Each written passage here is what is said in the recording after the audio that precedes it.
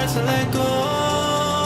Take a chance, touch the sky, and you might just like what you find.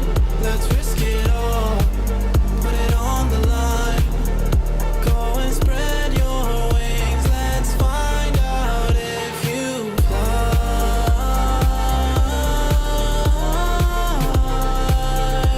Let's find out if you fly.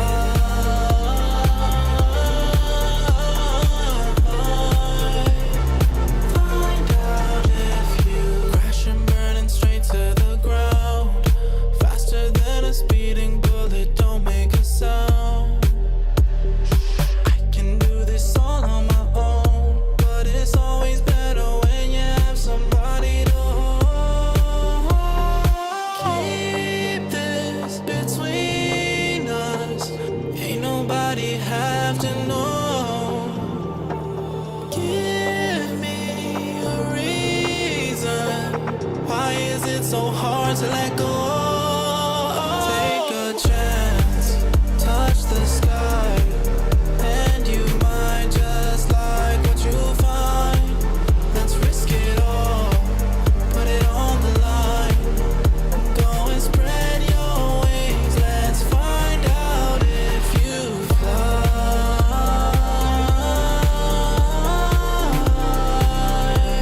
Let's find out if you fly.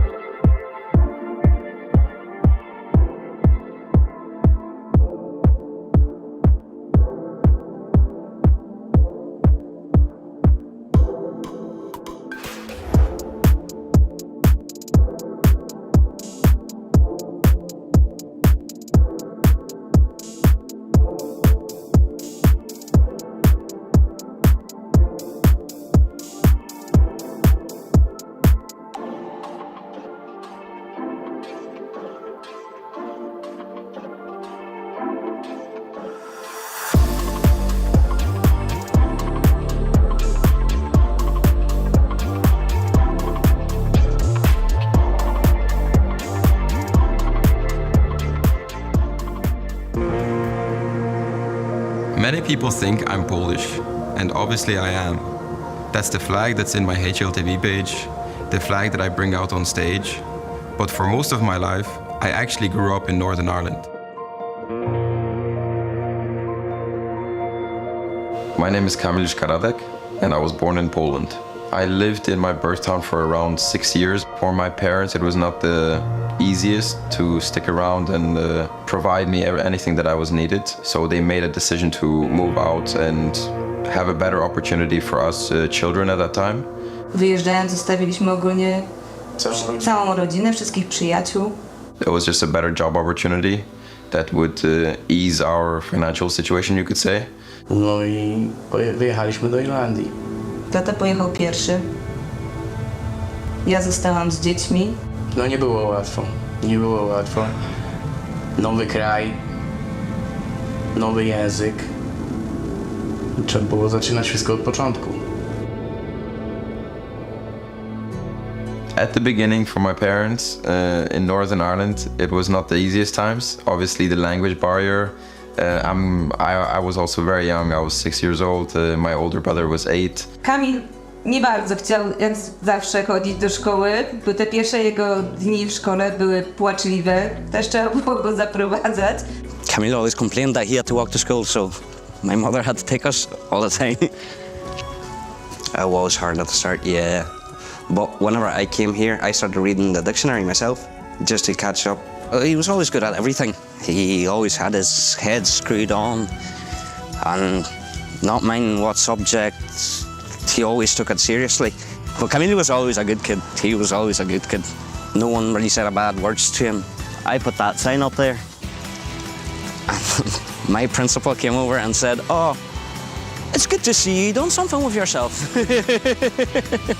He used to be a very shy person.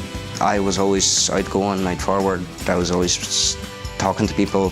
He would be a very shy person. As time went on, we learned English and we started helping out our parents a lot more with small things like doctor's appointments or translating or communicating with other people. So we were there always to help the parents. Wy na początku nie byliście za tym, żebym ja tak dużo grał. Dopiero po jakimś czasie się zorientowaliście. No nie, no to jak który rodzic byłby zadowolony, jak Zawsze było mówione, nie pozwalaj dziecku siedzieć tak długo na komputerze. Tak. Idź na podwórko, idź na piłkę. Chodź, pomożesz mi umyć auto. Chodź, skosimy trawnik. Nigdy ani ty, ani Dawid. Tak. Nasz w końcu nadszedł moment, że komputer wylądował przez okno na podwórku. Mój błąd, bo później za parę miesięcy... Nie, to było za parę dni. To parę dni Za parę dni musiałem... nowy. No, musiałem wydać dużo pieniędzy na nowy. He did fall in love with the game straight away. He always loved watching me play as well. That's when he got obsessed with the game. To me, it was very fascinating how there's teams out there, there's players that are making a living out of something that they love. And that is just something that I really liked about this game, that it was able to give you an opportunity to do something you love in life. Even me, after playing for a few years already in Ireland, I didn't know that there was actually some players out there until a certain point where I met someone on FACEIT. It turns out they were from Ireland as well, and then they introduced me to that. Oh, they have this small league that they play. There's this one tournament, one offline tournament that they go to once a year. Occasionally, I would play the Polish Pro League. I feel like I was not treated the best in terms of maybe people already created a certain image about me that was more on a negative side. The coach of Izakobors approached me one time. He didn't take into consideration the opinion that people had about me from the Polish community, and he just wanted to try me out anyways. We decided to go to boot camp with the team in Warsaw, and as the boot camp came to an end, it was during COVID time, so to fly back home for me, I had to take a COVID test. And although I was feeling good at that time, the COVID test still came back positive. My manager at that time, he decided that he would take me to my hometown, which is in Nissan. Every time my isolation ended, I tried to go home, so I went to do another test and was doing a test, came back positive, doing a test, came back positive. So there was no luck for me going back home. Experiencing how the life is here, it brought me some memories from whenever I was a child, but also it showed me how developed the city became and how much I enjoyed being here actually. So He kept on always talking about it, that in here it's not really much opportunities, and people don't know what esport is. Protestants and Catholics here, you know, it was always, you know, they would burn cars in the middle of the roundabout and stuff like that. You know, police wouldn't even dare to come here. Even if you go to the beach, you can't even go for a swim because the water's so cold, it never heats up. Down in Poland, it's the people, the lifestyle, the culture, the opportunities, it's just way higher than what it is here. Ku naszemu zdziwieniu przychodzi i mówi: tato, mamo, wyjeżdżam. Zawsze mówiliśmy, że jeżeli tak czujesz, zrób to.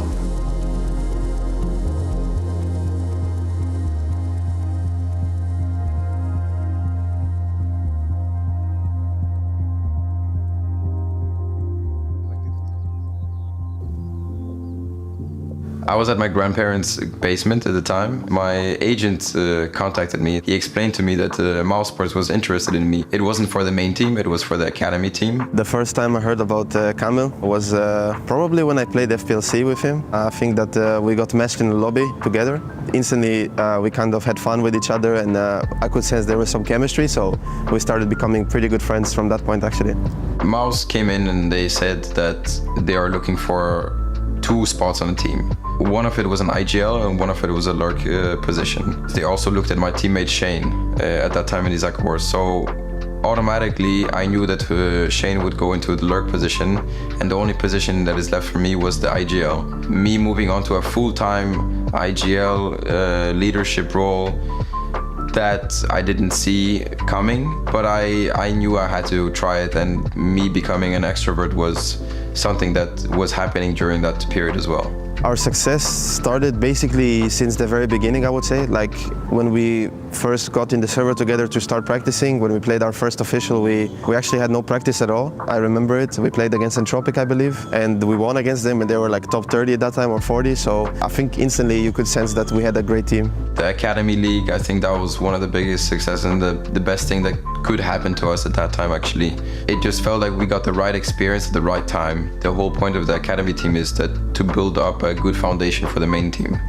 As time went on, it finally happened that Torzi had an opportunity from the main team to join them. The coach, Cyclone, he also got an opportunity from the main team. After the coach, it was JDC that got promoted. Kamil and me obviously at first felt a bit left out. It was kind of a sad but happy feeling for our teammates. I was happy for JDC, Torzi and Cyclone of course, but I was also a bit sad for me and Kamil. It came to a point where I had to make a decision of whether I want to continue and pursue reaching the main team, or do I take a side journey to pursue my dream somewhere else. And that somewhere else was GamerLegion. I think that if he stayed a bit longer in NXT, he would have got promoted at some point, but I think that he made the right move to gain some experience in another team that plays more tier 1 events, you could say, and obviously he went on to go to a major final, so I was really happy for him. On paper, when you look at the names, maybe it didn't look that strong, like who would actually think about these guys being an underdog? From the inside, it just felt to us like we were very good. Once you start thinking about those prizes, or you reach playoffs, or you reach the stage, then you start thinking a little bit differently. But suddenly we put our heads up and we are in the playoffs already. Pierwszy turniej, na którym byliśmy, to był w Paryżu. Taki szok doznałam, kiedy spotkaliśmy się z Kamilem, a tam różni zawodnicy rozdawali autografy. Tutaj ochrona była. Ja tak stanęłam z boku i sobie myślę, jejku, gdzie ten mój syn jest? Ten mój mały, taki mało odważny syn poszedł tak do przodu, tak do świata. We spoke really well in the team, and we stayed positive. We believed in every moment, basically, and that allowed us to reach the final. To ja patrzę i mówię: Kamil, zobacz, tu idzie Karigan, tu idzie Simple. Tych zawodników, których Kamil zawsze uważał za najlepszych graczy na świecie, to się dzieje, to naprawdę się dzieje. Now we reach a point where we again reach really good results in my team, and I have to again make a decision of what to pursue, what to continue with. MOUZ came in and they said, "You've done a really good job. We would like to continue with you moving forward." For me, it was again a very difficult situation because now I just did really good with my team, reached the final of a major, and then I look at MOUZ and I see all my friends, all my the players that I grew up with.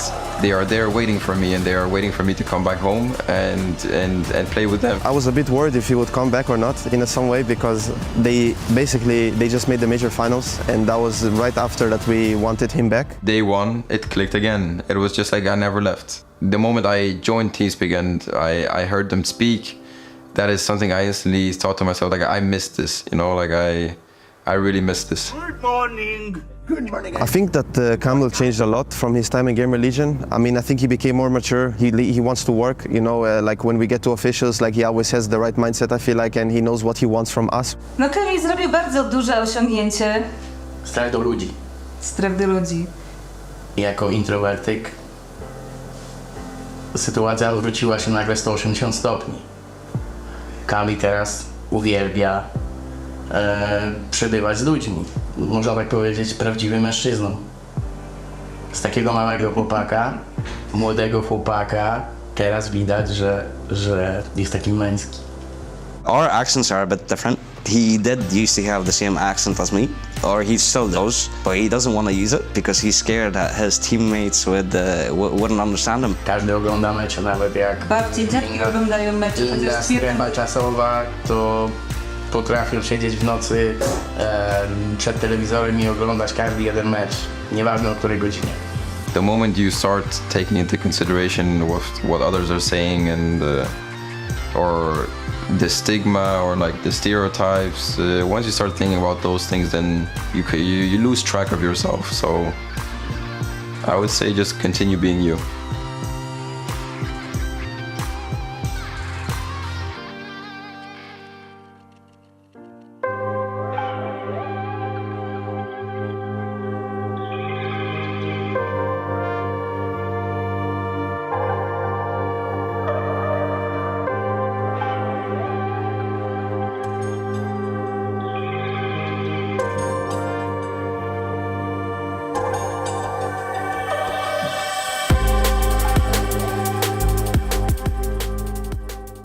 ESL presents Intel Extreme Masters in partnership with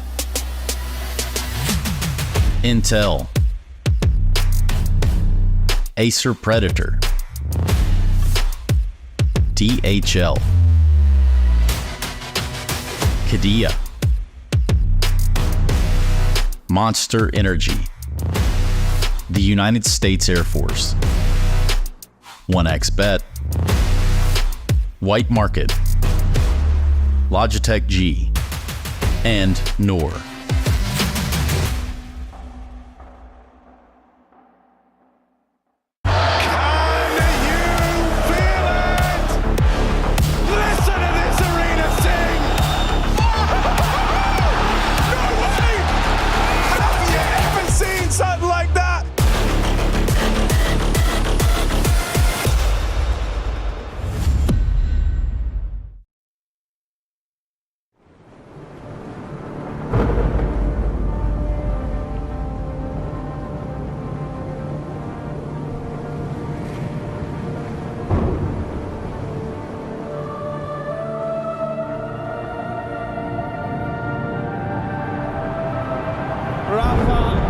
Making history.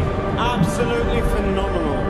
And Ace is the champion of the Intel Extreme Masters World Finals. Storm's still not quite done. MC is going to take this fight though. 3 seconds left. Last 2 rounds of match. It's got to start it well for ESC. And this is a massive move for Zez, but he's not content with just a Nexus kill. He wants to wrap it up. And it's all done. A flawless win. Unbelievable Rogue with a 4-0 victory over Classic. And they did it again in the grand finals. It's no move. Give it up for your Intel Extreme Masters World Champion.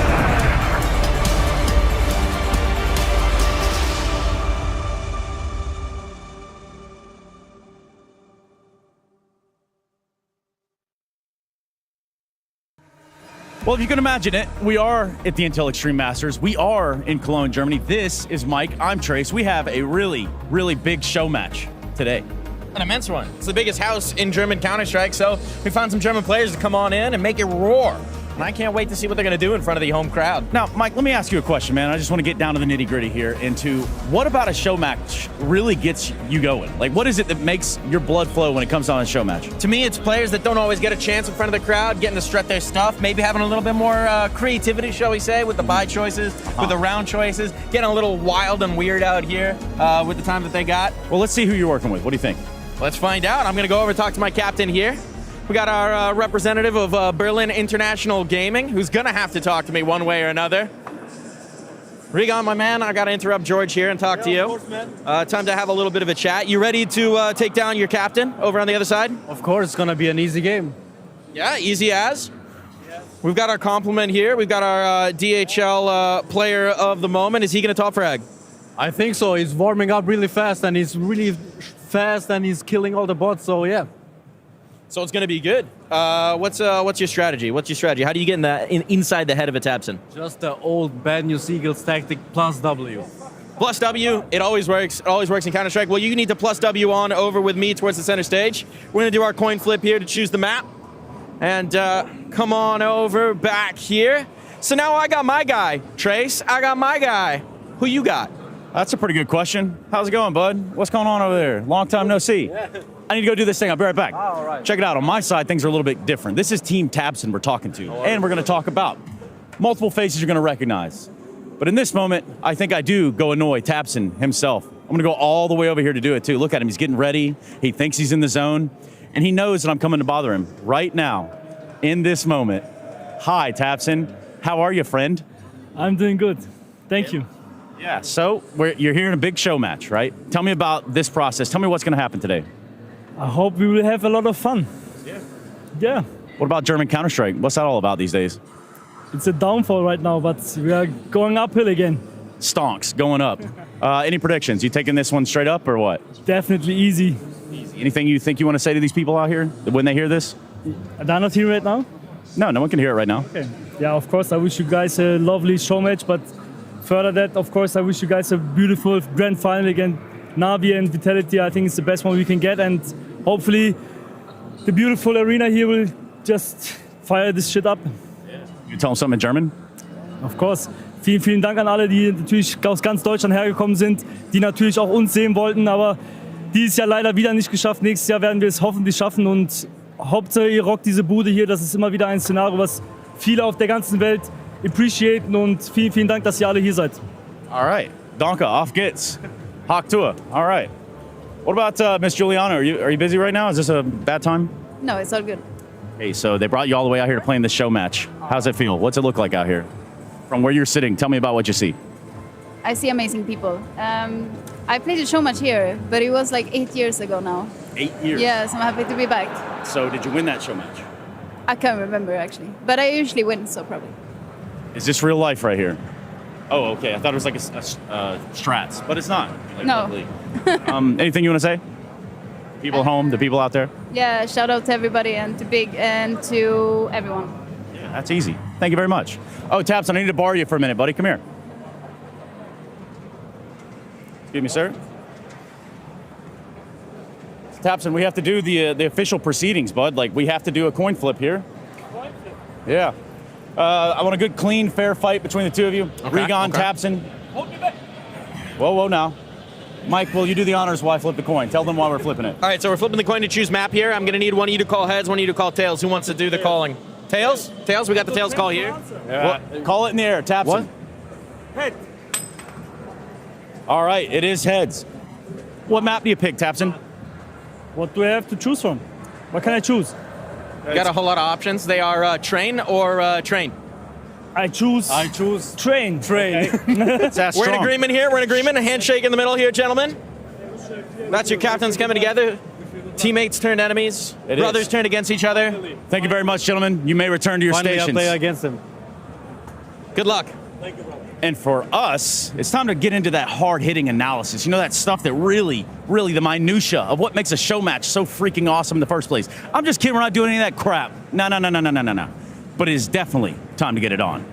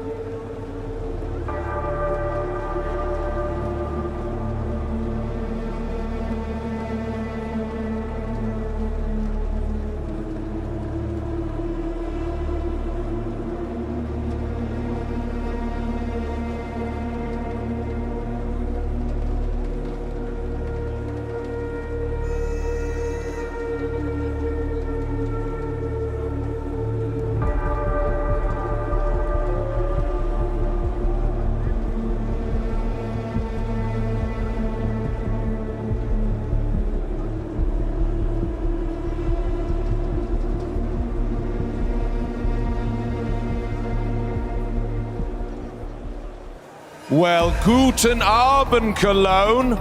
Here we are, Championship Sunday, Intel Extreme Masters 2024, ready for a big old best of 5 later on. First, though, in the words of Trace, it is time for some hard-hitting nonsense, a show match between two players from Big, and personally, I love a show match. Who do we think's going to win the show match? Who? Really? Who? No way, I don't believe you. So, let us get our players out here onto this stage. That's what we need for this show match. So, first team, Cologne, let's have some noise. It's early. I'll leave with that one. Please welcome here into the Lanxess, it's Team Tabson.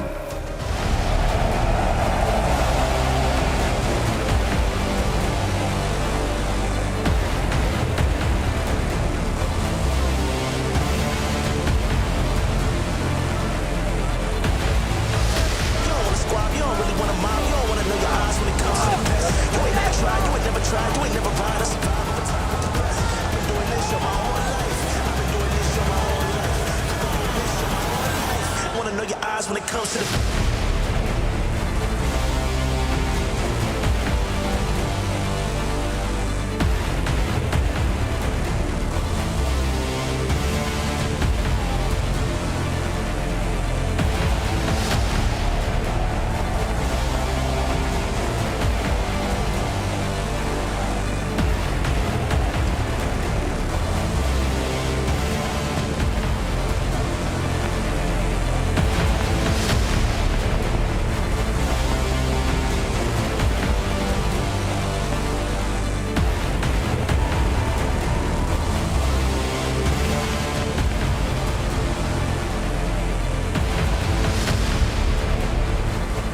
Man, I love this hype for a show match, but it takes two teams to tango.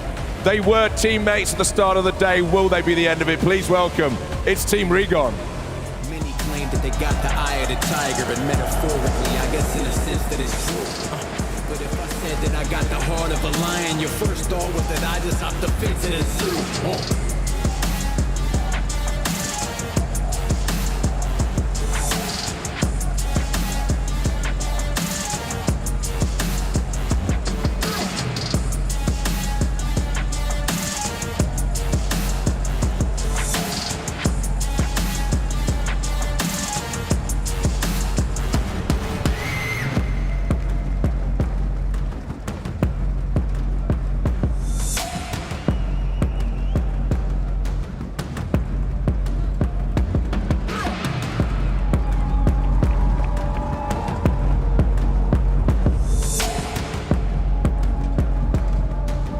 Right then, Cologne, take to your seats because we got a show match to bring you, a lovely, wholesome way to start a Championship Sunday here at the Intel Extreme Masters 2024 in Cologne. We'll get both teams up on stage. Now, I was going to attempt to try and get a handshake between the two captains. I don't know if that's going to be okay or not, whether they're friends. Come on in. Come on in, Tabson. Regon, what we need to do to start this off is, obviously, you were teammates at the start.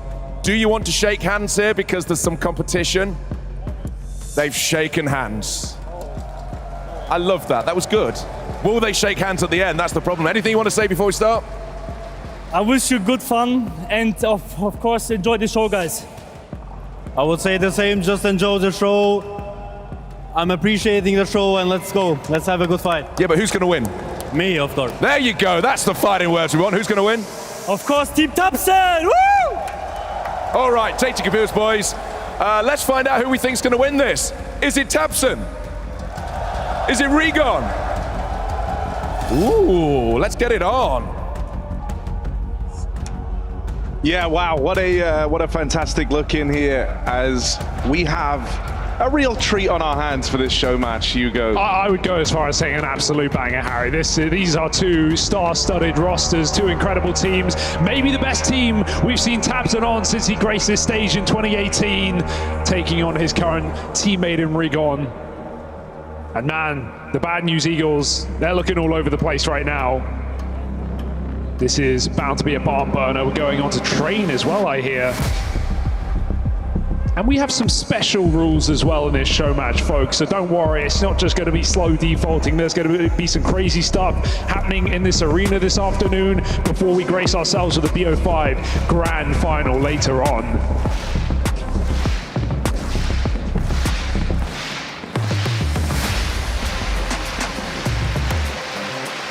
So Cologne, I want to hear it from you. Are you ready? Auf geht's!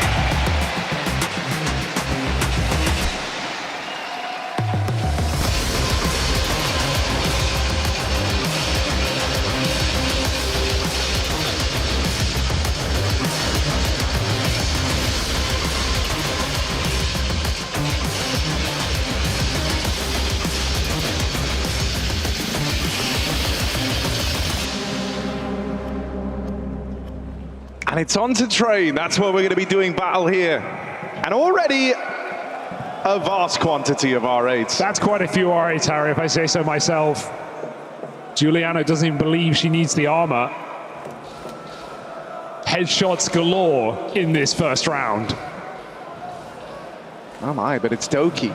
Oh, all right. Something's happening there. These R8s, you can see why these have become so popular. This is headshot only, and everyone's going for body shots right now. It's looking really ugly, but Team Regon is coming out on top. All right, knife pull. Knife pull, wait. Oh. Tapsen's doing something. Tapsen's getting involved. Oh, it's down to the wire. On the edge of our seats. Tapsen! Look out, Tapsen! Knife's been pulled and Tapsen takes it! Bruda! On the big stage. It's been years for Tapsen.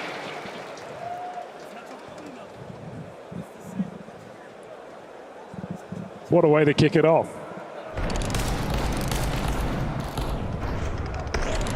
Is this making you nostalgic for Train already, Harry?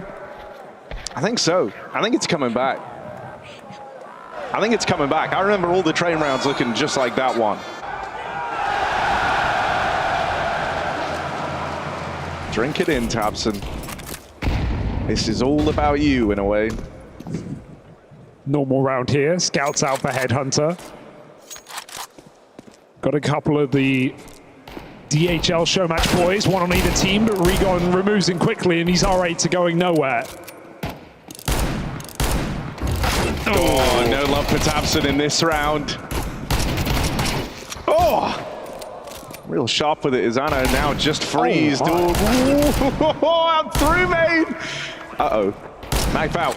Regon's trying to close the distance. Oh, that's try-harding. That's try-harding.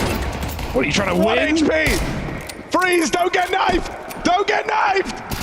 Ah! Oh my God, the scenes! Freeze, run! Run away! They can hit him with a nade. It would kill him right now. Just lob a smoke, 1 HP. Oh. Xana's coming for the kill, and she's got it. We have big on both sides of the server, big equipment player as well. And that's got to be up there as one of the worst losses Freeze has ever had in that moment. Easily top 3 at least. Just couldn't get away.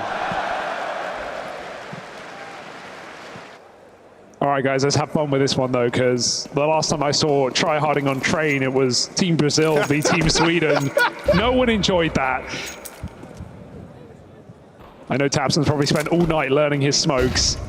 Oh my God, they've remembered one. He's been in the lab.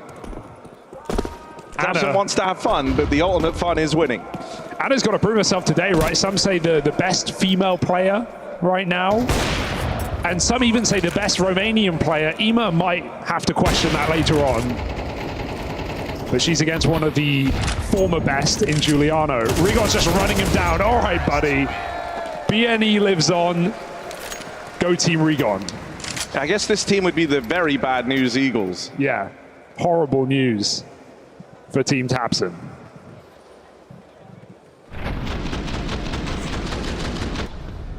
I mean, you can tell Rigon wants this. He wants this win. Bragging rights live on forever. Full eco. Nerds. Kind of like it, though. I got faith in the Donna Zeus. That's true. Donna's here. Delivery to make on the B-bomb side, but Team Rigon have run outside. This could work. Zeus in the smoke, in pop. Go on, Giuliano, what you got? Ooh. Oh, that's Rigon right there. Knife pulled, knife pulled. Another knife kill comes in. Donna, though, here's the Zeus. Come on, yeah! Triumph, it's Donna! Special delivery. Was? No. Whoa! Oh, hang on, got the ladder tech, Yeah. Up, then down, then up again, maybe. Oh, ruined it. Slaughtered. All right, some Zeus flexing coming on from Team Tabson, but Rigon right now running away with things. You can't imagine how tough this must be for Tabson. He's not even the most famous German up on the stage right now. It goes to Donna. And she's the one getting the Zeus kills.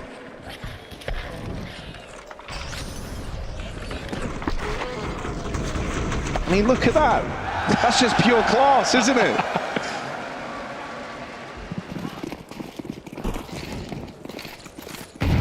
P90 for Zen as well, coach of alternate attacks. I mean, Zen thinks this is, this is his moment to prove. He's moving into the roster. Oh, what? Oh. What, Donna? What? Hello? Donna! Huh? Donna! Donna, are you there? Biggest nade I've ever seen. Never seen that before. Only could never. The Donna chants are coming in. Can you blame them? That is a nuke. What do you even do against that? That's a nuke.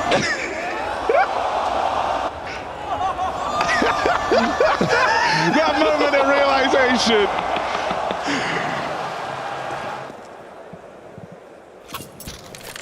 I missed the pop dog. Chad misses it so much he forced them to make a t-shirt about it. Giuliano's gone right in. We got a couple of kills for Team Tabs, and Anna really sweating right now as she holds on from afar. Rigon constricted to spawn. And Team Tabson have the bomb. And a little wombo combo there. Zeus out, but this calls for something a little more heavy duty. Oh dear, now they know.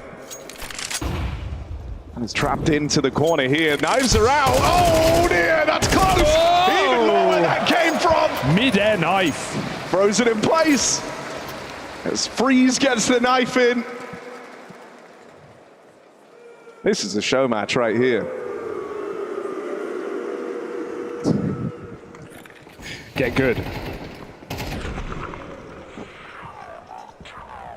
Ever seen the in-the-air knife kill icon? No, not yet. Do we have bunny hopping? Yes, we do. All right, bunny hop round. Oh, Look at down that. Ivy, out inside, through middle, like a speed demon. Oh, go on, Doki. Oh, Foon died for this. Donna, you gotta survive. They're getting closer. They've run it down over at Ivy, and look at this, look at the pace, look at the speed. This is how Counter-Strike was meant to be played. Boone walked so that we could bunny hop. Oh, you're moving too slowly. Tabson can't quite do it. Who's winning? Can he manage it? 1 HP, and there's Headhunter. That's earned the approval. That's earned Tabson's approval. He likes the moves.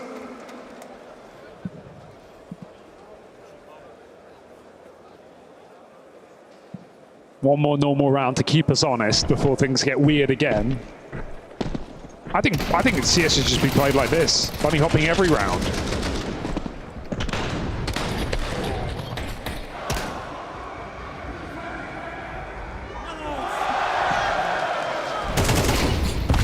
All right, Regon back to really trying, but there's Tabson to put him in his place. Good to see. The more orbs, the better on CT. Tabson, show us why. Anna picked off, and Tabson comes flying in. Yeah! He's rolling back the years. Look at Tabson go. Can't quite deal with Zen on the Tech 9. Smoothie would have hit that. Is this Donna's moment? I think this could be. She's had men. Oh, God. disaster! Oh, dear. Donna! Oh, the second time's the charm for Donna. Trade out. Oh, can't get past Doki. He is a bit of a showmatch aficionado. We've seen Doki on the big stages before. Did it back in Malta, doing it again in the Lanxess. Yeah, from Epic Land to the Lanxess stage, it's quite a route. Similar to Messi, I guess you could say. Smoothers as well. Yeah.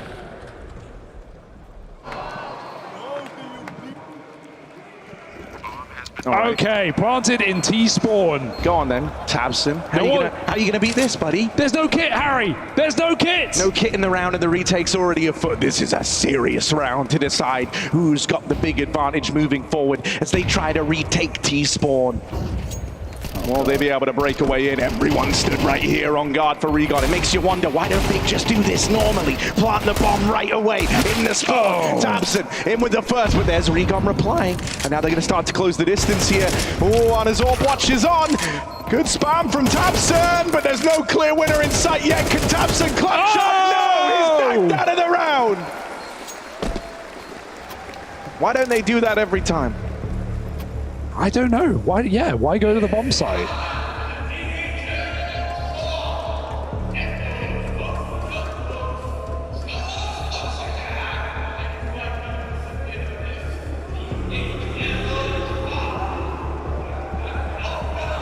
We got some DHL droppers coming in.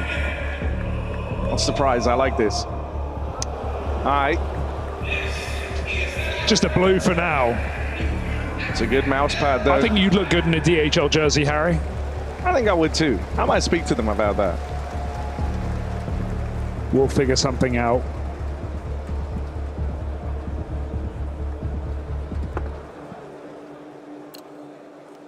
Team Tabson love ecoing. They really want those orbs. Nades are out. Are they nuclear? I mean, we've seen what a well-placed on a nade can do. But this time, Team Regon, they've learned their lesson. They don't play fast. They don't play right into the hands of Team Tabson. Instead, victory must be earned. Tabson, Deagle out.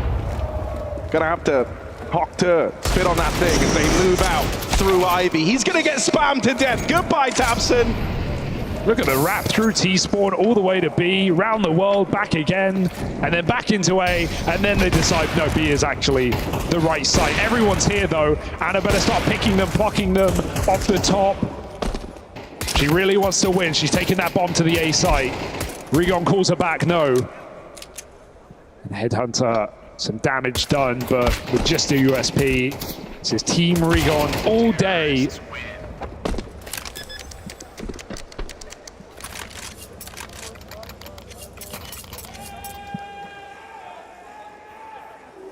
I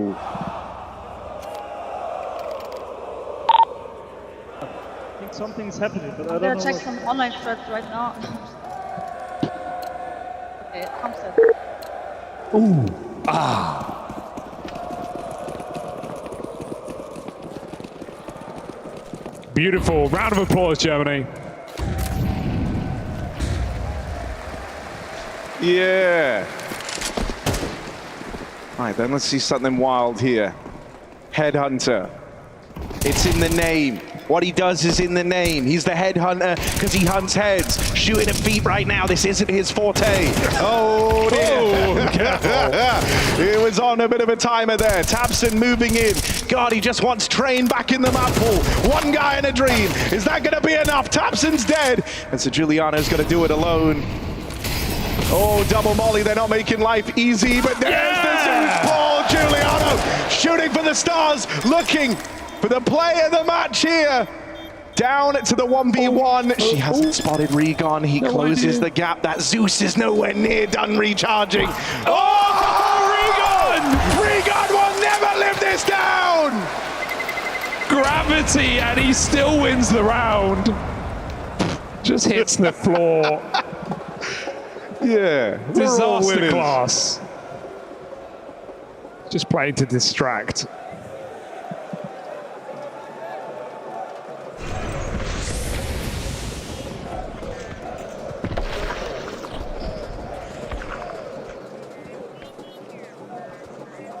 What's next here for the last round of the half?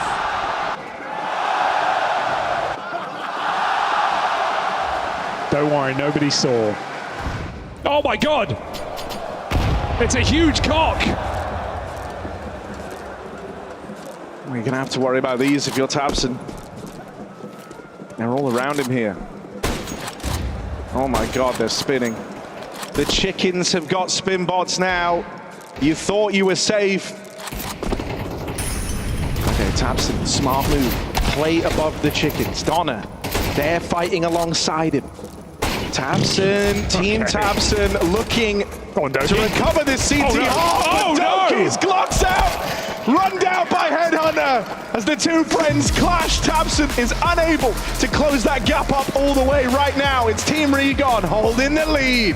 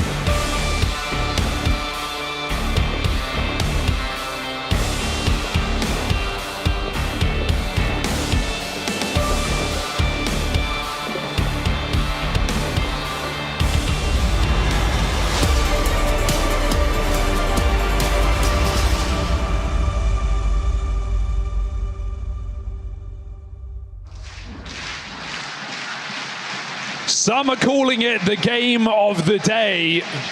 They must not have read the schedule, but it is Team Tabson taking on Team Rigon here in the Lanxess Arena. Germans all over the stage and all in the crowd as well. Donna playing show matches, doing DHL drops. She's everywhere. And she's definitely made a bit of a statement in this series already.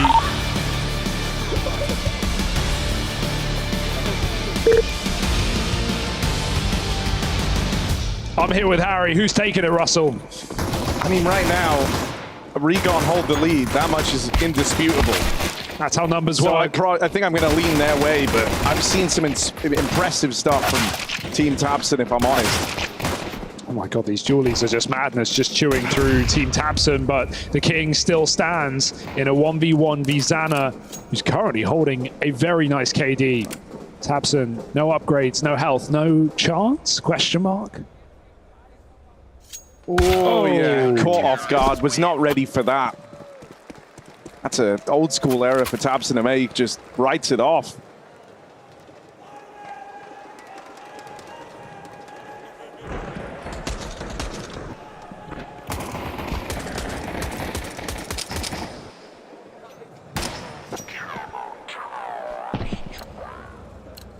Oh, noticing a lot of deagles here. Yeah, there are a lot of deagles. It's headshots only, folks. No spam. Headshots only. Let's see who is the undisputed headshot king. I've heard a thing or two about the German Deegs, Harry. Well, it's going to start off strong.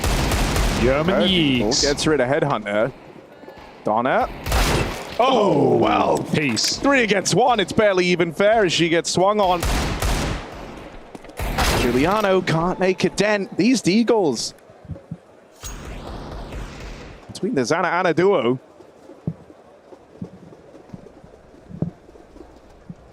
Tabson, rounds live.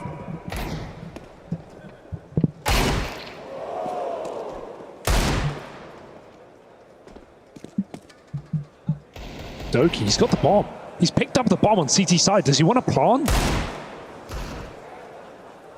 Can he plant? He's got a kit. Freeze headshot as well. Tabson, German Deegs, what you got?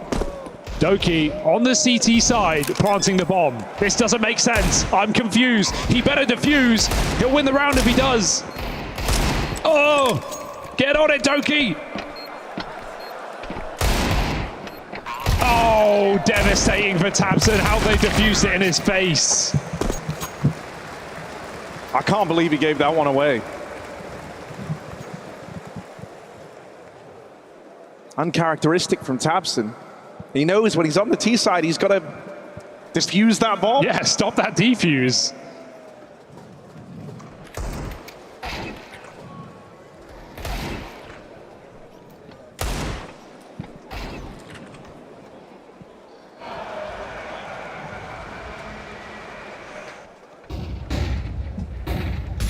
I'm liking the number of orbs for Team Rigon. Significant. This is how I think Counter-Strike should be played. Let's see. Oh. Tabson, stop ruining it. Freeze as well. Joins the fray. This looks like Prime VP just running it out A. Oh, Rigon, no escaping that. Nades rain down upon him. Doki. What can Doki do? That's nearly convincing, but nearly's not going to be enough because Donna's got the knife out. Donna's getting closer. Uh-oh! Oh! Deagle delivers! Doki! On for the ace! Don't throw. Backs off, knife out still. Committed, can't question the commitment. Oh, maybe you can. AK's been pulled out. Doki, will he win this? Taps connect. Oh, it might have to be the knife. It might have to be the knife for Headhunter. He goes to the Glock. Knife pulled out. He should have believed. What a clutch. Thrown away by that T side. Team Tabson not going to be happy with that one. I think a tactical timeout. Get Godby, Kakafu back in.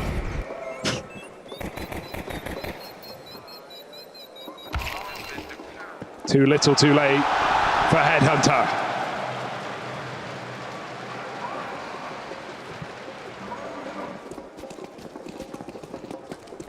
Doki right now, the honorary. This one's a bit of a fan favorite. Flying Scoutsman type beat. Trick is, don't fly. It's a lot easier, but it's so much fun. Oh my god. Bombs planted. Okay, what are you going to do here? How do you retake? Kill everyone quick. Oh, goodbye. And now they're ready. They're waiting above the connector. Knife pull for Thompson. He will get dropped out. Donna's on the board, however. Donna's making moves. Low profile, low to the ground. She finally rises up into the air here as she looks to snipe out. Just Anna left standing, and there's Donna to find it. Donna MVP? It might be the case. Some say 10,000 hours in Flying Scoutsman for Donna. That's a lot of hours.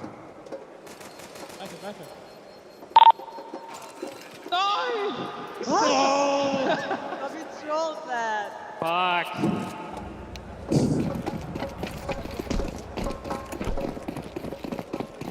Back to a normal round, and by normal, I mean orbs, auto shotguns. And Team Tabsum still try-harding.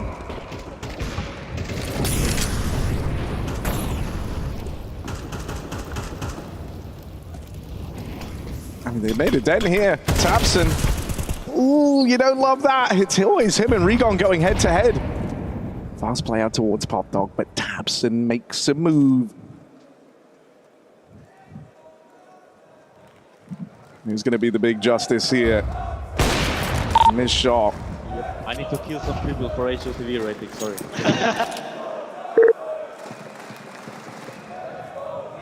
Oh, wait a second. Big flank. They're getting boxed in over on A. They don't know that. Oh, they do! Headhunter reads it! Great position for Tabson. This is a round-winning play right now from Germany's best. I mean, you can just tell. Team Tabson, they've been scraping through the demos on this one.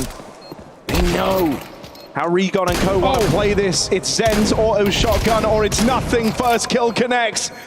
Headhunter couldn't do it last time. Can't do it this time. Team Regon are sprinting towards that finish line, Hugo. I think we have an interesting round coming up, Harry. Something different. If my notes read correctly, 1 HP, knife and decoy only. Okay, so it's kind of like dodgeball. Yeah, a little bit, but with knives. Kind of like a funner version of dodgeball. Like a British version. You could say that. Oh, you don't like seeing Tabson look like that. Ooh, everyone's so low. Regon, watch out, don't hit the floor again. This is something that Gobby's been cooking for a while. Oh, okay. Yeah, and Tabson was never on board with it. And so then that's why he's gone. So this is what they wanted. This was the dream round. Get everyone low. As it was envisioned. Oh, are they B-rushing? Coming out through heaven. Okay. Unlimited decoys. Oh, the decoy pre-fire. Decoy pre-fire. Regon's opened up. What a hit. Regon, dodgeball champion maybe. Making his move now. Oh my God. Oh, another one from Regon. Look at the movement. Why is he so prepared for this? Is that concerning? They've dealt with the big man. There's a little bit more out from Team Regon. They're feeling inspired, and now it's just Donna. I believe she's got the bomb. If anyone could do it, if anyone's showing us they can do it, it's Donna. We'd hate to see an ugly round here from Donna. A 1v4. Cologne, give her your energy. Donna. Donna chance of filling the arena. Donna fans on the edge of their seats. Decoy on the bomb. It will explode eventually when Regon tries to defuse. So these long angles, they're scary, but Doki's sticking it. Doki's on the bomb and Donna's dead. Can't clutch up in the 1v4. Disrespectful defuses coming in. Wait, no one's on it. No one's on it. Regon, Team Regon are throwing rounds. It's fixed. All bets are off. They want more rounds. Is that allowed? Get Slavinsky on the line, Harry. I don't know what just happened at Team Regon there. They had it. I think the tilt. I think they capitulated completely. The pressure of the big stage, the lights, the cameras. There were a lot of decoys on the bomb. Did that stop them? No, they just threw the round. All right. We go again. I really want to make this personal.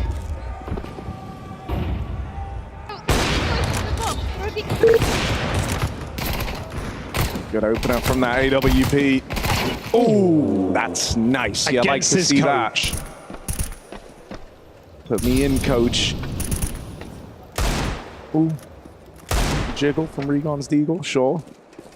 It's the 1 HP Juliana you got to be keeping an eye on here. Luckily, they don't have a decoy, so I don't think they're going to be able to get rid of her. There you are.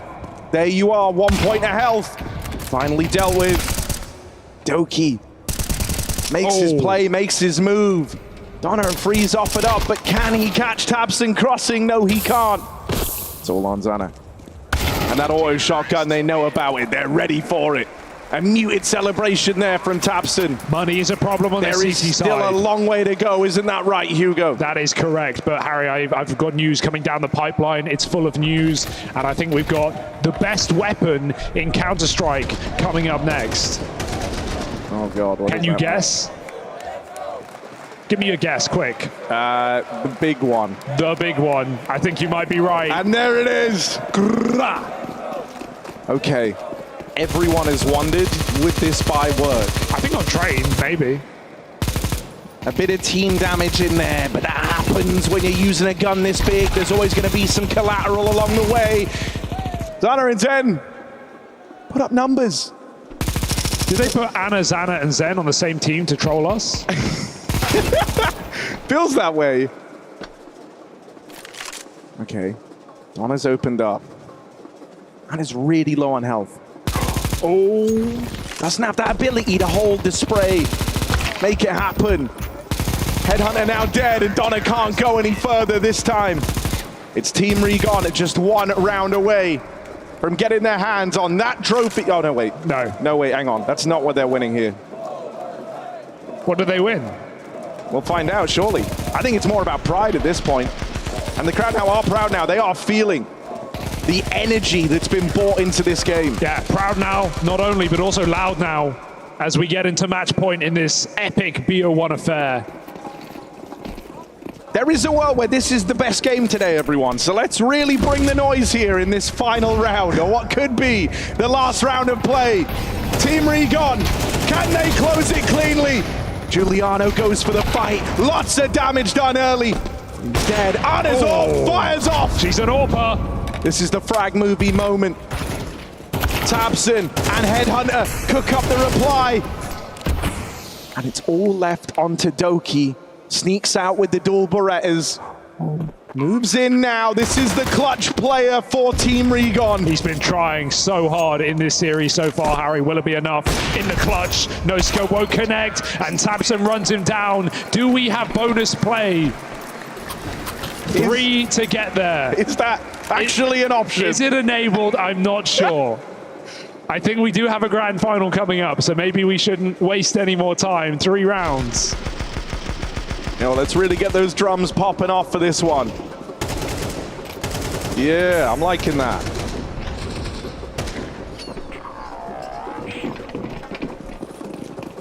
AWP headshots only. I feel like Anna has a huge advantage here. She has been known to be an AWPer. And a damn brilliant one at that, so... Oh, tabseN. That's just dirty. An instant stick. Giuliano opens up. That is a blinder of a shot to land.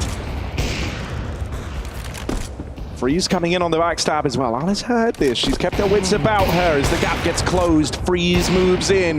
Regon secures the next. Ooh, it's anyone's game at this point. Literally anything can happen. It's Freeze. It's tabseN working in tandem, but Regon might be in the position to take it all away. No kit. No kit, no time, no chances. We'll have to get on this bomb right now. Team tabseN look to keep the battle raging on here. Where's he going? In one of the show matches of all time.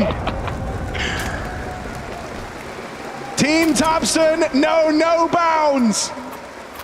And this comeback is in full swing. You're absolutely right, Harry. This will be remembered as a show match here in the Lanxess.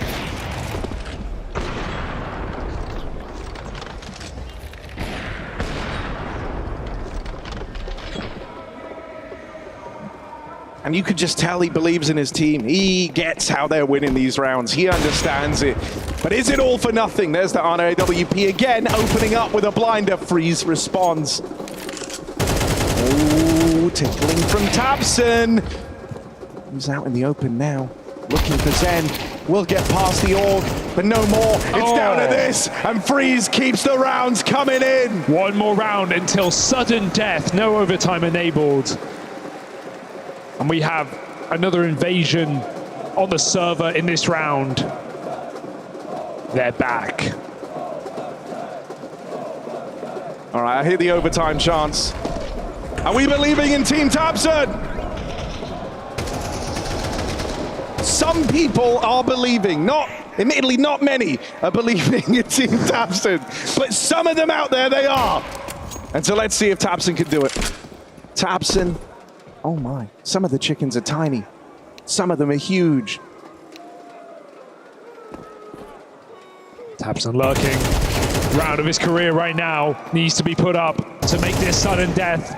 And the teaser just finding all the entries. Someone save us. It might have to be Regon. Team captain tucked in. They come running at him, but Regon sprays him down. He can't see through the chickens. They're getting in the way. He's been cock blocked into overtime.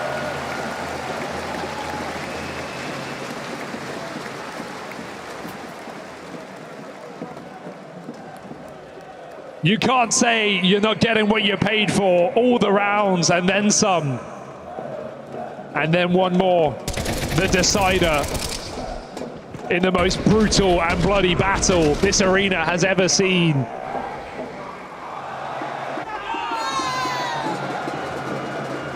The knives are out. This would be the greatest comeback we've ever seen on this stage. I think so. Today, yeah. So far. It's just knives. One at a time, gladiator mode. Tabson v Regon, step up to the plate. Tabson survives. Tabson opens up. Now there's a lot of honor on display here. Yeah. One at a time only. And that's what it is to be honorable. A handshake between these two legendary rosters. Some say destined for changes. Who will be cut first?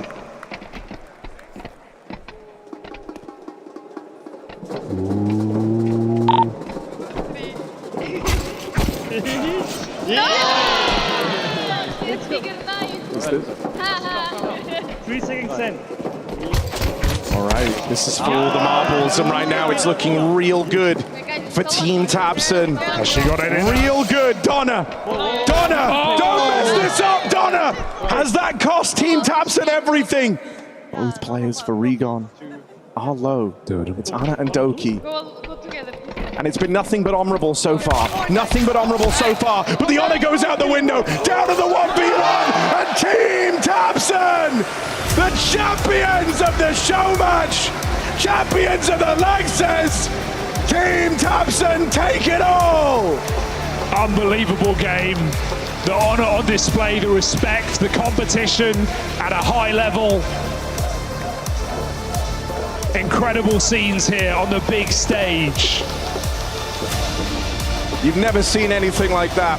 I can almost guarantee it. This will be a moment that stays with all 10 of these players for the rest of their lives. And their careers, some starting, some near the end, some in the middle. Storied players. For very different reasons as well. For Team Regon, it's that bitter taste of just how close they were.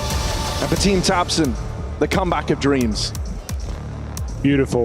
A tear is in my eye right now. Let me get that for you. I am weeping, I am crying, and it's all because of this beautiful game. Oh, it'll be okay. Thank you, Cologne. Down to the stage with OJ. That's what we like, a show match. Give it up for Tabson. Hey, listen, congratulations. Talk me through that. Easy game. 2 words, easy as that. What is it like to play on this stage here in Cologne? I mean, you've been here in a grand final. You've been up here today. What is it like? It's a good feeling. It's good memories. I have always good memories here being here. Also being in the stage again, it's just an amazing feeling, and hopefully 2025 is our year, and hopefully be again here in the stage. Well, we look forward to seeing that again next year. Just a word about the time you played here in a grand final.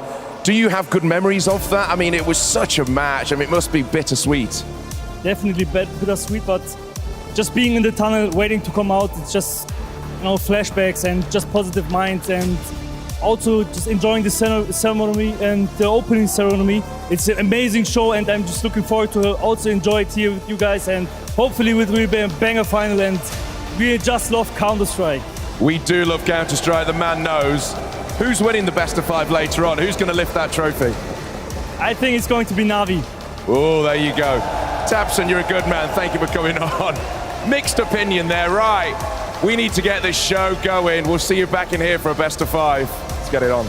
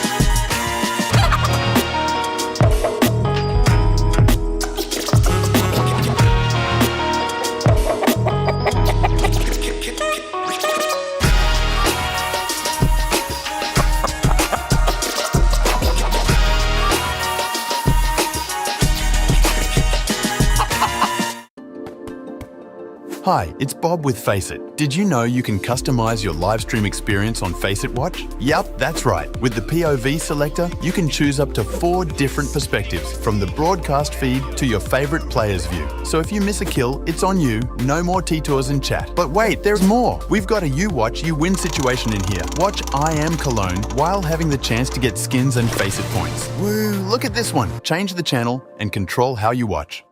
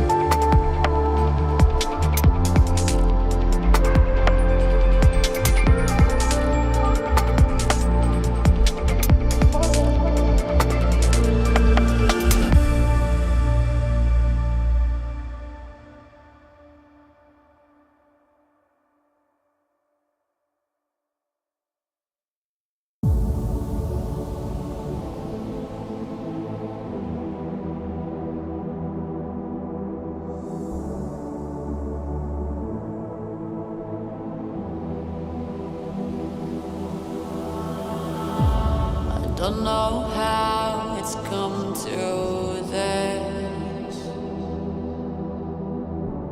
I don't know how I could resist. I took a vow to never sin, but I saw the darkness from within. And if the sun can't break through, just let the thunder shake you. I know there's a hunger for the truth. Another moment of clarity. I see the one who breaks me.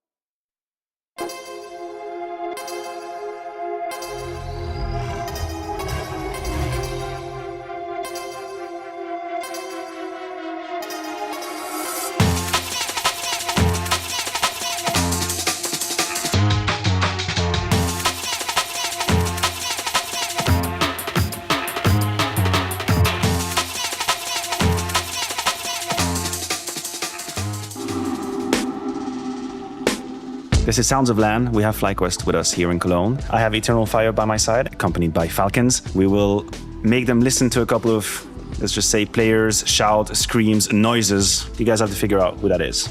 Sounds of LAN, you guys are ready? Yeah. Yes. Yeah. Holy shit, you can't kill one guy on B! It's embarrassing, guys! Come on! Maybe we can accent, no? It's Alexi. Or what? No? No, that's not Alexi. But it's a Swede, I think. But they can't. But it just happened, I think. Canadian. Tuxi. It's Tuxi, yeah. It's embarrassing, I remember that. It's like, holy shit. I wonder what he's talking about. Holy shit, you can't kill one guy on B! It's embarrassing! I remember I just saw it. I just saw that. Fuck them. Oh, it's a Danish accent, American accent, it's all the same. They sound all the same. Coup de dame! Putain! Well, that's that. I've heard that too many times in my career. Apex! You can, if you could not find Apex, it's easy. Yeah, you can absolutely run it. We know. I think a lot of them we can just pre-fire Apex almost. Coup de dame! Putain! See, he lifts off the microphone though. Yeah. Tries to do that. But yeah, that was Apex. We knew, they knew. Dupree definitely. Yeah, I've heard it all the time. Who is trash talking Smooya? Simple? No, simple for sure. I actually have no idea. Straight up. That was a Danish. You reckon? I reckon that. Let's just go with Blame then, if you think that. Blame? Yeah. Alright, let's go. Demku from Monte. That's a deep cut reference. Played against Monte a couple of times. Yeah, so we can just get a Monte. As well. It's more like a player. Yes. Demku? Yeah. Alright, Yeah, I said just- Demku, let's show. Maybe they say Demku. Demku is fine. Oh, okay. Oh, got it. Nice. I nearly Oh wow. That was Danish. Demka. If you said Demka, I would have been shocked. Mads, hello, you sleeping? Mads, hello! I'm coming in! It was so hard to hear what was going on. Guys, hello, you sleeping? He's sleeping. Who would be like a little trash talker? Cardigan? No. I really don't know. That was Danish or German, I don't know, it sounded. Couldn't even recognize what they were saying. No, I had no clue who that was. Let's see. Alex from NIP. Tabson? Nah, Tabson's real. Like, Doesn't talk. Hello. you know what I mean? Everyone knows Tabson's voice. That's the best Tabson. That's the best Tabson. That's difficult. I don't know. I don't know nothing. That was Maxter. Yeah. But it's hard to find. It is hard to find. Maxter trash talking heroic. That's a bad one. Spanish guy. Oh, that was actually what it was in NIP though. I love how like Nerds is not looking up and then Let's give him nothing. Max just trying to come on, look at me. That's the only chance you get, come on! That kind of thing, like, That's Cadian or... Danish. I can say Cadian. Cadian. Ah, Yeah, maybe. That was a Dane. That's the only. I think it's Cadian, right? That sounded like him. Cadian. That's the only chance you get, come on! He's on it. Zeus in the back end. Was that against us? Cadian in the liquid jersey. My alarm in the morning or something. Like, what the hell was that? Was that Smooya, maybe?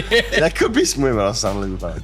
Oh, Apex. Just go Apex. Was it? I don't know, just guessing. I think it's Device. Yes, I think it's Device. Okay, they say I Device. think it's It caught me off guard because I remember seeing it. We found out who it was. There's no way. I don't know. Device maybe. Like Smooya. Like Smooya? Yeah, but they didn't play. I think it's ESL, so let's. Okay, let's see.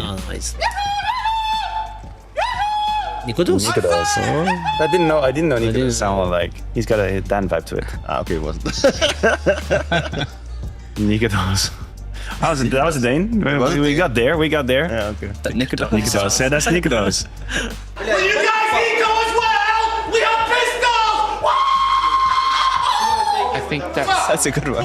Complexity. I know who it is. It's the guy who owns Complexity. What's his name? Jason Lake. Yeah, Jason Lake. That's You think this was Jason Lake? I swear that's a thing. Isn't that a famous clip about pistols? That's great. Isn't that a famous clip about pistols? I love it. Oh my god, I'm so silly. Sorry, guys. Oh my god, I'm so silly. Sorry. Bro, I swear there's a clip. I swear there's a clip of Jason Lake. All these clips are at EPL. I don't know. I just saying Jason Lake. It's Smooya. Okay, that was Smooya. Come on, guys! You're a fucking animal cunt. Let's go. Animals. That was It sounded British. It sounded British. Yeah, it sounded really British. Like animals. Let's go. What British players are there even? Dexter.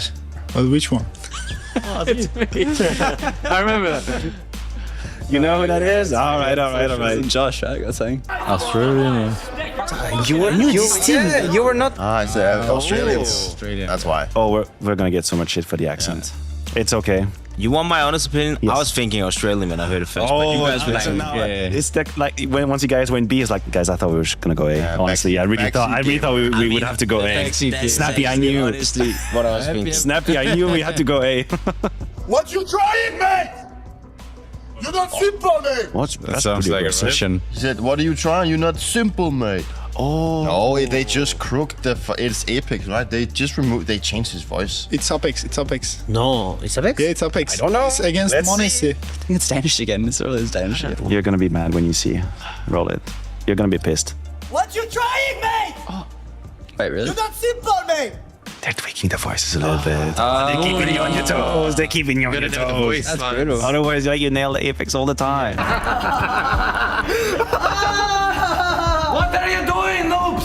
What are you doing, noobs? What are you doing, noobs? That's dunk. Pinks or flames, maybe, no? I don't know. It doesn't sound Danish. Maybe Calix? No, I don't really know All right, let's see. Let's run. any of these. Let's go with Flames, maybe. No. Oh, okay. That's in the middle of Wrinkle there. What are you doing, noobs? Wrinkle. Yeah, we're getting to know. It's Wrinkle? Wrinkle. Yeah, that's Wrinkle. So you got the Eastern accent to What it. are you doing, noobs?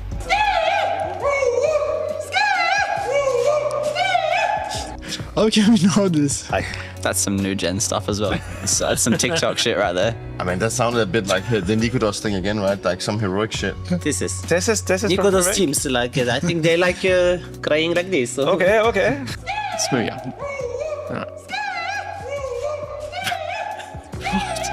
They're actually doing there's a tandem. This tandem like it's them kind of Haji.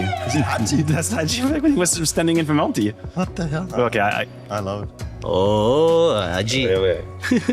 I didn't know he could scream like that. I don't know he was a trash talker. Расстрелял их, блядь. That was Russian. Brazilian bled.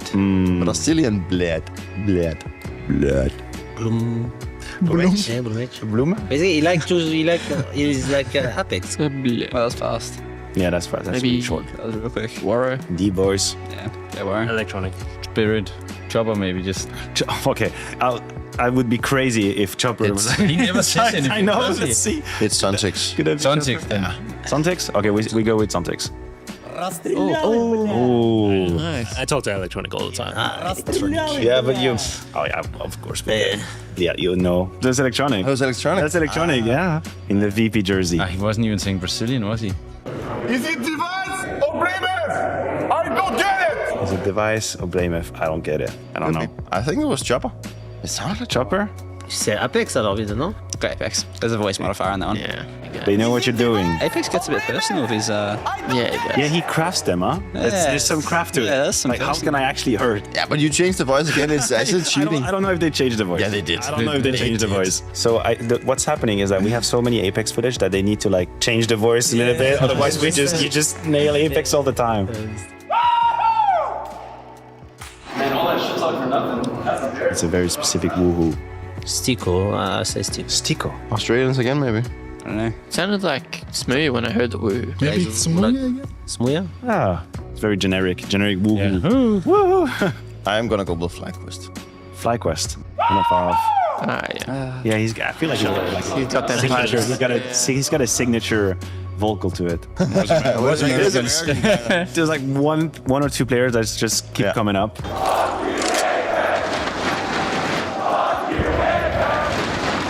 It's IEM Sydney. It's Sounded like Aussies. Yeah, it's just all of IEM Sydney crowd. Yeah, just IEM Sydney. I still think it's Blast Finals. Blast in Copenhagen something. Yeah, it's the spectators from America who say the... Dallas? Yeah. Yeah, I am Dallas. That's insane. It is pretty insane. It's actually insane. I mean, I know they were playing against Stu, and I know like Stu was obviously this huge fan favorite. But it's the first time like you see an entire crowd just deciding. This was hard. This was hard. This one was real rough, and I was afraid. I'm in a plane, mate. you were flying at the time of the grand final. Probably. No, feels bad, man.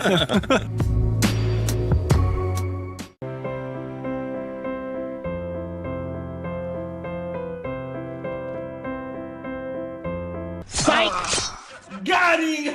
It's me. And now they're trying to knife them. Honestly, just embarrassing them. Stop you. Don't troll. Yeah, troll! Thanks for the gun. Pull that replay up. Able to take him out. Now, Story, this is committed with AWP, and okay, Story. It's now the goal. That was illegal. This is ridiculous from Story. They've taken over the bomb site. He's middle of all four. Oh! If they block off tunnels, then Big Uzera's not in, but Cowes is!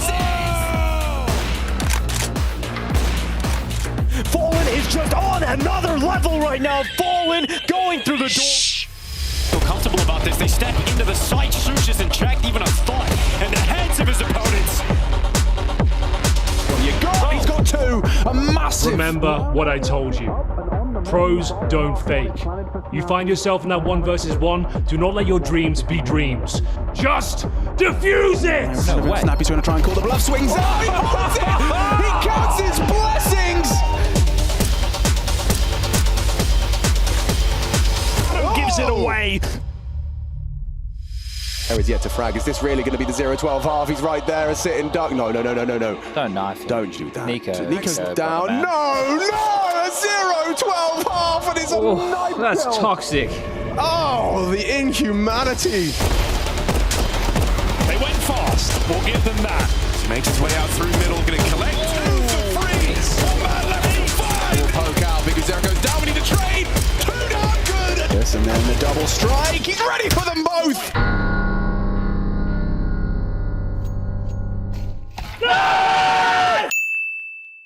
Then the support comes over. Big push from Banana, op included. He knows he's got him against the wall. That MP9 gets dealt with. But Halzer down to 6 HP. Stop. What? 6 health. He's got the bomb. Instant attack out of freeze. You've given him in the op. A second shot. It's a straight up 1v5. And it's Torshi who's got to withstand this pressure through the red room. No. It's a couple. Not bad. 4 inside, who just shuts down. Prime real estate denied. Roki, no way! Fuck you!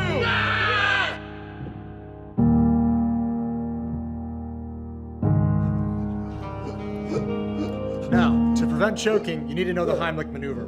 Wrap your arms around his body, clasp your hands, and give him a good jerk. This is not medical advice. It's time to stop! My prayers have been answered. The trophy is finally mine. Ah, yes. Congratulations are in order. Fantastic performance at EWC. What? No! The in-game trophy. Oh, of course. The Fluke Trophy. Call it the flute. One more time. Sorry? Bro, relax. You're kinda right. Lucky as fuck. We should go to the casino. Book!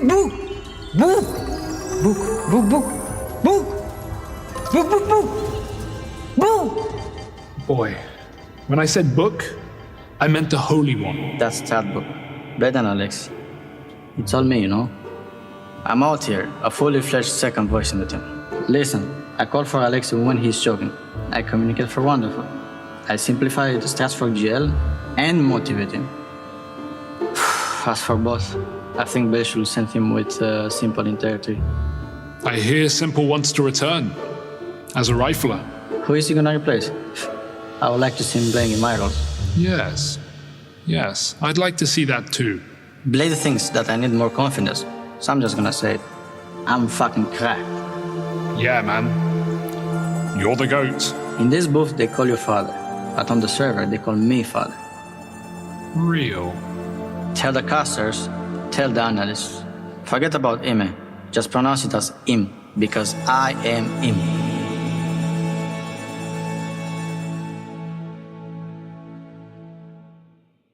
Why will you be the winners of IEM Cologne?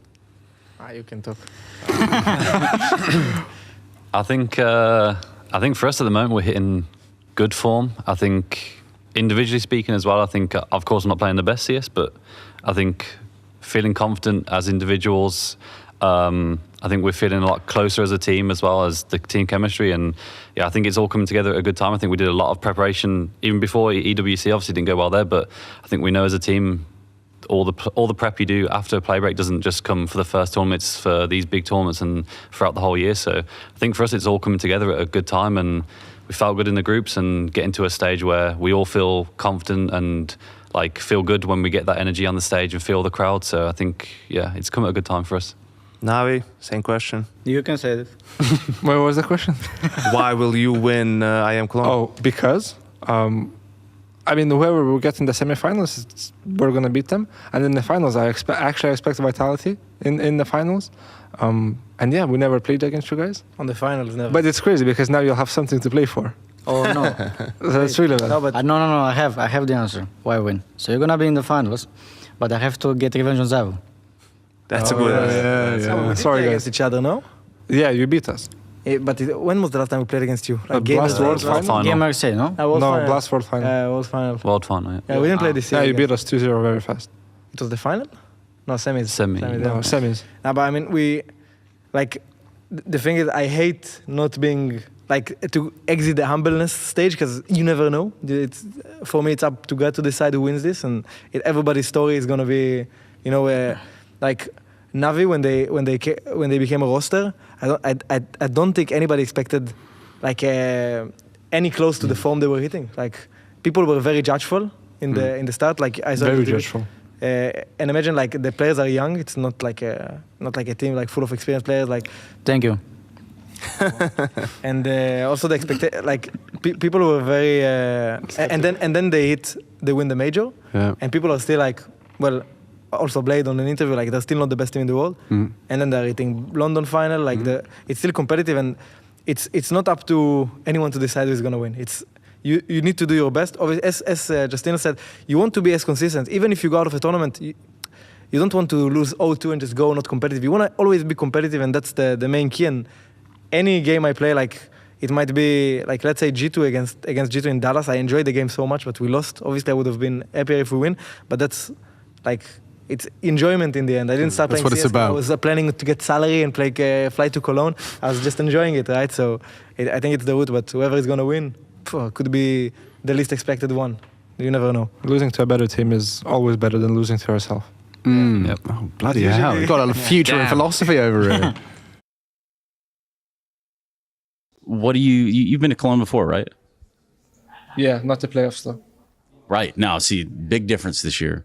Tell me about Cologne, man. As a city, you've watched this game be played here countless years, right? So tell me, when we used to watch at home when you're growing up, or the first time you watched it to now, what's it feel like? What's it look like? How's it changed? I mean, if you asked me 2 years ago that I would be here playing in the Lanxess Arena, I would never believe you. Even though I was playing Pro CS 2 years ago, I would never believe I could make it here. And it just, I don't know, Cologne is like the pillar of Counter-Strike. It's always going to stay there. And just super excited. That's very true. It's one of those you grow up watching even. Yeah. What do you think the first one you watched, Cologne? For sure, it's simple. Yeah. The thing is, I didn't watch any CS before I joined Pro. So I joined at the end of 20th or 21st year, that is. Yeah, and I think I watched Simple win it, if I'm not mistaken. I'm pretty sure. Did he win? I think that was the one where they were outside, right? When they lifted the trophy? I think so, yes. Yes. Man, it feels like just yesterday, but it's definitely not. I wanted to ask, on top of this pressure conversation, we always hear the word system. In fact, I feel like I hear the word system more often in Na'Vi interviews and in Na'Vi dialogue than I do with other teams sometimes. What is system just kind of a word to all of you? Why are you both looking at each other? You got a system? Blade is like the dictator. That's what I was going to. This is funny. This is where that question's going. Is that a kind of is that a word that kind of all encompassing the Blade mindset for competitive shit? Dictatorship. What was the question? The system. What does the system constitute? Is it essentially just a word you use to cover all of Blade's kind of demands for the team? I feel like it's just a way of playing CS and the way we understand it. Because if we have a system and we understand the game universally, you can fit into the system. But if you don't understand how we want to play CS, you won't be able to fit in it. There's sometimes you'll have a gap there. You won't do it that way. So it's like a philosophy It's as well. basically a play style. Yes. Like, for example, different teams have different play styles. We have our play style, and then we call it system. And your system is something that's always evolving, as is Yes. everyone's style, right? Yes. But like you kind of add pieces, take pieces away. Exactly, Okay, I see. Your system's looking pretty polished at the moment, boys. We're on the way there. On the way. You gotta give us some insights about play. Well, all my career, I want to hear what the fuck does it do different. It's not about what he does different. He's always very honest with himself and us. And you said you were a bit delusional of being a better team than you actually were. When we win games or we lose games, more often when we win games, he says you have to stay in reality. You cannot be deluded that you are going to stay that way the whole time. Even after winning the major, it's like we won it because we played better, but we're for sure not going to keep up the same form. So you have to focus because It's not over. It's not over. You're not even halfway there. And then after losing EPL and Dallas, we understood what he meant. So he's very honest. ESL presents Intel Extreme Masters in partnership with Intel, Acer Predator, DHL, Qiddiya, Monster Energy, the United States Air Force, 1xBet, White Market, Logitech G, and Noor.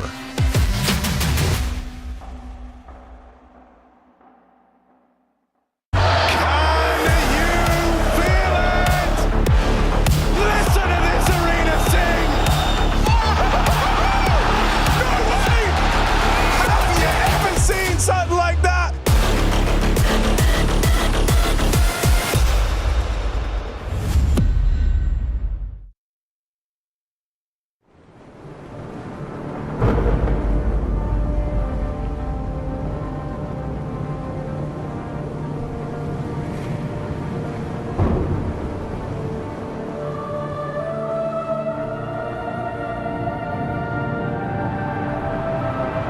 Rafa really making history.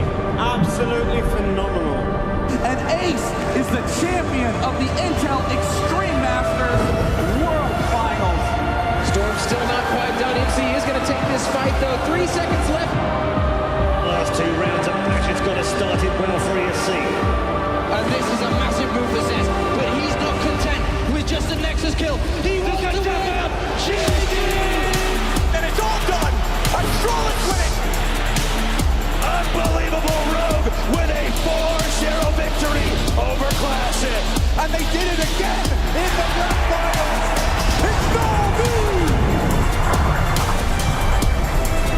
Give it up for your Intel Extreme Masters World Champion!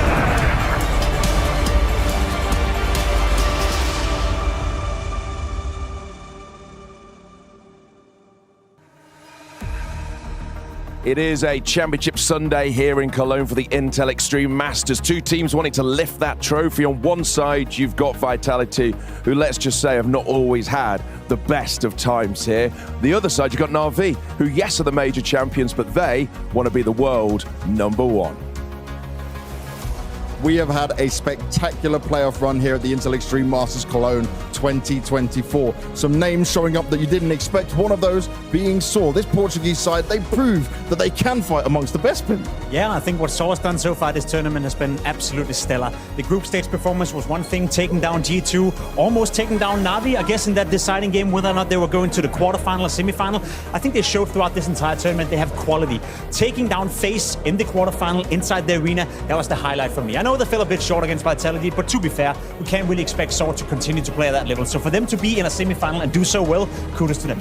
Bem Julio, Mr. Berry was helping out massively with that, helping them transform into a team that can compete right there. But Vitality had to shut them down. They proved how much they wanted that trophy, and they looked damn good while doing it. They have looked damn good throughout the entire tournament. Don't forget they took down MOUZ Sports in the group stage in order to book a spot straight into the semi-final. And as you saw yesterday, maybe Saw didn't play up to the best, but Vitality, they looked hungry on the server. Saivu looked hungry. Flames had a great game. Spinks had a great game. And don't forget Apex having according to himself, a live game on the stage. So that bodes well for the stage later today. It definitely does. But Vitality also conquered MOUZ, just like what happened yesterday against Na'Vi. But MOUZ looking better on the stage. I'm certainly been impressed. I'm seeing a step forward for him. But yesterday, it's going to hurt because they came so close to what could have been a 2-0. Yeah, you're not wrong. I feel like MOUZ is getting better and better. It's a young team, inexperienced team on some parts, but I think they're gaining that experience. And honestly speaking, you know, that game against Na'Vi yesterday, I know if you just look at the score sheet 2-0, it was a close game. It was a game where MOUZ could have and probably should have pushed it to a third map. So I would agree with your sentiment.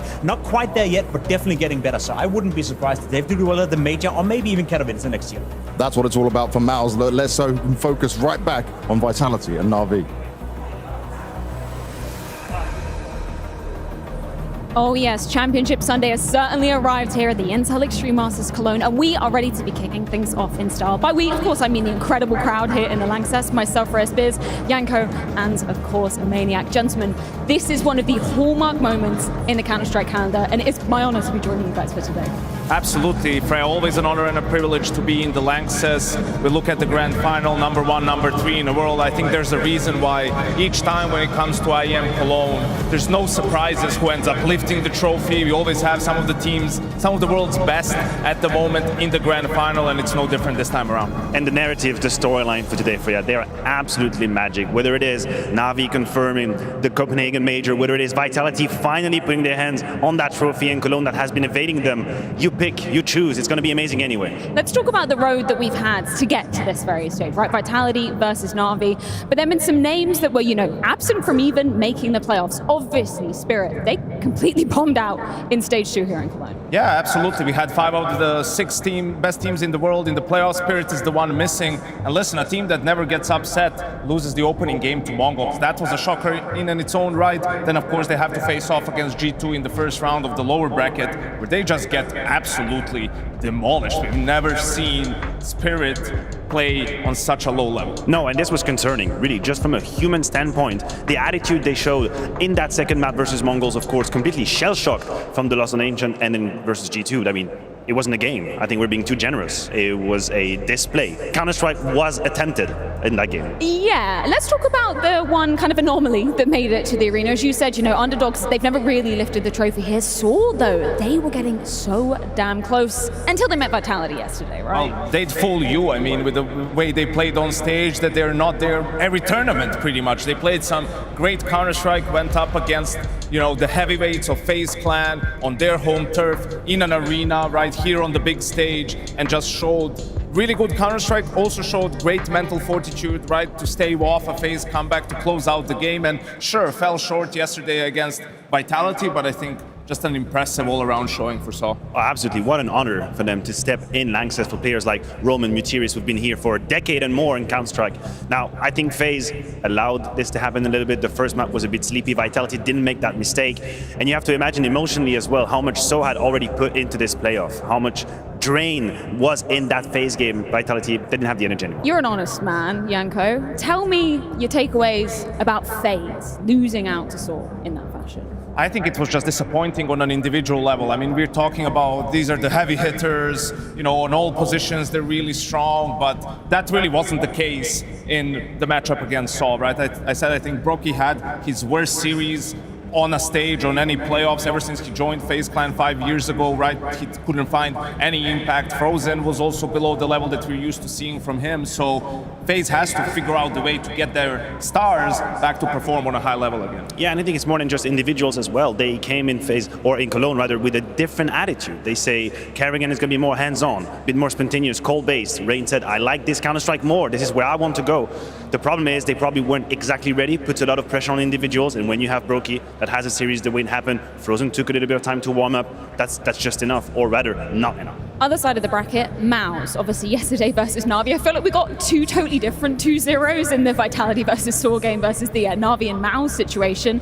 Maniac, I did say something to you yesterday. I said, MOUZ, they've only ever beaten G2 on stage. You said, hell no, they're going to prove you wrong today. They're going to take down Na'Vi. No, you definitely didn't say that. I Were you didn't say any of these by words. that result? No, I had Na'Vi as a favorite. I had Na'Vi going to the grand final, but I am a little bit heartbroken for MOUZ and the way it happened on the second map. And I'm sure we're going to have ample time to talk about all of these clutch moments, these turning points, the USP Deagle round that MOUZ lose. That's something that turns into a nightmare for you. And unfortunately, I think they liquefied a little bit mentally towards the end. That series deserved the third. We were not given it. Na'Vi strong in the grand final. My takeaway for MOUZ, Freya, is they grow up so fast. You know, they're here now. They finally got to the stage. They played some great Counter-Strike, dispatching of G2 in the quarterfinal, put up a great fight yesterday against Na'Vi. It was a matter of detail. So I think MOUZ is finally here to stay when it comes to these deep playoff games. Wait, hold on. You are being more positive than I am? Like, is it like Freaky Friday? Like, they lost like a 1v4, two 1v2s. They lost the round to Pistol, Deagle. And after every single clutch they lost, they bounced back and won the round. That's mental fortitude. And don't you worry, you know, once we get to the pre-match and your boys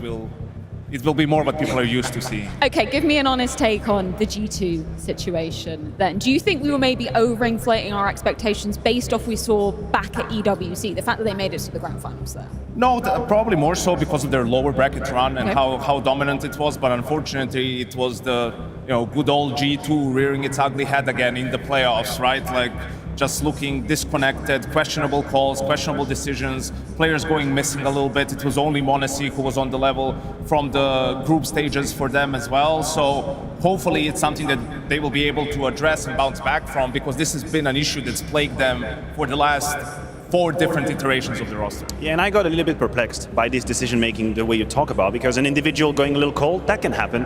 Nico didn't have a great game by his standards. MOUZ was a bit more towards the mean, towards the average, that's okay. But they had played such simple Counter-Strike up until that point. Just strong fundamentals, knowing how to handle 8-round situations, and that didn't really come through in that setup, and that's something that we're going to have to figure out why. New leadership, Snacks in there, maybe we get some TeamSpeak at some point to realize what happened, but again, a little bit of confusion for me. That does leave us with Vitality and Na'Vi arriving here in the LANXESS for the coveted best of 5 grand final. It's 2 teams who have quite an interesting history when we're talking about this very arena, right? Vitality, a trophy that has forever eluded them, and with Apex, he's been quite familiar with this arena, Matthew. No French player has ever won in Cologne. Ooh. It is the state of the situation, and it's been a very long time coming for Apex, a little bit shorter for ZywOo. Still, the scrutiny is on them. Yeah, absolutely. I think also when you look at Apex, 3rd final in almost 10 years, right? I mean, it's not easy to be back in the grand final of IEM Cologne every year and have that opportunity. And, he said he wants to still win Katowice or Cologne and one more major before he retires. I think that's very brave of him to think he has another decade in him, but who knows? Maybe he proves us wrong. Do you remember this moment back in 2015? They're going up against Fnatic. They're up on their map pick of Dust 2. Then Fnatic call the timeout, and everything goes to shit from there. Remember Apex speaking double doors open at the time? No, don't. Just having a moment. At this moment, he knew he messed up. And after that, I mean, sure, over time, it was great, but overall, this was the period where Fnatic was unstoppable. 2015, they racked so many trophies. As you said, nobody ever lifted a trophy in Cologne that didn't deserve it, or that didn't have an absolute stay in Counter-Strike history. We talked about the FaZe comeback against Liquid, and is it the most epic collapse we've ever seen? Actually, that one now you just reminded me, Freya, is also pretty epic in the grand final of the major. Yeah, and then Kenny S goes on to Cobble, gets 3 kills, cries on stage. Oh, it was not a good time to be an Envy That's when you got really into Counter-Strike, right? It was. I was a little Envy fan, and I was like, yeah, this is it. They're going to lift the trophy. It was a major back then as well, but no, it wasn't to be. Let's go back a year before, though, Matthew, because you were, indeed, with Apex when we were back at Combat. You thought I wouldn't bring this up. Of course, we've got to do it. It's all right. You were on a team with Apex back then. Oh my God, and we were in Gamescom. We were not in LANXESS quite yet. We hadn't made the jump, but of course, LDLC. I don't know what the hell I'm waffling about. I don't recognize that guy behind you. Who was that? Behind? Where is behind me? Oh, no, don't worry about him. He's just part of the staff. He didn't play Counter-Strike. Oh, look at this. Playing inverted mouse, of course. A lot of blabbing. Well, this must be when we actually beat VP. Yeah, you beat them in the quarterfinals. Yeah. Definitely not the Renegades game, is it? Well, it cannot be, no. Not in 2014.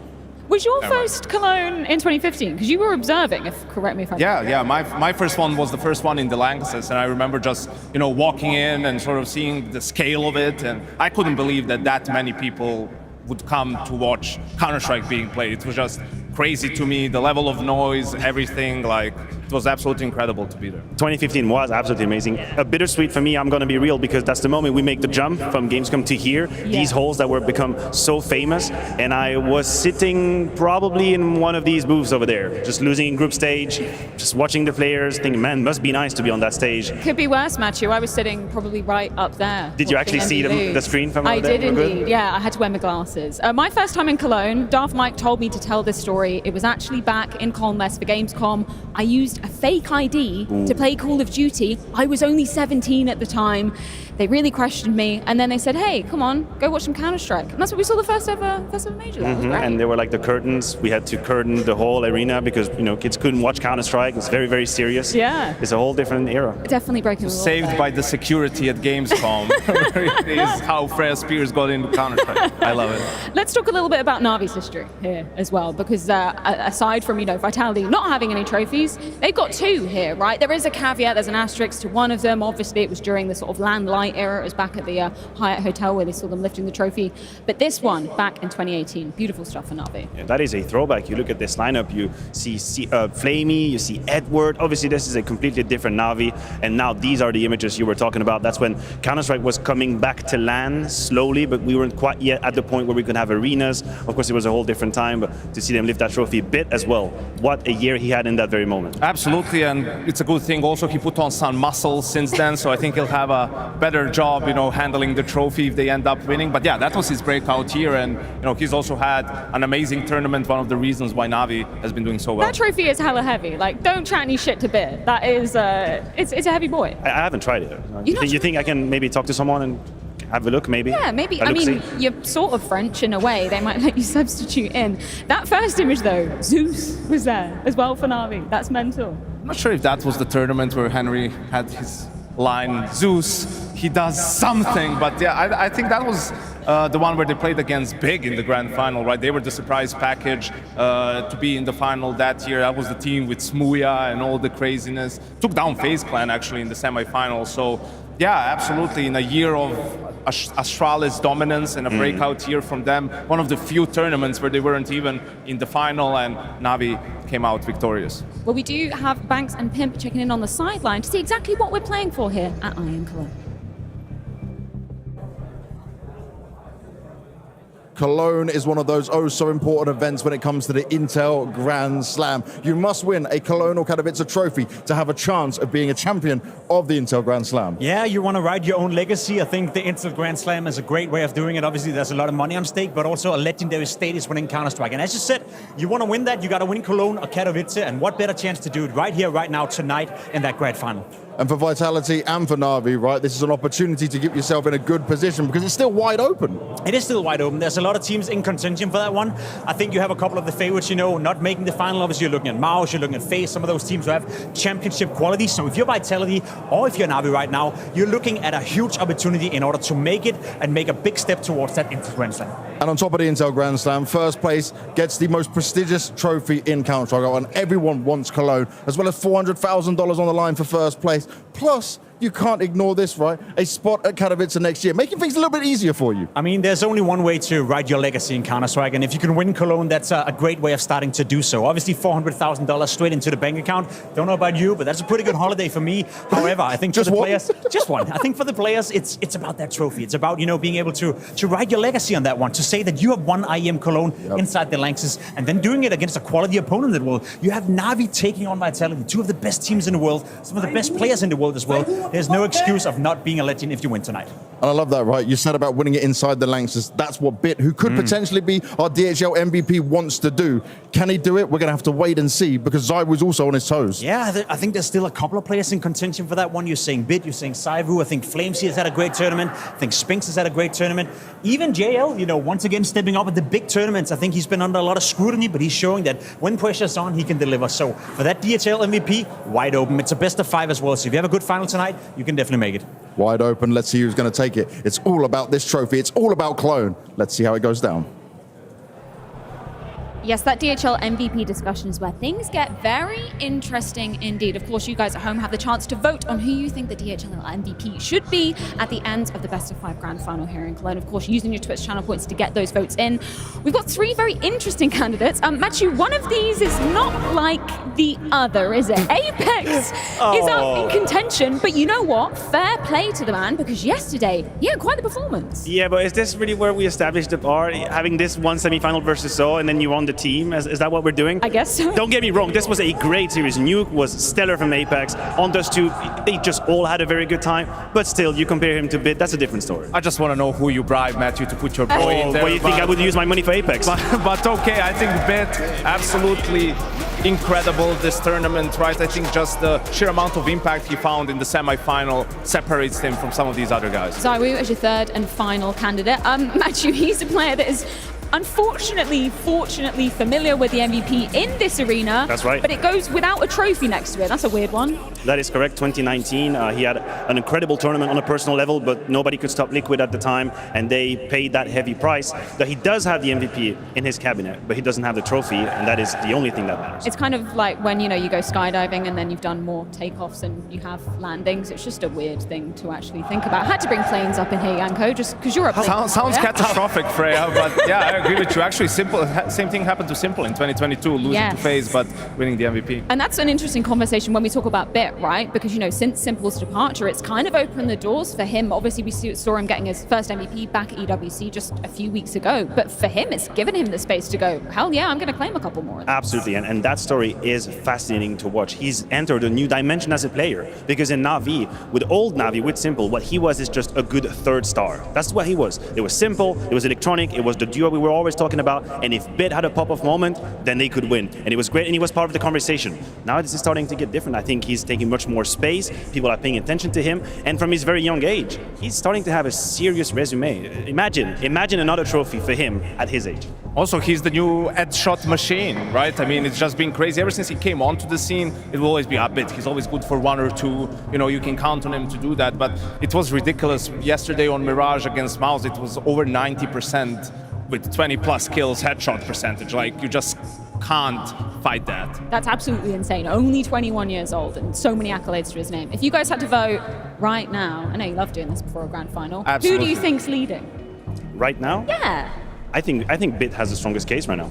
Yeah, I think Bit, absolutely. Out of these 3, you could even put Tima's name in there. You know, no one would be mad about that. But yeah, just the impact that he's found, the aggression that he displays, he's been rock solid. I'd have to go with Bit. It's kind of crazy when you think about his history in Cologne as well, because a loss to FaZe back in their incredible run back in 2022. We obviously saw those winning images back in 2021 as well, Matthew. He got to lift the trophy, but under different circumstances, right? Surely as a player, yeah, you've got it in your cabinet, you've got it on your HL TV profile, but it's not the same as doing it actually in here. No, it isn't the same, and now that the years have passed, I think he's starting to grasp that difference. Because in 2021, he's lifting the trophy of Cologne, he sees all this hype around him. We're all happy to go back to LAN Counter-Strike, but he cannot realize how different it would be when you're in Lanxess. Then you lose to FaZe, you see them having this incredible moment in Cologne. Now this is your chance. Now you get to do it right. You get to do it where you belong, on the stage in front of thousands of people, cheering your name, maybe even win an MVP on top. Now that's the dream. What's Zaiwu got to do to get your vote, Matthew, in this grand final? So I'm just going to put it out there. I think his stats currently are inflated. I think he basically feasted on Furia, and that put him on a very, very high level to start with. He had a good Dust 2 here and there. That was the case versus MOUZ. It was game versus Saw. Just have a good grand final. No, have an excellent grand final. Make it clear during that best of 5 that no one on the server is in the same category as you, because that is the truth. No one is in the same category as him, but he needs to do it. He needs to showcase it. Do it, and then that's it. He's going to have MVP. There will be no conversation where he gets the MVP that actually sparks a debate. It's either he will deserve it and that's it, or someone else will have it. I think you just want him to do the same things that he does, you know, in group stages or in other games. It's not just groups versus playoffs. It could be a semi-final versus the grand final, right? You don't want to suddenly see him go missing, suddenly not be in the action as much, right? Like, you wanted to have a good game, and then it comes down to just the details and who is better on the day. Well, speaking of Zaiwu, let's check in with him ahead of his grand final here in Cologne. Yes, it's your time. Hello, Zaiwu. How are you? As your team is trying to find their way, I hope that doesn't help happen on the server. hopefully not, but this guy will carry us again like yesterday. So no hope. Today we found good. We are good. Yeah. I mean, important question as a follow-up from our group stage. Also, what music was played in the shuttle? Did you get to choose? Yeah, I choose French rap, like usually just to get good mood, like fighting mentality. So yeah, most likely this. I hate to dredge up bad memories, but I hope it will serve as a motivation. 2019 Cologne, you got the MVP, but you did not win. It was Team Liquid then. How are you going to make sure that kind of memory motivates you today to make sure that you get both the MVP and that title? Actually, we didn't think about the past, like 2019. We are doing the present now, and for the game, we just focus on ourselves. I think Navi is one of the best teams right now, so we just need to focus on ourselves. We need also to play our best game today to win. So today we just focus on ourselves. We know like we have one of the best teams in Vitality right now, and if all 5 play good, we know that we can win this. Good luck. Thank you. Sounds like the right attitude to have, right? Well, listen, he really wants to focus on themselves. That's great, but do it on yourself. Like, you just a little bit more than the team. Because there are moments, the way Janko was talking about with the moves, where being selfless is cool. Yeah, everybody wants to be a nice teammate, that's great. Just call your own number. Like, if you have a feeling, if you have an intuition, change the setup. Do what you gotta do to win. So many times on the CT side, and we'll get into the detail later on, so many times on the CT side, we've seen him just follow the plan, because the plan has him in position XYZ, so anybody else can make a move. And come on, sometimes just do what you think you have to do to win.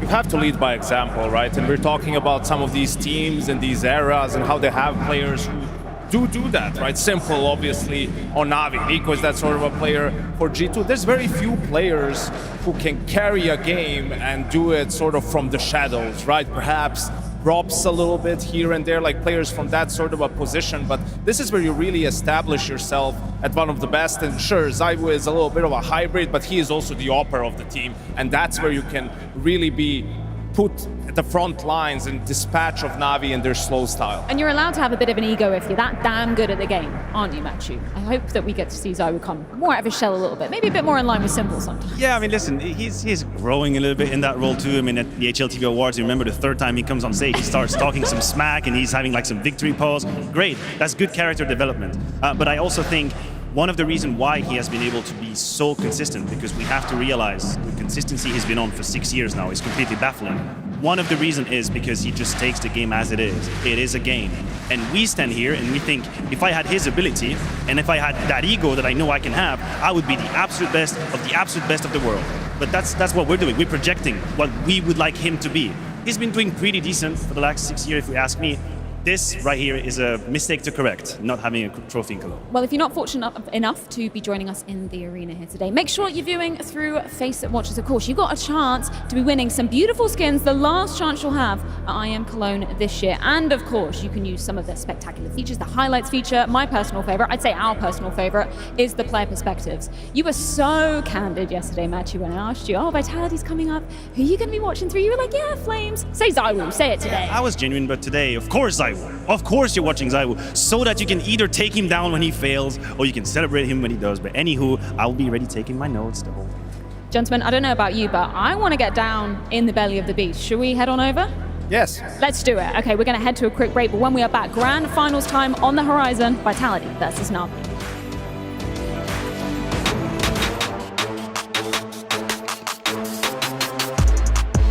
Helpless with the Desert Eagle, nice headshot, double kill from Buddha. This would be one hell of a clutch.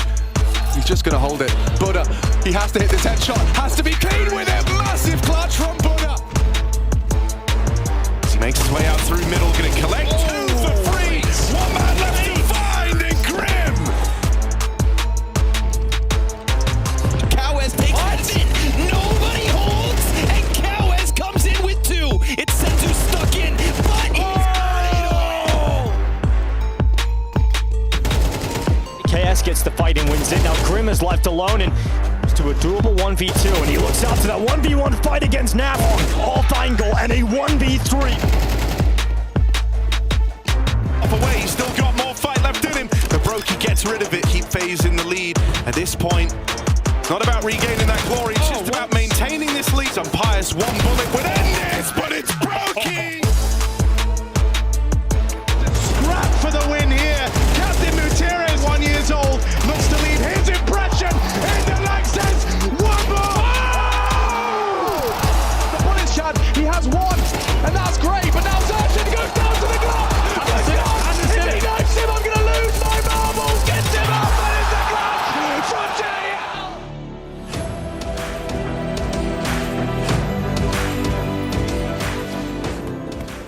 Hi, it's Bob with FACEIT. Did you know you can customize your live stream experience on FACEIT Watch? Yep, that's right. With the POV selector, you can choose up to 4 different perspectives, from the broadcast feed to your favorite player's view. So if you miss a kill, it's on you. No more T-tours and chat. But wait, there's more. We've got a you watch, you win situation in here. Watch IEM Cologne while having the chance to get skins and FACEIT points. Woo, look at this one. Change the channel and control how you watch.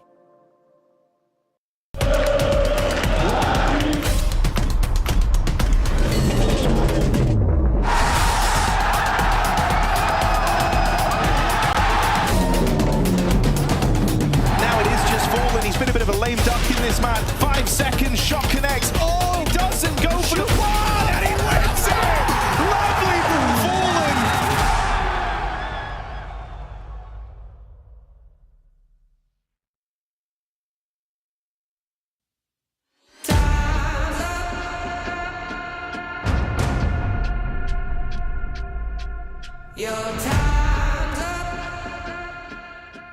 It looks like you're getting more comfortable on the anchor roles. Yeah, but if you watch what I play as an anchor, I'm everywhere. Yeah. Apex, you go in now. Apex, you go down. Yeah, you're a flexible anchor. Yeah, because I don't have the ability to just sit and do, like, not to do nothing, but you know, to hold an angle for 20 seconds, I go crazy in my brain. Well, it's not even I go crazy. Shaking. I cannot kill like that. I cannot do that and be a good player. Like, sure. So I just, yeah. Apex, can you come a bit, yeah, and then we push it, because it's just, I don't know, it's, for me, I love Counter-Strike when it's dynamic, when you move, when people push here, you move here, you move there. You don't have to stay in the, well, you can do that, right? Sometimes it's really good as well, but I don't have the facilities for that. Whose positions on the team do you want? Which player do you want to swap with you? Well, I would be, no, actually, the dynamics are really good. It's like me and Apex steal from each other a little. He likes he's known for his calmness and... Yeah, he's a very calm player as well, so he lets me play his positions. No, but I guess some positions I would. There are some positions I don't want to play that Apex plays, like Nuke outside. I don't want to be there. Mm-hmm. But on the other hand, Connector on Mirage, it's a different story. So it's fun, I can say that. Yes, so it's different. But yeah, there is just because I also like the anchor roles to some extent, but I want to mix in a bit, right? Sure. I want to enjoy the game more. Give me the worst anchor role ever. Give what you say? The worst anchor role in all the maps. Well, I think Vertigo beside be Vertigo. I think Boa. Yeah, this one. Yeah, you're playing. Let the man talk. Be Vertigo's. There's nothing to do. Well, you hold word or you hold boost. Yeah. And you hold one boost, they boost the other one. Yeah. They want to execute, you're flashed, mollied, it's, I don't know. Someone's got to be there, I guess. Someone has to, yeah. Best way to counter that is just push them before they can do that. Yeah. Just die in your own way. Then they have a molly stairs, triple flash, and boost on B-lobby. I used to play there, and then Magis realized I'm not going to play there anymore. He took it, and then Mr. William joined the team and he helped me as well. Got the short stick, yeah. Boy, I cannot play this side. No. I think Anubis B is also tough for me, but you Anubis B is the worst. Yeah, it's tough, but it's the worst. Yeah.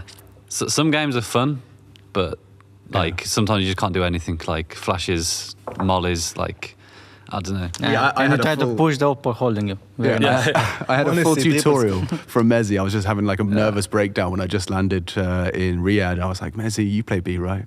What do I do, man? What do I do? How do I hold this site? It's so stressful. But yeah, you know, someone's got to do it.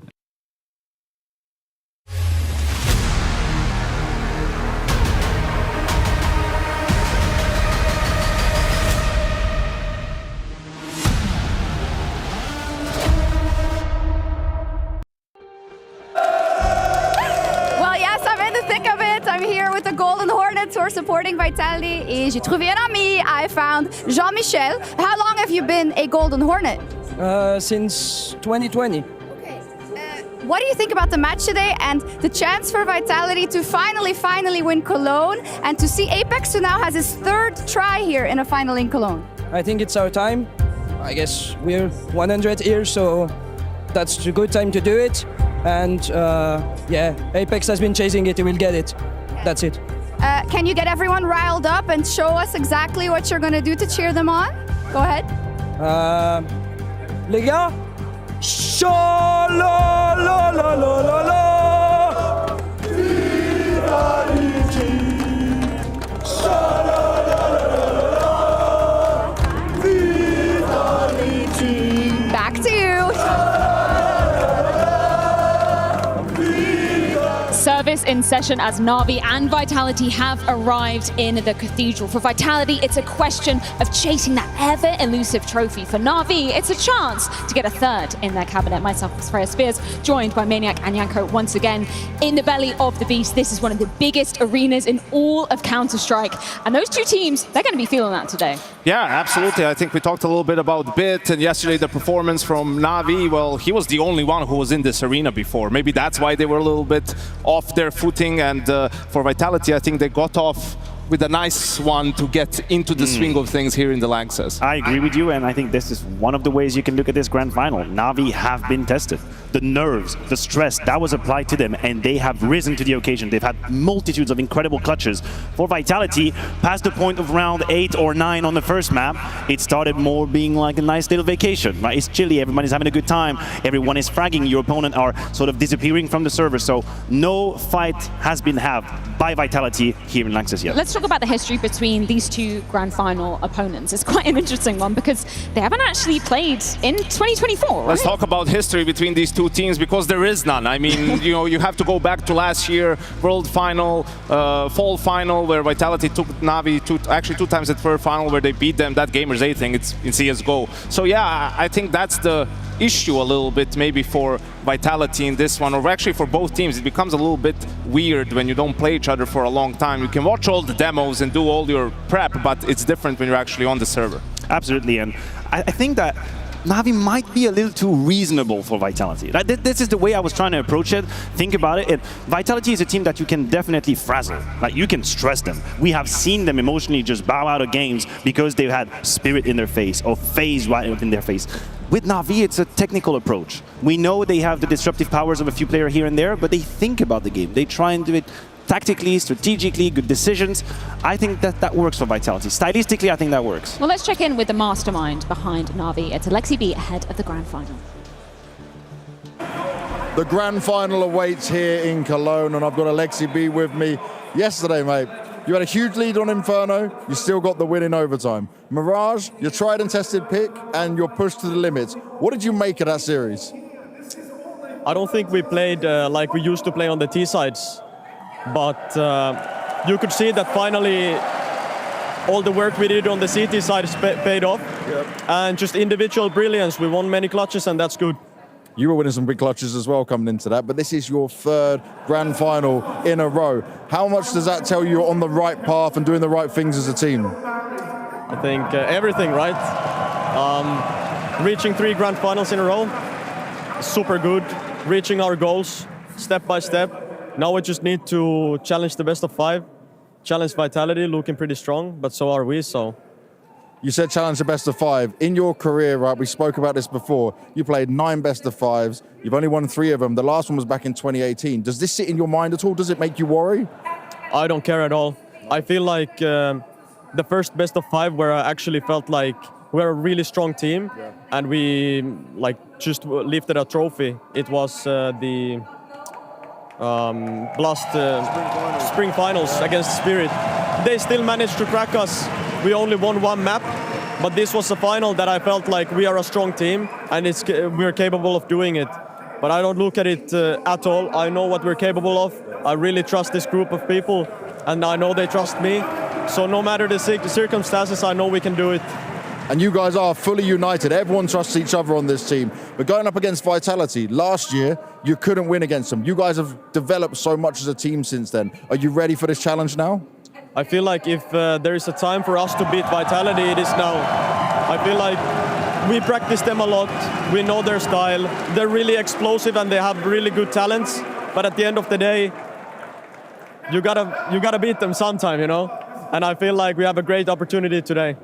And in terms of getting that great opportunity, what have you and Blade done maybe differently? What do you need to change up in order to get that win, in order to lift this trophy? same old, you know? Just trust the process, and what we've done is trusted in the lineup for a long period of time and just doing consistent work. And I feel like we have individuals that are feeling super confident right now, and we just need to go into the map 1 super confident. We can't let it slip, because we know that in a best of 5, if you lose the first, second map, it's gonna be tough. So we need to be the ones coming in fired up. Fired up and ready. That's what Na'Vi are going to try and be. Let's see what happens when they get in the server.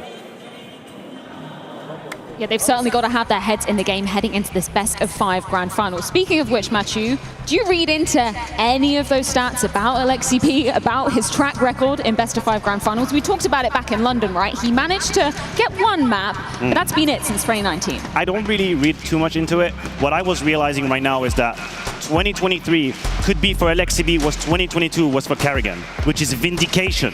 It's the moment where you get to win these trophies. The moment where the people that doubted you have nothing else to stand on. When he was in ENCE, we said, he's being held by Alu. It's just a fluke. It's never going to happen again. He goes international, doesn't have the success we want to. He's got superstars by his side. That doesn't collide into trophies. We say he's a fraud. We make memes about his strategies and all. And now with Na'Vi, the start of the international roster is a catastrophe. It's very tough. And they trust the goddamn process. They keep working. And now we are finally giving him the praises that he deserves. This is what this could be for him. 2023 could be the year for Alexibi. And also, this is the first time in a best of 5 where he's the favorite. You know, every single other game that he's played like this, they were the underdog. He had either a weaker team or the Na'Vi Spirit game. I mean, Spirit just has their numbers, so that's why you're not putting a lot of trust into them winning that game. But here, I think finally, you know, he has the pieces, he has a great team, he has everything set up for success. And they have the resilience as well, which we saw time and time again in that series versus MOUZ yesterday, Matthew. Yeah, 100%. It has been an asset and a feature of this Na'Vi team for a few months now, that they seem to be just a healthy group. They seem to be capable of bouncing back.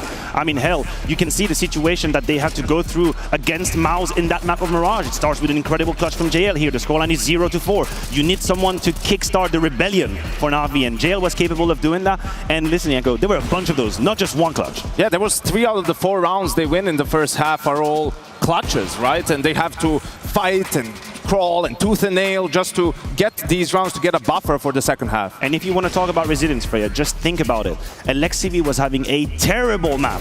He had 5 kills when you went up to round 22, and he was asked to clutch back-to-back 1v2s to send his team to the grand final. Now tell me you know a lot of players who can, in this moment of drought and despair, find the actual composure to clutch it. What he did, I thought, was sensational. The impact of these clutches, literally a birth to the grand final. Alexibi masterclass, right, Yanko? Yeah, absolutely. I mean, you're thinking it's all pointed to him. He struggled on the T side, wasn't much better on the CT side. You don't have a lot of faith watching those clutches unfold, but he just shuts everyone up, delivers for his team, and Na'Vi goes from 11-8 down to winning the game 13-11. Let's dive into our Kadir playbook and go back to Inferno between Na'Vi and MOUZ. We've got round number 29 here in overtime. Yes, in overtime. We have a little bit of everything in this round, Freya. So at the beginning of the round, we're going to set it up. Na'Vi actually opens with 4 players towards the B bomb site to throw some extra utility there, to leave some extra utility to the B players, right? So they have everything they need to defend, and they could play 3-2. And it's very interesting to see the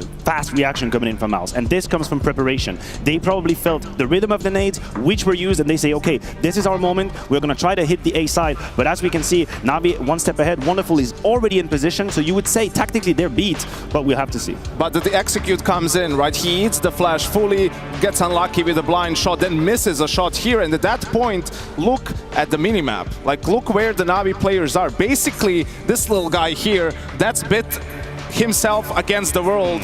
Fortunately, though, Ima comes on the rotate, and he's going to step up here with 2 huge kills. Yeah, I think a little bit naive from Shui dying to Ima.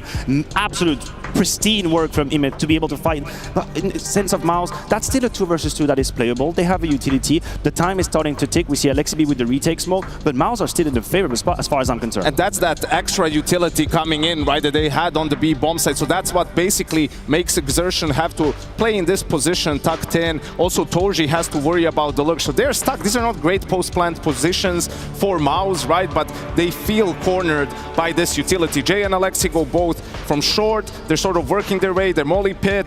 JL just exertion swings a little bit too wide, gets the info, gets the kill inside. Alexi, perfect cover, and they win this 2v2, a difficult retake. So in the end, again, we see the individuals stepping up for the side of Na'Vi. Absolutely, and you could read the discomfort in MOUZ. And I think this is somewhere where experience is going to shine a whole lot in these clutches. Had you had a different player than Exertion behind that smoke, they probably would have realized there's no way I can play this clutch like this. We're getting cornered. We don't have any space. We have no territory on the bomb side. Let's try and retake something. Come with me. We peek long together. Come, we swing short together. But no, when the moment is the most pressurized, then they just stayed. They stayed immobile and they were killed. Cool, calm, collected. Ime, you mentioned him and his impact in this particular round. What's been the comparison, you know, back at the Major, which Na'Vi obviously hoisted the trophy back there. What's the story of him now here in Cologne? You want to do the comparison with Copenhagen now. That's where you want to go. I mean, this is absolutely night and day. Copenhagen, of course, resulted in a trophy. This man is a major champion. There's nothing we can say against that. But his individual input to that trophy has been the source of a whole lot of conversation, has been the reason why when Na'Vi was struggling, he was the first one whose name was on the chopping block. We said, change Ime. He's playing superstar positions. He's not delivering. And that, to me, has been the main difference. On the CT side, Freya, he's entering the grand final with more than 1.6 rating on the CT side. This is pure blasphemy at this point. The police should probably just arrest him because he can't be doing that on CT side. That being said, a best of 5 grand final, his stats will go towards the mean, I expect, but his work in the defense has been a huge upgrade compared to what we knew in Copenhagen. Is he off of a fraud watch for you, Janko? I think so. I mean, it's good to see him perform consistently, especially CT side on Inferno yesterday. We saw him towards the very ending of that game and in overtime find multi-kill after multi-kill. I mean, even the round that we just showed, that shot he hits onto Jimmy who's coming out taps. If he doesn't hit that, the round is over. MOUZ at least secures another OT, so finding a lot of impact for Na'Vi in this tournament. We kind of expected Ime, you know, to be in that conversation of our DHL MVP, but there's one man that is above him. That's, of course, Bit. It is so wild to me that we say Bit is the most experienced player on Na'Vi in this arena at 21 years old. That's insane. I mean, he's the winningest. It's as simple as that. He's hoisted a trophy once. He went to the grand final another time. His numbers are completely bonkers. He's on track for an MVP candidate. You talked about it. But what really Bit embodies to me is the eye test. If you watch Counter-Strike, and we have a beautiful game that is super user-friendly, you can quickly understand something great happened. You watch Bit, you feel how quick he is. You feel how instant he is, how the time to kill is below anything we've seen, how their opponent just vanishes. They just disappear, poofs, like thin air rather, and he makes them so. And that has been a joy to watch him play at that level. And I think he was always good mechanically, ever since he stepped into Na'Vi, the main roster, right? But I think his game sense, right, the way he moves on the map has also improved a lot. He's a lot more aggressive now. He plays the extremities of the map, and that's where he's able to put a lot of pressure on the opposing team. I mean, Jimmy's going to have nightmares about Bit in apartments, what Bit did to him on the T side, right? And that puts so much pressure on the opponent. It frees up so much of the map for Alexi to make moves and make calls, and yeah, that's why Na'Vi has been so strong right now. And it circles back to the conversation. When Na'Vi decided to go international, one of the questions was, can actually Bit play in English? Like, is he going to be all right in that environment?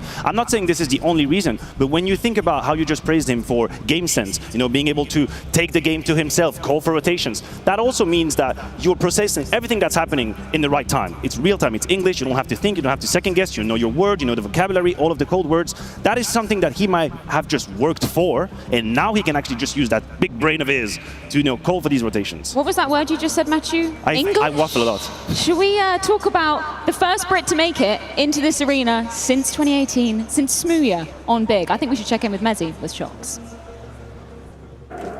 Mezzi.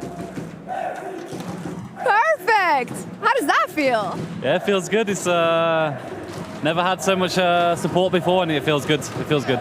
I bet. You were talking a lot about energy in this tournament, how it was at an all-time high for the team. How is it coming into today now that the pressure is high, you know, for you, but also kind of the weight of knowing that Apex is in this third final here, that Zywer really wants to win it? How do you deal with all of that? Yeah, I mean, of course, there's always pressure no matter where we play, but I think when we're playing at Cologne, the final, there's never an excuse to have low energy or to not put everything we have into the game. Of course, the best of 5, it can be very tiresome, but at the same time, it's it's Cologne. We've got to give everything we have in the first map, the second map, whatever it may be. It's yeah, and of course pressure's always there, but we need to embrace it, and we need to not make it pull us down, but really ride the wave and ride the support that we have. Yeah, absolutely. How do you feel you've evolved as a stage player? I know that was a big question, right? You played here yesterday already. How you do with the pressure, with not hearing all the calls always? Yeah, I mean, I think of course it's each stage you play, and you always gain more experience, and it was really fun to play yesterday, and of course we know it's going to be a harder matchup today, but I think each stage we played on, each final we've made, it's we're getting better as a team, and as an individual I'm feeling more comfortable, so just looking forward to it. Talk to me about the specifics of this matchup. You have not played them in an official this year. That can be tricky for a lot of teams, also the way they like to play. What do you feel like is the biggest hurdle to overcome when you're playing, or what you expect when you're playing Na'Vi? Yeah, I mean, like I say, we haven't played them this year, and when we first played them at the end of last year, we got the better of them, but I think they've definitely improved as a team. They've become the best team in the world, and we want to get back to that spot to be #1, and to do that we need to beat them. And of course, they're a team that have really good structure within the lineup, and of course their individuals are popping off. But I think as individuals go, we've definitely got our own, and we're definitely comfortable in that aspect. Good luck and have fun. And the last time they were playing Na'Vi at the tail end of 2023, Vitality were quite familiar with hoisting trophies. This year, though, Matthew, they've been evading them, right? Yeah, it has been complicated in 2024, and I think it's also complicated to have a real objective opinion about Vitality, because the results have definitely been not up to par, not up to what 2023 finished on, that's for sure. But I think some of these losses were more problematic than others, right? If you go up against an incredible FaZe in the semi-final of the major, third map is incredible, you lose. That's not okay, but we understand. We will extend you a little bit of leeway. But when you get absolutely smacked by MOUZ in EPL, when you get absolutely trounced by a G2 that's playing with a stand-in, that is problematic, and that spawns conversation about the mental, about the resilience, about the atmosphere in the team. We catch a lot of images, a lot of raging happening here and there, and this is where things got a little bit worrisome and concerning for Vitality. They have not shown that phase quite yet here for this event. Matthew touched a little bit on the difference of styles between the two teams, and the main reason for that is that Na'Vi has full confidence in their players to play default, to make correct decisions, right, to finish rounds in a proper way. With Vitality, I think they realize, you know, some of these players go missing. They don't take enough initiative in these rounds, so they have to take it out of their hands. That's why Vitality plays a little bit more set, especially on the CT side. Yes. If they win pistol, you'll see them be more aggressive as a team. That way, the rounds always break down. You're not playing as much 5v5, right? It becomes a little bit more brawly, and that's where the difference is between them and Na'Vi. I completely agree. Vitality on the CT side isn't flexible enough. They're just not flexible enough, right? They start with set positions, and if the read has been wrong, if the gamble stack has been wrong, then it's really just up to one individual to save them. You see teams that are a bit more comfortable, like Na'Vi, for example, be more fluid around the map, move on the CT side, react to the information, and then being in the right timing. This Vitality struggles with that, and that's one of the reasons why Zywoo on the CT side has a very mediocre rating for what he's capable of doing, and then on the T side, they suddenly start again to rise, but CT side, very complicated. Let's talk about that T side, though, for Vitality. I'm going to look at the glass, you know, half full, and look at the more positive side for them, because, I mean, coming out of stage 2, their T-side looked incredible. Obviously, that game versus Saw yesterday would even boost those numbers more. What has impressed you most about the T-side from Vitality? Well, to start with, they've had great success with pistols and conversion. And that, when you know how Vitality likes to play, when you know how Apex likes to rely on momentum and speed when that's necessary, you know that pistol conversion is going to put you on track. So for me, that's the #1 thing. Then, what's funny is the critic that we have for the CT side, I think they are capable on the T side to play a bit more map control based, have some good calls towards the very end. It's not just, we're going to do execute A, B, C. They have those, but they're capable of just playing the map in totality. Maybe Spinks is a bit more active in the lurks than he was in the past, because that was a point of criticism. So all of these elements together put Vitality as a very dangerous team on the T side. Yeah, it's the reason why they found more success, right? Because the players are delivering more in those roles.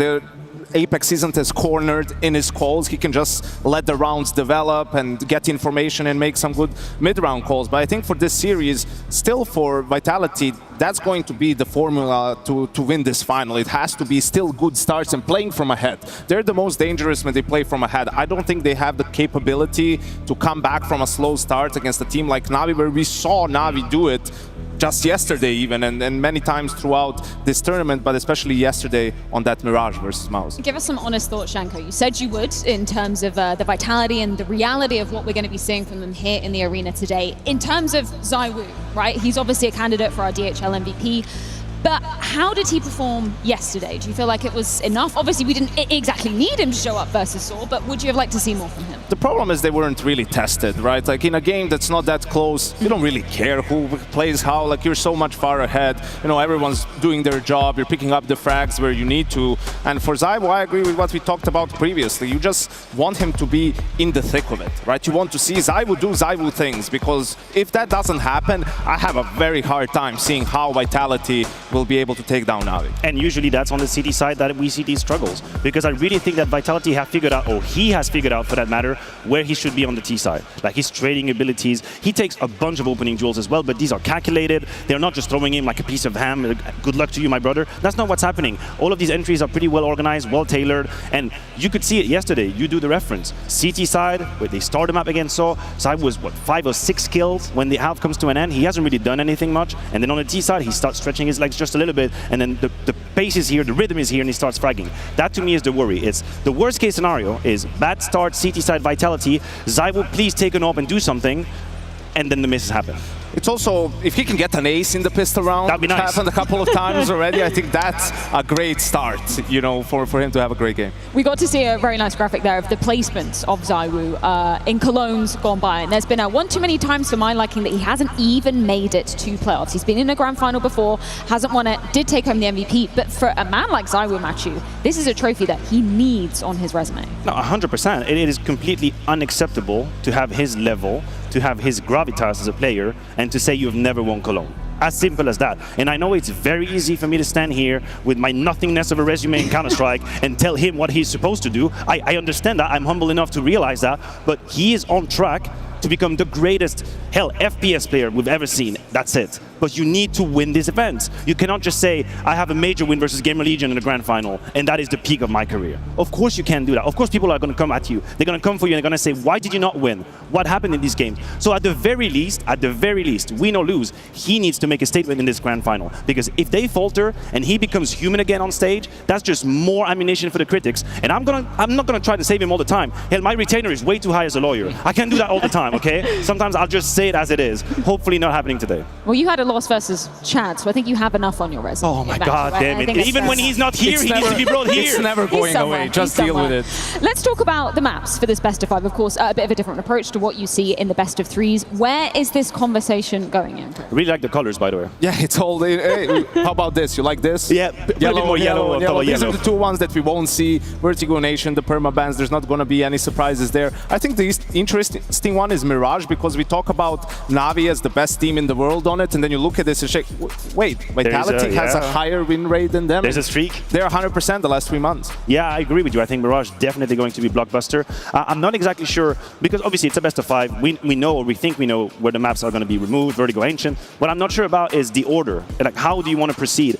If your Vitality is Dust 2 the way to go immediately? Because picking Inferno against Navi, a lot of teams have tried recently. It hasn't really worked out either. I do think Dust 2 is the place to start. I think it's a map that's also quite open. It's a map where whether it's CT side or T side, you can have movement. We've seen Vitality have incredible scores, so this is where I would go. For Navi, that's a little bit more complicated. I feel like there's not an obvious choice for them to kickstart a BO5. Yeah, if you're looking at just the win percentage, obviously you have Anubis here and you have Inferno, but those are also the two of the least played maps really for Navi. So they've never picked Inferno before. They picked Anubis 2 times the end of last year when they played, lost both times. So are they going to go for something that's more of a punish, right? Try to go down that road, or do they just say screw it and they go for Mirage immediately, wanting to make sure they get that map in the first 2? And if Alexibi says yesterday their T-side wasn't what it's supposed to be, they didn't play the Counter-Strike they wanted to, that's it. Play Mirage, you have Vitality starting on the CT side, you get them on their weak spot, you get to have the T-side you wanted. But the question that I have, and where my mind isn't really made, is who do I see favorite on Nuke? I actually struggle to know. I mean, Vitality aren't peasant on the map, but tactically speaking, we know how this can be abused by LXCB, and his calls have been pristine. And also, we saw a problem last year for ENCE against G2. They picked Nuke, right, which was a strong map for them, but having to start on T side on Nuke. G2 had a strong CT side, won ENCE's map pick, then they won their own map pick, and all of a sudden, if that happens, you're down 2-0 in a best of 5. The only way for you to win is a reverse sweep, which is very difficult. So you're keeping an eye out on how hard it is to start potentially on a T side of a map. Yeah, very important to see the order in which these maps come in. We're going to be starting off with the bans, of course, expected. Their first map choice going to be coming in from Na'Vi, see what they're going to be going with. Well, there you go. Okay. There we go. That's like straight into Nuke. We have Vitality going for Dust 2. That made sense. That's what we already pre-faced. Then I guess Mirage is right there. If you're Na'Vi, this is the moment. You go for Mirage. Vitality have to make a choice whether they trust Inferno more than Anubis. It's kind of tough. I don't really know how Vitality feel about their own Anubis. So they go for Inferno. They're going to stress test this Na'Vi defense, and we have Anubis as a 5th map if we get there. Yeah, I think this is a good veto, right? I like that Anubis is the last map and not in there before it. And I wonder if the Nuke pick comes a little bit from the fact that Zyvo actually really plays a lot of rifle on CT side Nuke, which is kind of strange because there's long ranges as well. It's not a map like Inferno, where you would be like, okay, it's fine for me to play more rifle here. So is that maybe something we'll see Na'Vi try to target and change their approach, counting on no op on the CT side? And historically, it has been a map where Vitality have had to make shifts on the defense. I started with Mezzi being ramp, then suddenly you put Flames here because it's not really working. So you don't really know if the A side is going to be as solid as it is. I think Spinks is a hugely impactful, instrumental player. You keep an eye on him towards Mini when he has to play outside. I think the games he misses on Nuke is kind of over for Vitality. But it's because of what you just said, is that they do a lot of lobby crunches. Yes. Like they do a lot of these set aggressions maybe outside. Like just set rounds from the start where they at least make something happen, so they don't need to rely on those guys just being in setups in different holds and giving the initiative over to Na'Vi. I have so many memories of Apex yesterday versus Saw on Nuke. I don't think he's going to be able to get away with the same antics today, though, Matthew. No, I don't think so. I also think it would straight up be a tactical mistake. I think if Apex plays the exact same way, you haven't been paying attention to the counter-strike that's going to be put at you. You know Na'Vi is going to be prepared. You know they're going to be very tight, airtight in the first 20 to 30 seconds if someone comes in a duel. So wanted to play the fast counter-strike. So wanted to pick up the pace here and there. Apex abused that. He said, I'm going to call the bluff on your protocols. You're not going to check me. And that worked out. Don't do it against Na'Vi. I don't want him to just play the first 15 seconds and then be in the lobby for the rest of the round. Please, just 5v5. Nah, surely not. I mean, he said on the stage, right, this was, you know, once in a lifetime performance for me. Obviously puts him up there in terms of our MVP discussion. What do we look at for Na'Vi on the T side of things, though? It's where they're going to be starting. Who is a player you're putting under the spotlight initially? I think you definitely here can focus a little bit on Ima. Seeing as they start on the T side, he's the one who plays on Yar. He's the one who's going to be going head-to-head against Apex, and that's one of those positions where he has been doing well even when he's perhaps struggled overall. So him, and also JL in lobby, right? I mean, he's really good at spamming through smokes, finding good timings, when to sneak out, just be a nuisance from that lobby area. And if you think about the City side, to me, they still have the best ramp player there is currently. Like, nobody can hold a candle to Bit. It is, not only is it just absolutely deadly to go up in a duel because you know how many head duels you have above the box, and that's an angle he knows and loves, but the fact that he can be aggressive, and the fact that Na'Vi have that in the bag, they have the possibility to bring up Wonderful mid-round, retake radio, and then if by any chance you can actually beat Wonderful, Bit is behind you. And it's like, come on, man, like, who else am I supposed to beat if I want to go ramp? So I keep my eye on him. Gentlemen, it's almost time to get into the coveted best of 5 grand final. It's Vitality versus Na'Vi here in the Cathedral at the Intel Extreme Masters Cologne 2024.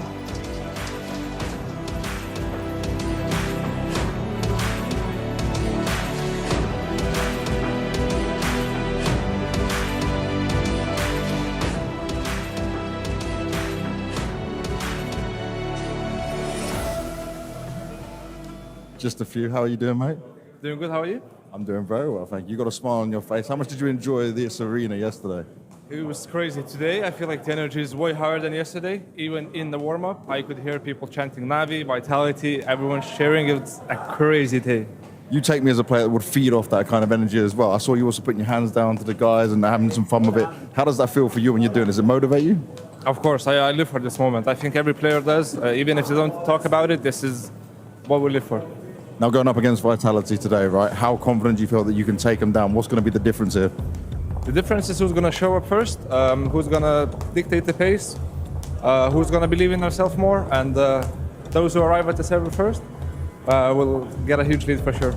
Now, you're already the first ever CS2 major champions. How do you feel to be the first ever CS2 Cologne champions? It would mean the world to me.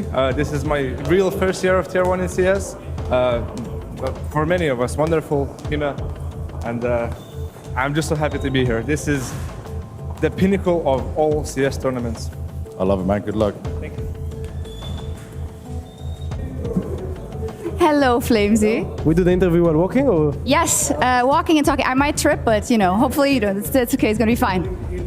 Yeah. She's not taller than me, guys. This is not what we should be. I'm not, and this is not what we should be talking about. But I am taller than him. Hey, Flamesy, how do you like this part of everything? The fact that you get to now walk on that stage, all the spotlight is on you, all the pressure is on. Well, to some extent, this is the moment you need to enjoy the most, because once you're hitting the computer and playing Counter-Strike, you don't really think about so many factors outside of the game. So this is the moment you enjoy. You walk on the stage, people cheer for you, people boo you, but it doesn't matter. It's just everybody's coming to watch Counter-Strike, and hopefully we show them good Counter-Strike today. I'm going to let you play Counter-Strike. Go ahead, have fun. Thank you.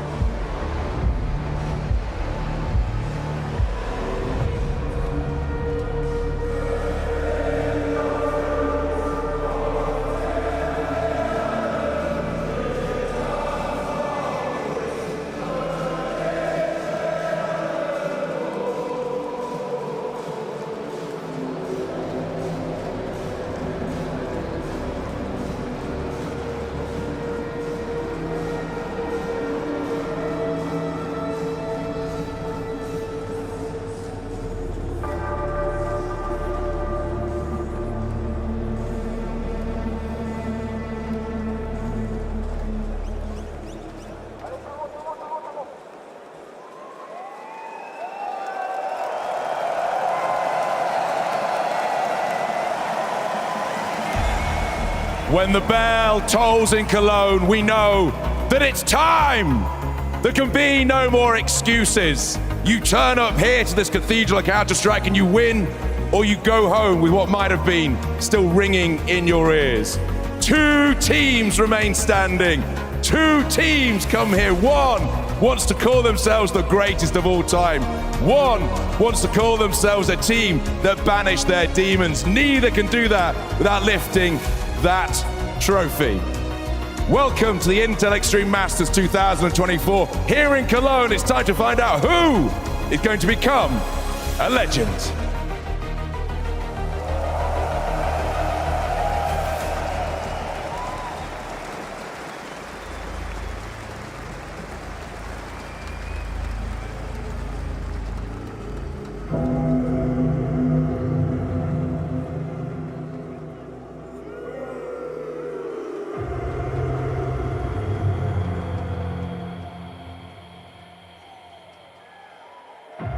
There is nothing they can do any longer. NIP have won Gamescom 2014. And we have our champions, the best team in the world, Ninjas in Pajamas.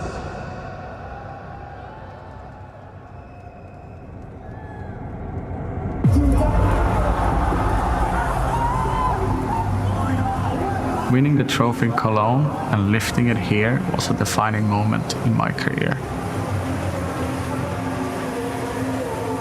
The grand final days are brutal. Losing grand finals is probably one of the worst feelings you can ever have. We almost fell short, but our name were the first in a long line to be engraved into that trophy. That's one of the beauties of this game. At any given moment, you can always turn it around.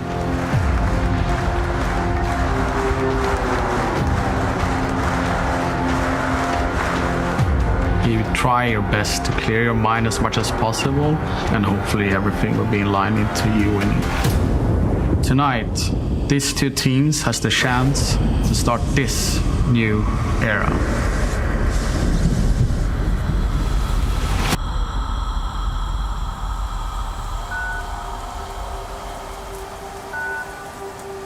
gets him off, and it's a clutch from JL. 1 HP. He is legendary. Vitality are one map from the grand final.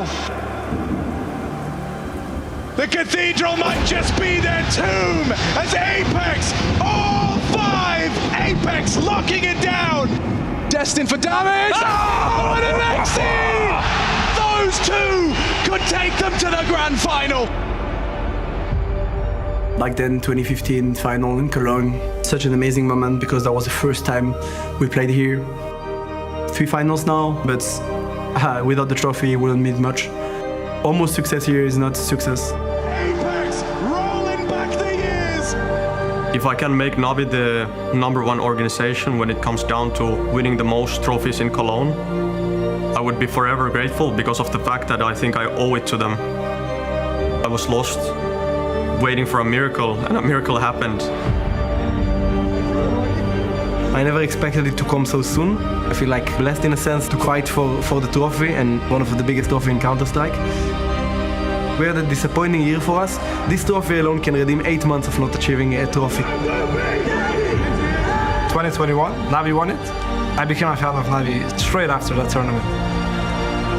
This year, I only got my first trophy, and now I have another chance to get a trophy here, Cologne. The most iconic trophy in the game. I've been trying my best every Cologne to get it.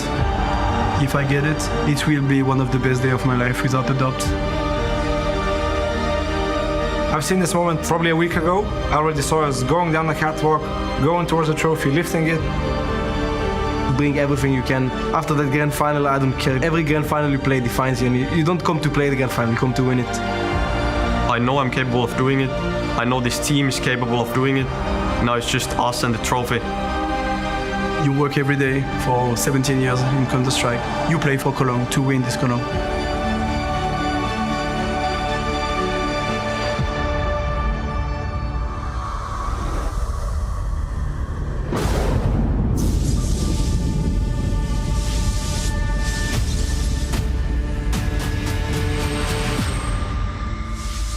Wherever you are right now in this Cathedral of Counter-Strike, on your feet, let's lift you to your feet as we welcome the first of our 2 teams into this cauldron of noise.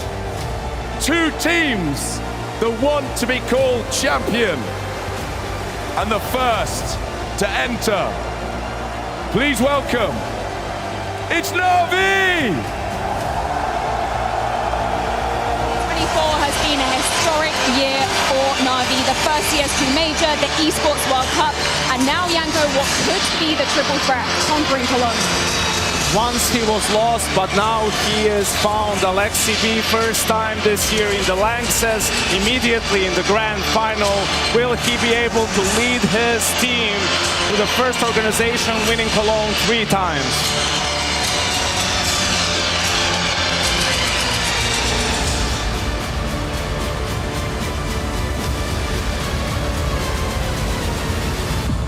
Navi, a team that have lifted this trophy before. They want it again. They want to be called the world's #1 team.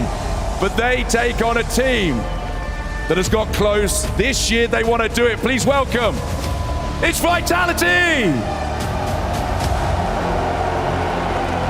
Vitality arrived with a sting in their tails. Saw first on their hit list Matchu, but Navi, they are a totally different beast standing between them and that ever-elusive trophy.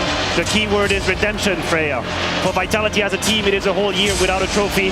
For Apex, it is a third attempt at lifting the trophy here in Lanxess. And for ZywOo, the question is simple. If you really are the best, if nobody can ever touch you, then you need to win Cologne.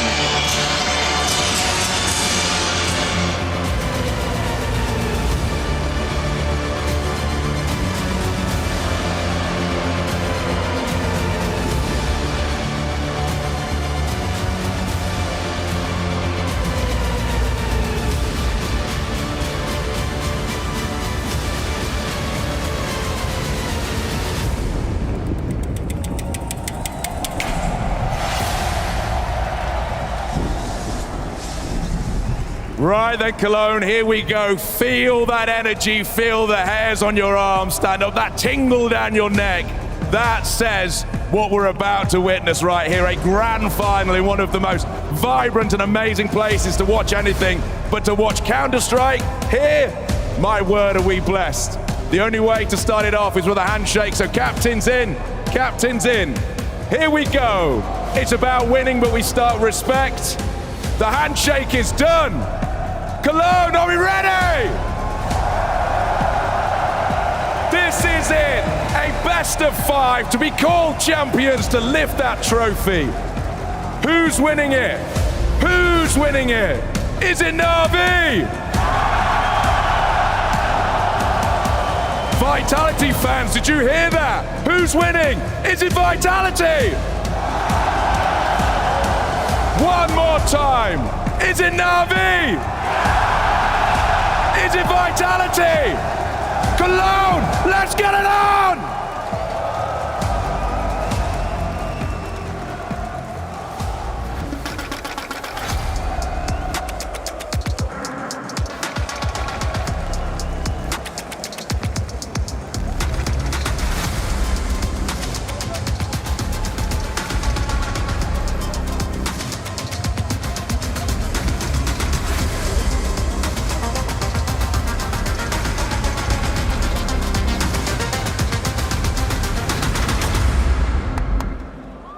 The day of judgment for Apex and Alexi V. For Apex, a question of repenting the demons of almost a decade. For Alexi, a task of lifting a 3rd trophy this year, but his thirst in the Cathedral, Janko. Absolutely, Freya, and there were talks about major, is it a fluke, is it not a fluke?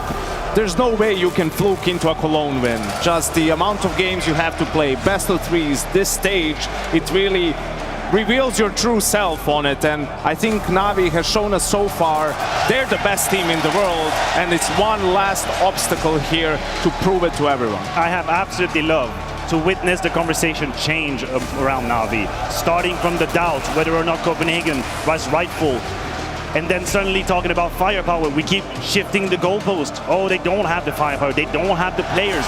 Sometimes we say they don't have the superstar.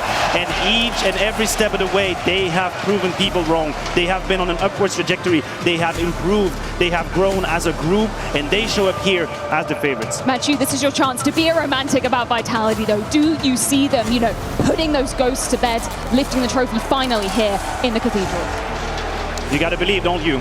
If you don't believe, what worth is it? If you don't feel when you watch Counter-Strike, what worth is it? Of course, I think there's a chance for Vitality, because they've had now players who have showcased the great Counter-Strike we want to see. They have Flames, who's firing on all cylinder, pun intended, Spinks, actually having impact, and hell, why don't we mention Zaiwu a little bit? Yeah, I think for Vitality, we have Na'Vi on one side playing to cement their status as the best team in the world. Vitality is playing to show that they're a team that can win something. But they've been here before plenty of times, and it's been collapse after collapse after collapse. It has to be different this time around if you're going to have any faith about this team becoming a world #1. Over a decade of history here in Cologne, but today a new king will be crowned. It's Vitality versus Na'Vi. It's grand final time.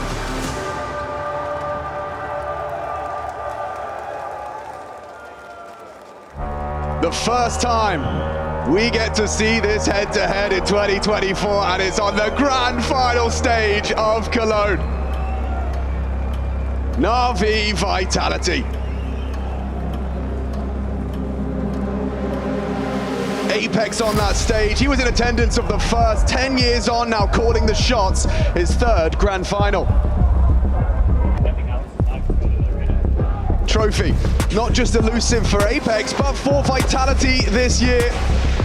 A roster housing Zaiwu, this 23-year-old prodigy, 2023's world's best, and yet to lift the trophy in 24. Will Na'Vi look to secure and fortify that world #1? It's the grand finals of Cologne, best of 5, Nuke up first.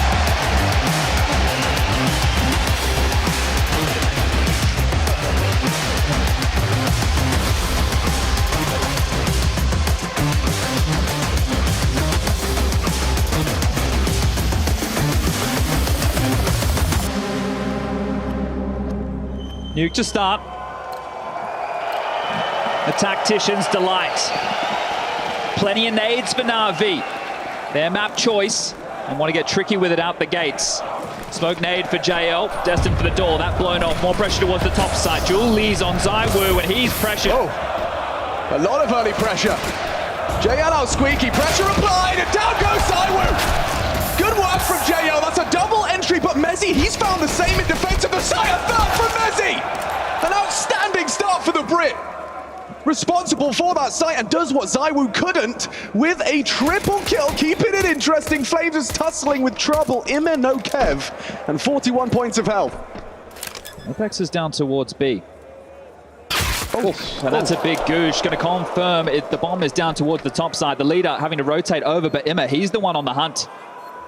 This is incredibly proactive from Imme. A little risky, but it's definitely going to catch Apex as he looks to try and climb the ladder silently.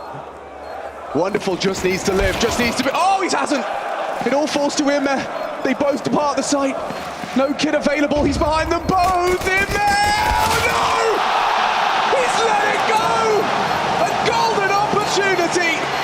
But vitality prevail. A lot going through Imme's head in that moment. It's a risk to try and make a maneuver like that in the environment of a stage setting. You worry. Does the atmosphere give you away? You take your shots and you miss. Beautiful defense to the top side from Mr. Merriman. The Brit unloads early, and he is going to have an important role anchoring down that A site round after round. A very winnable opportunity. It's not how you want to start off your grand final for Imme. He's going to have to shake that off. And not with the form that he is in. It's not characteristic of the Imme that we've known to come and love over the course of Cologne. Aggressive stance out towards Yard. ZywOo pressed up, drops back now that the smoke wall has dotted, and the desk was talking about the head-to-head between Imme, T-side taking Yard space, and Apex, in-game leader, tasked with that very quadrant of the map. Imme will be able to get down with the space necessary. The rest of Na'Vi towards lobby. Flamesy, they're going to test him, flash and go. XCB first victim, but it's immediate back from Bit. Apex, he pushes the Flames, he wants to stand, he wants to deliver! And a double kill from their leader has saved them from ramp being lost. Bomb now falls, and so do the hopes of Na'Vi converting this second round force buy. Just one man and his Deeg. And Spinks exposed, a couple of shots shy. Spinks chipped away out. Oh, he keeps hitting the body. Spinks runs him down on the reload. And JL next. Huge double from the leader, pushing through the Flames, taking a risk. 10 years he's been in pursuit of this trophy. When they beat Saw, he said, pretty good time for a life game. Well, there's no reason that once entry fragger turned in-game leader can't step up. Plays a very key position, and there's similarities between the defenses of these two teams on Nuke. Alexi also playing the Yard position as the in-game leader. Allowing Vitality getting off to a 2-round start. It should be the third.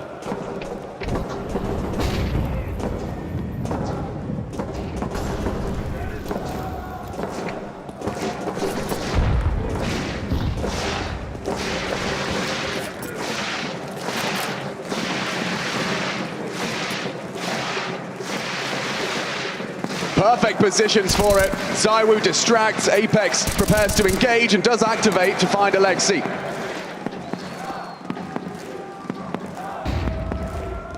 I think it was interesting with the interviews in the lead up to the final getting underway, how the teams were characterizing one another. Alexi in the interview said they've practiced against Vitality a lot. They're explosive. Mezzi, when he was questioned, labeling Na'Vi as structured, and I think that's a fair surmise, but both crediting the individuals on either side hitting hard. We wouldn't find ourselves with this grand final on our screens if that wasn't to be the case. And Na'Vi yesterday, not only was that structure in play, it was the clutches, it was the individuals as the difference makers to get it done in a 2-0 fashion. MOUZ pushed them. Vitality had a walk in the park against Saw. Imme has actually managed to find one with that Deeg, searching Yard. And another! Oh, Imme! This round's on, baby! Oh, it very well could be. He's already taken 2 down. ZywOo empty-handed. And with... What? Another one from Wonderful! Hold your horses, JL and Imme. In a 2 versus 2, Flames has got a real opportunity to make this awkward. Down the vent. Dips down the vent, but Spinks has got him. That could have got very uncomfortable for Vitality. It already has at the loss of 3 rifles, but it's better that it still reads 3-0. A little bit wobbly with the finances going forward. That's a good showing from Na'Vi that the pistols can be on for the individuals, just as we were talking about them. Another big question is ZywOo. 2019, his rookie year, this arena, grand final appearance, MVP, but a loss to Liquid. Those are always very tough. Rifles are out. Na'Vi, are you going to try and put a bit of pressure on these rotating elements? Apex being one of them, Spinks being your door guy. You're also going to have ZywOo floating around with the AWP, starting towards Secret, gets a chance to take out Bit.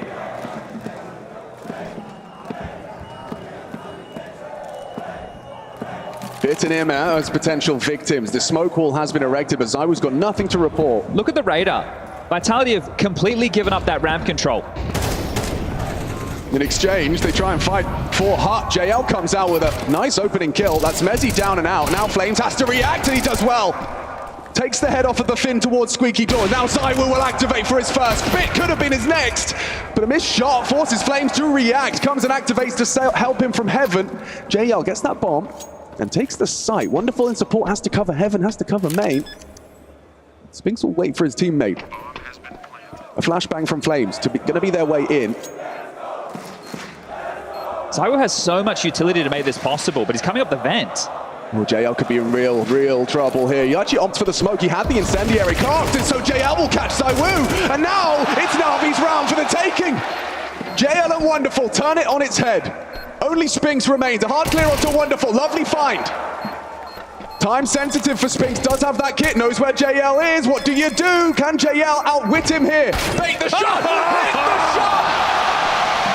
JL is zoned in, locked in for Na'Vi. He's a big stage player. Not a lot of them under his belt, but a major MVP. He makes impact when they need it. More than a dent off of this one, and it comes down to the clutch. Something he was bringing in buckets and spades, and that one right there, ZywOo. Not sure why he's opted for the rotate through vent. He popped his head up Secret. He could have come through main. Right. The util would have been a whole lot easier to throw. That's true. Little second guessing on ZywOo, a little bit of indecision, which you cannot have in Counter-Strike, especially at these high pressure rounds. Vitality Force. Funds already low. ZywOo with the only rifle. 3 SMGs and a 5.7 in the hands.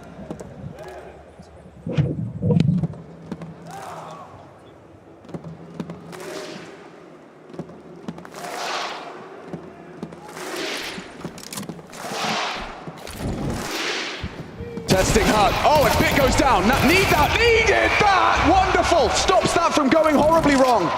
Flames, however, takes the space. As they depart lobby, he enters it. There is a perfect opportunity for him to have the element of surprise, but Wonderful. His eyebrows ain't raised. He saw that one coming. ZywOo's there as well, but it's just the one for the Frenchman.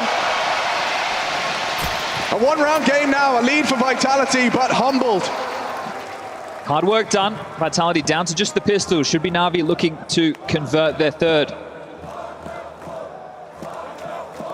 And in consecutive fashion. They're chanting his name, Chad. Wonderful. In a Na'Vi jersey. We describe him as this young talent, but where did this guy come from? To be already competing as the world #1. Yeah, you throw that to a lot of the names on Na'Vi, don't you? Really? I mean, JL, the major MVP, sure, but we weren't talking about his name. If you tapped out 5 years ago, you probably weren't sure. Oh, a bit of a missmoke there. We'll see if that comes back to haunt them. Imma with the GamerLegion performance. Yeah. In the loss to Vitality back in Paris. Bit, of course, can't stop talking about him. And Alexi said he was lost. Well, now he's found in the Na'Vi jersey. The best of 5 is a bit of an issue for Alexi, but this would probably be the best roster he's had. Actually, no, I'd say it is. Yeah, not long ago, Wonderful was just a name on the FACEIT high scores.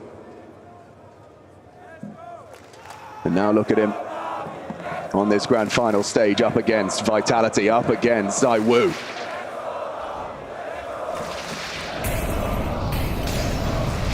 Good Yuta work, making sure that these pistols either have to move.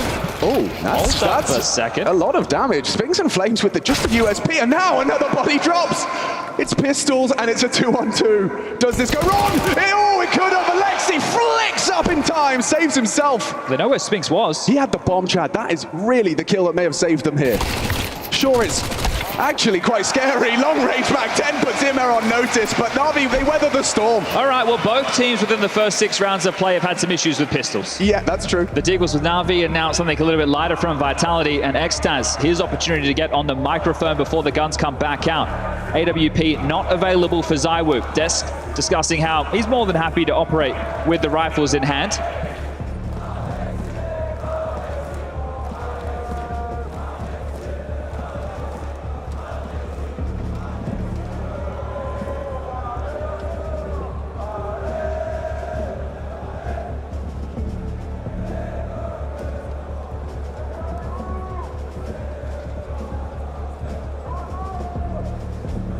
I think in the previous rifle round, I like what Vitality did. They sold ramp, they grouped up. When Na'Vi went to hit the top side, there were so many Vitality bodies ready. Flamesy was the ramp player already up ladder, dueling towards top, which would have been a surprise for Na'Vi. It was just the post plant. It was the number advantage retake that I think Vitality misplayed. JL, you don't have a gun, bud. That is necessary. You will need one of those. Time to go back, purchase one. No dramas there, but off the back of the timeout, just forgetting that little detail. So focused on the conversation at hand. This is very top focused. Yeah, they want to test this top side hold, and Apex Spinks find themselves there as well. So right resources here. Spinks right close to receive, but they've already gone past him. Gone past him. Overlook completely. Mezzi's going to be screaming. He's top. He got past you. Spinks, what can you do? Finding one on the door. Now ZywOo's found himself a double, and look at that. It's a shutdown. Triple from the Woo. Apex likes the way that feels because, again, another round with a good call. They know what was coming. Think about all the bodies that were there. Sure, Spinks plays anti-flash. They get into the top side, but there's so many individuals there to respond. Apex was playing towards main. He was harassing ZywOo up the ladder. They weren't biting on the fact that it was going to be a yard play, which is why Apex is celebrating. Not only is it a good round to win, it's one where he feels that they have made the right call on where they should stack. Now, we can credit that to Xtaz. He's the one who called the timeout. We'll give him that one there, and that has forced Na'Vi into one of their own. So Blade, he's going to take the opportunity. Not liking how that one feels. And if it's the mind games of who's reading who, what comes next, what does the mastermind himself have in store? Yeah, I mean, that reaction from Apex, it tells me so much. It's a man determined.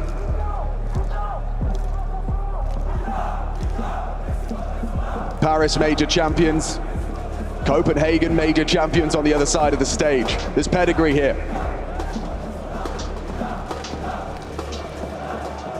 Of course, a different look for Vitality now trying to replicate in CS2. A couple of new names in the mix. Most definitely, but Apex, he's not. He's been around the block.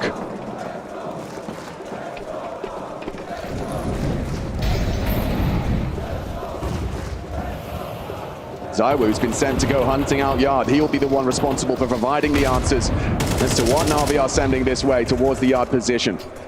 Supportive util, chip damage, Immer. Walking wonky, multiple bodies advancing. Whose responsibility is to check this smoke? This feels like it's a death sentence for Alexi. Caught with his nades in his hands, but ZywOo can't close. Alexi gets his gun out just in time, finds the Frenchman's head, and now Apex catches Immer looking the wrong way through with a smoke 4-on-4, and it could change quick because Apex catches another onto Bit. What's going on here? Na'Vi just walking into him. Yeah, tough start for Bit. 1-8. One of these players you're going to turn to on the Na'Vi side, the one who has lifted the trophy for Cologne. Compromised circumstances.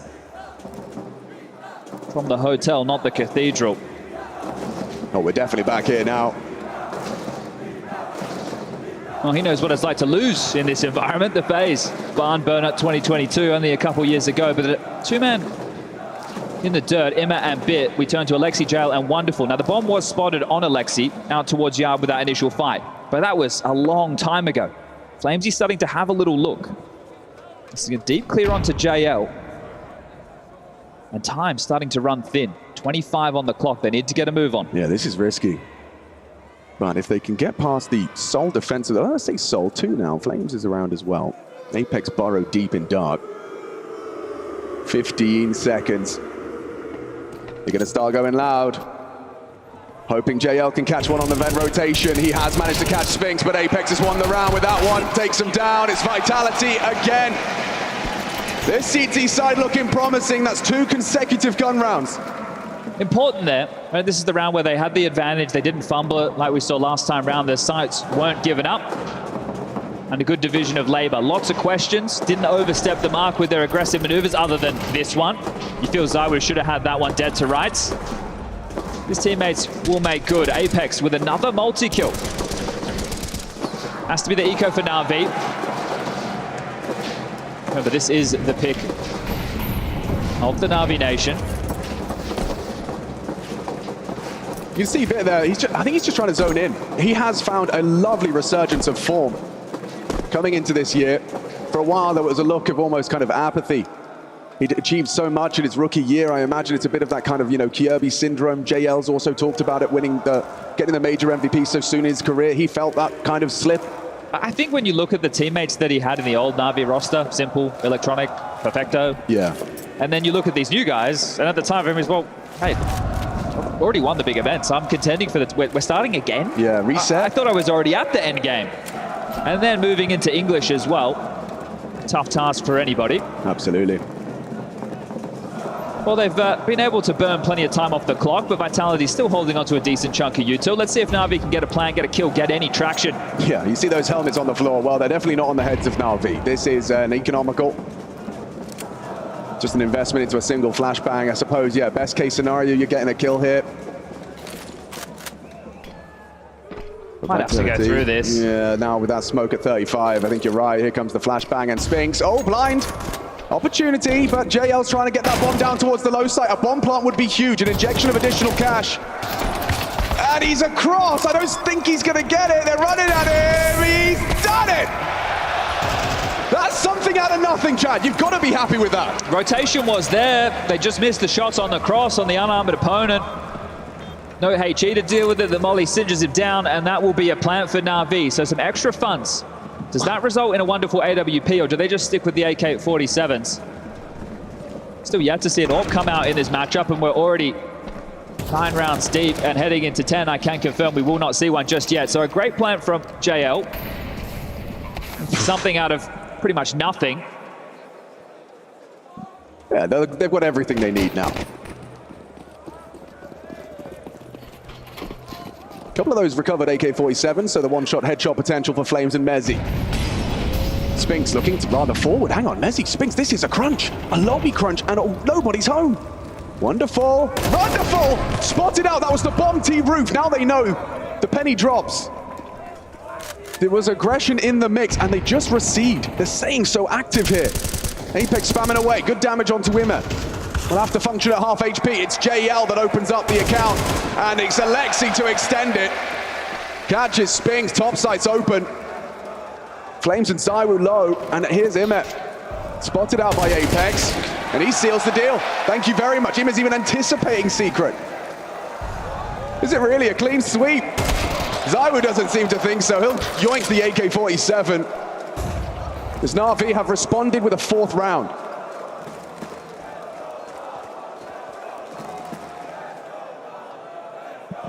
See if ZywOo gets to hold on to this one. Wonderful to take the fight from main, and well, ZywOo grabs another, but it's JL.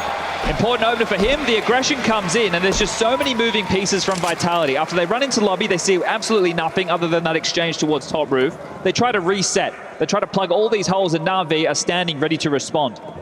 So a good reaction from Na'Vi, considering what they were tasked with. This is the JL opener. Mezzi goes, they know that's one of the top side defenders. Alexi starts to peer in, deals with Spinks.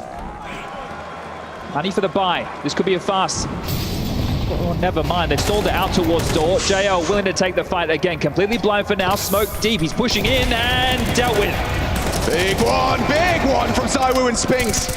With their powers combined, they repel the invaders, and Na'Vi have lost the bomb. It now falls and lies in enemy territory, smoked off. You are in trouble! It gets worse! ZywOo's caught Imet through the smoke. Bit tries his hand towards Rav, but Flames best him as well. That's still only 1 kill for Bit. Vitality locked in to close this one with a 5 alive in the tail end of this half. Apex has locked the door behind him. Wonderful's going to try and fight his way through this, and ZywOo is his first victim, but a great cost to Wonderful. Apex secures it. 7 on the CT side.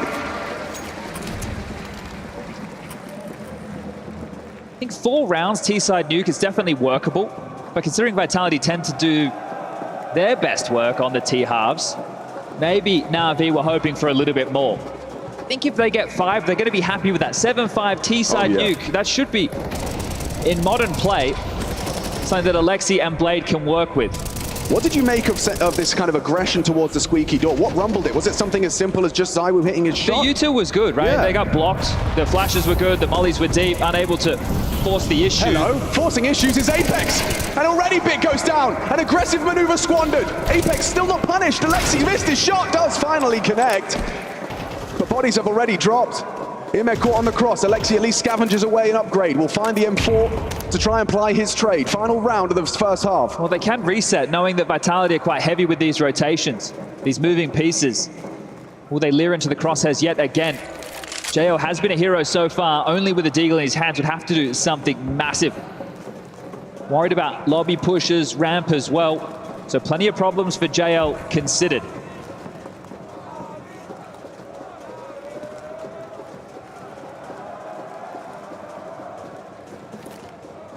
They're hoping something comes their way.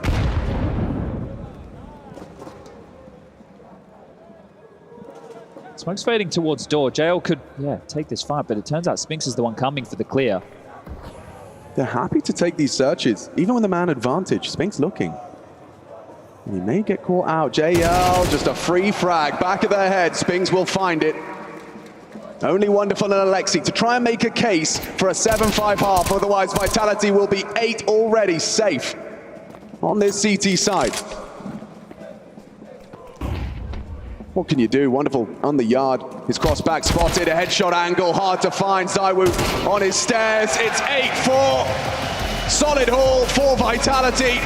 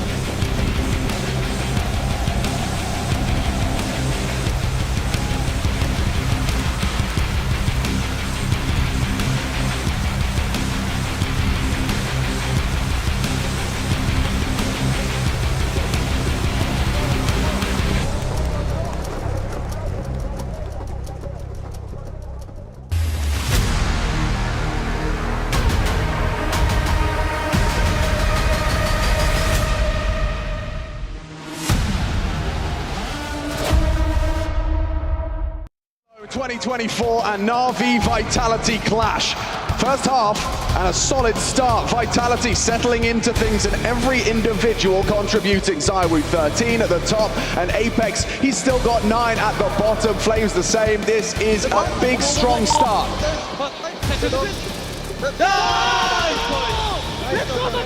Some good reads as well on that CT start from Dan Madisclair. You can hear him celebrating there. He was reading Na'Vi's playbook well. And for Na'Vi, Chad, what do we make of their first half? Half of the course, feeling out stages, map number 1. We're just getting underway. This is where we get to see if Alexi B's best of 5 woes continue. Their map choice. Up next, we have Dust 2. Vitality onto the attack. Apex with the nades. HE, flash, and a smoke. The rest with armor. All blown open. Looks like they want to head towards ramp. Remember, Bit had a rough first half. He can turn that around here. The Des discussed his prowess in this position. They test him immediately on the pistol. Scarpering away and losing his head to Flames. Problematic rotation from Imma towards the fence, anticipating this bounding block as the bomb's being punched by Mezzi. They have to regain control of this double doors side, but they'll do it as a team, as a unit. Playing with the doors is Mezzi. Alexi walks to investigate. That's the flashbang, but still looks good. Looks very, very good for Vitality. Oh, Flames delivers a triple to secure an early 9th round. It's both pistols in favor of Vitality, and it's Bit the one tasked with being tested early. It's his control of ramp that is the difference maker. The fact he goes down without any resistance whatsoever. Oh, Flamesy, his equal on the other side, and massacres them in the double doors. Beautiful work from Vitality. They are playing and running with this momentum. Their individuals are firing. Bit has been the highest rated player for Na'Vi in Cologne and is currently struggling. As mentioned, still early stages, plenty of time to turn it around, but they're going to be in a massive hole. Bound to be 6 rounds the difference. They've taken the eco. Vitality usually pretty good with converting these, and this is not a force by any means. And Chad, from your extended experience competing in this video game, in those high pressure games, how important is a strong start? Is it something, is it compulsory? I think in MR12, the conversation about the pistol and conversions has been amped up a notch. Right. All the in-game leaders are out there saying there's no time to recover, there's no time to adjust, as opposed to the MR15. You think you lose a couple of gun rounds, you still have the back half of rounds in MR15 to be able to recover, be able to change up the play. Whereas in an MR12, you need to be constantly thinking of what the next move is, multiple steps ahead, and if you lose a bad clutch, lose an eco round, have one slip up, that could be a half done and dusted right there. And in a best of 5 as well, I suppose, you know, getting that first map, you're already a hop and a skip away from the 3. It's an ugly looking first gun round for Na'Vi, MP9 for JL, Famous for Bit.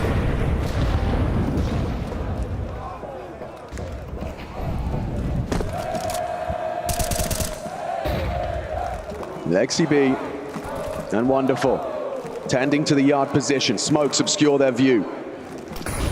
They're actually trying to get through main. Lexi B seems to have a read of this. He positions as well. This is it. Through the smoke, Alexi B catches Flames. Overextending towards the main position. Smokes are fading. ZywOo does slip across. That's the bomb. Yeah, they don't have to commit. So a lot of teams pop back up and try and scale around towards Heaven and Hell. Imma will not oblige ZywOo for a duel. So information of what resides down to the lower deck is still a bit of a question for Vitality. More harassment towards that top side. But starting to pivot, Apex calling them across and taking it dry. Apex goes down to Wonderful, a must-hit shot for the young Ukrainian.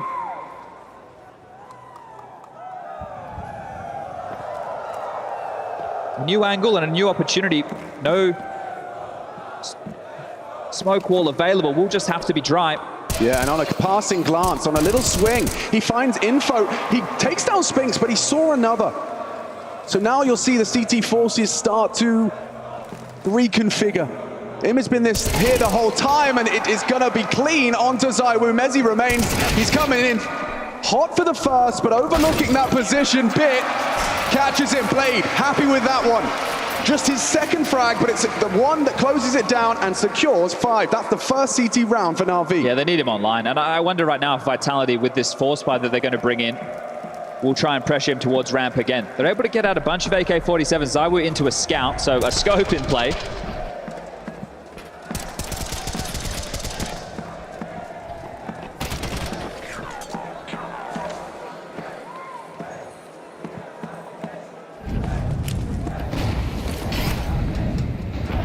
Deep harassing nades. Apex, frustrations of the last might continue into this. One of the few rifles already chipped down to 63 points of health. Plenty of bodies behind him. 3 on the ground, 2 in the sky. Sorry, 1 in the sky.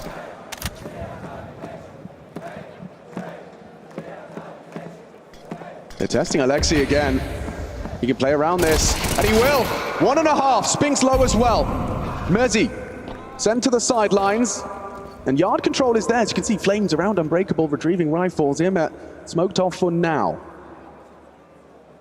They're not in a hurry here, Chad. They've got 60 seconds, but look at this from the CTs. This is a reaction. You lose yard, you take something else.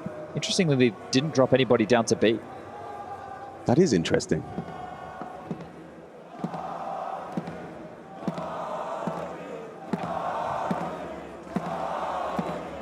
Wonderful's position, accounting for Flames' progression.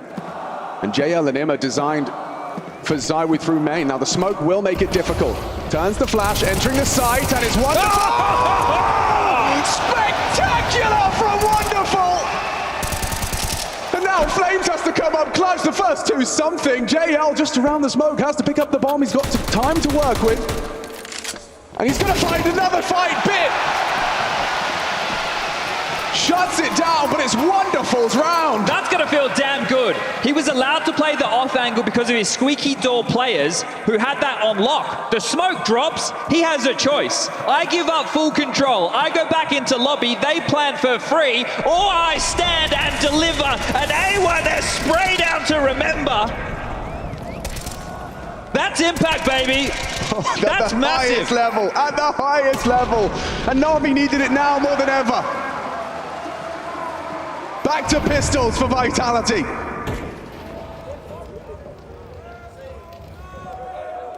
Just in the way that round was shaping up, that it is such a huge multi. You lose the sight because you either drop back to heart, your teammates can't contribute from the door. The post plant's a different conversation. That's a completely different conversation, but it's the finances now. Right, that round they lose it. Na'Vi are the ones in the issue with the finances, and now they're just going to farm them. Right. This will be their 3rd consecutive, but what was a gaping void of 6 rounds is fast going to become 3. Yeah, they did this in the first half, right? So they lost the pistol, lost the conversions. Then they brought the rifles out. They were able to put Vitality right where they wanted them, but it was about continuing that streak. Vitality punched back.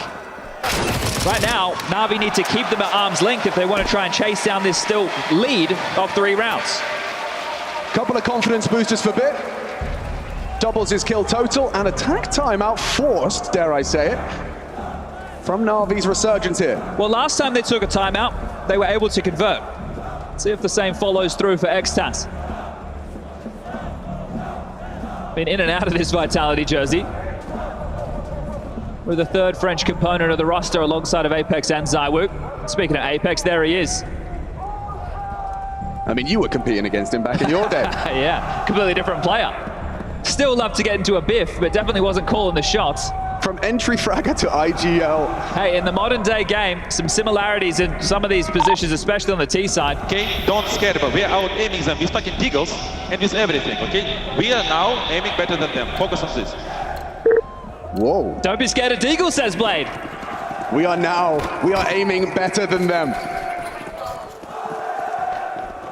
Here we are. Round 18, map 1. Strap in. Na'Vi have found some consecutive rounds. 3 on the trot, but the gun's back out. Yeah, Bit with so much money still opting to rock this MP9, working his way back into this game as 5 kills on the CT side. Clear of the smoke, nobody home. Transitions just in the nick of time, did Bit. Flash forward into the fight. Mezzi blind. Bit gets him for free. Beautiful teamwork, and the dink is there. Spinks. Low half HP, can't be finished off. Spinks has got the double. That's massive from Spinks. Wonderful trying to trade, but IEM pulls it back, and Flames back and forth, trading blows, 2-on-2, but look at JL! ZywOo's not looking, and that damage, that dink, that MP9 put him on 43, so he has to operate in this 1v2 with half health. JL was responsible for a lot of clutches in the semi-final yesterday. But that's why Spinks is in this team, to close these rounds. 3 kills already, but it's this 4th one that is oh so imperative. The bomb is under enemy control. And JL, he knows that's important. His life or the bomb, the target. descends into the top side. New avenue of approach. 30 seconds. Spinks brought into this roster to close, and he's done it on the grand final stage. Absolutely pantsers JL there and gives the Lanxess a wave.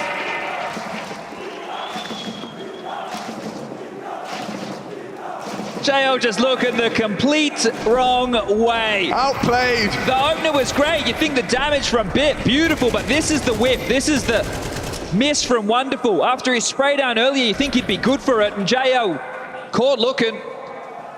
Oh man, what a big one. Just as Na'Vi was starting to string together rounds.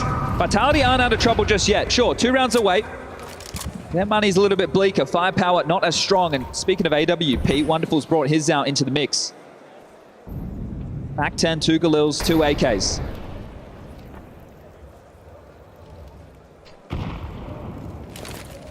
Throwing out a top fake. That's going to draw bodies and eyes in towards A. But they want to cross yard, and they will, but noisily. Apex, he's called them down. Alexi will have heard this from Red Pole. So Zyru Park lobby, but we need people to tend to that low side. Two different fronts. And in the smoke, JL lies. Looking away, fight on multiple fronts towards the control room in the lower side as well. Bit's been caught out completely, throwing out a smoke grenade to play around. Wonderful has the angle on the cross from Decon.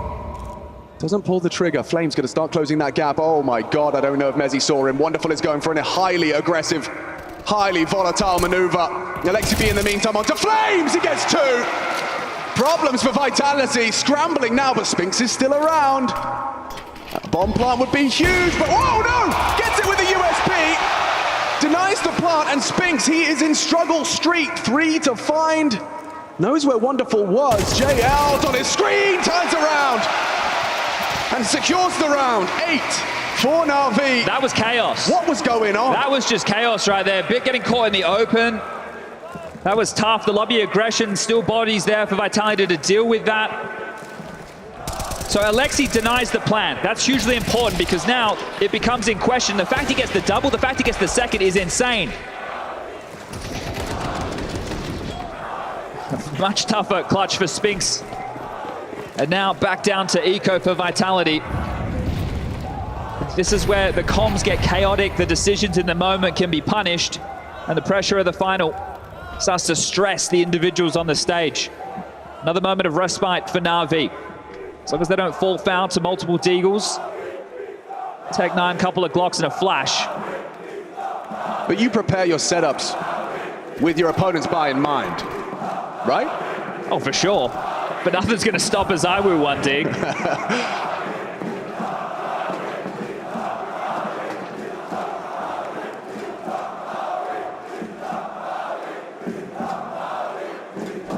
Audible there, drops off the silo. Run boost. A run boost, it's all distractions. It's so that the Deagle from Zywu is overlooked, but look at that, wonderful. Clean with it. Ime the same, sweeps 2 under the rug. Spinks last a full laboured spray. Interestingly, after they won the rounds where it was a 3v1 against Spinks, they either didn't or couldn't get the AWP back for Wonderful, and it's likely that one could have been purchased or dropped. I didn't have full scope of the money, but they haven't brought it forward. Guys, I'm sorry, but we lose round because we're not playing together. We're better than them, but we play for ourselves right now. Yeah. Play for ourselves right now. I'm sorry, boys. But let's fucking wake up. Let's do one equal. Apex demanding some focus, got to play together. It's a team game after all. The individuals can swing, but you're going to get this done as a unit. This time heavy lobby presence from Vitality. Just Zywu towards Yard to try and create some presence in space. Emma already rotating down towards B, so they trust that the smoke wall means something. Back to Bit. This is his ramp. That is a bullet into his head, just through the metal. Preserves his life. And Zywu's been caught outside. Ime, that early descent down the vent has resulted in a Zywu opening kill, or opening death, I should say. His body now idled outside the secret stairs. Limited util for the finish here, Vitality. A man down, they are testing Bit. No secret, their occupation. Bit delivers a headshot, his occupation. Ime perfect position here to deny. A man advantage though, is there really something for Vitality in this one? Where is his help? Where is the support? Maybe he doesn't need it. With flames gone, Messi advances in to clear out the position, and now that bomb will likely go down. I say that, Alexi already towards the double door, swings it open to ensure they're away and aware that bomb plant will be spammed. Two of them there exposed, but Messi still puts them all down. JL gone, wonderful necessary kill. Up to Spinks. 2 to find, finds a plant spot he can work with. Wonderful, and Alexis running him down. Double peek, it's wonderful again. An important multi-kill, that double kill makes it a one-round game. Got to put some respect on Bit's name as well. I know that he's towards the bottom of the scoreboard. He gets that dink early through the walls at ramp, but he doesn't just turtle up. He still plays forward and gets a kill on Apex. So they know that the fight's coming. They know that it's going to be the B play most likely. That's how ZywOo got caught by Imma. This one gets awkward. JL full commits to the spray from double door. He wasn't being able to get covered, but at least traded. So some tense moments as the third tactical timeout for Vitality has been called into use. 3.5 for those on the low end. Just over 4K for the likes of Mezzi and Spinks. Max loss bonus into the next. This is the type of round where you can get tricky with your investment. You don't have to shove all in. Leave a little bit of extra cash so you can have a full buy round going into the next, but keep the pressure on. This is still a very winnable round with what you have at your disposal. You do not want to allow Na'Vi to accrue any more cash money. Couple more kills, get the bomb down again. Don't let them off the hook easily.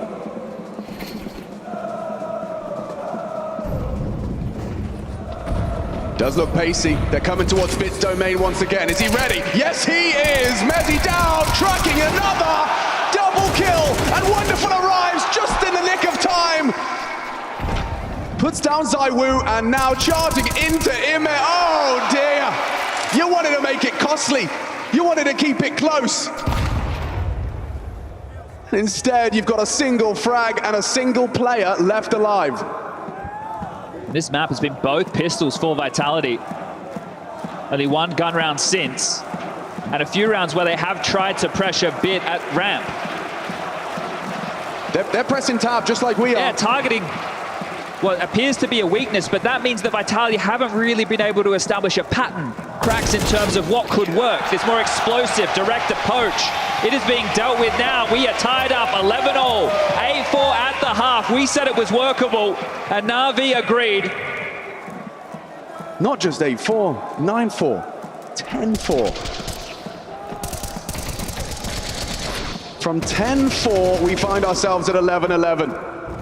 And I know what Vitality are wishing for. An elusive round on this T side. And that's the classic Apex frustrations. That's a mainstay in the Vitality camp. Demands a lot from his team, but understandably so. It's third time in the Cologne Grand Final. Oof, wonderful on the jump. Spotted the head over towards Silo, aware of the presence. Yuto being lined up. Apex with the smoke can also do a flash from this position that completely blinds main. Ah, doesn't look like that's going to be the follow through. He's got other ideas. Again, though, you want to talk about direct approaches. 4 members of the Vitality squad. But it's just Alexi. And he's playing this unbreakable position. A flash for his repeat. Does confirm multiple bodies. He spots the bomb there. Awkward in the flames. IGL on IGL. Apex brings him down. Apex! Finding Wonderful. Awkward now for Na'Vi and Vitality. They can pause, but Spinks, he hasn't. He's catching Bit completely off guard. Yeah, all that space taken, and bodies dropping. But Imma's still down here. This is a crazy rotation from Na'Vi. They won't expect this. If anyone scouts out that top site,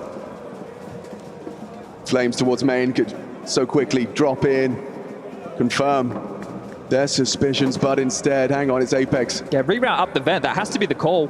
Still plenty of time to do this. Mezzi's going to investigate over towards B just to be certain. Well, we can't see him. We can't find him. Where are we going to finish Apex? Oh no, they're going towards him. Oh! Mezzi stops us from getting a little nervous about that one. Would have been an insane 1v5, sure. But the fact that Na'Vi rotated 3 bodies down towards B after Alexi takes contact and gets singed towards Yard, it's an Apex double. And I said that these players, similar positions on the defense, well, it's Apex on the attack, cracking Yard open. A necessary round to get them 12. Na'Vi on this stage yesterday were under pressure against MOUZ. Similar situations, having to battle back in close affairs, overtime. Well, that's where they need to go right here, right now, if they want to stay in contention for their map choice. Map number 1 of the best of 5 Nuke. Otherwise, Vitality can run with the momentum into Dust 2. Yeah, Na'Vi, Nuke their selection as the first map of play. Vitality can end it here and take it away from them. No kit, no money to afford that.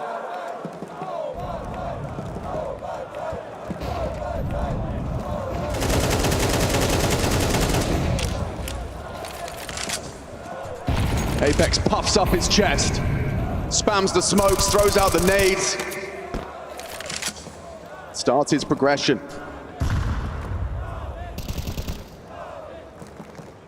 Sphinx and Flames responsible to contain the lobby. JL Imet towards the A site. Supportive util for Apex. He's going to try and use this. Yeah, he'll use that smoke to guise his push. Now, Alexi doesn't know. It's an uncertainty, and nobody's looking his way. Wonderful down! Big one back from Imet, but JL holds tight with his SMG for 2. Imet goes for it. Captain Sphinx progressing. Na'Vi won overtime. They demand overtime.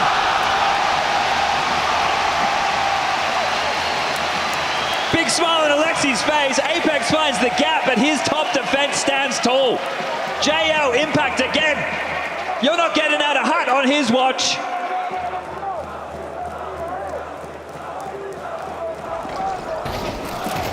Oh, it's so close to Immer getting caught on that quick switch, but he does just enough. And this is a great catch as well. Really sealed the deal with the final frag. You can understand the pounce. You can understand why Vitality getting a move on. Apex gets that kill. They want the follow through. They want the knockout blow. They want a map number 1. This is a complete change of the setup. Immer traded out early. Bit the ramp player in warehouse. He's been spotted on the crossback. The AWP not in yard. How quick can Vitality piece this together? Mezzi's just taken JO in the meantime. Pressure everywhere. Lots of moving pieces in this one. Look at Apex. Alexi B responsible, and now his position's noted by throwing out that incendiary. Apex in a power position to strike. There is no way Alexi's ready for this. Oh, a lovely start for Vitality, finding gaps up against the very best. Good cognizance there to smoke off ramp, make sure there's no push in play. Vitality dotting the I's, crossing the T's. Bit announces his presence, spam downs, just alive. But Vitality, hard to see you losing this one.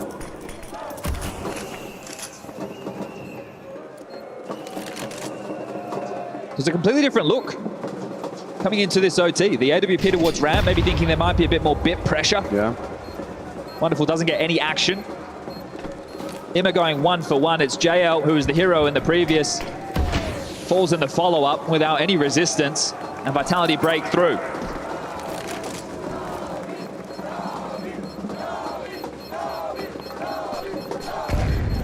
Wonderful brings everything through. A full buy. Do we see yard aggression from Na'Vi? That's the question. Do they want to stall out a lot of these movements? If you all in, by a classic yard aggression, you get one player close red, either you want to play on the far side or the close side, right? You can also push a player up, slither through the main smoke, right? Get ready to fight towards the T's coming out, and then have your AWPer oversee silo. Yeah. That's an all-in maneuver. That's literally shoving all in. If you shut down yard, you win the round. You don't. See what they call. I feel they have to go for something either more turtle or more aggressive, because right now it feels like they're in between the two mines. Yeah, like a tepid defense. It's not going to be yard focused or centric, but Wonderful does find himself here. And we could have had a head-to-head. Zywoo is on that silo, providing the overwatch and cover for his teammates. A clear of the smoke, a chance for Wonderful. Whistles one past him. God, that's aggressive. Apex, he's happy to fight. Brings the AWPer down to just an inch of HP. 7 for Wonderful. Now they can just stand. Look at him standing on the red box. And how has Imet found that? Sphinx. Some smoke games from Imet. They know what's up.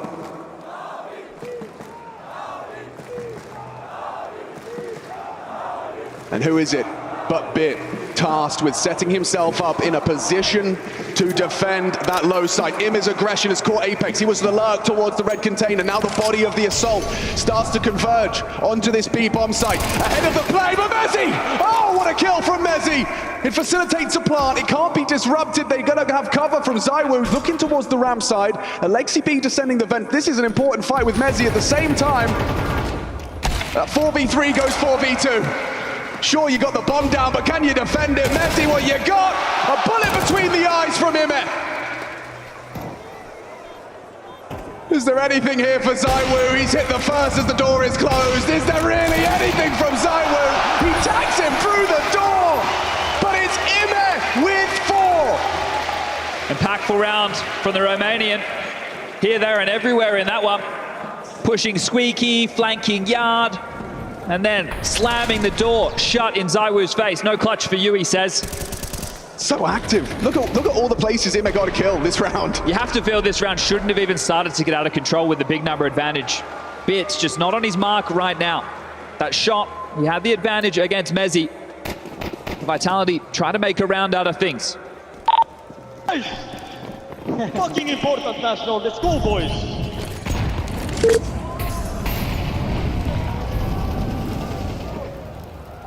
Ooh, wonderful, trying to touch of aggression. Here in overtime, and oh no! An opportunity presented itself. The backside of Apex slipped into his crosshair, but he's unable to pull and convert. A re-aggression seems... This is risky. Absurd.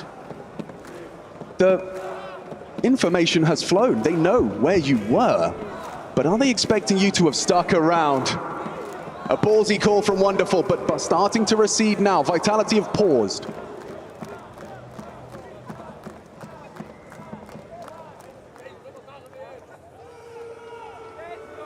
Maintaining lobby control. Look at all the nades left for Vitality. Still so much util for the finish. Plenty of flashes. Molly's in the mix. Forced off is JL, that Molly top hut. And now dipping down the vents, multiple bodies. IME will hear this. What's he got? Messi's down. Bomb! Lost! IME defends valiantly towards the decon door. He is locked in. Apex has to try and beat him down. From either side, he's getting crunched in. Is he got another one? Finally brought down to his knees by Apex and a 2-on-2, but look at their health, 16 points of health for this French duo in Cologne, caught out on the plant. No chance for ZywOo, he has to plant. Alexi advances the smoke, guising his aggression. ZywOo down, it's enough, E-round.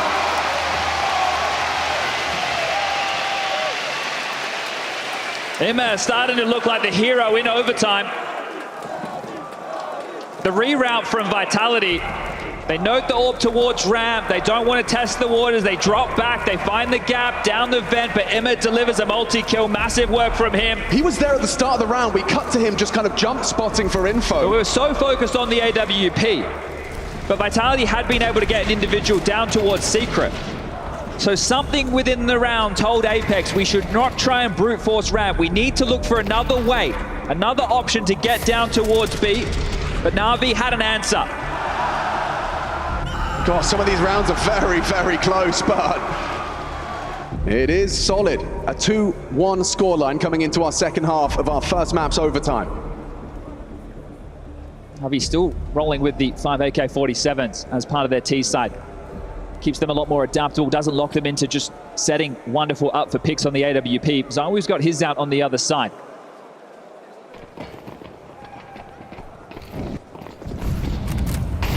Let's see what kind of trend they set to start us off. It's a headshot from JL. Spinks brings the fight to the squeaky door, and JL happy to oblige. Yeah, you bang on there. That's premeditated. That's Spinks saying, I will go and duel against JL. You know he's going to be there.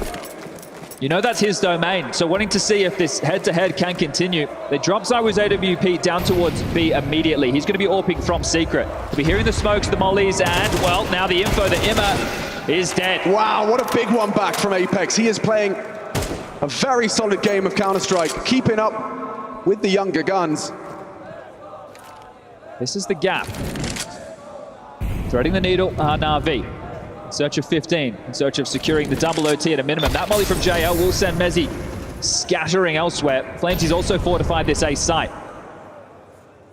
Alexi's starting to pivot them back. JL could get another. The timing on his side. JL's doubled up. It's such a crucial moment of the game. JL finding form. A double kill. Look at this.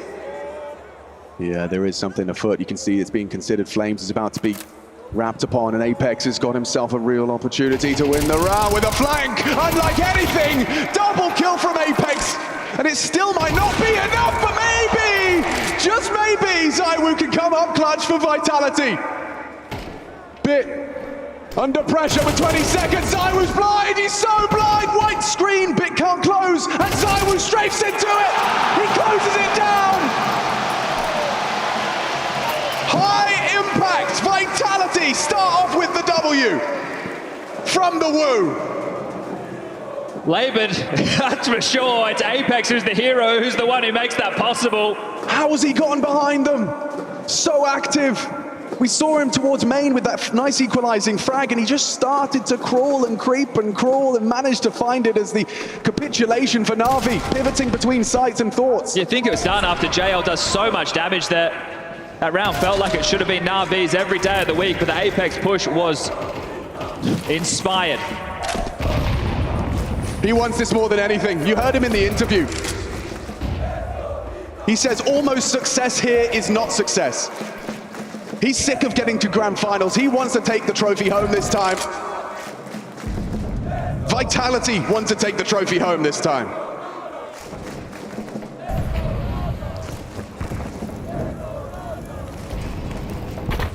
Oh, damage. Yeah, scary. That's heard. Yimmer's options are going to be limited now, and don't forget how impactful he has been in this overtime. 28 kills.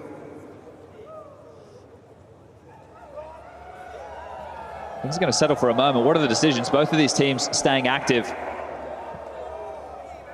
Always a flank. They're hitting the brakes, 45 seconds. Alexi's going to have to come up with a call. Spinks was flirting with some ideas of clearing, and instead just dips himself down. Risky rotation, considering the circumstances. Mezzi under scrutiny, flashes at his feet. Flames the same, ZywOo just a dink, but maybe Mezzi can hold on to this site. A man advantage, Spinks is coming up the ladder and it pays off. A late flank up the fence, and it results in a 3-on-1 Vitality to take 15 first. Only Yimmer stands between them, and there's no damn time. There's nothing for him here. 15!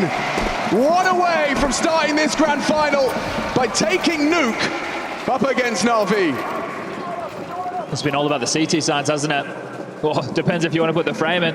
The struggles of the T sides indeed. Vitality with both pistol rounds in this map, and the fact that still has gotten here, still has gotten to overtime.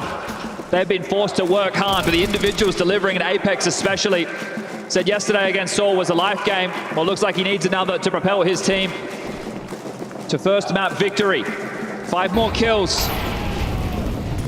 A bit more aggression. Easier said than done, but simple when you boil it down. Crosshair on head, straight to Immer! Cancels Immer's round with one ult bullet through. It's not even a wall bang, it's just perfectly placed. Coming apart the seams now. Oh, JL's gone as well.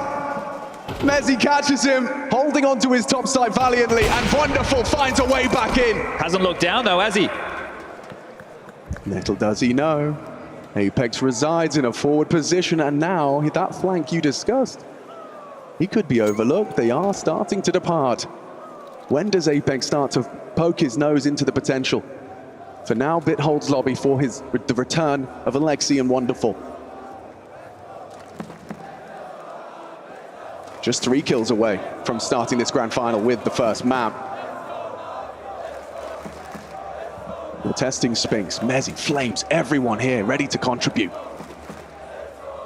And Bit's gone down, looking very nice now. Alexi B putting up a fight, finds the headshot onto Apex. They're all ready for you, and down we go. It's 30 rounds, but Vitality swinging into this grand final. Nuke is theirs, 2 away from the elusive trophy.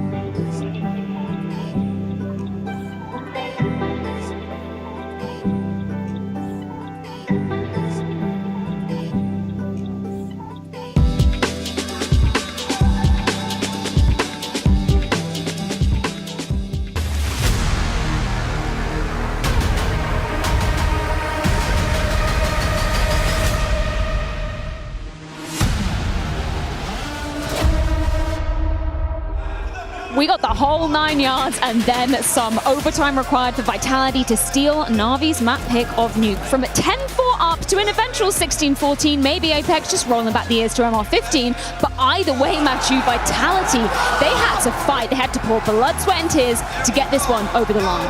What a way to kickstart the grand final of IEM Cologne, Freya. This was absolutely beautiful. It was messy. It was chaotic. It was crazy. This is exactly what I was hoping to see. And listen, Vitality get away with the W, that's great. But we saw the grit from Na'Vi that we talked about. We saw the resilience. We saw the ability to fight back. Hell, they put Vitality in a position where the sighs of relief were coming from the camp. There, they were struggling. We saw Apex screaming around. I thought they were done. I was ready to give up. I had my white French flag ready to soar, and they still pull it back. I guess we just had to play Freya as many rounds as it took for ZywOo to do something, right? Because he was nowhere to be seen in that second half. We'll get into that a little bit later, but yeah, in the end, you know, the prophecy comes true in the sense that for Vitality to be successful, it's going to have to be, you know, strong starts, trying to snowball the game, and it was the both pistols that really bailed them out on Nuke when you look back. Should we go back to talking about those strong starts? Because obviously for Vitality, they came out all guns a-blazing, and it was actually on the CT side of things, right? We were praising Vitality's T side. Let's go back to round 7, because for ZywOo, this was a chance to be really starting off hot. You know, although he did kind of quieten down in the midsection, this was a great start. I mean, the CT side side was prestigious from him, and mostly on the rifle. You can see here the read from Vitality. We have that hate from Na'Vi. The first spike is being found, but you have so many players ready to fight. Spinx is behind the smoke, and it's going to be ZywOo taking the timing, just calling his own number, coming out of heaven, and finding a triple kill on the rifle. There's two elements to that clip. First, it's the rifling of ZywOo that put Vitality on track on the CT side, not the AWP. Secondly, the reads coming in from Apex. That's a great call to have that rifle that's close by ramp, up the ladder, and then just absolutely smack them. The CT side was very much in control. I have no problem with that. And this is why I prefaced, you know, the fact whether Na'Vi is going to adjust a little bit, because ZywOo does play a lot of rifle. I mean, even when he has money for an AWP, he plays with the rifle based a lot off of how he feels at the moment, you know, and this was an example of why it can be so powerful for Vitality to do that. And then we go into a round immediately after, and let's play a game of what happens next, Janko, because we see the opener come up from Alexi. What happens to It's a Vitality? timeout from Na'Vi, right? So the obvious adjustment is starting to work yard a little bit more, and you can see ZywOo, he's playing close up, whiffs here onto Alexi B, loses the fight, and now look at what Na'Vi does in a 5v4. Okay, first it's Ima, he's taking a gamble, that's fine, kills Apex, and I think this maybe is miscommunication. He sees Apex moving on the death cam to the right, you know, and then Bit thinks, okay, maybe he's fallen all the way back, maybe he misread the sound cue. They give away a 5v4, instead it's a 3v4. You can see that they're running out of time. They try to walk B, they had to start running, and it's really messy. And Blade said in the HLTV interview, right, I love the term that they use, that on stage you're gonna have package loss. You know, you're gonna have 5% package loss in communication, something's gonna get missed. You know, your teammates are going to be a little bit slow to react maybe to some information, and I think this round was an example of that. Absolutely, and we saw that happen to Vitality on the T side. This is where the tables absolutely turned. This is where Na'Vi actually started to go for info play. Ime cross smokes, he beat Spinx to the punch a couple times on the lurk. JL had moments where he was making life absolutely impossible for the defense, so good for Na'Vi to fight back in the second half. In that round 8, did you guys see the scoreline or the number next to Bit's name at that moment? I don't want to harp on the guy, but he was on 1 kill for quite a long time, right? I mean, he basically ghosted through this game, as simple as it is. He was the leading for the MVP race, starting the grand final for Na'Vi. He had been absolutely fantastic, but it took him about 14 rounds to start playing Counter-Strike, and even then after, I mean, listen, the 1v1 he has against ZywOo is the most damning, is the damning evidence possible. I mean, he allowed Vitality to come back. ZywOo was beaten to the punch, caught out of position, flashed, he whiffs with the AK, ZywOo kills him, and that's the game right there. He was obviously trying to have some impact when we move over to that CT side of things. So let's jump into round 21, because obviously playing that ramp position is super crucial for the side of Na'Vi. And he does manage to get the better of Vitality when we move into the second half at points. And what was really interesting about this round is that you could start to sense the panic in Vitality. They start to figure out, holy hell, Na'Vi is back. See, the trade here is relatively correct from Vitality. Ime finds one, but the spacing is okay. They're going to find Ime. And once they do, pay attention to the smoke, because that is the biggest tell you can have. Double smoke in the same position at the professional level of Counter-Strike, the grand final of Cologne, and you both smoke the bomb. And this is because things are hectic. That's because you're losing track of what's happening. In this clutch, of course, it could have gone better. One headshot would have made a difference, but still, at this point in time, Vitality was on oxygen supply, and you could feel the tension through the clutch. Yeah, this is where you think it's actually going to slip away. Na'Vi is going to be able to mount that comeback right all the way, close it out in regulation. But, you know, we've been doing a lot of talking about ZywOo and whatnot. You guys thought we wanted to slip one, you know, in there with Apex being in the MVP race. He was their most valuable player on this map. Apex is the sole reason why they were able to close out Nuke. Yeah, and you could just see some of the numbers. They don't lie on the side of Apex, Matthew. No, and what was really impressive is that he kept threading the needle for aggression, but not senseless. And that's sometimes the issue that he's had when the games get frustrating. He would push the envelope, he would exaggerate, but here, even towards the very end, as Janko is pointing out, he's got a couple of moves. He has a flank who's coming in from outside, behind enemy line when Na'Vi is about to hit. He had all of these moments. He had his lurk towards inside as well. He finds Alexi B.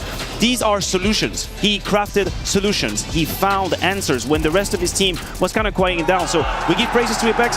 He deserved them, but look, I went to university for 5 years. I don't think that would be enough for me to understand what the hell ZywOo did on that T side. I know he didn't have a single kill in gun rounds, but even the ZywOo clutch against Bit is only made possible by the Apex flank and finding 2 kills. That round was all but over, so props to Apex, great game by him. Navi is 1-0 up, but that is not the formula for them to win this final. You can't rely, I don't think Apex can pull it off every single map. I don't think that's realistic. I think he even has the positions for it to do it, but the rest of the team needs to step up. He got them over the line in this one. Now it's up to the rest of the team to join the race. A super tight affair coming off of map number 1. So I'm curious how the coaches are feeling after that map of Nuke. Well, that was one hell of a way to kick off a grand finals. I was able to talk to Blade a little bit, and he told me that, okay, he can feel some nerves, he can see some mistakes, but he actually sees mistakes on the Vitality side as well. So he's noticing that there's a lot of stress when it comes to this. But he says if they can win Dust 2, he's still confident. He says he can understand how they play. Then that's a hugely positive sign, and he'll be full of confidence for the team going forward. That's interesting because I actually heard almost exactly the same because I was talking to FACEIT and I asked, how did you get it back after you lost all those rounds when you should have had the advantage? And he said, we weren't in that game with all the focus we needed. We made a lot of mistakes, especially on that T side. He dropped an F-bomb as well and said it absolutely had to be better. And yeah, I think we're in for a long one. Full focus moving on to the second map of potentially 5 here at the Intel Extreme Masters Cologne. That is going to be Dust 2, the pick of Vitality, which Matthew has been quite a comfortable ground for them. Makes sense, it was kind of the home ground for French CS for a long time. Oh, I mean, definitely. Listen, we played Dust 2 probably 5 million times in French Counter-Strike, and it continues here with Vitality. I think this win on Nuke, albeit messy, complicated, sweaty, and you can feel Extas's tension, I think it makes a huge difference. Had they moved to Dust 2 with a loss, when the position that they had, it would have been so hard to reel back in to bring this group together. So now you're going to Dust 2, you shake it off a little bit, but I'm still not quite at all. I still think that when the game tenses up, I think Navi have better protocols. I think they remain more calm in these moments. We've seen it here. So for Vitality, the rule is always the same. You need to have breathing room. You need to have a margin. You need to be able to be comfortable. When that is, let's all have a good time. But when it gets tense, as we saw, much more complicated. Navi is yet to play Dust 2 in this tournament. They played a couple of times against Big, get Blast, beat them both times, but it's different. You have to play it on stage for the first time. The problem with Zyvo on T-side Nuke was like, what was he doing? In like, how are they? What are these calls that he's in a position? He's alone in op with the op in secret, right? The rest of the team is lobby. He just feels he could never really get into rhythm on the T side, and obviously you want to avoid that when you have one of the best players in the world. Try to maybe call for him a little bit more, or at least make him a little bit more comfortable in some of the rounds. I think it's an absolute tragedy to use him in that position. I think you want him in the trading pack. You want him as a second in. You use your entry, you use flames. He finds one, he gets traded. Zyvo goes in. He's got that trading potential, and then you get him in the clutch. Why is he a lurker, flanker, opener outside? Like, what is that role doesn't exist? There were a few rounds where it didn't really make sense. Hopefully, I think I know that's the case. On Dust 2, that won't happen. On Dust 2, it's much more Zyvo-centric, how they play as well, because that's a map that he affections a lot with the AWP on the T side. So I don't think that's going to happen again. I think that was a one-off. I think Freya, actually, I think Dust 2 is a must-win for Vitality as well, if they want to win this final, because I wouldn't put it besides Navi to even be able to come back from 0-2 down and reverse sweep, right? We know how Mirage, how good Mirage is for them, right? We've seen their prowess on Inferno and so on and so forth. So Vitality has to capitalize on grinding out Nuke, right? They have to get everyone else to wake up, again start strong and try to snowball Dust. Well, Vitality's map pick of Dust 2 is coming up thick and fast, but not before we head things to a quick break. When we're back, Na'Vi versus Vitality once again, map 2 of the Intel Extreme Masters Cologne.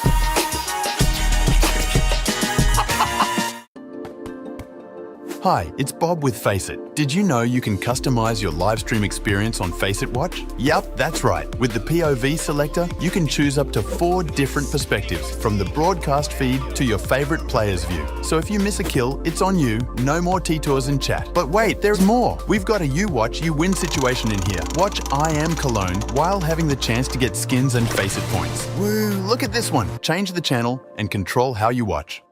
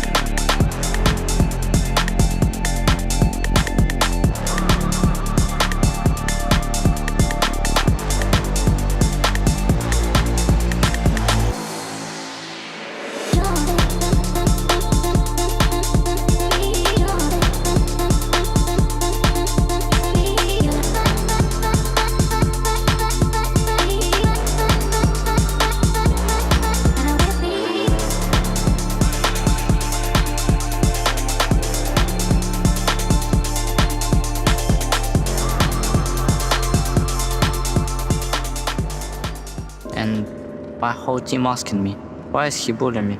There, my son. Heard a lot of flame in my time, but nothing comes close to what that 34-year-old man said about you. Mr. Spaghetti Arm is not fucking getting this trophy. I don't give a shit, boys. Mr. Spaghetti Arm. And for ESL to publish such vile toxicity. I'm disappointed in ESL. Can't believe they do that to you, man. That's fucked up. So unprofessional. Magic said Kerrigan body shame. He went to speak to FaZe manager. I'm just a kid. It's misunderstood. I'm just a chill and kind guy. They're saying donks wide. It's all wrong. I just see opponent, get scared, and try hide. So innocent. Can you even remember a dunk watch? No, I don't actually. I'm afraid of the coaches. Do you remember what happened to Zontix on the major? Infinite 2.0. Another Kerrigan victim. You poor souls. Go home, my son. Confession is not needed.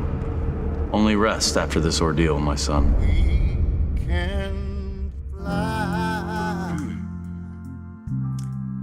Ah, there's our young prodigy. Donk is in the building. I repeat, Donk is Such a pleasant young man. Look at him. Let's ride! A friendly banter. The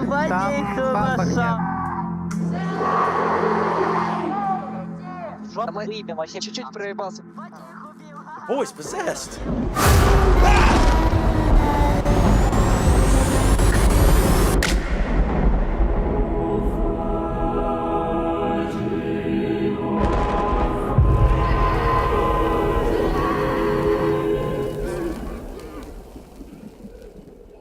I think this is too short.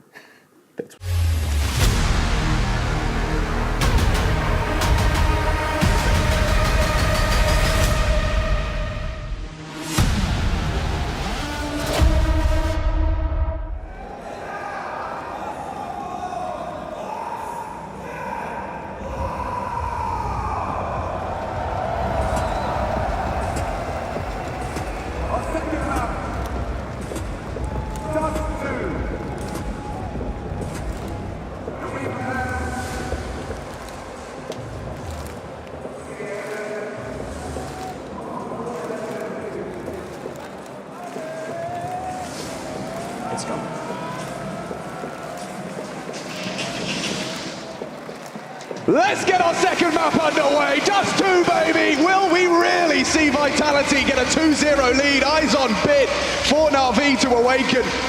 And one Frenchman has taken you one step in the right direction. Not a single Cologne trophy for France after having such a presence in the game. Will ZywOo play a part in bringing the first one home to France?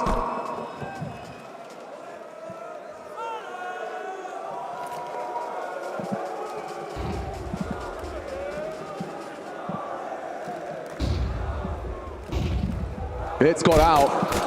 Flames now spots him out. Wonderful will need to support him because he's got a HE on his face and only working with 60 points of health. Cautiously fighting Flames, just the tip of his head, but that's all Bit needs.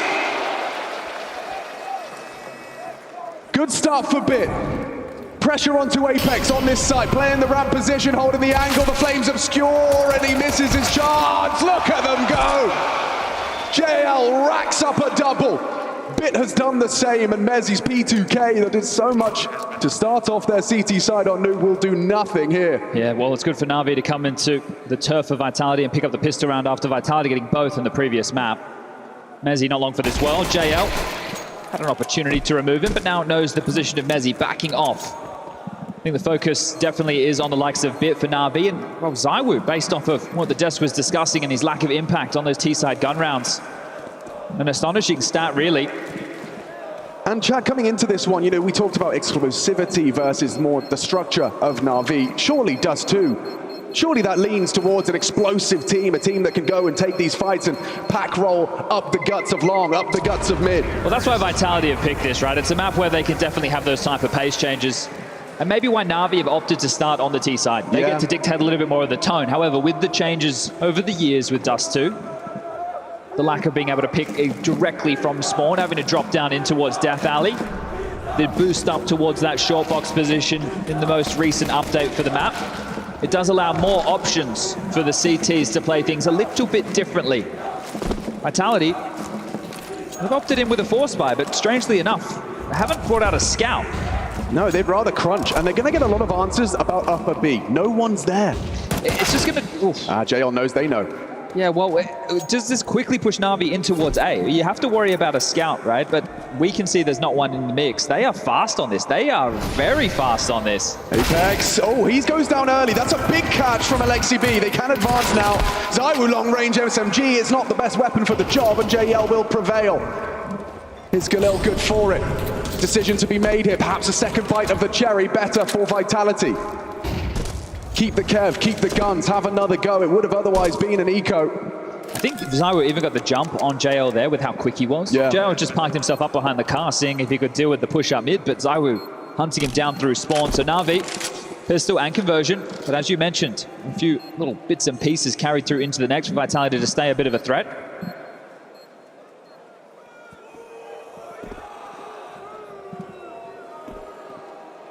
Map number 1 delivered, as we would have all hoped. Overtime affair of a best of 5. So we will see what type of paces these two teams push us through. Best type of Counter-Strike tends to get played in the Lanxess. Did you need more when you saw that Copenhagen victory from Na'Vi? Did you need to see something on top of that? I think when you win the major with less rounds won than lost. Yeah. Right? I'm just making sure I'm framing that correctly. I think you're right. Yeah, no, I've definitely seen that. It shows you that they've eked through a lot of games. Like just by the skin of their teeth. And even by their own admission, I think that major came early. It wasn't an expectation for Na'Vi, but they're definitely going to take it with both hands. Very nice. Finally, we have some money. Good to have some money. So what, 3 saves? Yeah, nothing to really get concerned about unless Na'Vi make an overstep. Right. So if they go out long right now, yeah, sure, some problems. We're going to have to wait and see how this shapes up with the rotation on the minimap top left of your screen. But Na'Vi aren't in a hurry. They're not in a rush. They want to find out where these foot faults lie. A good type of round to take a breath, make sure that everybody is focused in. You've taken a break between the maps. You've known it was close. You knew that you're in with some good chances. And if Bit can get into the play, which he made a statement on the pistol round, well, now we're cooking. Immo was fantastic. JL having his moments, wonderful with that spray down. I think Alexi was calling a decent game. But Vitality, it was Apex, and it was his calls towards the tail end with those stacks. It felt like every time Na'Vi came knocking towards that top side, there were so many bodies to deal with. So patience being a virtue. Now they will look to take this long control, up short as well. pincer into what should be an A split. Dramas reside on the other side. It's all very site-centric for Vitality at this juncture. Who's Apex flashing for? ZywOo mantling up. We'll just use that to reposition forward position. And down goes Apex. ZywOo spotted out. Good awareness there from him. Not going to run past it. Not in a hurry. 35 seconds as there's the Mezi FAMAS. And it is only going to get one. Nice long-range shot from Bit. Of course, a headshot. Did you see his headshot percentage in that semi? Yeah, pretty wild, which is why he's one of the MVP candidates coming into this grand final. Over 90% headshots. And it's not like he was under fragging either. The AK will make headshotting a little easier for Spinks if he can preserve it. And wow, nice demonstration. Takes down the headhunter. Well, this is great damage. 3 kills. Going to be a lot of rebuys for Na'Vi. They don't want to give anything else over, and Wonderful won't. Blade should be happy with that. This issue is the casualties against those saves. Wonderful was not able to scavenge an AK. We'll have to carry through with the Galil, but the rifle's about to come out for Team Vitality. Good shot. And this was the one we saw long range from Mezi's POV. Yeah, didn't get much of a chance in that one. But I mean, now it's time for the guns. Now we get to see how the CT side for Vitality fares up against Na'Vi 3-0. And the AWP is out for Wonderful. Yeah, not the same for Vitality. ZywOo just donning the M4A1S at the moment. He's forward on the blue bin. Bit shows a little something that's a threat. They've been blocked. Imma immediately trying to take some space. Has been able to scurry down middle, a head-to-head against Apex potentially. Oh, that one. Oh, it really hurts. Imma cut down. 2 HEs, well placed. Flames trying to keep him at bay. Bit will get ahead of this. Into the Flames, into the spray. Lovely from Flames.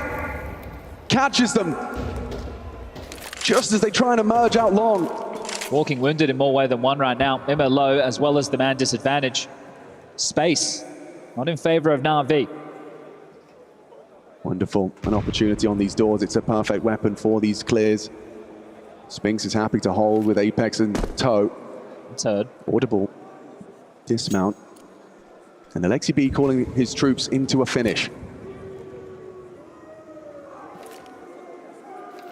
Imma versus Apex could happen. And that would be uncomfortable. Imma the late piece. Holds that top mid push. It's not coming just yet. Flames stalwart on long. Mezi tucked in. Will likely be overlooked here. He's ready. And Mezi! Only the one! But Spinks falls as well. JL has made a round out of this. The site theirs. Bomb on his back. Heading over to the site for a plant. Imma as well. Don't forget about the damage. He's got 10. Winning out that duel. Putting Apex down. The kit available for this retake. Yet to reload. ZywOo, 9 bullets. May not be sufficient for 2 kills, but Flames can contribute as well. Look at their health. He's not going to molly bricks. Instead, the big box. Imma swings into him. It's too easy. Flames and ZywOo partner up and clutch up for Vitality.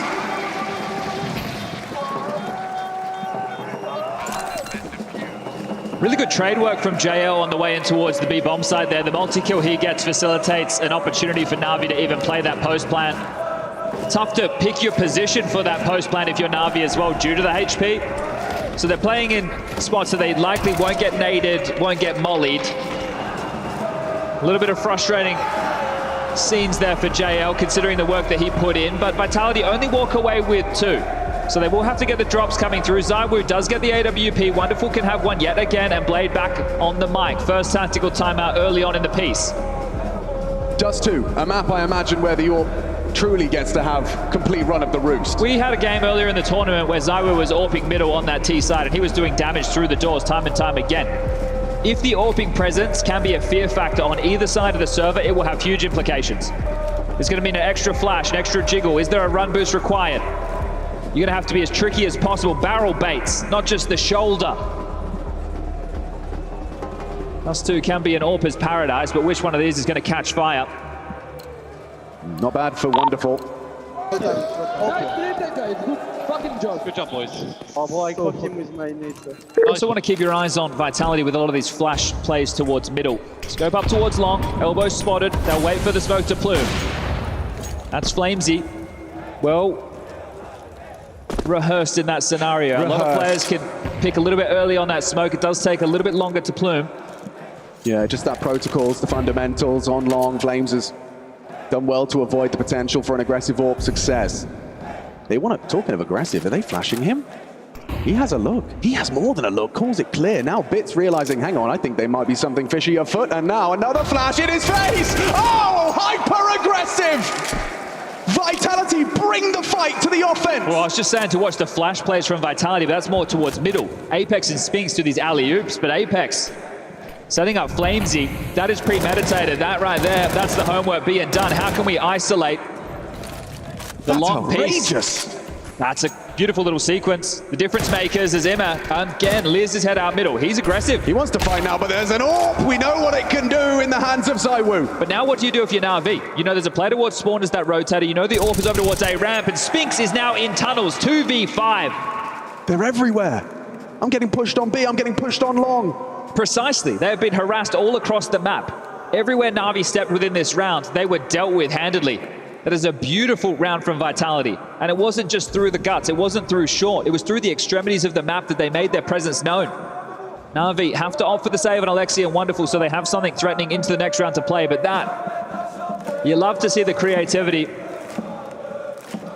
And you've got to have players that are willing to follow the call. You know, Flames is doing everything Apex demands there. As he pulls the strings, it's Flamesy that's doing the dance. Well, this is the thing. If you're Apex, you probably see a bit of yourself in an individual like Flamesy, a stubborn buck, young, and wanting to take the fights essentially at all times. If anything, it's reeling him in that tends to be the problem. Sure. So the fact that he can have an opportunity of fight where they can set him up for that type of aggression, and it pays off. You add that to the type of calls, the type of CT stacks that Apex was calling his team into on Nuke, you're adding a lot of feel-good moments in this in-game leader head-to-head between Apex and Alexi. Alexi looking to dispel those best-of-5 woes. And they are woes. Something about the BO5 has not gelled with Alexi so far. A single map win. And many opportunities. AWP searching has to. Needs to be the can opener in a round like this. One of the retained rifles with the force buy behind it. Want to set him up as much as you can.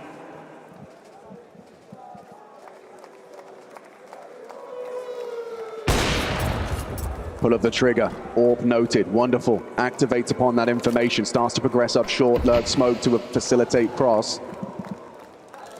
Apex's reaction is interesting. He actually dips off the ramp and heads CT. So they're somewhat playing retake right now. If it is a short execute, ZywOo might give them the sight, but as we can see, the little orange dots have different plans. The lurk smoke on B drew Spinks back from middle. It's Spinks and Mezzy to shut down the fight that's coming their way with 45 seconds. The flashes have to be perfect. And that... Oh, what a perfectly timed smoke. Might spell a bit of disaster for Na'Vi. Time is going to be the biggest issue. It's getting awfully quiet across the map now. Mezzy, just as he was making other plans, tends to his sight, does well for the first fight. Mezzy delivers a double. It's up to Spinks to close, and he's only got the one in him because Wonderful has done enough to facilitate plant. 2-on-2, a retake. We've been here before. Can Vitality best them once more? There's more health this time, at least for Wonderful. He's already got 2 kills. Can the Yorpa pick up a big round for Na'Vi? Alexi contributes! He wrecks him! That is impact from the IGL. A double kill with low HP to defend and secure the 4th round for Na'Vi. Steady shooting from Alexi there. Important round from him. I said it's getting quiet. Well, he comes out middle. He's able to deal with that rotation point. He makes this more segregated. He actually buys time for the rest of the B hit from Na'Vi to trade out and take their jewels at their leisure. The clock an issue, sure, but it's not as rushed. You're not under pressure immediately. You don't win the site fights, and then you're worried about more players coming your way. Straight through CT spawn, ready to deny. Yeah, that time to set it up, and Alexi chose a very good position for it. But we go quite back and forth with these tactical timeouts. Extaz with a moment of respite for Vitality to talk through their options. They can buy. They could definitely bring the guns in to defend their honor. And Na'Vi are only at a 2-round lead. We've been tussling in this first half of play. pistol conversions. Vitality into the guns with success. And now Na'Vi strike back. Wonderful. I think he spotted a little bit just on the front of that smoke. Apex is aggressive. Very aggressive. He knows his angles well. Whoa, the jump! I think he's mouse wheeled that. I think that's a mouse wheel accidental. And it may result in a frustrated IGL. That is his 6th death, empty-handed into our second map. And this hurts considering how impactful he was on the CT side of Nuke. He's got to take the rough with the smooth. Can his team bail him out? An aggressive maneuvers resulting in a Na'Vi advantage. Flames and Spings tasked with containing middle. A barrage of utility starts to hit the doors. Looks like they're cheating over.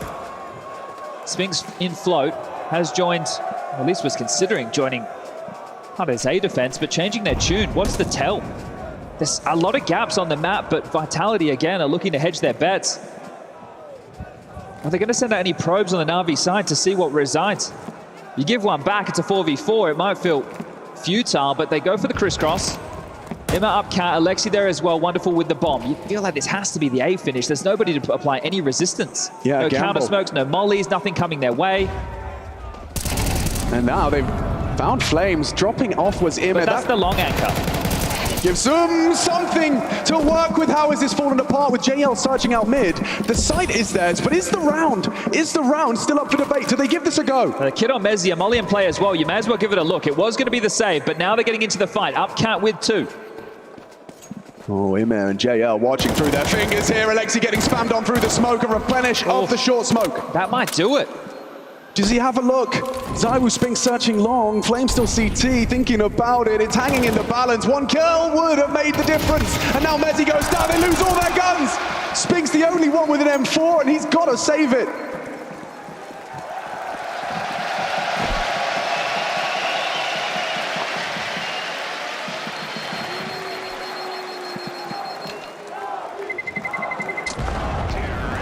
That's 5.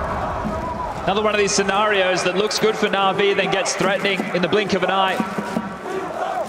Catching JL, trying to slip through that CT smoke. That's what made it possible. But as soon as they get blocked over towards shore, you think that has to be the point in which you call the save. Wonderful was taking multiple targets. He was looking towards CT, then thought he might have got caught by long. That right there is the mouse wheel mare.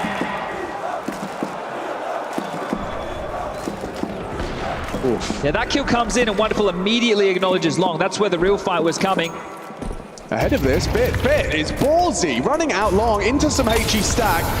He's covered by JL, but they both go down. A safe rifle, a single deagle.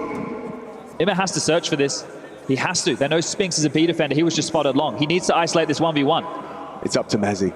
It is all on the Brit here. He only has a pistol, a tiny P250. It's not enough for that kind of range, and yeah, Ime knows what that means. By taking down Mezzi, he lets his boys know that the B bomb site is a safe haven. Alexi B tending to middle. Zywoo's missing shots, but so is Alexi! 2 now with the dig. It's surely still safe, but hang on, Apex he just has to hit one bullet. Shadow, wonderful spotted, body shot. This has to be Na'Vi's round. Costly. But it can't cost them the momentum. Thinking about poking their nose in. The flash will be from Apex. Imet blind, full blind. He goes down, and the round 10 seconds. 10-second defuse. A deagle, a safe rifle, and a dream. Zywoo delivers a gift of vitality. 4 kills from the Woo. And another retake on that B bomb site. Emma makes the right call. He goes in towards B on his own after this calamity unfolds at long. Bit takes that nade damage, gets isolated. Alexi not connecting the dots onto Zywoo, does come back to haunt them as he is the hero, and that's the impact that Vitality are looking for. If it's not one Frenchman, it needs to be the other, and well, this is the normal candidate. The type of rounds Na'Vi need to be converting.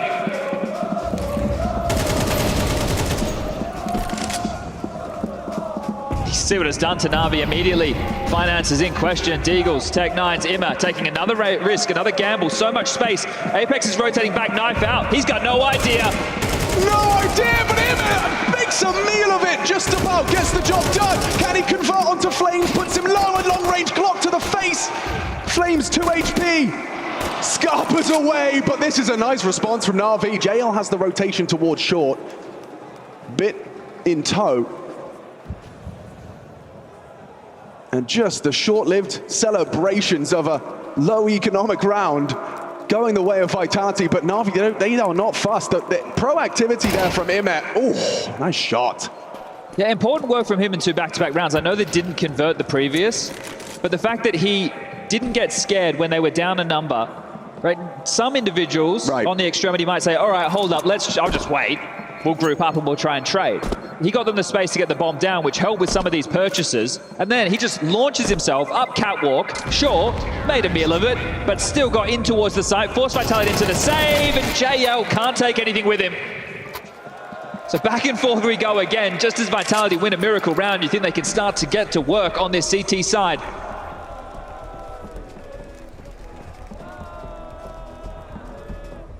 Tag timeout called. Xtaz on the mic. Blade will have the freedom to do so as well. This was the death of Apex. You're right, completely caught out. Not ready for him to be so far up short. And that momentary gap. Yeah, the Glock comes out. And the fact that he's so keen to go for that type of a fight. Okay, the frustrations from Apex, maybe the comms coming in late. This is some of the information that you need. If you're the A rotating rifler, which Apex is, Flamesy anchors long, ZywOo's the A AWP. Right. Apex wants information from his mid to B defender on if they can be up catwalk. Whether that came or not, we were going to have no way of finding out. And could just be frustrated at himself for expecting it to not be a possibility. But a ballsy call from Imet and an important kill into a round 1.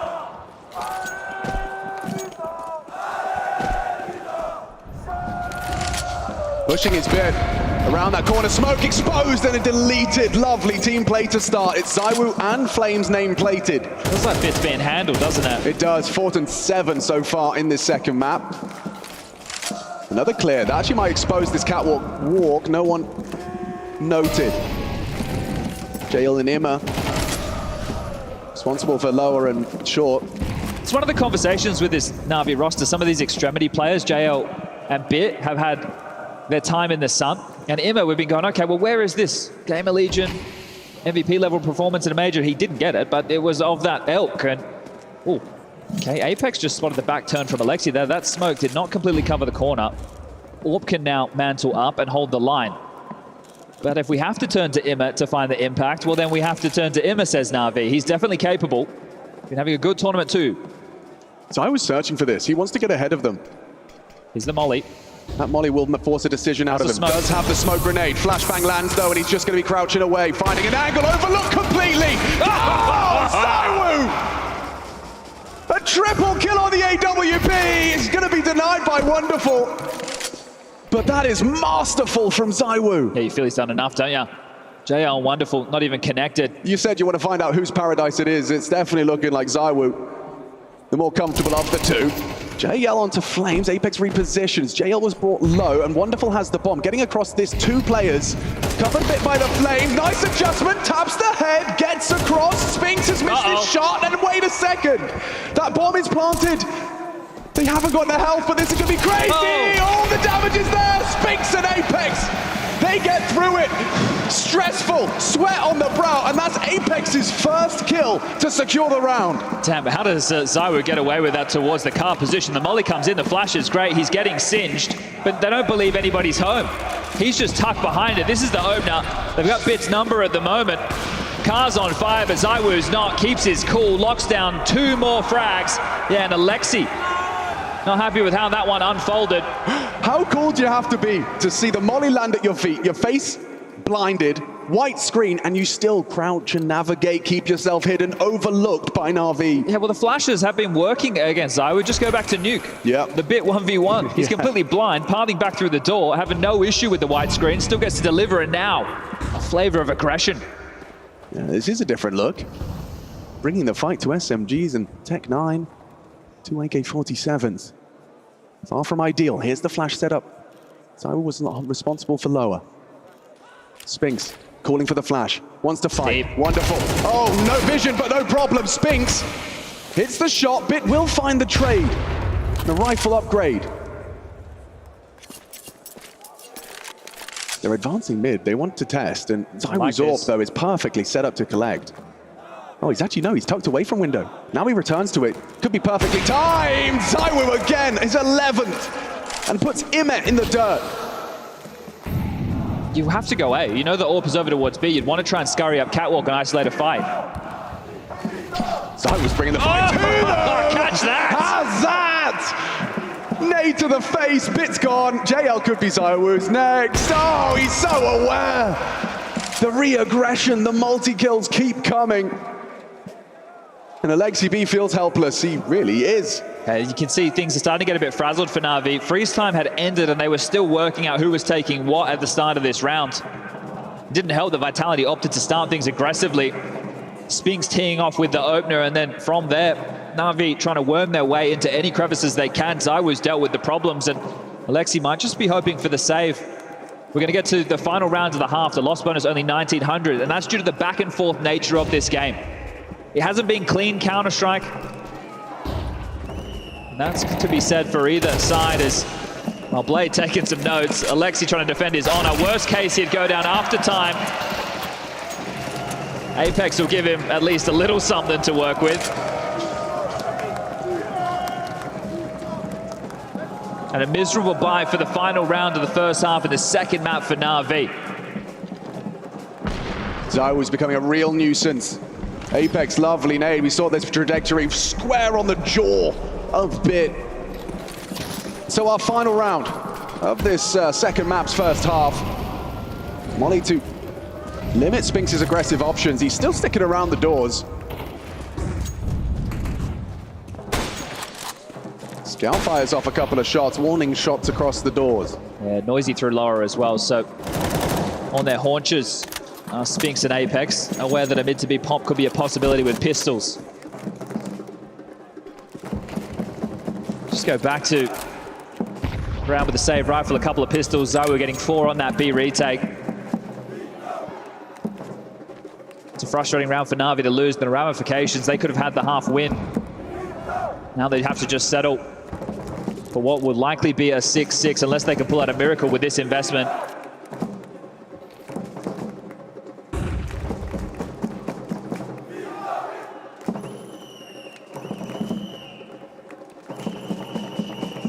Apex banking on a mid to B or a B hit, but right now, very short-centric, and it's just the rifle of flames. Zai will have to cheat back and leave the gap of long if they think it's going to be the A play up catwalk. Yeah, it's really putting a lot of faith into Flames. 3 on the wrong side of the map as this hit starts to come in. Flames does miss the first opportunity, but ZywOo in support. ZywOo doesn't hit his second shot. Flames has gone down. The site will be taken. Alexi tasked with getting that bomb code punch, but ZywOo, a headshot to Wonderful. That was all that was visible, just takes him down. So nonchalant with it. And now so uncomfortable, sure, the bomb is down, but is this going to be another Vitality retake? It looks good because Alexi's low, 8 HP after his battle with Apex. Bit will get aggressive, but now they're pushing George. Good from Spinks, needs more. Bomb about half gone. Apex approaching towards the ramp. JL's actually hit it with the scout, and Apex can't do it. Na'Vi will take the lead on the half.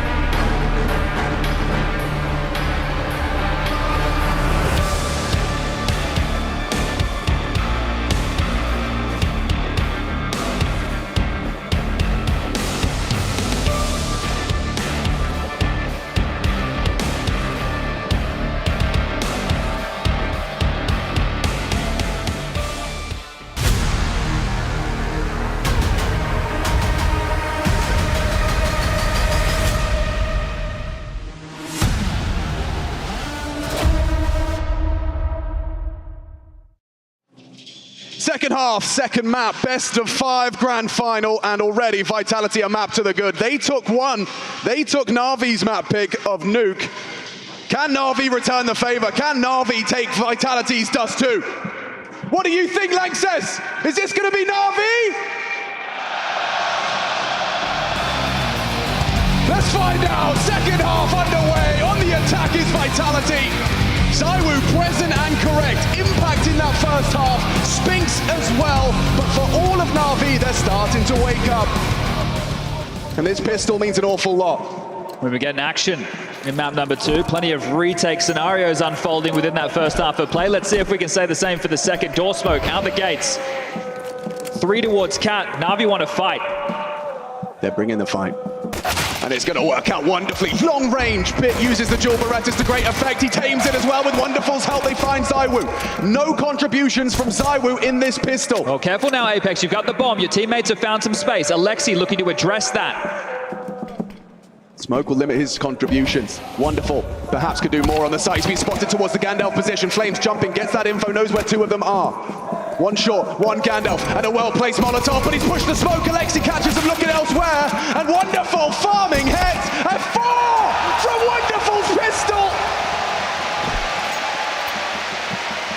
Bit struggled in map number 1, but coming into map number 2, he has had impact in both pistol rounds. And if I'm Wonderful right there, I'm giving an extra thank you to my in-game leader for that distraction. I was pinned, I was stuck, and I was on fire. But he drew the attention so I could take him down with me. All of those assists for Alexi, you saw them in the feed as well. He just softens them up, has 3 eyes dragged towards his position, and it's beautifully converted by Wonderful. Scout for Apex, a bit of a classic. Maybe you see this and think, why has he got it and not ZywOo? Well, this is something Apex has been doing for some time now. That movement speed, and he loves to take a risk. Straight down the gut, secures middle, puts pressure on Wonderful. It's just a scout and Glocks. So they require these tags to make it possible. Emma with the other M4, currently jiggling over towards A ramp. How good is Apex? That's the question. Oh, Apex completely flicks and deletes. Emma's gone. Flames has contributed. Wonderful watching now as Alexi has to try and convert. This is weird. He's got the perfect weapon for the job, but still, watch out. ZywOo has a rifle. No Kevlar, jumping with the SMG, chips away, does more damage to 2 of them, Spinks down, and there you go. Well, they'll scavenge those M4s back. They'll take their time before the defuse, but I asked the question, how good is Apex? Did exactly what he needed to do on the scout to open the door. The bomb goes down and the buy comes through. Yeah, a perfect demonstration of why he feels confident buying that. Look at this shot, outrageous.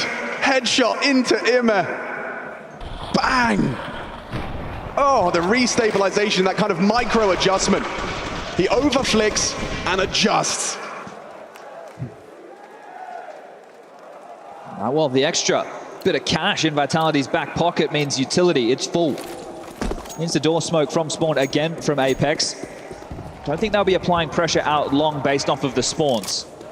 They want to pipe down the guts of middle, put a lot of pressure on the A rotation of Emma. Seems like on the agenda. Mid-smoke cleared, nobody spotted. It's a cool way to get the info safely. Flash, nade for the clear, jump across. Oh, that's rehearsed, isn't it? Yeah, look at that one. Trying to set them up for success, and it works out. Team play at the highest level. Felt like as soon as it was noted, it wasn't the long extremity play. They weren't all in, but they have to be going for mid and short control. So they harassed. The little combo of util. They still will get short. Emma on the jiggle. Has a molly, has a smoke, can block. Blind, drops. Well, that flash has achieved an awful lot. Forces a reposition. Out of that ramp player. Rerouting now, Vitality. Mid to B smoke lands. Alexi might have to push long to assist. In the meantime, Na'Vi need to batten down the hatches on B. Bit has a molly and a smoke. You feel this is the perfect package for defense. He's just thrown out that incendiary. The smoke not far behind. They're really going to have to hope that they can kick through this front door. Good flash. Flames blind. Bit responsible for the potential of Flamesy. Starting his advance now. Away. Starting his advance. Slipping the net though. ZywOo kicks open the front door. They're in! Mezzy and ZywOo take the B site by force. Retake possibilities. The kit present. Alexi rushing through T-spawn to try and find a route and an avenue back into this bomb site. Yeah, but take a look. Mezzy has another smoke. Could drop that out towards doors. That's going to buy them another 20 seconds. Held off on deploying it, didn't get skittish, didn't send it out too early. And right now, if you're Na'Vi, how do you breach back in? Flash in front of the tons. Alexi B is having a look at. Halfway gone. Backing away. Backing away, ladies and gentlemen. Vitality on the board on their T side. Ima being hunted.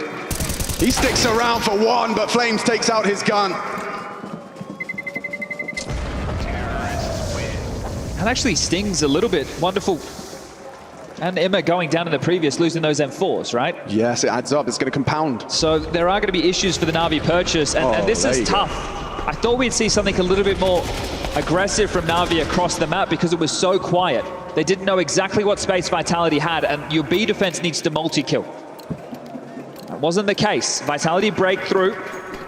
They pursed their first round on the T side early, and then put themselves in a position to get on top of the finances. Apex gives it a quick glance, respects the util. And so long will be defended. They can leave and park Alexi B. That's his now responsibility. Ima and Bit start to reposition. Change of plans. No util on Bit, gonna park him there instead. Okay, well, right now, a stack cold on the CT side, the B bomb site under fortified, and that could be a problem unless JL can go huge. He's only working with a Deagle. He's the most under-equipped of his entire team. Oof, and it seems stressful with these type of rotations for Na'Vi. Are they trying to get too tricky with it? Apex just going to apply a bit of pressure. But this isn't where they're coming.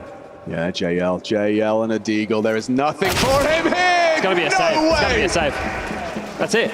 A round determined by a single headshot. Just based on the CT setup Na'Vi had, they were hedging their bets that it was going to be this A play. And JL has so much on his plate. You have to feel for the guy. He only has the Deagle. He's been left to his own devices. It's so quiet, and then everything comes at once. There's pressure towards long, so the comms are from his teammates. He's thinking, oh, they're going for an A split. They're trying to come out long. And there's an IGL yourself, Chad. Surely this is a round that feels extra good for Apex. He's the one that's called it. He's thrown out this fake, and his boys walk into an essentially open bomb site. Yeah, just completely outmaneuvered them. Well, they are going to hold on to 3 rifles and a scout, so there's still problems. But Na'Vi's financial decisions going forward, I think they should take a timeout to get Blade on the mic, just to have the conversation, just to make sure everybody's on the same page. Because now it's just a 2-round game. It's these little details that can really add up. And here it is, the highlight of round number 16. He was quick to it as well. Even if JL was caught switching. I mean, he can be frustrated by that, but it was a fake out by Vitality, and you can see that does feel good for Apex, a smile on his face. Yeah, JL went to hit the table, then just laughed, because what else can you do? Second tag timeout used. And they are getting Blade involved in this conversation. Alexi has been able to bring in an MP9. JL, by that fortune, has been given an A1S. But Blade, traditionally, off the back of these, and we'll keep harping on about him. There's a reason he's on that flag right there. Universally, one of the most celebrated coaches is Blade. I think you've got Zonic and then Blade. Yeah. That's the top of the tree, the top of the mountain. And so we'll see if Na'Vi can find double digits, or will Vitality continue to close that gap? They're coming in. It's a test of the long defense. Imet deleted by ZywOo. First bullet finds his head. What's the response? What space is taken back? The CTs have to do something. It looks for answers towards the upper tons. Flames playing a very passive game. Apex the same, just spotting out mid. Bit's not going to get anything anytime soon. I say that. Look at what's happening towards T-spawn. They're going to leave Spinks with all of this long control. Even still, it's such a tough fight for Bit to have to go to, and only with the FAMAS, he has full nades. He hasn't investigated for information. He's worried that there's a player just defaulting in upper tunnels, and this is bad info. He's about to get a surprise. Unless he adjusts and finds the headshot, confirms the whole team's there. Bit has done a lot now to equalize and to give them a chance to defend, but the site already lost. Sprinting across the doors. Apex gets the package to be secured, pushing though, disrupting. Straight through the smoke was Bit. Tried to get there ahead of the play. Instead, Apex takes his head off. Spinks spotted out, tagged up, big from Wonderful on the scout. JL spamming through. It's going to be Alexi set up with some nades for this, but it's not the weapon for the retake. JL the only one with the rifle, and are they really not going to give this a go? They're working it out. A tough site to retake, especially with that smoke on the doors. ZywOo could burn to that. That could be problems, but he gets ahead of it. Just 10 HP on ZywOo, but look at that. Mezzi's good for one. JL trying to multi. Only one can stop them. It's Apex. The kid on JL. It's not enough. Na'Vi find 10. A retake into the bomb site, and it's JL and Wonderful. Retake is the key in this matchup right now. Both of these teams going for rounds. These 50-50 scenarios, not going for the saves. They're here to entertain in this grand final. And this is massive from JL. The impact just keeps on coming. ZywOo thrust forward by the flames. Wonderful, has to hit that shot, and the defuse is there. Double digits first for Na'Vi, but we continue to go blow for blow. That AWP's out for ZywOo. We talked about his proficiency on finding that damage on the doors. This time, nothing to report. Again, towards this B site. Vitality have an affinity for the B finish. This one's going to be earlier, though. And it's JL with Wonderful close. Smoke's not going to stop him. Oh, he starts to spam. He commits to the spray. 30 bullets and no kills. He still gets away with one. Where is he going? Bit jumps into ZywOo's AWP. I can't believe we're back. Oh, what a shot! Over the smoke. Wonderful, sent to the shadow realm by ZywOo. Combat AWPing, Alexi creeping, Spinks overlooking the possibility as down they go. It's Image double. Hold your horses, Apex in the clutch, and Alexi denies. These retakes are insane. Again, they take the site. 11 is theirs as they look to equalize and take Vitality's map pick back. We have had this on both halves in this second map of play. Teams giving it a go, giving it a chance, getting in their face and making it work on Na'Vi. A map of retakes. I thought ZywOo had sealed the deal with that one. Yeah, Wonderful's head in the clouds as he goes to look over them. But Imma from tunnels with the double, and you've got to be frustrated with that. You have to be frustrated if you're Vitality. You're in the site, the bomb is down. We talk about how difficult it is to retake this B bomb site. And now B, they're pulling it out when it matters most. The B bomb site, notoriously one of the hardest to get back into, but I think they're flipping the script today in this grand final. 11 for Na'Vi.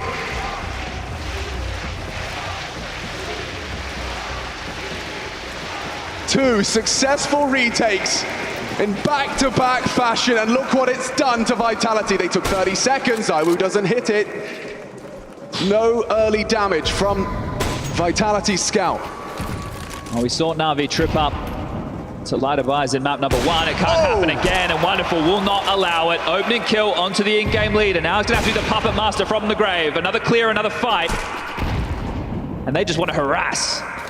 That's well placed, that's well timed. Limits Flames' options, will have to drop off. Respect the Flame. ZywOo scout noted on Cat. A flash from Alexi, and Imma confirms no one's active. No one's forward. Na'Vi are using mid as a bit of a death funnel, knowing Vitality have to play into it, just with the sheer amount of utility that they're lobbing in to make this uncomfortable.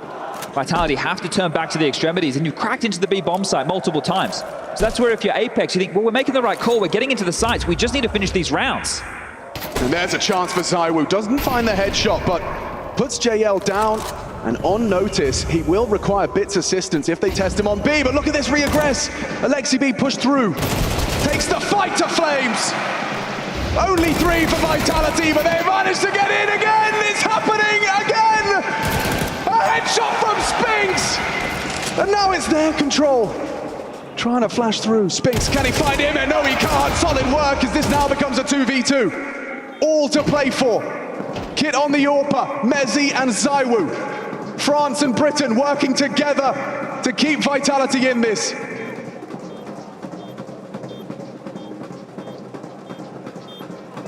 Mezzi tested first. Lovely headshot. Ima helpless. And it's Mezzi to secure it.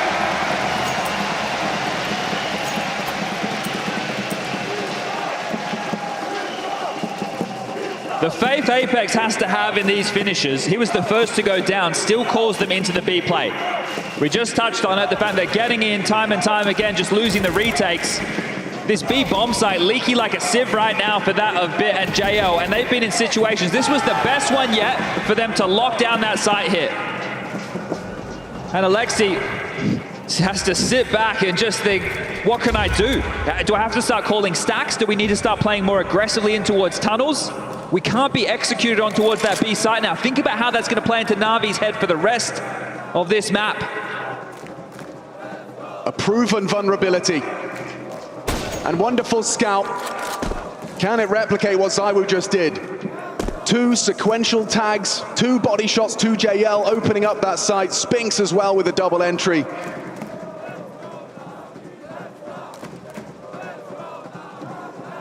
This is bleak when you take a look at the smorgasbord of sidearms. Na'Vi do not have the edge. Can Vitality make this one look painless? Oh, discussing what the execute's going to be. Bridge smoke to be deployed now. Apex. Something cooking as well. It's just wonderful. He's going to be forced off the line by this util. Nothing for him here. It's a perfect call after abusing that B bomb site. Now they hit A. And Alexi's limited in his contributions now with only 17 points of health. Ima on the ramp won't be the first to move. Waiting for some distraction, but Flames, he's having none of it. Oh yes, clean as can be. Clean as a whistle for Vitality's 9. 5 alive!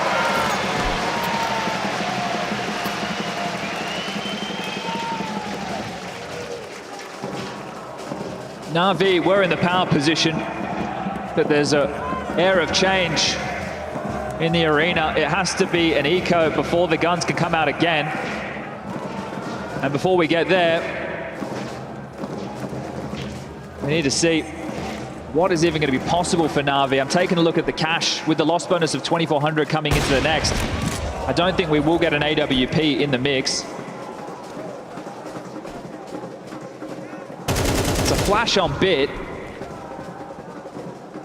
would need to be the definition of perfect. It's tough to see Na'Vi getting anything done in a round like this. Na'Vi looking to concede 10. Vitality are about to make this a one-round game. Oh, that nade's not bad, is it? Hello. Bowling. JL the Skittle.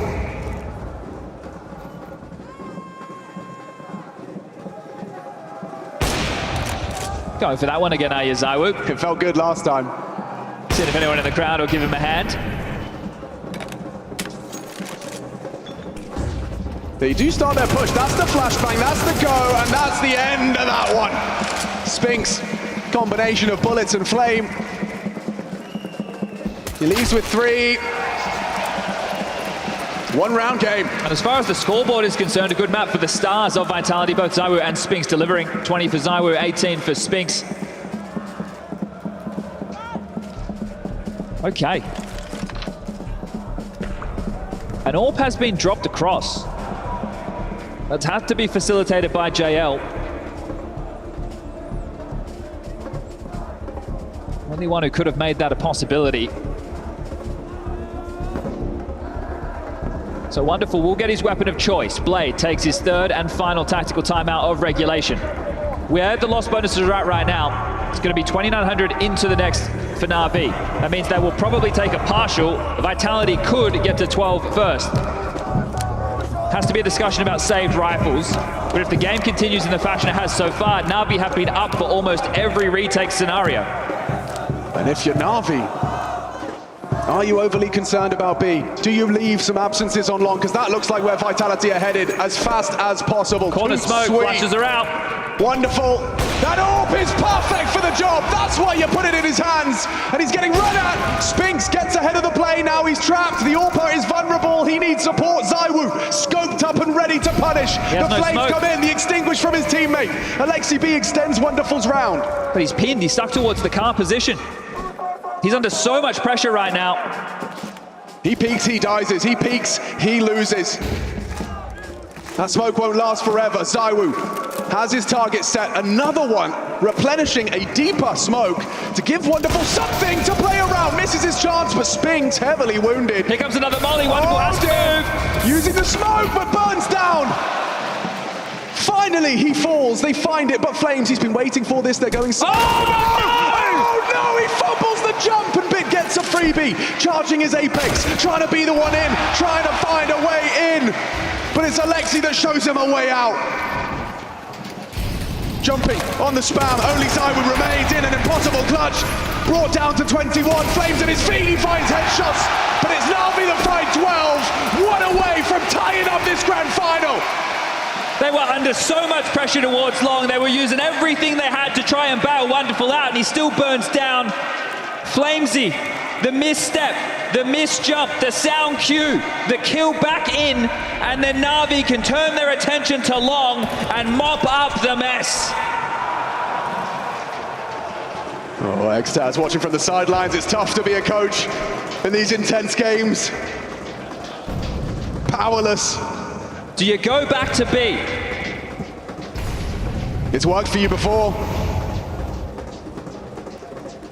JL only operating with an MP9. Na'Vi still battered and bruised in the economical department. If you're Alexi, you feel like you have to call the cheat over, or some form of aggression. Does he push Long? Does he take the risk? Because if it is a B execute again, JL and Bit, they haven't been fragging in the capacity required. It's been retakes, how Na'Vi have won those rounds. They just need one round. A lot hinging on when Bit feels the pressure and throws out that smoke grenade. Jumping for info towards mid. JL listening, pressing his ear to the wall, hoping for a sound cue to give him an indication as to where that bomb will end up. 60 seconds now as Apex, in combination with his team, take doors and mid. A flash, a simple approach, nothing to report, and a smoke on CT. They're making this look like a default round. We're up cat, we're applying pressure towards A, we're applying pressure towards mid. Now B smoked in exchange with the lurk. There's a little gap between the two smokes there that Spinks is brave enough to find himself in. Oh, he's done him! Booked! JL! Into the site. He knows Bit's around here somewhere. Now he knows exactly where he is. Knife out charging in. Bit gets Mezzy. Bit gets both! Bit could have secured it. Can he take Dust 2 single-handedly? Holding his bomb site and delivering the headshots necessary. Only Flames can reignite some hope for Vitality. A 1 versus 2, but time against him. He's a dead man walking. It's Na'Vi! Tying us up 1 each. Bit was absent on map number 1, but he showed up in map number 2. Impact on the pistols and to close. 13 to 10. Teams taking each other's turf. We've got a best of 5 final, baby. Bring on Mirage!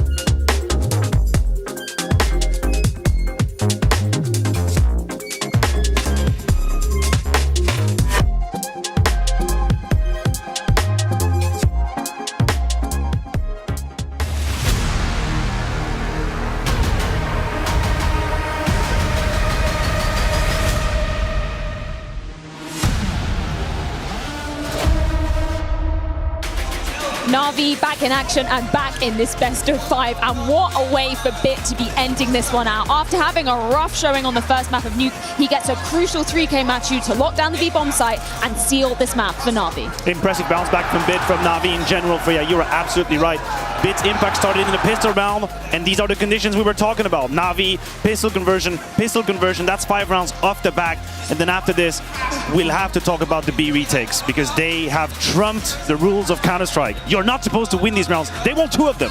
Yeah, this game was extremely scrappy, right? I mean, it wasn't the cleanest Counter-Strike. Both teams winning rounds that on paper they shouldn't, where they have a big disadvantage coming out of spawn. And you were wondering, like, are Bit and JL going to be able to hold B just one time? Just one time, right? Na'Vi could have won the game a lot sooner if they were able to do that. Like, they were really, really struggling on that bomb side, but in the end, Bit steps up, delivers the win for Na'Vi. It seemed like Vitality had a bit of a hyperfixation of actually going towards a B-bomb site on the T side, right? And it took them a long time. Sure, they'd get the plant, but a lot of the time Na'Vi would get the retake. They were successful, you know. You have to praise Apex for his stubbornness almost, because yes, even though they were losing rounds, the reason isn't, you know, they were getting into good situations, they just weren't converting. So it was easy for them to switch and for Na'Vi to predict that. So just that stubbornness, I think, caught the Na'Vi players a little bit off guard. Yeah, definitely. These 2 retakes are unacceptable at that very level. But I do think Vitality lose the game in the first half. I think they had everything they needed for a much, much stronger CT side. We know they're capable of it. They had ZywOo actually starting off the map great, put on the AWP, very successful, very impactful, triple kill from car position, and then they lose a round that they have absolutely no business losing. They lose all of their money, all of the momentum, and Na'Vi just kind of find a way in through Catwalk, and I don't think Vitality had any business losing that many rounds on the city side. But just before we get into that round, the round you talked about with ZywOo going car, like if you're wondering what are we talking about in the pregame, wanting him to like have impact and play his game, it's moves like that. Yeah, it's not just being stuck in the site and just waiting and like throwing defensive smokes. It's like searching for that advantage, searching for a way to apply pressure. So it looked like, you know, great for Vitality considering how he was stepping up with the AWP. Should we dive into that T-side half for Na'Vi then? We've got round 9. What's the story here? But Ima is the lowest performer on Na'Vi on this map, but he had a couple of crucial rounds and moves. Like here, you see this part, but the reason why he's here in minute 35 is he just jumps suicide immediately and books it for Cat, starts walking when he gets to the stairs. So Spinks didn't see him, ZywOo didn't hear him, and that's why Apex is with his knife out, has no idea that he could be there, gets 2 kills, Flamey is low HP, and Na'Vi Vitality has to save, and you could look at the money from Na'Vi and everything, they would have been broken if they lost this round. Exactly, and that is a little bit frustrating if you're on the side of Vitality, because it's just the timing, and you're supposed to have that airtight. You're supposed to know when is the open, where can the opponent be, at what timing, at what pace, and then Apex caught with his pants down. We celebrated him a lot on the first map, and I think we had to, but it took him a while on this too. He got punished a few moments. And that was him becoming James Bond with that death. Like, you can understand the frustration. Let's move on to talk about that second half then, because we were talking about, you know, these continual B-side hits coming out of Vitality. Let's dive into round number 17, because, yeah, Vitality, they open it up, they get the plant, then the retake comes out from Na'Vi. Yeah, this is where Vitality is starting to regain control of the match. You see, it's 7-9, but you have this beautiful entry who's coming in from long, and they've been pretty good at managing time and territory. Here, Bits find a kill, but they know, once they see the nickname, they realize, okay, B is very likely open, they get into the side, and that kill is supposed to seal the deal. This is supposed to be the end. And here, Spinks is a little too fast, a little too willing in his flank. Had he stayed alive, they would have had much better chances for Vitality to convert. He dies, he gives away back into Na'Vi, and then here is just an absolute mess. Vitality have poor position, if you ask me. Like, it's not normal that the cities have so much space and that Apex ends up in this situation. I really think the death of Spinks here is what triggers Na'Vi to retake. At an off timing, catches Vitality off guard, but you're not supposed to lose. The B-bomb side is not one you're supposed to lose in power play ever. We were even saying, like, what is Na'Vi doing still lingering around in a 3v4, right, going towards B? That's when the Spinks death happens, and maybe they had info one more player was low, or that's why they poked around the bomb side. But yeah, that really hurt Vitality. I mean, they kept on going for it, right? Because then we go into the following round, round number 18, and the same thing attempted from Vitality yet again. They get the plant, then Na'Vi go for the retake. Once again, they're successful. Yeah, take that one, I've had enough. Yeah, same situation. This time it's even faster. 130 B hit, JL commits to the spray, you know, they get 1 kill from Wonderful. Here, trying to go for a quick retake from Bit, right? It's a 3v3, and sure, they have a little bit more utility, but now wonderful dice, so it's a 2v3. It's again, save, take the op, right, try to save, but instead they use the smoke, they're patient, they create some chaos. You can see Spinks getting lost in the round. IMA somehow gets 2 on the flank. They have no idea that Alexi walked in, and they make it look effortlessly. Like that's the problematic part. It's like, how does this happen so cleanly for Na'Vi? I'm not exactly sure why the priority was always on re-smoking door.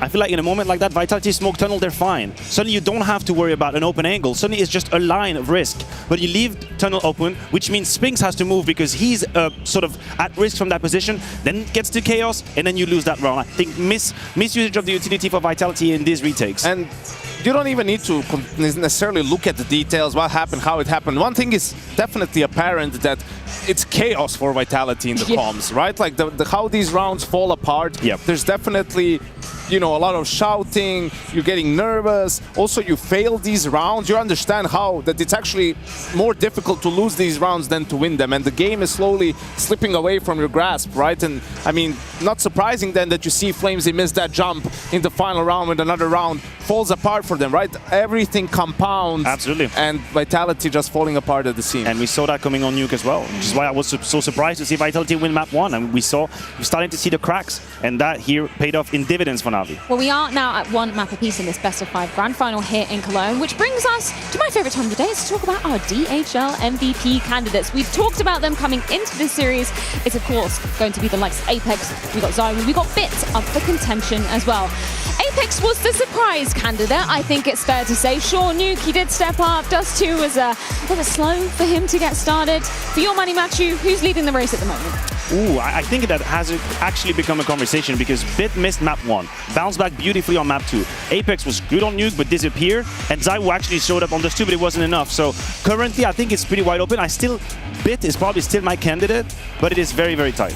It's going to be very tricky to decide that until the very end, Freya. It's not how you start, it's how you finish, and Matthew was on point. You know, they all had their moments, but no one was convincing enough yet to be the front runner. Let's move on to talk about what will be the third map in this best of 5. That is going to be Mirage. That's obviously Na'Vi's pick. They've been looking really strong on the map, but we've got to look at the numbers on the Vitality side of the equation too, right? Yes, and I think you would be a little bit deceived if you looked solely at the stats. Like, yes, they're at 100% win rate. They won last 8, I believe, in a row, but a couple of those were really close. Doesn't necessarily feel that it was always the same level of opposition. I mean, let's not kid ourselves. It's clearly a good map for them, but I think Na'Vi has just displayed a different level, even compared to Vitality, who's been perfect in the win-loss column. No, I agree with you. I think the pedigree of Na'Vi is a little stronger on Mirage.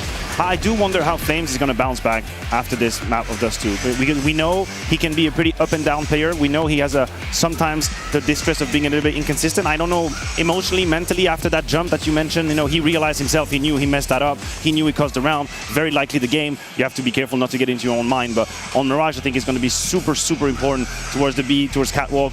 Keep it on him. Why have Na'Vi been known as a really dangerous team on Mirage as of late? What are the characteristics we should expect? I think it's the comfort level of the individual players, right? And they've nailed down the default and the map control to a T, right? Like, they have the full playbook there, different ways of taking map control, different ways to change the pace. I think IMA is, again, pretty influential on this map, on his lurks. Connector as well. Once they, you know, take mid control, hit the bomb side, and whether he crawls up connector, jumps into window, right? Creating just chaos, cutting off rotations, and then Na'Vi is really good at this stop and go, right? Like, playing off of that and just making these mini adjustments in rounds. And that also puts a lot of pressure on the defense. That's why we see teams try these aggressive moves early on in rounds to disrupt them, but they're really good at punishing that. And I think this is where the contrast is the starker when it comes to Na'Vi versus Vitality. You have a Na'Vi who's capable of playing slow, methodical map control. Takes position XYZ, then we decide what we do. It's kind of a decision tree, and they do it very effortlessly. Whereas for Vitality, I've seen them many times heavily rely on execute. You need that execute. You need that A pop to come through. You need that B pop to come through. If you don't, the problem solving is at a lower level than Na'Vi, so you need that pace. And the only way you can do that is if you win the pistol and have some momentum, right? Or you get some momentum early on, because then the players have more confidence, right? You're playing from ahead. If you are down 5-0, you're still going to do pops on bomb sides, just that, or try to hit timing walking out of A-apps with a couple of guys. I mean, that becomes way more risky, and I don't think Vitality will try that in that scenario. Vitality are going to be starting on the CT side of things. So, Matthew, are there any kind of glaringly obvious, maybe slight holes that Na'Vi might pick and prod at with that defense? I mean, listen, it's the always story of Apex's positioning, right, and how important he is. And when he's having a good game, then he uses that. He gets the move, he gets the freedom and the choice to go and make the difference. That's not always the case. Are we going to see Nuke Apex, or are we going to see Dust 2 Apex? Because these are two sort of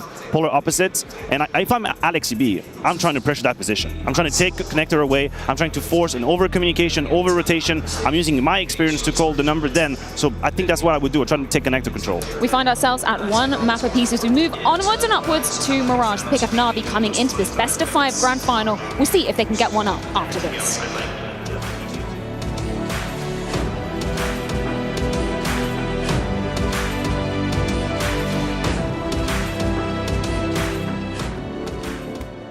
Hi, it's Bob with FACEIT. Did you know you can customize your live stream experience on FACEIT Watch? Yup, that's right. With the POV selector, you can choose up to 4 different perspectives, from the broadcast feed to your favorite player's view. So if you miss a kill, it's on you. No more T-Tours in chat. But wait, there's more. We've got a you watch, you win situation in here. Watch IEM Cologne while having the chance to get skins and FACEIT points. Woo, look at this one. Change the channel and control how you watch.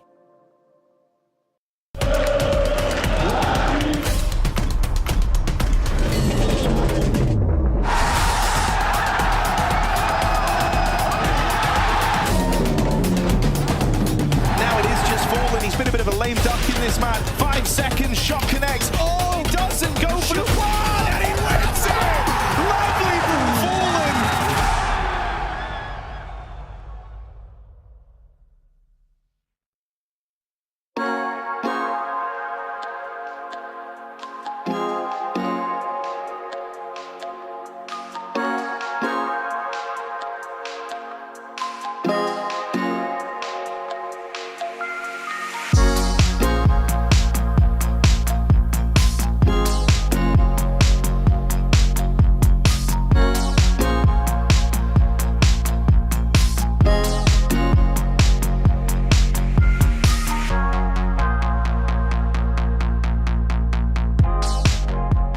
I've known Blade for many years, and I've done many interviews with him, and I have never seen him as hyped up as he came off the stage. He said, we've got something really interesting going on. He was so happy with that. Obviously, he said if we could get Dust 2, it's going to change things. He says when it comes to the Mirage, he's not worried about the mistakes that happened on MOUZ, and he says we're going to close this out no matter what. And I mean, he never talks like that. He's always very honest, but this was like, he even said the F word, but that never comes out of Blade's mouth to me. That's insane. I mean, Exitas was again very, very measured, saying that the problems were unfortunately continuing on that T side, and it does not make him happy, saying that at this point in the series, you should have already been in the series, you know, in a better way, what he expects from his guys. But I asked, you know, at least 4 maps, you got the energy for it, and he says, we're not worried. We knew it was going to be close. We knew what's ahead of us, so let's hope we get all 5. It's very contrasting though, right? And how they're having these responses and how they're sounding, but this gets it more exciting and makes it more amazing.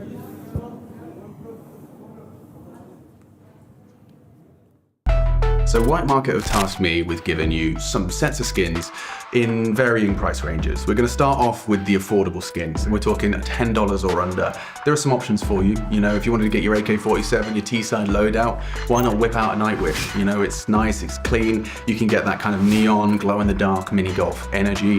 And, you know, popping heads, what better than a Glock? You know, use that Glock 18, Bullet Queen, fun to say, it rhymes. And then you need a CT weapon as well. What about an M4A4 Desolate Space? Nice art on there, and you use the M4A4, which proves you're a better player than those losers playing the M4A1S. Solid start. Okay, we're going up. Let's go $50. Let's go $50 to $150. This is where there's some bangers. This is where you can really start, you know, feeling like you've got something that stands out in the server. You've got the Bloodsport, lovely AK-47, hard recommend on that. Some of the pros have been using that for years. Bit of a fan favorite in that department. Outside of that though, if you wanted to combine that with perhaps the Broken Fang Yellow Bandit gloves, get that gold logo, Broken Fang logo on the top of that hand, looks nice, especially when you pull out your knife. Speaking of knives, Let's get yourself a marble fade. Yeah, there is a marble fade knife in this price range. It's the Shadow Daggers. Used to wibble your crosshair. Now you can get your his and hers out and about without shaking your crosshair. All right, let's talk about the luxury level, $300 to $800. There's a lot of options in this price range. I recommend you follow your gut, follow your style and your own self-expression. But a couple of options there. You've got the Specialist Gloves Fade. They're real clean with it. You can see that lovely kind of color scheme on the top of the hand, and then you combine that with like a Talon knife. I think that's nice. There's a marble fade Talon knife in this kind of price range, the Generation Z Karambit. It's stylish, it's swaggy, and it looks good when you're quick switching after an AWP shot, and talking of AWPs, why not get something a bit retro, a bit vintage? It's like kind of a vintage Rolex. It still holds its value. It's the Lightning Strike. It's clean, it's purple. If someone sees that purple in your hand, they know what you've got. They know what you're saying, okay? It's a luxury item, and you can cop it now in White Market.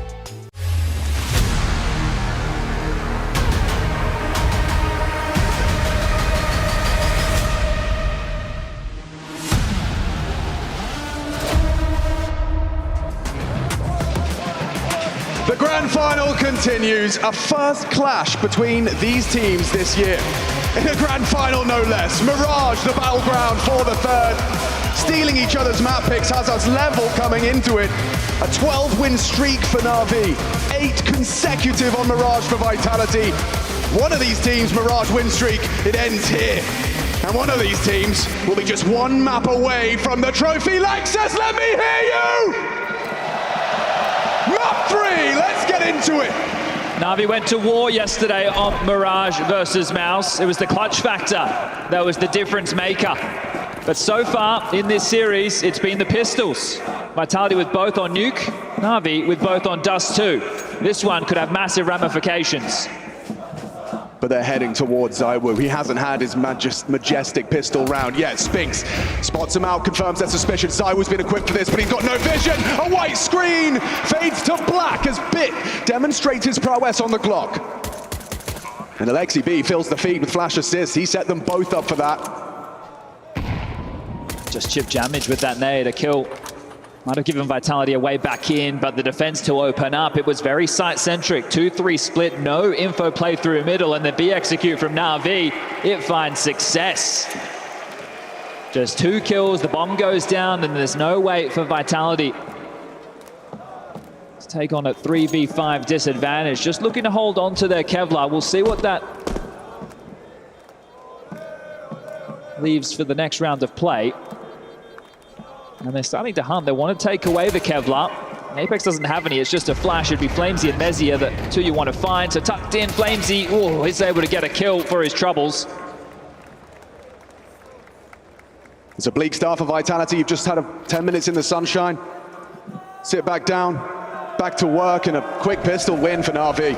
Well, keeping the Kevlar does now allow a couple of Famises to come into the mix. A scout as well for ZywOo. He can do a couple of tags, and then they can finish off. SMG for Spinks, Deagle for Apex. And these type of rounds, both teams have shown some issues against the lighter buys. Both teams have had struggles, and that's to do with the pressure. That's to do with the environment.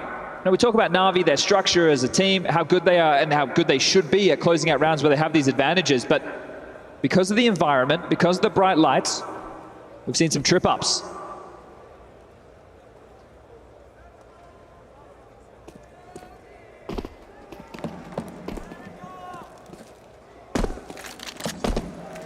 You heard the devs discussing their prowess on the default. Well, these are the type of the rounds where the CTs might do something more outside of the box, a little bit riskier, a crazier maneuver, an all-in, a push that you're not ready for, or a boost. That's one hell of a find. Might be overlooked by Na'Vi. No one on the wait just yet.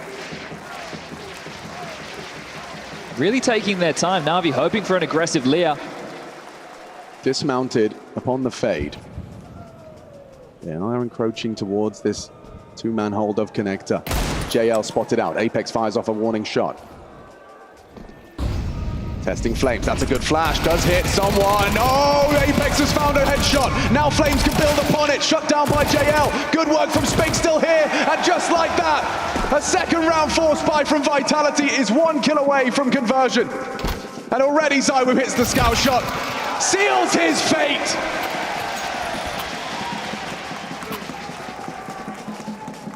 That's why you can't count out any of these rounds. These woes. force buys, precisely right, for both of these teams. It's going to be tough every single round. And what we learned from Dust 2, retakes are possible. We've reached a point in Counter-Strike not that long ago where saving was always the best option. Taking your toys home, packing them up, and going back to play for another day. But Apex loves the way that one feels. A connector-heavy setup that just makes mincemeat of Na'Vi. No plan for them, but the Force has to come back out due to the loss bonus. They'll try Tech-9s and Deagles.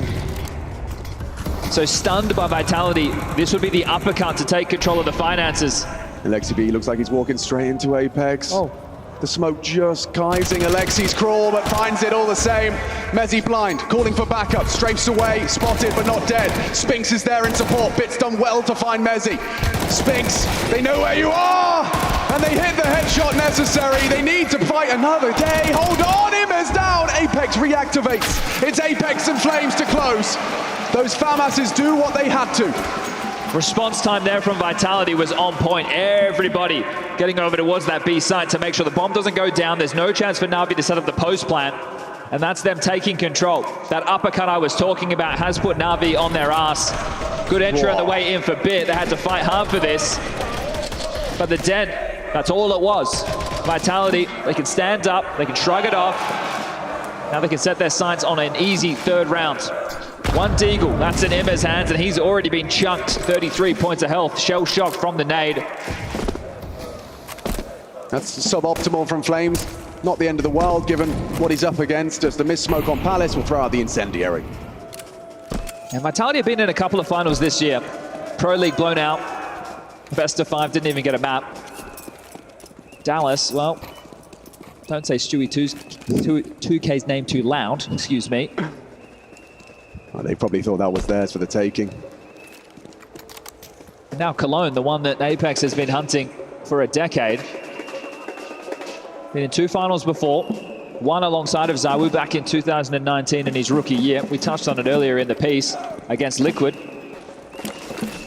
And Apex has set his sights on glory, stating he wants to take a Kato or a Cologne and a Major before he retires. And here he is on the grand final stage. It's Flames! Stunning work! Yeah, stylish.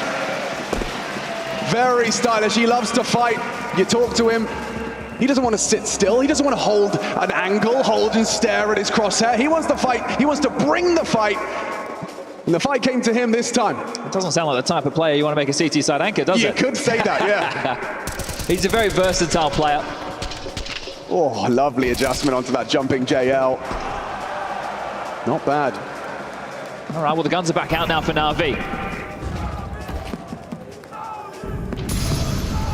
This is a pretty standard approach we've seen from Na'Vi. 2 players over towards A on Palace and the ramp.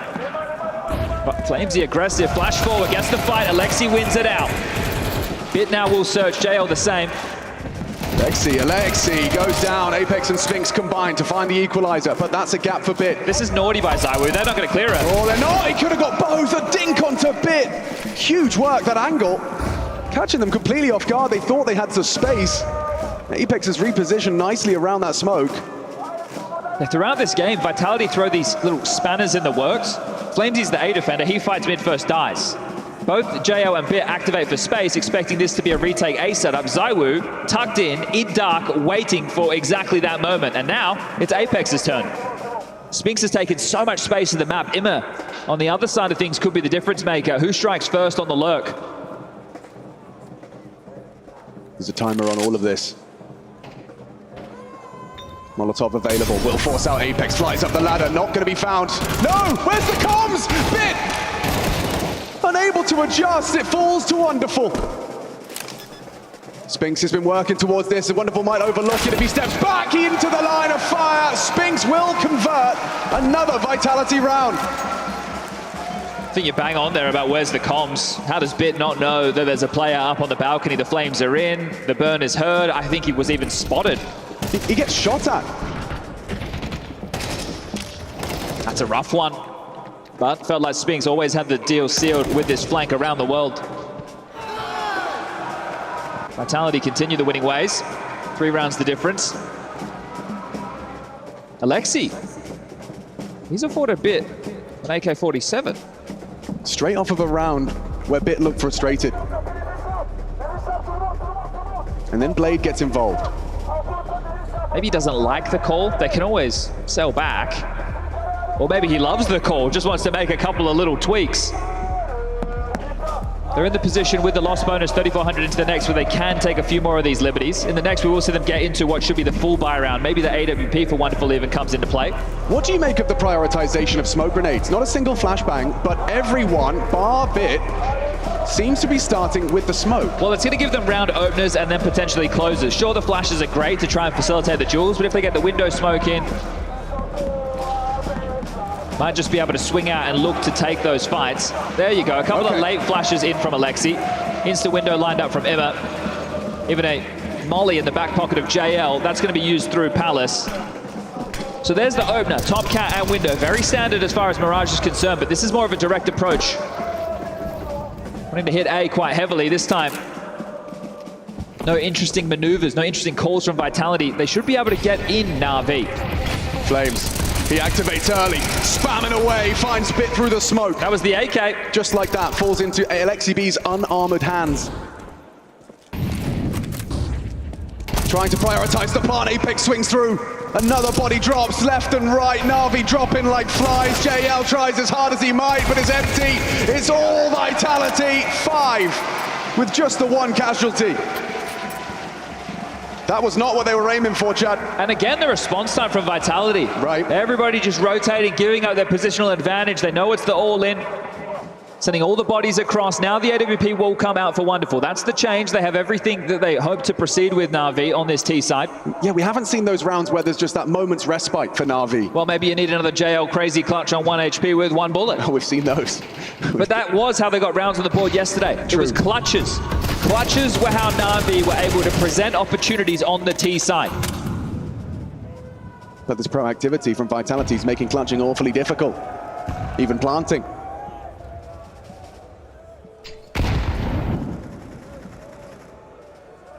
Look how spread they are on that minimap. This is it. If Vitality opt to not play standard with their position, aggression dealt with. JL loves this to dodge the flash. Number advantage. Huge nade, massive damage. Apex just takes the fight, jumping. The Guardian Angel on Vitality. That's a gift. IEM shut down early. I feel like risks will be rewarded against Na'Vi. Maybe not constantly, but it feels like the right time, the right place, and it can completely unravel Na'Vi in their proceedings. We talk about how good they can be on the default. Well, if you can do things, again, outside of the box, a little bit quirky, a little bit different, Alexi has to puzzle solve quicker, and how many solutions has Blade run the boys through?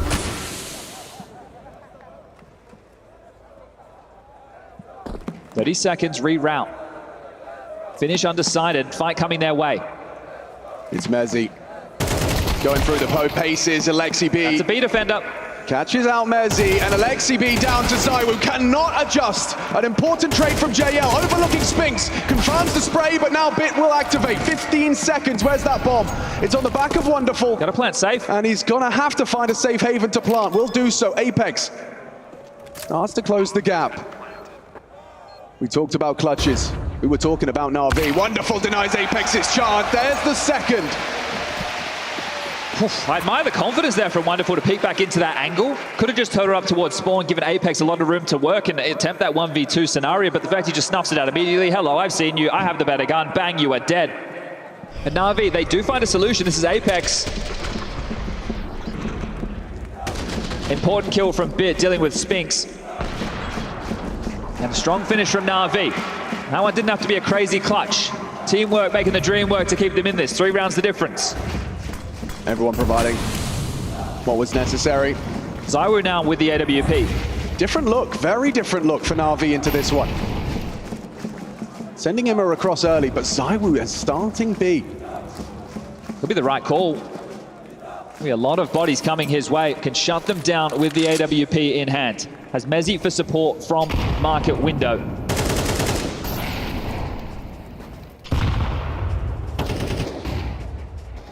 ZywOo tested here, and he's going to win out on the head-to-head. Wonderful, shut down by the AWP. ZywOo re-aggressing. Oh, an opportunity, could not track the jumping Bit. hunting him down now. ZywOo still gets another. Triple kill entry.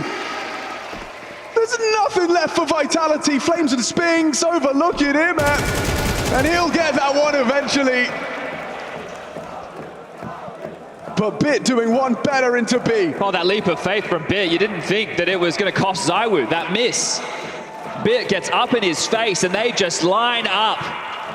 Bit found his form on Dust 2, pistol rounds, his impact felt. The final round to close with that weak B defense. And now kick it up a fuss here with T-side Mirage. Outrageous. Important save for Spinks. The good graces will retain the M4. Can also drop across an AWP for ZywOo. ZywOo can drop another rifle. Vitality can still have a pretty deadly buy, but a conversation to be had, thinks Xtaz. Here it is again, look at Bit. Trouble's on map number 1. They have had you at home worried, but Bit says, I'm here to play. EWC, MVP, Bit. MVP candidate here in Cologne. A slow start. Janko just said on the desk, it's not how you start, it's how you finish. And that conversation is wide open. The fact we have one map apiece. Back on Na'Vi's turf, streaks to defend for either team.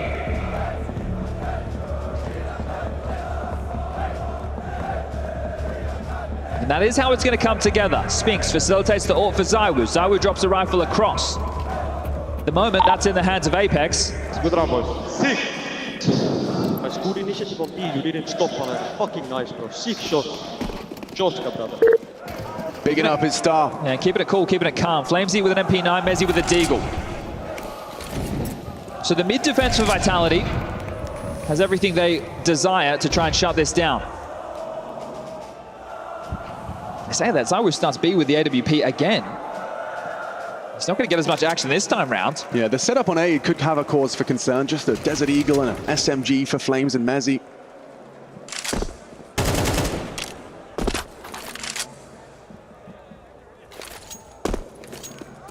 But these are the tricks that I'm talking about with Vitality. Mezzy, traditionally, a B defender.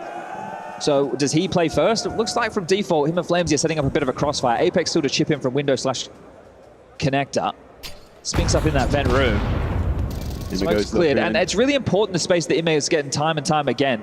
Walking out, Mezzy spotted. Something's up. Mezzy the first. Flames flies up the ladder. Gets away with murder. Ime should be able to put this one in. Very low HP, and it's a double kill for Ime. The site is theirs. Spinks and ZywOo, their priorities change. I don't think there's a conversation. This has to be the save for Vitality. It's more about will Na'Vi hunt. This could have huge ramifications if they do choose to. Are they in a position to? Just have 1 or 2 bodies, nothing more. And you don't want to give them a way back in if they have gone fishing. We can see they've turtled up, trying to hold on to these white knuckle grip. Just to give themselves something to carry into the next. Loss bonus is starting to mount. 2,400. Yeah, it looks like Ime's been given the green light to go looking, but he's heading in the wrong direction. I wonder now if Vitality want to try and shut down this mid control. Alexi's getting his pathing towards Island in middle. He's getting to play behind tap, play in front of the box. Imma's being able to walk through the underpass. We have seen some rounds where Vitality have attempted to harass. But it's difficult to do. It's difficult to do without all the weapons and all the utility. And it's such an all-in. If you lose those jewels, Na'Vi could just waltz away with another. 1 round difference, still in the favor of Vitality. We had the pistol, but the force buy back from Vitality is what led to 5 consecutive rounds until Na'Vi have whirred into action. It's a 1 round game, folks. Saved rifles, the only respite. A chance for Vitality. Na'Vi have the edge, and they're going as a pack. Quick, liggity split up mid, testing Spinks. Down he goes. Mezzy's Deagle, next victim for JL. Good support work there from JL. The flashes come over, but he denies. If they still head towards B, the orb's here. Yeah, this is what it is. It's just ZywOo. ZywOo standing between them. Around, and Wonderful puts him down. Gets his revenge from the last test on B. Flames and his Deagle. Oh, nearly did something. The fact they've kept this almost spotless. Oh, JL, you've heard that. That is spotless. That's miraculous. She thought there was going to be a car crash potential on short. The flash comes over. 2 players come swinging out of the vent room. They're lining up. There's so many bodies in mid. Na'Vi say no. And JO, he's looking the other way so the flash doesn't do its full impact. And this one, flash around the corner. ZywOo just standing there in the open, and Wonderful gets the better of him. The Des did say after map 1, you can't have Apex having the most impact in the map. That can't be the consistent formula for a Vitality victory. Who's going to step up? Who will it be? It's not Flamesy, not here. Not on A, not now. And XCB and Emma flood the site. Nice one back from ZywOo. Spinks decides the round is on by catching Bit. And a hunt from Alexi. He brings the fight to the defender. Ezzy and ZywOo have a decision to make. Ouch. That's a mistake.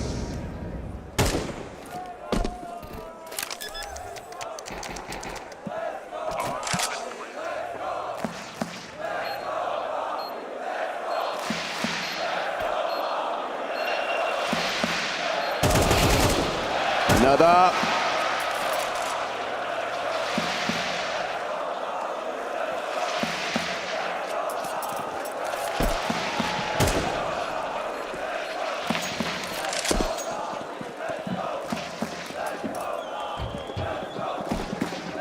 Crushing pace changes out of Na'Vi in back-to-back rounds. They know the save guns are in the mix in the previous. Get stuck in, straight through the guts of middle. This time in towards A. Merciless. Good calling from Alexi. Puts them up to 6. They can win the half. And a miserable scene for Vitality's buy. Feeling the pressure is Apex. It's been here twice before, losing for a 3rd time in Cologne in the final. That one's really going to leave a mark.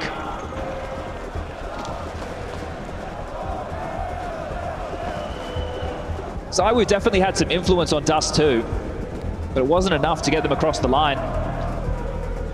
He's the superstar.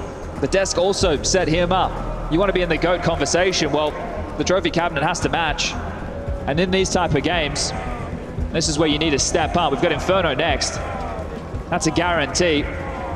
Anubis if we need it, and that's if these two teams decide they want to take it there. MP9 and Famous. I bought this every day. Bro, it's the crowd, I swear. Shouldn't swear in the cathedral. Mid shot from the AWP. Apex, he is not scared, is he? But he's having to take the risks. Again, it looks like he is putting himself on the line in pursuit of some sort of early lead, an advantage for his team. And Na'Vi, they can seize the lead at the half. Our final round of this 3rd map's first half. Mezzi's B site holds. Spinks and Mezzi. This duo. Smoke that could be disrespected. It has been. Spinks looking elsewhere. Mezzi has so much to do. So much required of him. And they overlook the position. The FAMAS is good for 1, but Spinks has fumbled.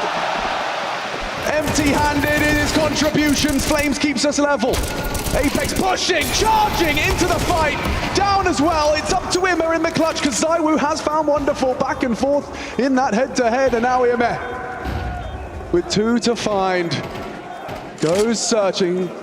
They partner up and he finds his timing. Does isolate the duel. Removes Flames. Can Imma come? Clutch, he can! Clutches for Na'Vi. Gives them the edge. And our 3rd map's half-time break.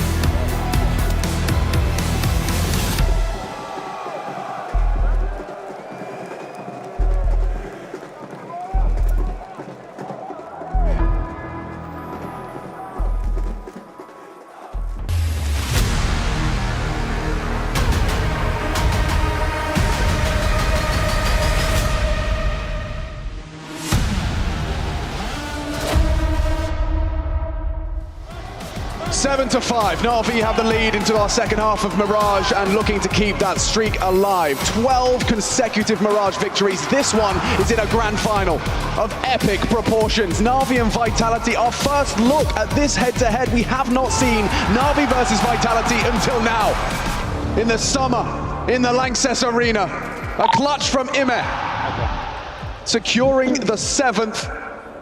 And Vitality have 5 to work with. Nice pickup, bro! Turns out he is him. He is. But back in form, the major where he popped off, one of the reasons he gets to don this Na'Vi jersey. It's been a while, but working his way. Blade speaks very highly of him.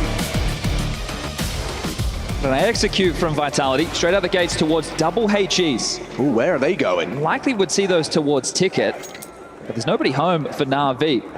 It's a bit spotting from the connector position, just in front of the stairs. 3 pallets, 2 ramp. Bit. He's been having some good pistol rounds. Smoked off initially, so completely unable to contribute as they do surge into the site. The whole squad is here. Vitality plant their flag on the A site. Control of CT gained. Aware of the potential for a flash on the retake. Good nade right in the face of JL. Dealing with that rotation. Soften them up before they come back in. 5v5. Kid in the smoke. Who's got the better communication? Who can aim quicker on these pistols? 5 alive for both sides. Alexi encroaching. First from ZywOo down to IME. Mezzi has ramp under their control. IME's doing everything he can. A double kill with his USP. 2 bullets is all he has, and Spinks makes sure he cannot use them. Wonderful. He's on it. Oh, he's holding it. Running at him. It's gonna be a Vitality pistol. Impact from Mezzi, doubling his kills at a crucial start to this second half. All right, that one could have got real chaotic, but we will split the pistols. First time in this series so far.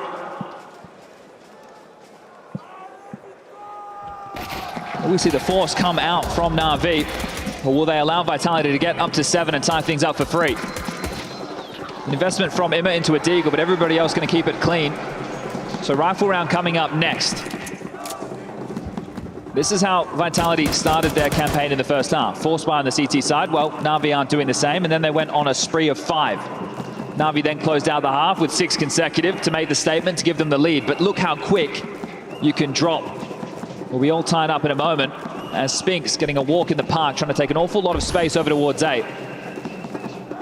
Look at all of this room. He's not getting shot at. You think nobody's home. He's clearing late when he was open to the angles, and hello. It's an absolute freebie. The rotation for Na'Vi should be on, but the same for Vitality. Site's clear.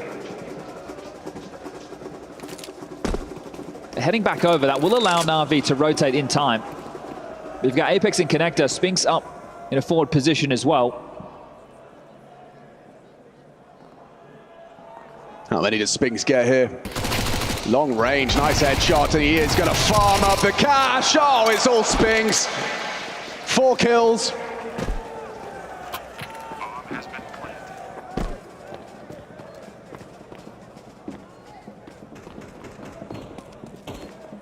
The ace was available to him on the other side of that wall, not to know, but cash definitely going to be splashed from Spinks. 4 kills with an SMG. Well, doesn't him go first? ZywOo the thief, the scoundrel. Well, those type of rounds definitely good to lift the spirits. All 5 staying alive. Clean one for Vitality. Extra cash for Spinks in future rounds. This is a bit of a bonus. 2 Galils and a Mac 10. And this was just a farming session with Spinks. Well, Na'Vi, they took the eco for this moment. They wanted to bring the rifles out into the 3rd. Let's see what they have in store. No defuse kit. Could be a problem if we get into a post plant. Yeah, well, that seems to be the goal here. Vitality, they are going to go for a bit of a direct approach. All starting towards that second letter. Just juggling around some util, the bomb being dropped. 3 players over towards B. There doesn't have to be a full commitment. Just getting a feel for it. Baits out some nades. You can see the limited resources. The key is to focus on the rotations. So Wonderful has left window. He's gone to help the B bomb site. That's created a bit of a gap. It's just JL on middle and Bit over towards A. We can see that there's no pressure. Now that's It's a double pump. So now they're going to doubt it. The mid control utility comes in. Wonderful keeps moving. Doesn't feel like he's ahead of the play. IME and Alexi, they question, isn't even our bomb site, and we have nothing left to block with. The second wave could be deadly. How will Alexi react? Oh, Ima getting pressure from short side, does well to find one, gets more than one. 3 kills to the good. ZywOo back with the rebuttal, but not such low HP. Alexi B ready for him. Well received. They tried deception, pulling rotations, but sent back to spawn.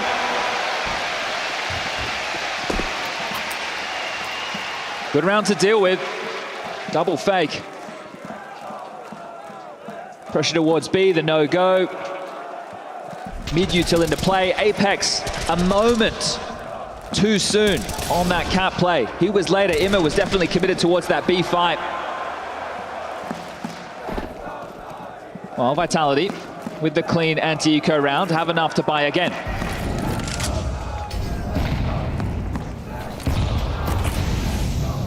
Still a very heavy approach, more towards B, at least for the start of the round. 3 over towards the apartments, 2 top middle. Nobody dealing with the extremity of the A push whatsoever. JL just had a look in middle. ZywOo is edging out and puts JL to bed. Ima has to take shelter in towards underpass. He has done well to at least find Apex there. And the divided attacking side. Now Mezzi pushing through the apartments. Alexi drops a smoke to play around. Spinks in the site with Mezzi. The bomb detached from this. Oh, Alexi spotted out. Does some damage to Mezzi. Alexi can't hold on. Spinks has brought him down. Significant damage dealt by the Finn, though. This should be a tough one for Vitality to close, and an nade from Bit finishes the job onto 1. Mezzi, 6 HP. Flames is still disconnected. They're looking to re-clear him. Wonderful, spots him. Still another headshot from Mezzi. Does a lot with a little. Is this manageable for Flames? Oh, it is now. Bit spotted out, loses his head. Flames on a grand final stage. Can he come up clutch under the pressure? Him has already proven he can. On the same bomb site, can Flames stop it from happening again? Opts for truck. Staying active. That smoke buys so much time. You can see Ima so paranoid of all the possibilities. Flames could be right there in it now. Respected and faded. Ima spotted out now. The info flows. Ima has the advantage, but he just needs 1 bullet. Flames just needs the headshot. Can't do it! Ima, another clutch on that B-bomb site, securing the night. Oh, and there's so many details in that one. Defuse will come through. Blade, he doesn't have the good graces of the sound cues, and a smile creeps on his face. The clutch factor again being turned up on Mirage. But they pulled the rotation. I think the misstep was trying to catch Alexi as he's running towards short. They shoot just as he gets behind the pillar. It allows him to drop the defensive smoke and stay alive. This nade comes in and finishes what Alexi started. Flamesy coming in late, has the bomb, knows his teammates are brittle, uses the information almost perfectly. A moment more, there wasn't a kit with that defuse.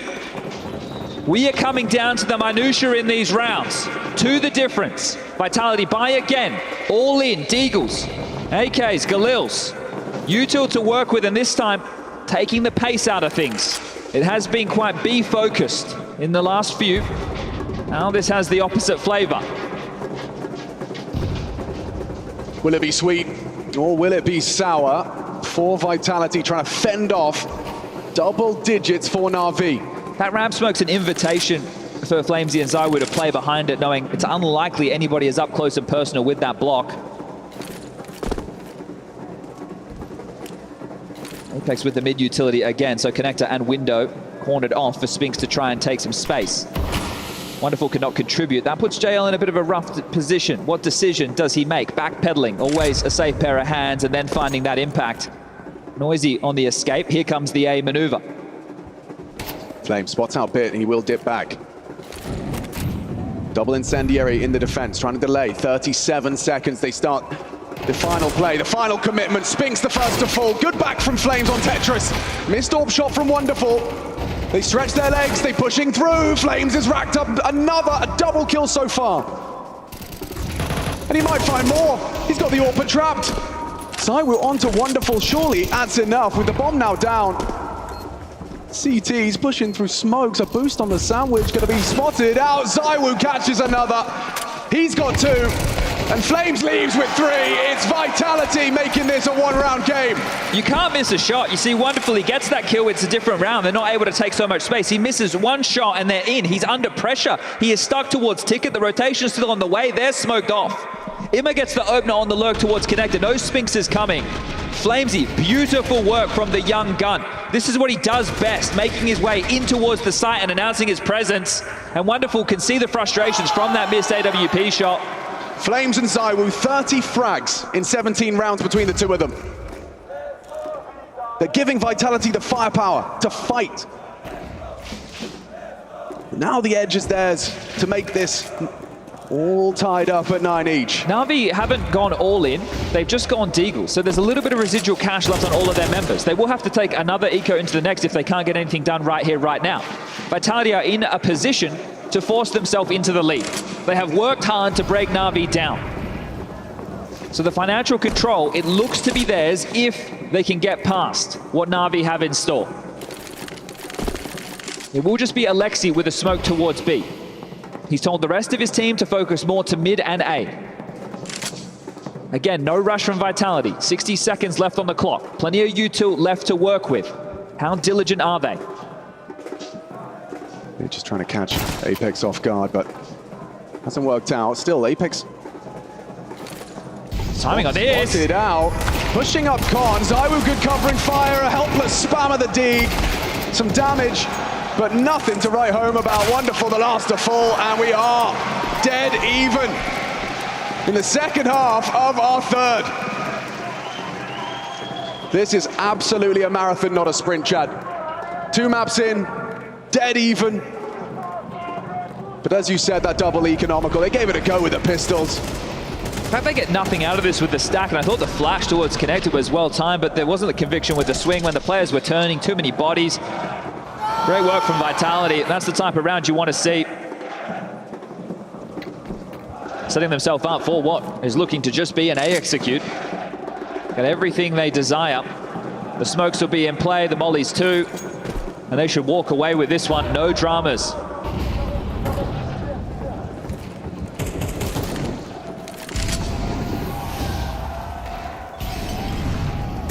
A comprehensive site take. Flight paths outlined. Everyone knows what they have to clear. Spinks has managed to clear out the triple box. A little bit of a jump scare for Flames as it's finished off by the JLD. Pushing sandwich, Alexi does contribute as well. This aggression with the USP has led to a couple of kills. And JL's dig, all that remains. Mezzi spotted out, a hard headshot to hit. Mezzi makes it look easy. Yeah, the only way that works for Na'Vi is when the first USP kill comes in, if they all just follow. When that attention gets drawn and then the next player swings, because they need a moment to line up those shots. But you know who else needs a moment? Blade. Second tactical timeout in this map so far. Na'Vi worked hard within that first half to put themselves into a 2-round lead. Coming into the second, they lose the pistol. They take the eco into the follow-up. The guns come back out, and now we are back and forth with Vitality. 1 round to the good. Vitality, no slouch on Mirage. Don't let the fact that Na'Vi, 12 in a row for them, take away the fact that Vitality have 8 consecutive of their own. And then we remind you one more time that these two teams have not played this year. So their best in the world on this map, I'm sure Apex was waiting for his opportunity to put his teams up against the test of Na'Vi's. Is this where that trend breaks for Apex's 3rd attempt at a trophy in Cologne? I don't think he's ever had this much support at Cologne. Golden Hornets on one side, the Na'Vi Nation on the other. Yeah, an arena divided, and at the moment, inseparable. Na'Vi 9. Oh. And hang on, IM is taking a leap towards a 10th. Apex has just gone for a captain's play. He is just trying to eke his way out of the apartments through the smoke. IM receives it comfortably, his 17th. He's definitely present and correct. Comfortable on the big stage is IM. And this is where he does his best work, Mirage. There it is, you can see Apex. He's going to be punching air.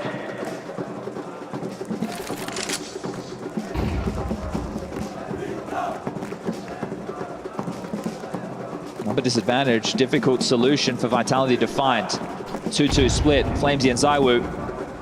The firepower through middle. Good flash, does catch him, but ZywOo had the cover, they don't overextend. That's the timing! Just as ZywOo looks away, pulls out his name, they aggress! JL and Alexi B impress. A 10-10 scoreline imminent. Mezzi gives it a go, supported by Spinks. A headshot found, and no, a second onto Ime. A bomb plant, unlikely. The Flames deny it for a couple more seconds. There's another one where that came from.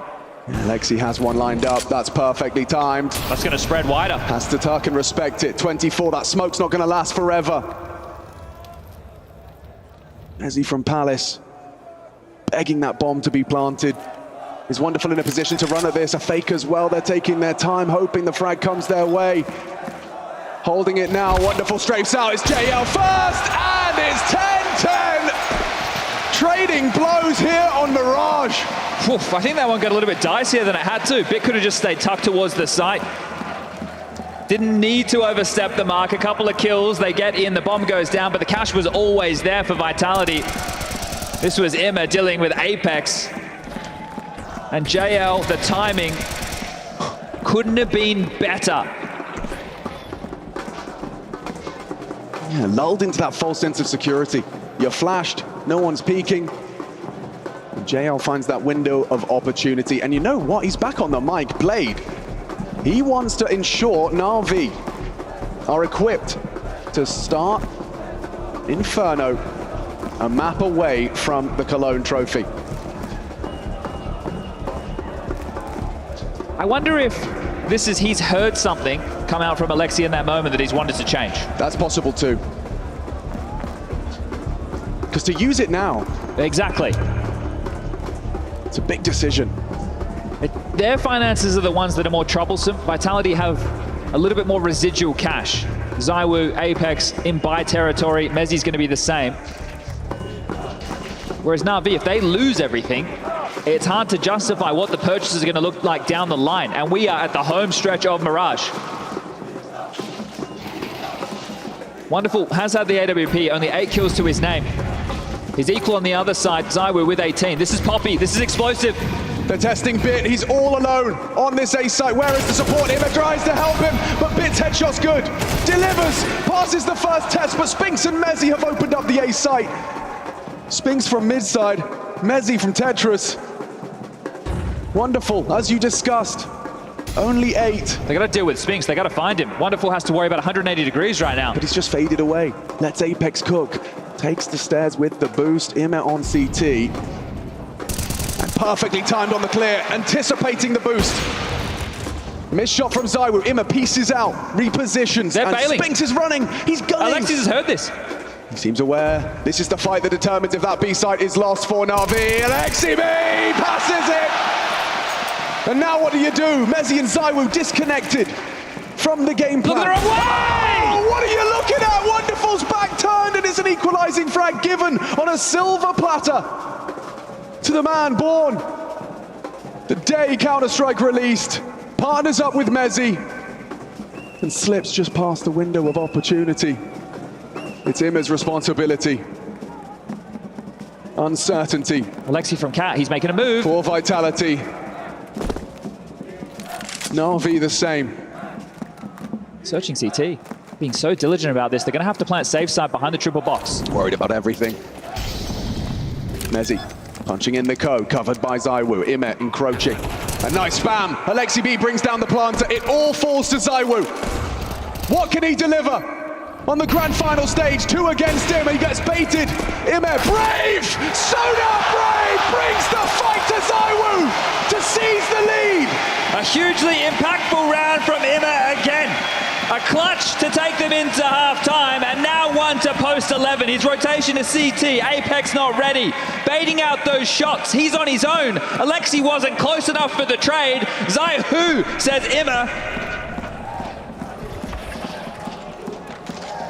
Wonderful made to look foolish here. Worried about the lurks, the limp out towards the A side, just looking the complete wrong direction. But Imma, he has got the hot hand right now. The bravery to take that duel. And the death slam for Apex. As mentioned, the money, it was going to be there for Vitality. That plant helps even more so.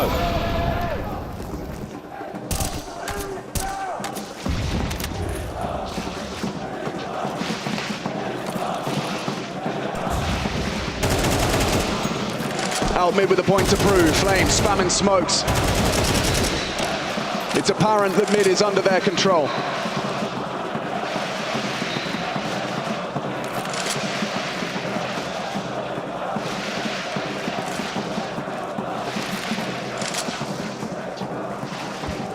Finally, pressure applied.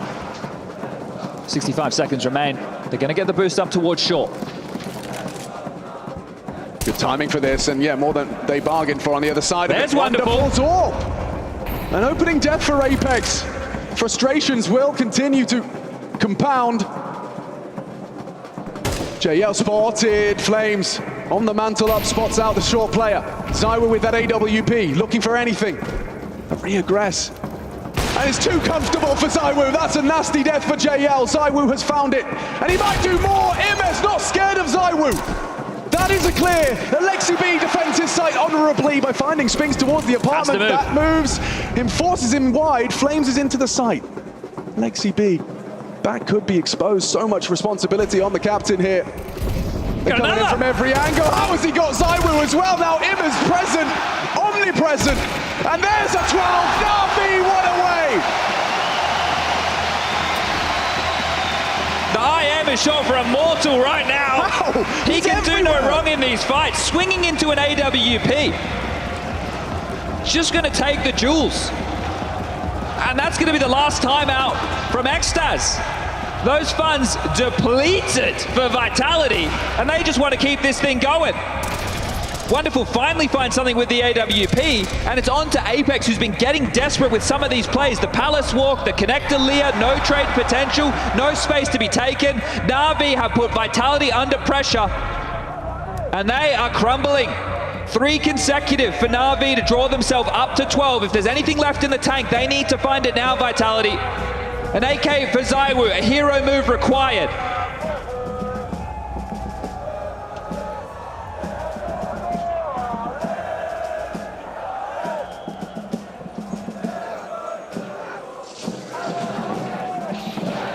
Round 23, is this the last of Mirage? Will Na'Vi extend their dominance on Mirage? Another win. 1 round away, or can Vitality fight back with limited weaponry? Eyes on the prize, ZywOo with the AK.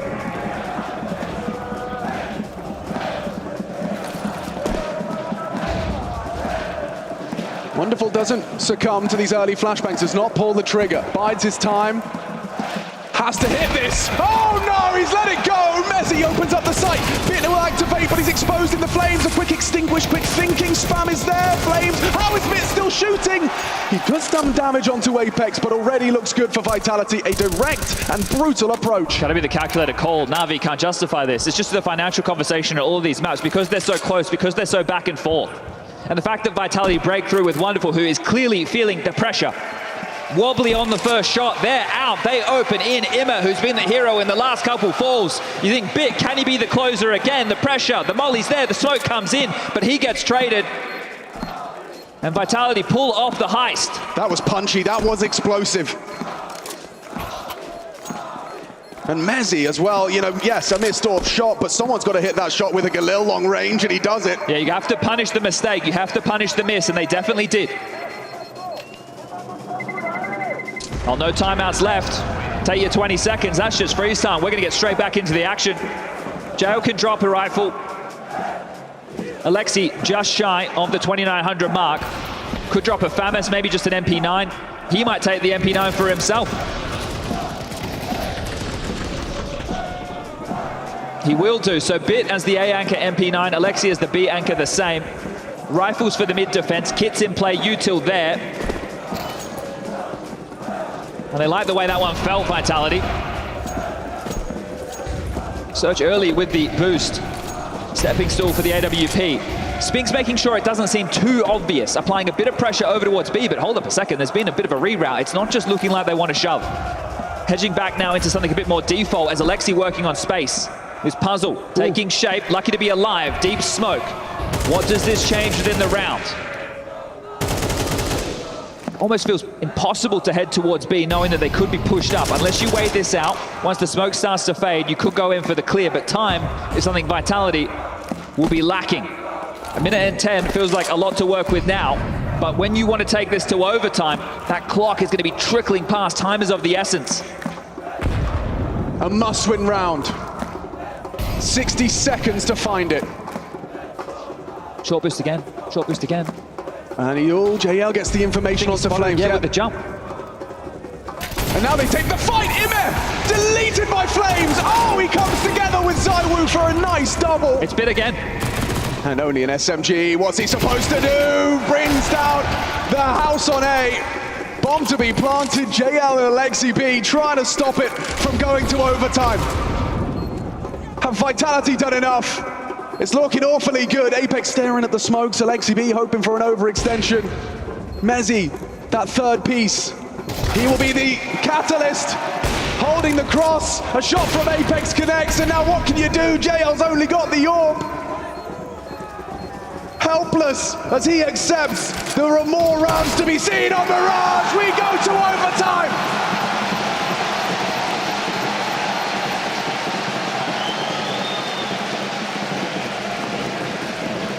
The gumption of both of these teams.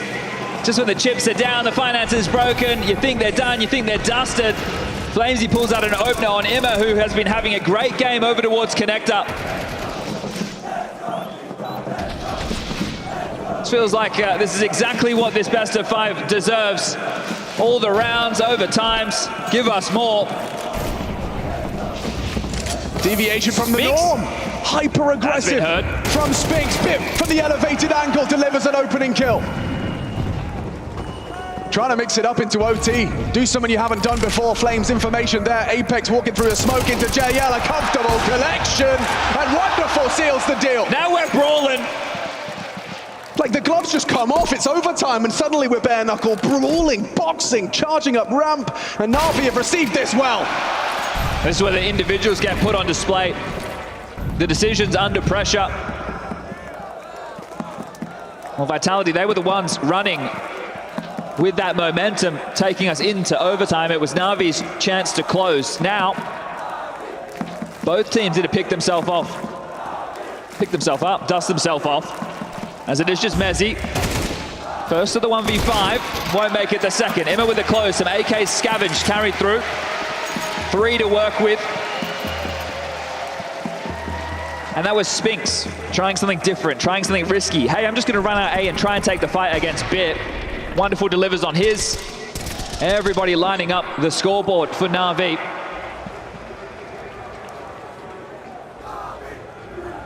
Well, ZywOo into another AWP is going to be out of funds very quickly. Must win. Wonderful. It's an aggressive position. This feels like the type of round that Alexi's reading. They'll go back to the A execute, just take a look at the Bit and IME setup. That's not the case. Oh, he's got that smoke to play with, so he's allowed to dip away on the flash and cross. Flames gets himself across to the mid boxes. Didn't feel that under pressure, otherwise he would have dropped the extinguish. Just happy to play on the cusp, keeps himself open to that short fight.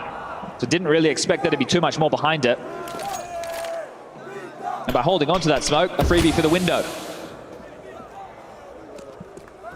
That's ZywOo's cue to start looking con. A smoke from Apex. Now we can start Look at the rejig of the CT setup. Oh, they really are leaning. JL Alexi short side. And Orp, he won out this duel before onto JL. Mezzi with the bomb as well. Are they re-aggressing? They're re-clearing. Good timing from JL. He's not ready for ZywOo. But now they're not ready for Alexi. Important trade from Flames. And now Wonderful catches the bomb on the way in. They tags up Spinks as well. Can Na'Vi really find 2 consecutive on their CT side? It's Apex who's completely disconnected and Spinks will have to wait. Bomb on B, Apex working his way towards catwalk. Towards that short side. He knows there's an AWPer on that site. Wonderful, not so active on the line. Intermittent checks on the bomb, he's missed it. Apex forces him off the line, puts that AWPer down to just one bullet. One bullet would do it with Wonderful. 14 seconds though, you need to plant, and Spinks has opened up the opportunity. Scooping up the bomb, you have to get past Bit, but he does fall off the angle. 8 seconds, they flash as the bomb will go down. Nade won't finish him off. Bit and Imma trying to get in, but Spinks denies. It falls to Imma again on this B-bomb site. Has he got another one? Spinks! A triple kill and a clutch to get Vitality's overtime started. Oh, he likes the way that one feels. Deletes Imma on the way in, and I don't know if Na'Vi knew that the bomb was down. Imma was still in A. He literally went into Palace. They didn't even try and fortify the package. Apex had a free avenue up Catwalk. That's why Imma was so late to this. We saw Wonderful re-clearing there, and the bomb obviously would have flashed on the map, but perhaps they didn't note it initially. Okay, fighting middle, awkward for Imma. Throws out the extinguish, but can't get out his gun out in time. Another opening from Flames. He is comfortable on the stage. Wonderful's finding Spinks, avenging Bit, but look at Apex. He is already burrowing into the B-bomb site. Wonderful, good connection. So Flames' party has been crashed. So many gaps to concern yourself with, and look how entrenched Apex is.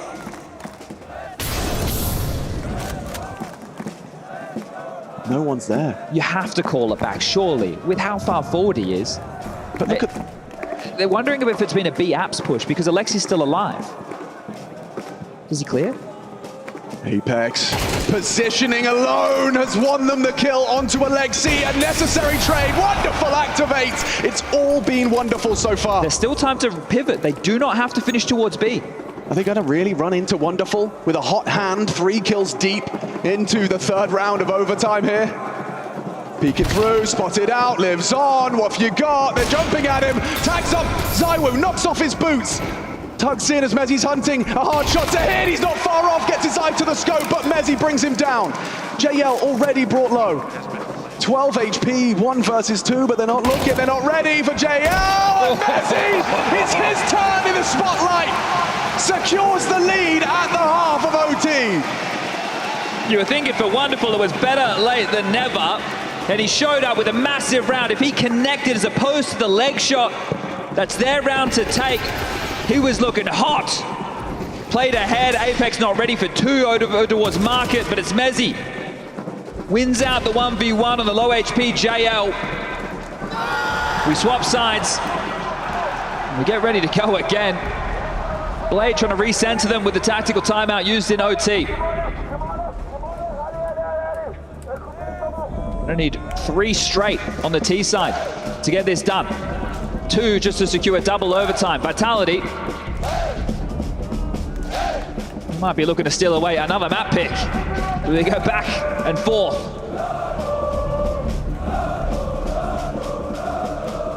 This roster was built for trophies. Getting Zywoo on contract, you have to build a trophy contender around him. That's been the task Apex has set forth, and now here, 8 months deep, Vitality are in pursuit. They're first.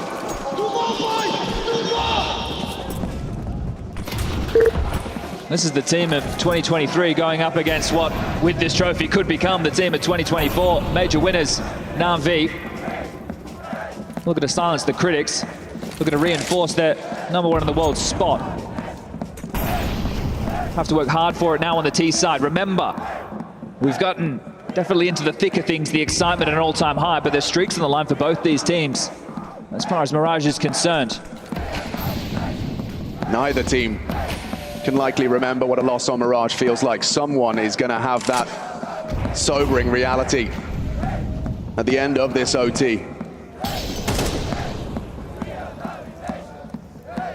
Someone is going to be 1 map away from lifting. All right, well, the pressure, it's encapsulated right there. And Spinks, woof, loses his head. Imma 1 tap straight to the skull of Spinks. Nice from Flames. Imma looking the wrong way. Bit from Palace, but Apex has been completely overlooked. They're not looking at it. Wonderful's a free frag. Of Vitality looking for 15 is theirs. Apex double to secure it. 2 opportunities 2 map points in the third of this best of 5.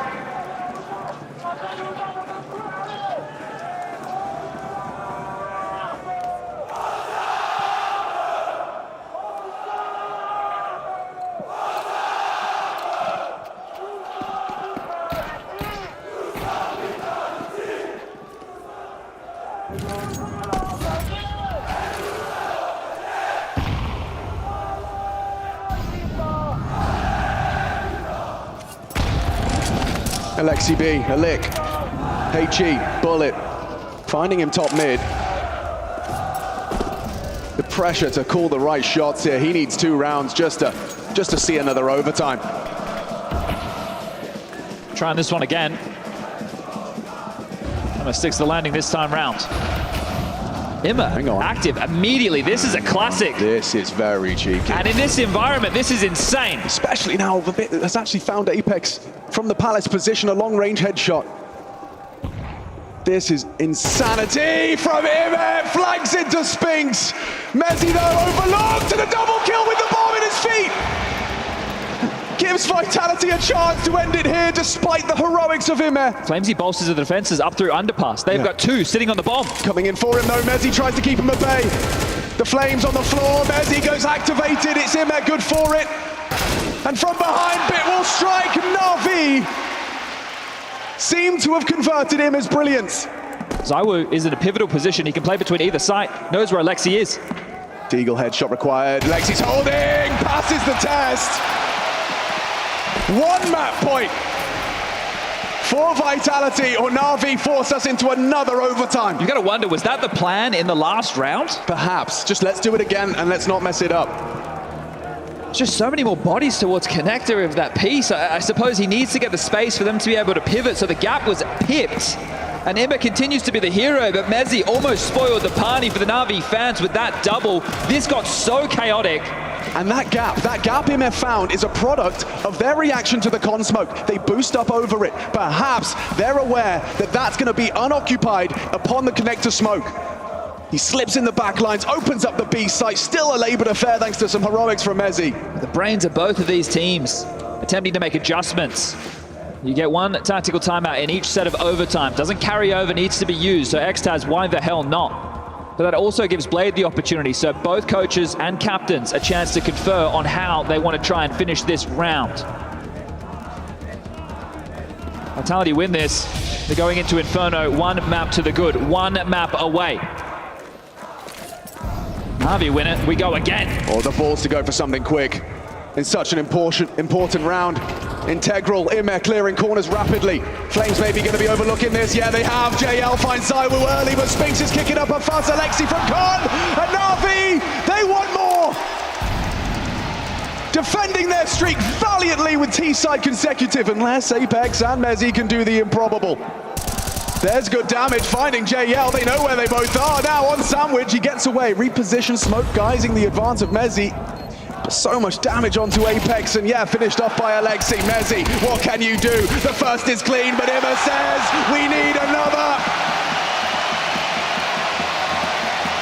15 each, we need more rounds. Both teams fighting tooth and nail to keep their Mirage win streak alive, to be 1 map away from that Cologne trophy. You think Spinks, right? I've spoken about this a few times. Vitality can throw these looks that are outside of the box because of the way that Na'Vi's structured Counter-Strike works. Spinks, the short defender, was in the A side. You feel like in that situation, the setup is good. Vitality have made the right call. It's execution as well.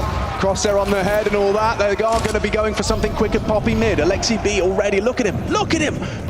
Ahead of the play, ZywOo has nothing to report. How has he gotten here already? 1 minute 39, Alexi behind enemy lines, Mezzi spots him out. Smoke to get himself out of trouble. Early pressure, early mid control.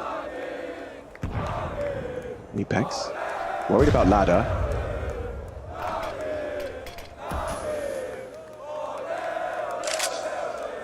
Vitality aren't grouping up for a crunch on middle. Staying in a pretty standard hold, but they know that they're under a lot of pressure. Apex is somewhat committed towards this position because they know Venroom has given up. Look at this, he can't really move. He doesn't have support to get out. That window smoke does give him an option. ZywOo just looks away there, just averts his gaze as IMA had a look. Another good call from Vitality. Spinks over towards A, ZywOo 2, Flamesy here. Bomb on JL towards ramp. Oh, what is that from ZywOo? Disgusting double!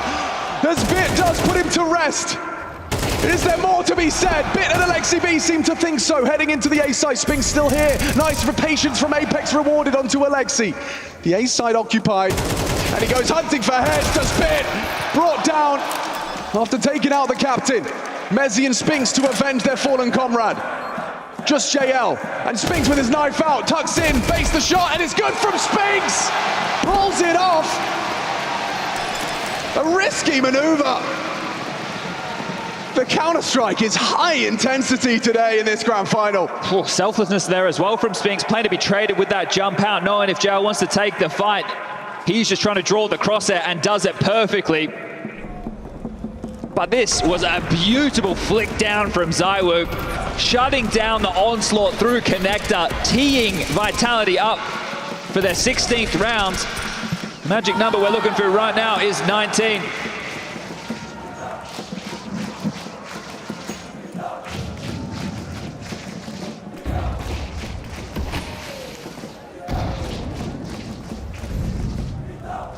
Oh, Flames is actually starting to test Bit on the Palace position. A quick headshot puts Na'Vi with a man advantage early into the piece.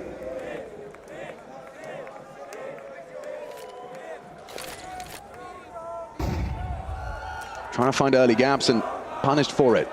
Yeah, no advantage really feels like an advantage in these situations. It's just waiting to see, especially with Vitality CT side, what their proactive maneuver is going to be, or where Apex calls them into a gamble. That's a miss. Does Apex want to have a look at that? An opportunity presents itself, and yeah, the Molotov will limit his options.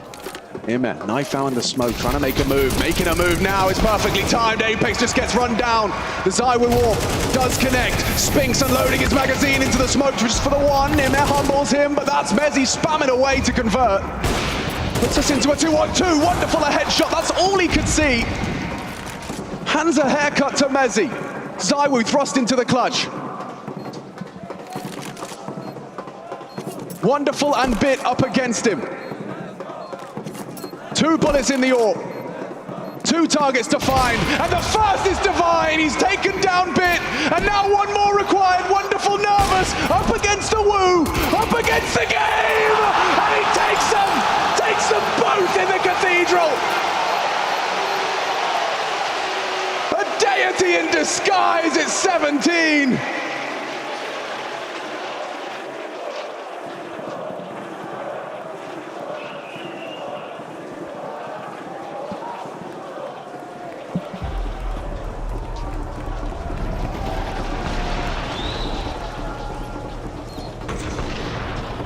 A USP. Your heart stops. A USP. Wonderful's even hanging around to take the fight. The plant is open, he's trying to get away. And Wonderful's woes continue. A 2v1 that should have been Na'Vi's. But ZywOo happened. Surely an inevitability, but how do you shake that off? So deep into Mirage. And that's the thing, when you go up against Vitality, when you go up to the greats of the game, when you go up against ZywOo, you know you can attest a couple of rounds, especially once you're getting into overtime, to his name. It's fine. But when the pressure of the grand final stage, map number 3, your turf, 12 consecutive, you have to take that timeout. You have to try and cool things down. You have to see if you can bounce back. And that's what I'm saying about these opening kills. These advantages, they don't guarantee you anything in this arena. Flames goes down early and watches that from the sideline. Smokes on A early, and a miss from ZywOo. That's awkward, especially now the bullet finds him through the box. It's up to Flames on the site, does well onto JL, but Aleksib trades through. Re-aggression, Apex through the smokes, anticipated. ZywOo's nade finds Wonderful. Aleksib's doing everything he can. Fake plant, Spinks lingers short. And where's IMA? Completely isolated between the two of them. Aleksib pauses, lets IMA come to him. ZywOo's timing. He's coming through short side. Imek could be exposed here. We know he can hit these flicks. He's got the hot hand right now as well. And he's done it. Alexi B caught off and through the boards. 18, a perfect half. ZywOo, the main event in this grand final. Map 3. Both of them.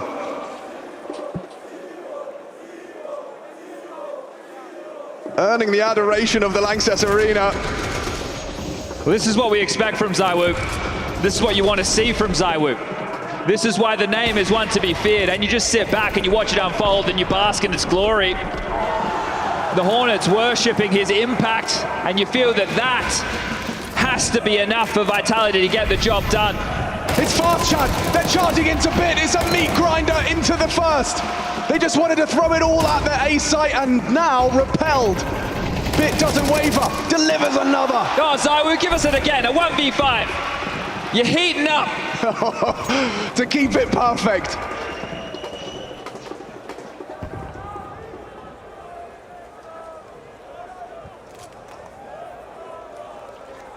Little bit of fear, I'm sure, for Wonderful.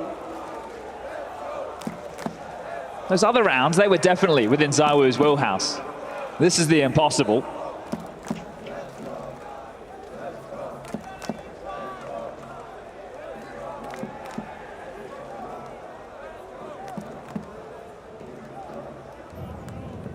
But with the bomb on his back. Boys, still fucking believing. Come on, boys. We can still fucking come back. Let's go. Are we talking about a comeback? Is he going to give this one a look? I'm not sure he's sure.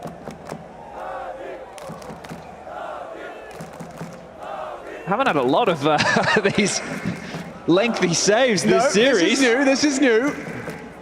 What do you make of a pacey call when you're up 18-15? The first round T side, Apex says, let's just charge. Well, this is it. This is where the in-game leader brain really plays into action. You have 3 opportunities. Do you want to take the fast option first, or do you want to save it until the end? You could just go default, you lose. You go default, you lose. Then you're at the 3rd round, you go, well, okay, we're going to throw on a pace change. I like the fact that he's given it a go out the gates. But does this inform your next call? I mean, it's not surely going to be something in the same vein. I feel like the stubbornness from Vitality. Oh, hello. Well, he made us all wait.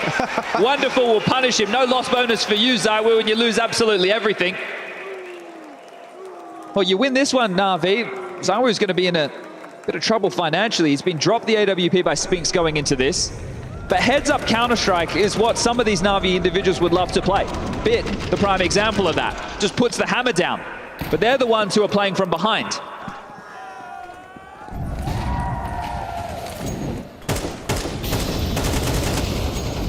Flames gets out, JL spamming that AK-47.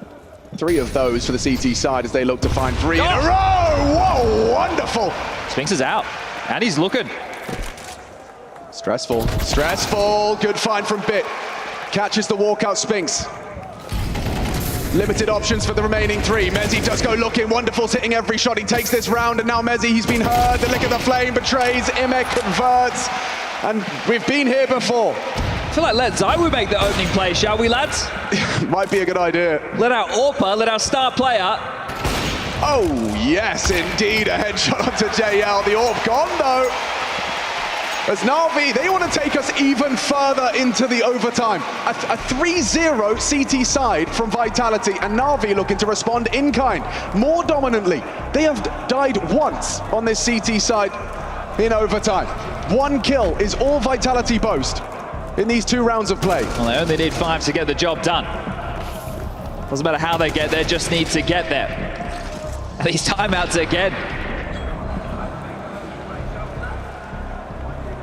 But the confidence for Na'Vi, those 2 rounds being a clinic, is going to fill them with confidence. But it just takes 1 moment, 1 misstep, 1 repick, and it could all fall apart.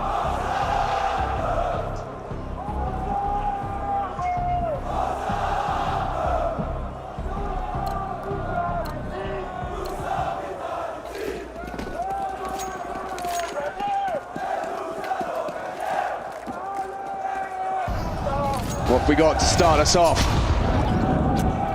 Early glances at middle for either side. Bomb is going to be heading Palace early.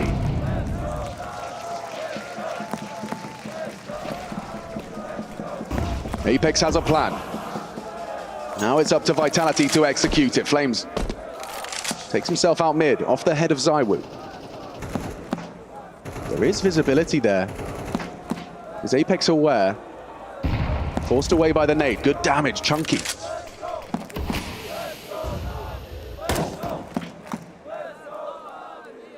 The pressure for an RV to match the 3-0.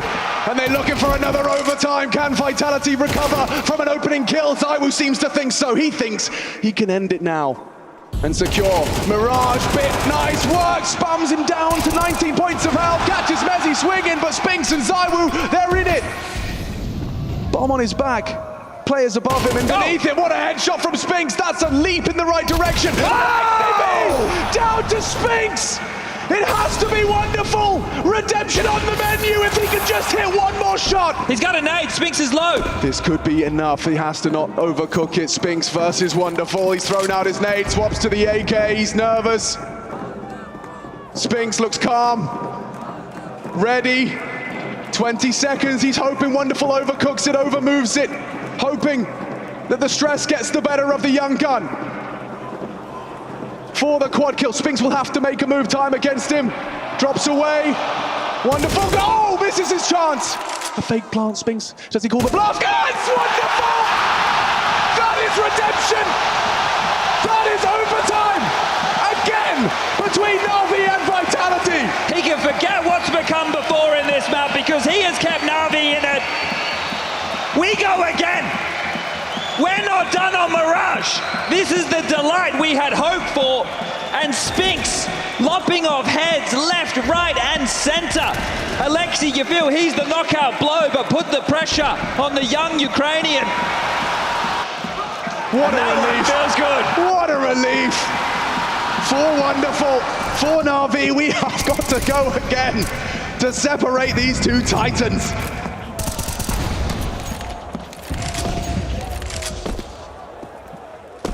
Now, you talk about the insanity of overtime, but what happens when you get this deep? It's still the little details. Alexei, in that previous round, hedged towards A, play tucked in the site. As soon as Bit shows himself connected, they come out Palace, he gets a kill.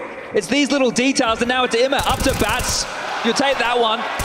Smoke, you can't flush me out. Throw your molly, it'll be wasted. Opening kills, though, not always an indicator of the closer.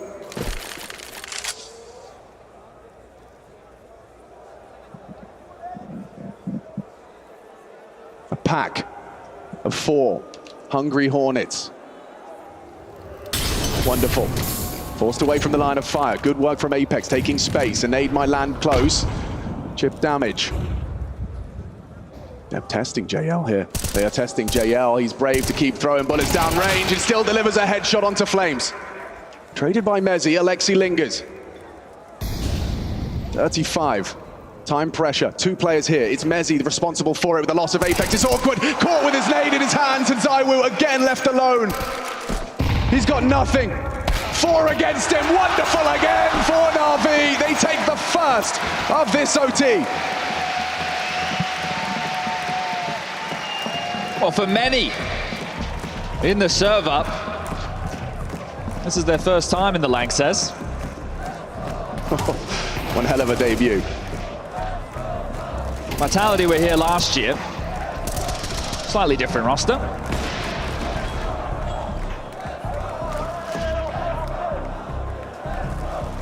But they're just taking their time, basking in the glory that Cologne has to offer and putting on a show.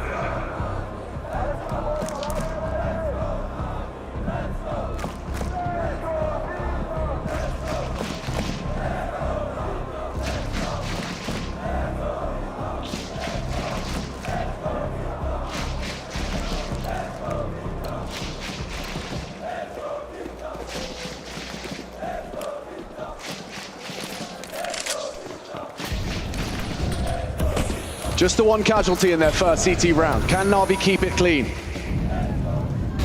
This is all in towards middle for both teams. Wonderful.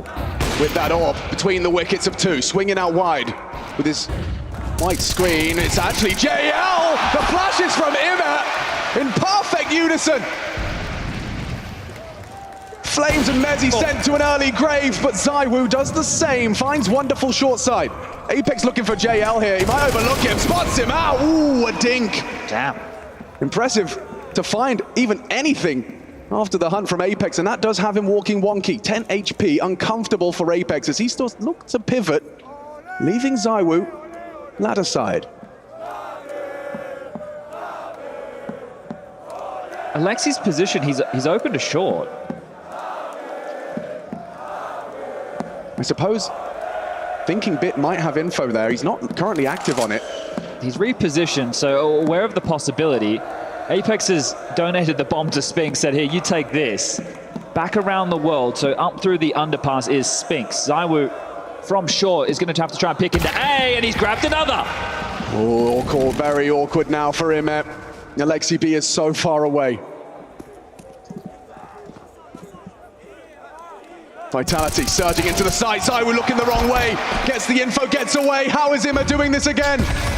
Spinks doesn't think he is. With 14 seconds, that bomb will be planted. Alexi B, known to be the B anchor.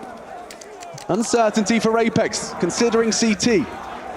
Alexi advancing, a smoke will cover him. Ineffective nade. On the crawl. Na'Vi's captain. Makes his way in. Considering the options, has no answers towards the ramp side, and with his back turned, he's brought low. No response from ramp, time-sensitive mission for Alexi. And Spinks has actually got past completely. Oh, outmaneuvered, outplayed, and it is 19 each.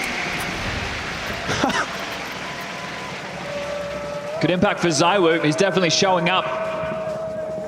Finding the kills that the team needs. If they're able to play into rounds and just get obliterated, allow ZywOo to play in. Here it is. Bang, this is after the JL double. Feels like a different round, doesn't it? Right, with how long this took, but ZywOo with impact to draw them back into it, and with how that round started, I feel like that should have been Na'Vi's. They'll be feeling the same. This roller coaster of emotions and Counter-Strike continues. Just trading blows. In our third overtime, 22, the magic number. Wonderful. Oh, the perfect read of the situation. Flamesy unloads his mag into the smoke and finds the young Ukrainian.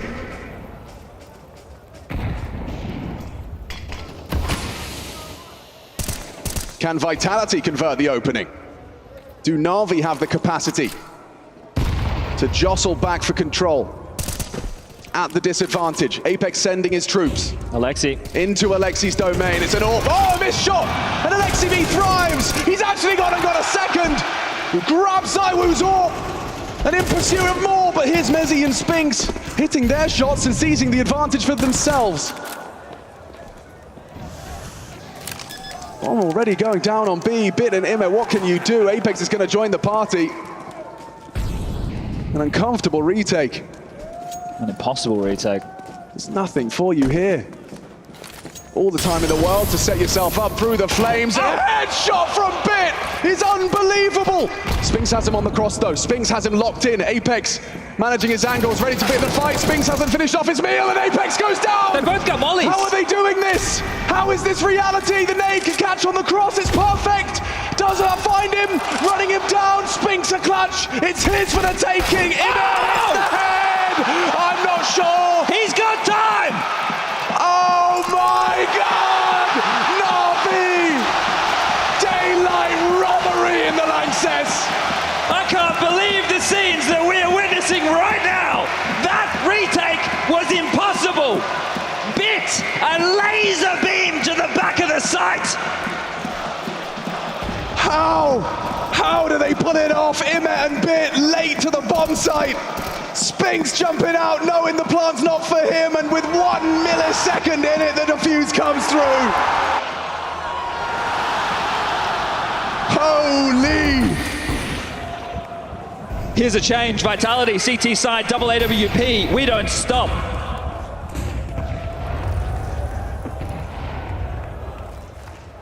Alexi B alone range up. Pressure onto Mezzi as well in this B anchor position. Still has his smoke. Brave for a jump and actually opts to try and smoke up the apartments. That could be an invitation to push, and they are creeping. Contact walk in, and the flash forces them into the line of fire. Mezzi does well to convert. Mezzi, this one-man army, defends his site honorably. Sends Na'Vi back to spawn. Unless Imer and Alexi have got anything more to say about this one, they don't look good. As Alexi Shaw found one on the extremity, found Spinks in the smoke, but the site is lost. The bomb lies with Vitality's defense, and Mezzi passing his test on B. His smoke and a flash, and he used them both. But this is perfection. This is what's crazy. We're going to catch it in the replay, but it's the right call. Alexi has the B defender, the short player, stuck over towards vent room. It's only Mezzi on the site. Apex is having to rotate in. The call is the right option. It's the right play. Mezzi just stands up. The individual difference makers. Mezzi needed the multi.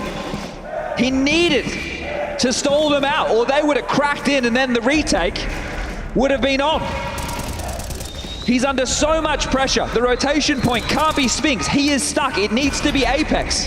Spinks still contributes somehow.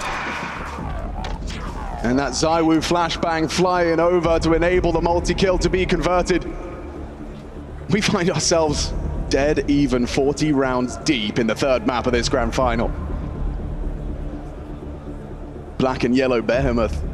I've described Na'Vi. Now Vitality packing a punch themselves. Right now, at the top of the scoreboard, Zywoo on one side, 36. Immer dead even. Couple of 40 bombs could be brewing here. Couple more rounds in it.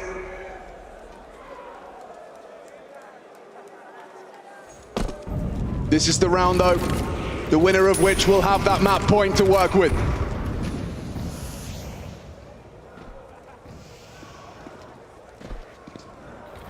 Apex is playing a dangerous game here, but the flash is there in support to get him off the ledge, get him off the lip, and get him out safely. Oh, he's hanging around. Wants to see if he can catch anything. Everybody's sweeping top mid to try and punish that type of a play. Will stall and buy himself more time with the Incendiary. Alexi aware of the possibility. Spinks starting to push as well. Emboldened now at Vitality. Yeah, and Zai was going to provide some covering fire as well. The Overwatch with the AWP. Alexi B is going to have more than he bargained for any moment now. It's Apex versus Alexi. Apex favored in the exchange, puts Alexi down to just 11. A headshot from the M4A1. The Spinks is unknown, hard to clear. Hang on the timing on this. Yeah, his fingertips down and out, but look at him. The sharpshooter. A clean headshot onto Spinks. Bit tried to find a gap through the Palace smoke, but goes down. Solid work from the A anchor. Flames and Apex have connected. Apex in rotation. Wonderful and JL trying to get across.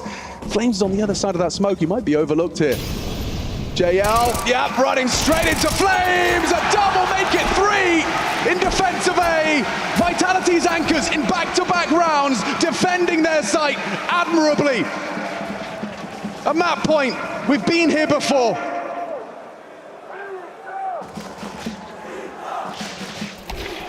Can Vitality break the streak and extend their own? Looking for their 9th and to deny the 13th. This is the 3rd time Vitality have been in this position since forcing overtime. They have been the ones who should have been in the position to close time and time and time again. Na'Vi have not relented. They have not given things over. They have stayed in with the fight. Alexi B out mid, has a look at Spinks, takes down the short player, a gift. A real opportunity for a 4th overtime. Mezzi doesn't seem to think so as he aggresses short, finds the AWPer. Looking the wrong way, holding W. Apex does exactly what he does best, and Flames onto Alexi. They don't have the bomb. It's still over towards spawn. They need to go back and get this or force the fights. And first, looks like it's a fight on the menu. Flames, can he really lock it down? A multi-kill required, and he's got himself the double. That's going to be it. Apex found the bomb. And the curtains will surely be closed on Mirage. Na'Vi 12 in a row, but it ends here, it ends today, it ends in the grand final. Vitality, 1 map away from their very first trophy of the year.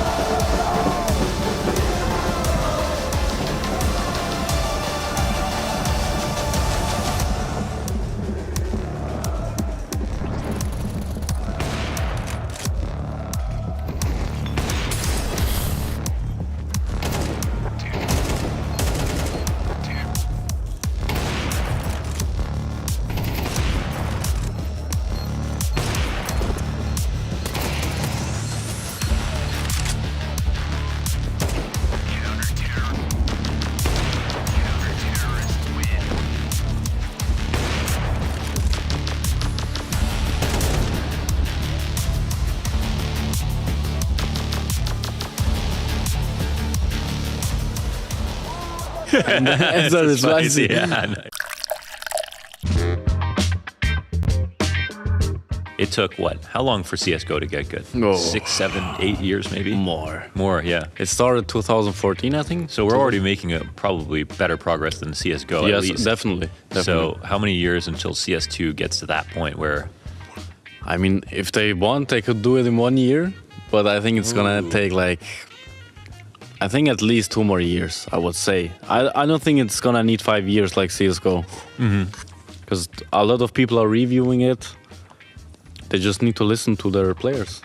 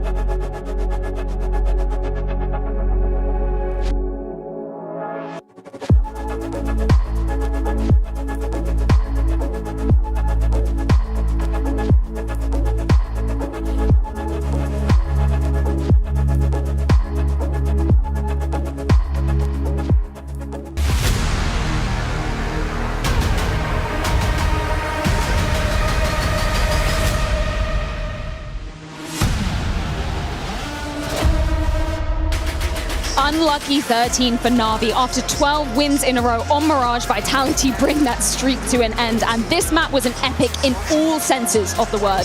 Not just 1, not 2, but 3 overtimes required for Vitality to seal it. Matthew, it came down to some individual heroics. It came down to the multi-kills, but most importantly, the clutch factor in these multiple overtimes. Wait a moment, Freya. Let my man catch his breath. I thought I was going to have to start doing CPR here, how that game was going. I thought we lost him there for a second. Oh, I thought I lost myself too. I was ready. I was just calling for help. Someone come get me. My legs are going to give out. This is one for the history book, Freya. We've had so many once-in-a-lifetime clutch occurrences in one map. The 1v2s, the 1v3s, the defuse with 0.1 second that gets you into an overtime. If you ever have a doubt why Counter-Strike is so wonderful, so beautiful, this is this goddamn game. That it gives you feelings and emotions you will never find anywhere else. This was peak Counter-Strike. I'd like to bring up Exhibit A. This is a graph of Matthew's heart rate throughout this entire map. You were on the floor at so many moments, Matthew. How did you keep your head in this game? I tried to. I was trying. He didn't. I didn't. And that's why I can understand what these players were going through on both sides. This is such an epic game because both teams had reasons to give up at many different opportunities. All these clutches are supposed to be basically an emotional uppercut that knocks you out, but nobody was willing to give up. Na'Vi came back. Apex couldn't find a solution on the T side of the overtime. Then suddenly it's overtime number 3. You're thinking, that's it. Na'Vi is going to do it. And out of nowhere, you have these moments again, these clutches. These Apex is jumping out a goddamn window in the middle of the round. Like, we don't need analysis. We need to appreciate. That's what we need. Should we go back to regulation before we do dive into those multiple OTs with our Kadir playbook? Because there were moments where this map arguably, could have been sealed in regulation. That's when it made sense, right? Yes, this was still like, an hour ago, right? But I think for this round, this was the big surprise, right? Because you look at the money on the side of Vitality, right? It's spent. This was right after Na'Vi won 2 rounds in a row, and you're thinking Vitality is going to eco here, right? And just concede. No, they force again because Ima was the only player left alive in the clutch against Flames. You can see they're taking it slow. They talked it through, right? They don't have a lot of utility really to play with. So they're just going to sort of linger around. They wait for some of the utility to pass from the side of Na'Vi players. They're doing their default. They're checking towards the mid area. You can see that Bit is all the way towards CT spawn at the beginning. They're going to smoke it, right? Like these are just going through their motions. Apex is just in spawn this whole time, waiting for this utility to perish because there isn't that much left at this point in time. So the second wave of utility comes in. Soon you're going to see the moment that defined this round, right? Bit still has an incendiary left, but at some point he's going to lose track of the Vitality players who are going to be towards the ramp area. You can see now they're checking, they're expecting a side hit. JL is going back towards the side, but here you're going to see now as they group up towards the ramp, I think it's going to be Flamesy He sees him, but he doesn't expect him to swing. And now the Incendiary comes in, he's already in Tetris. It's too late. So IMA is going to find the kill on Spinks, but besides that, look how Bitnow gets caught off guard by Flamesy being there. He dies, Wonderful misses a shot, and the whole round falls apart. I think it's a beautiful round you've picked up, because this is such an opposite of how we ended up the game. Like, this was when everybody's mind was still pretty much screwed on their shoulders swiftly. It's a very slow-based, protocol-based, it's patient-based from Vitality. They did that a couple times, and that in itself, I mean, they fabricate a solution out of almost nothing. It's just being patient, it's just making sure you dry out the utility, and then you take the space when you feel like you have it. Flames with good openings. This was what Na'Vi was capable of doing. And I know it's gonna sound like a weird statement, but I think from a pure Counter-Strike standpoint, Na'Vi played better. I think Na'Vi played a better Counter-Strike. The rounds they were winning were much more comprehensive. They were built together like a Tetris that makes sense. Vitality relied on heroics. They were also positioned better in rounds. I mean, I thought this was the round, but there's one more round later that happened where Wonderful is just scoped in at ramp, waiting for them. They come, he misses the shot, and the whole round falls apart. That was, I think, still in regulation. Who knows? We can't remember where it was. At this point, but he was really struggling, you know, for a lot of that game. And then until he didn't. Until he didn't. Yeah, we're going to get onto that wonderful moment in a second, but you talked about the individual heroics coming out of the side of Vitality. Let's jump into one of 4 insane clutches that we saw in those multiple overtimes. This was Spinks and Apex, round 26. What goes down here, Machu? Well, you know what? I don't remember, so let's have a look. There were way too many of them. That's on the B side. Well, 2 versus 2 at this point in time, and you can see Spinks, the angle here that he's got. This crosshair placement is beautiful, but what was crazy is that they ended up in that situation in the first place. Like, this was not a given at all. This was a 2v3 from them. That's my point. Where Na'Vi knew one player was in abs. They weren't sure about the second guy, right? And that's where you saw IMA be in shadow the whole time. They killed the C4. Yeah, he stayed for some reason. So maybe the only thing I can guess is they thought Apex was the abs guy and that Spinks was somewhere on the lurk. So he was paranoid that he was lurking from God knows where. But it was very weird how Na'Vi didn't, you know, focus more on the C4, right, and try to play around it. IMA wasn't in that play. That was a 2v1, 2v2, and then became a 2v1 in the end.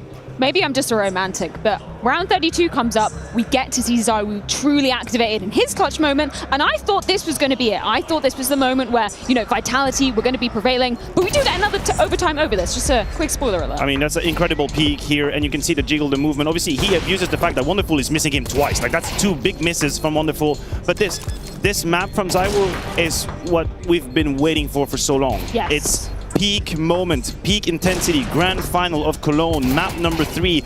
And there are many rounds in here that if ZywOo doesn't do what ZywOo does, Vitality won't win. They don't have the building blocks. They don't have the understanding to get to the winning moment, so they rely on him. And he had a few very key moments with the AWP as well. This is...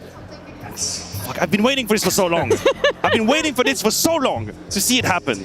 So I'm just going to have it. I'm just going to enjoy it. So how were you feeling in the moment when it looked like Vitality were going to seal it? Because Wonderful was in a 1v1 versus Spinks, right? And I was questioning, you know, is he built for this moment? And he truly was. It started as a 1v2 against ZywOo and Spinks, right? But after you saw how many of these rounds went for him, right, you're thinking, wow, is he really going to step up now and get it done, right? And this is on match point for Vitality. Spinks does great to recover the round, and here ZywOo peaks before the molly spreads.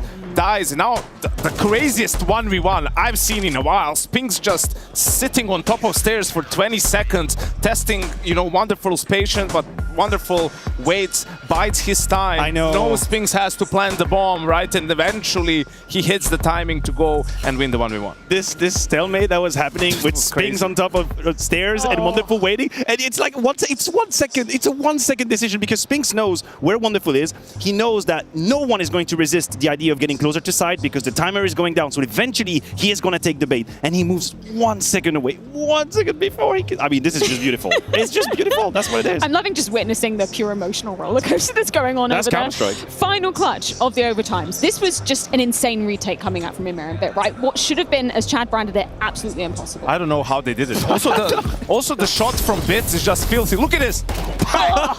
Gone. I mean, yeah, you can't even blame. Who was it? It was Mezzi. It was Mezzi. I can't even really blame him. Like, he holds the headshot angle, and here now the jiggle peeking. IMA finds the second guy. Now they have 2 incendiaries. They have 2 actually mollies, even worse. Somehow the nade blows up Bit. IMA in a 1v1. There's no time. Spinks is jumping out immediately. But hey, time management. There is time. There is time. There was time. Time management. I mean, this is, obviously you can imagine how excited they are in this very moment. Hard to see coming, but the retake from Navi is so perfect. I mean, obviously the one tap from bit, you just appreciate it. But then you have that little nade, and the way he baits the angle just to try and see behind side, give time to Alexi to be on his left flank so he can cover him. And you're thinking, how the hell could Vitality lose this? And when they do, you're thinking it's over. That's it. That's it. IME just broke them. I mean, he broke me. I was broken. I couldn't go anywhere after that clutch. I don't know how Vitality stayed in it. Shout out to IME during that map as well. Yeah. My God, really back in true peak form, getting one more kill than Zywoo to top the charts off this map, and he was just pulling off some crazy stuff throughout the duration, right? Remarkable. Yeah, absolutely. On the CT side and on the T side, finding impact, you know, whether it's sneaking around jungle, connector, all of that, or being a little bit more aggressive. He was absolutely astonishing in this map, but it just is going to be tough now for Navi, considering, yeah, they were the better team. They had opportunities. If they win this one round, you know, they're basically putting Vitality away. Instead, it goes into OT. Then you're the one down 3 match points. You have to win 3 rounds on the CT side to just stay alive. They do it. Yeah. Then this clutch happens, and it's still not enough. And they still lose. I know, I'm right there with you. Honestly, but honestly, the last round, no, we didn't catch it because, I don't know, Alexi gets the entry kill, right? It's a 5v4. Vitality wants to fight it. The round slows down. Apex jumped through window that was smoked because they were fighting it. That's how he found himself next to whoever was down there, Ima or Alexi or someone. I'm like, how is Apex? Where did he show? There's no way he just jumped out window, and he did, and they got like the trade there. Bit tried to react from apps, he died, and that's how the game ended. Him jumping through the window. Just Apex things, man. Just I guess Apex he things. can get away with it. Matthew, are you surprised, considering how emotional Vitality can get as a team? Are you surprised they kept their heads? Yes. Such a high pressure map. Yes, I'm astonished. I'm astonished because the way Navi behaved through the comebacks, it's 0-5, then 7-5 beautifully. Then you have this overtime situation, all the clutches, the way Navi stayed in it, I thought this is it. They are not going to break. They're not going to break. And I just had the last map in mind with all of these crazy moments that went their way. So for me, Vitality was done. Hell, okay, that's a little bit of a tidbit. That's just between you and I, viewers at home. I saw Apex punch the hell out of the desk mid-round during a clutch of his teammate. Like Did a Halzer. He did a Halzer, but like it was so loud, and so I saw it from here, and it's very far away. And I saw his mighty arm just go BAM! During the 2v2. And I'm thinking, that's it. It's over. You think I can win a clutch if you do that when I'm playing next to you? I'm not winning the clutch. I just type quit. I don't want to play anymore. So when they reached that point, when Navi did that to them, I thought it was over. Considering this was the map of clutches, I don't think there's any better opportunity than to check in with our 1xBet clutch at the tournament. And a 1v3. Up away, he's still got more fight left in him. The Brokey gets rid of it, keep FaZe in the lead. At this point, it's not about regaining that glory, it's just about maintaining this lead. Some pious one bullet would end this, but it's Brokey! Okay, gentlemen, let's talk about what is on the horizon. We have come to an end of that insane map of Mirage. Now we're waiting on the doorstep of Inferno. This is going to be a really interesting one, right? Yes. No, the sides. I'm sorry to jump in. I do. Know the sides. Give me one moment. I did write it down. Navi star, CT side. Okay, yes. please, go ahead. No, I think just, you know, we talked about Navi has played better, right? Like they've managed to come back from deficits, you know, stay in the game, just more convincing rounds. They're 2-1 down in this final, regardless of all of that. Now, the question is what happened just now on Mirage going to affect them at all going into Inferno? Honestly, the track record says no, like that they're able to persevere, but this is the, you know, we're talking about a best of 5 going into map 4. This break is a little bit extended, so the players have time to eat, rest, and whatnot, but it's been just a long 3 maps. I agree with you, and I also think because we have this structure of having this longer break now, you get to stew in what just happened. It was not like you had a good map.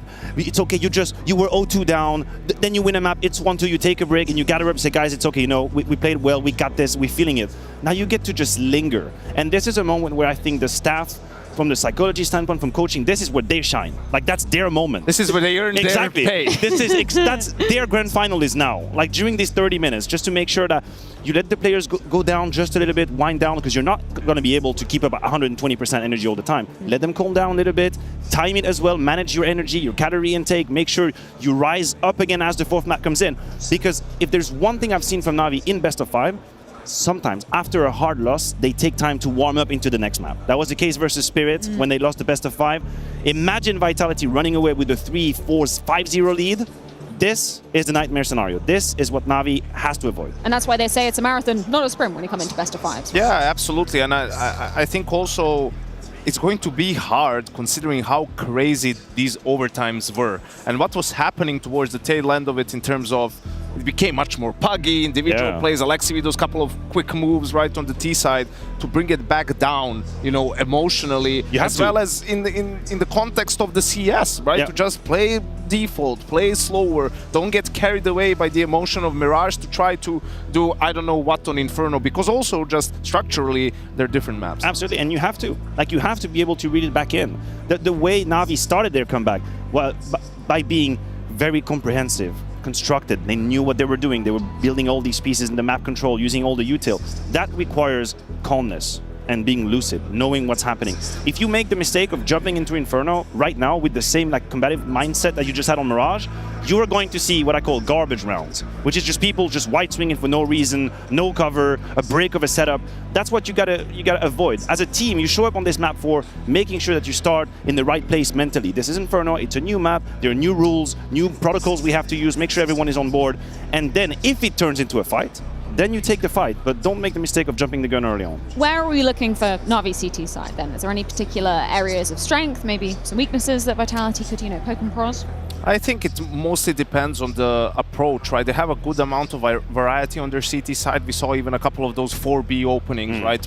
The reason why you do that is the T is always counter utility that you use in Banana, right? So you count two mollies, 3 HEs, right? You know, okay, they open 3B or they use this much and this is how much they have left. You don't really ever account for a fourth person being there at the beginning. So if they use 2 smokes, you're like, okay, there's 1 more smoke left, and so on and so on. So it makes it more difficult when a team plays slow to read what's going on. So it might be a situation where it depends when Apex does he hit the good read to change the pace then and hit A or do an abs pop or do something like that. I know they have a strat where 2 guys walk out quickly out of A apps, you know, to hit that and to punish Na'Vi and make them play a little bit more honest. I think this is one of the win conditions for me for Vitality is to quickly win a significant round on A. Just make sure that Na'Vi know you're capable. You either split through long or you do an abs pop. I don't care exactly how you do it, but you let them know that there is no way to get away with like a stack gamble, 3B to 50 seconds. Yet they need to be afraid of doing that. And once that's done, you can pay it towards the B. And we talked about how Vitality can't rely on Apex carrying them in this final across all map wins. Well, Na'Vi cannot win this final without Wonderful. I don't think so, right? Like, it became a little bit egregious what was going on in regulation on Mirage. In regulation, yes. Right? He had an opportunity with just a couple of hit shots to basically most likely close the deal on that map for Na'Vi, and you know he's going to have to be able to bounce back mentally after what was, you know, despite the clutches, a pretty tough map for him. Well, after such an insane Inferno, no time like the present for both of our squads to be resetting. Inferno on the horizon and potentially a chance for Vitality to be lifting that trophy right behind me. We'll see you after the break.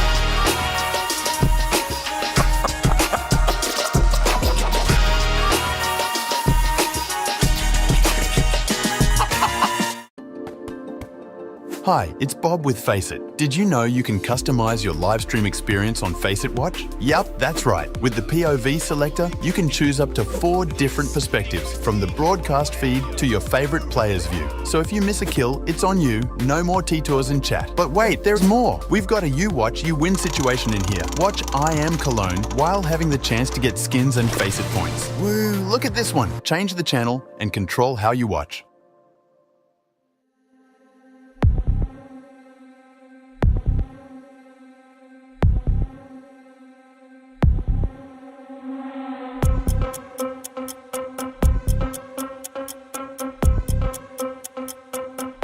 Are you enjoying this final so far? Absolutely. Are you sad that Na'Vi didn't just win that map? Yes. Yeah. Of course. I mean, they fight it very, very hard until 3 overtimes, and all of them played every round. Yeah, it's sad. This save with the bomb, like it was so close, and I thought, okay, this now will turn, but yeah, it did. Do you think we're going for all 5 maps? I hope so, because if not, then it means that Navi has lost, and that can't happen. Sad. That would be sad. That would be very sad. Well, we'll keep cheering loud, keep enjoying it, man. Thank you very much. Thank you. Right. I'm looking for Vitality fans. Have I found them? Vitality is the best team here. I think we're going to win Inferno easily. Okay. But if you're the best team here, why did you lose a map already? Because that's a grand final. Navi is the best team of the year, but we're the best team in IEM Cologne. What do you think about the fact that Zaiwu had to make some sick clutches to keep him in the overtimes and that he's delivering? Because he's sick. He's a sick player. He's always make the sick praise. That's his job. What are you getting here in the queue? I think beer. Yeah, I think beer. I think that's a great choice. Amusez-vous bien. Merci.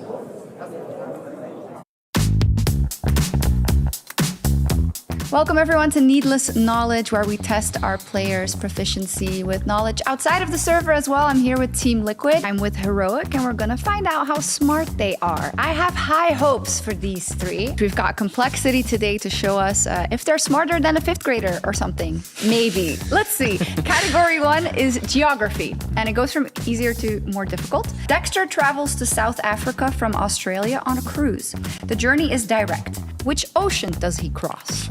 Stop. You said easy to difficult. Yeah, this is the easy one. It's not the Caribbean, that's for sure. What ocean? Yeah, I got my answer, I think. I wrote Atlantic. I just put the Indian Ocean. Correct. Oh, it's right. Yeah. Oh, yeah. Okay, okay, Yeah. But I knew I was wrong. Like, I got the Pacific. Wait, where's the Indian Pacific? Ocean. Pacific Ocean is on the American west coast. Australia? Oh my, yeah. Great job. Let's go. Okay, question number 2. Serk, the Bulgarian bulldozer, queues a game and is placed on an Algerian server. But is Algeria part of Europe or of Africa? Europe or Africa? Yeah. Oh my god. Okay. 3, shall 2, we? 1, P. Africa. Correct. It's Africa. Yes, Okay. correct. Very nice. Okay, I know this. Okay, go ahead. Yeah, I was just trolling. You're trolling? Well, it's in Africa. What do you mean? What do you mean, Remy? But I don't know it. I don't know it. I thought like I'm starting if it's in Asia or something. But okay, it's just because I don't remember anything about Algeria at all. Like, I wasn't sure because like Turkey's technically Europe too, right? Yeah. And it's really close. Speaking of Turkey, the United Kingdom has a population of almost 70 million, but has no top 70 Counter-Strike team. Okay. So this randomness to the UK. Shots. Rank the following 5 countries in terms of their population size. You got to rank them smallest population to biggest. The countries are Mongolia, Portugal, Australia, Denmark, and Turkey. Okay, population. So Denmark, I think, is the last one. Starts from the okay. smallest Sorry. one. I don't need to tell you. Oh my god, I forgot. I 100% got this wrong. Yeah. Not confident at all. 3, 2, 1. Just put like just the first letters. So I just put Mongolia, the biggest, 2nd Australia, 3rd Turkey, 4th Denmark, 5th Portugal. I got it right. I don't know how big Mongolia is. Like looking at thinking of the map, like I can't. I think it's big. So it's Mongolia, smallest population, 3.4 million, then Denmark, 5.9, Portugal, 10.4, Australia, 26.1, Turkey, 84.1. What? Two Yeah. So I had no idea to this. Yeah, most people have Mongolia as the biggest because it's big, country. but it doesn't necessarily have a lot of people. Yeah, You're so close. At least we got one, John. But you're definitely the winner of the round. But yeah, you got two. Yeah, good job, John. This is not it. Mongolia's tricky, isn't it? Yeah, I did like biggest to smallest instead of smallest to biggest. No, That's what I was thinking. Because you had the first one. You did smallest to biggest for Mongolia, at least. I messed up. Whatever. I'm on to the next one. Everybody can just roast me.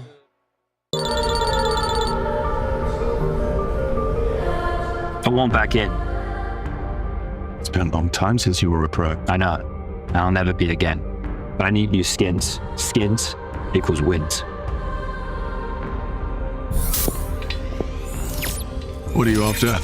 You got everything: rifle, ball, knife, glove, RA revolver. StatTrak AK-47 Fire Serpent, Glock 18 Water Elemental from back in your day, M9 Bayonet Doppler, Ice Sport gloves, perhaps a Dragon Lock. Whoa. Let's keep it affordable, mate. I'm not made of money. Okay, a modest price range. Roger. Are you a rifler or an auger? Alex, you literally know who I am. Yeah, I know what you need.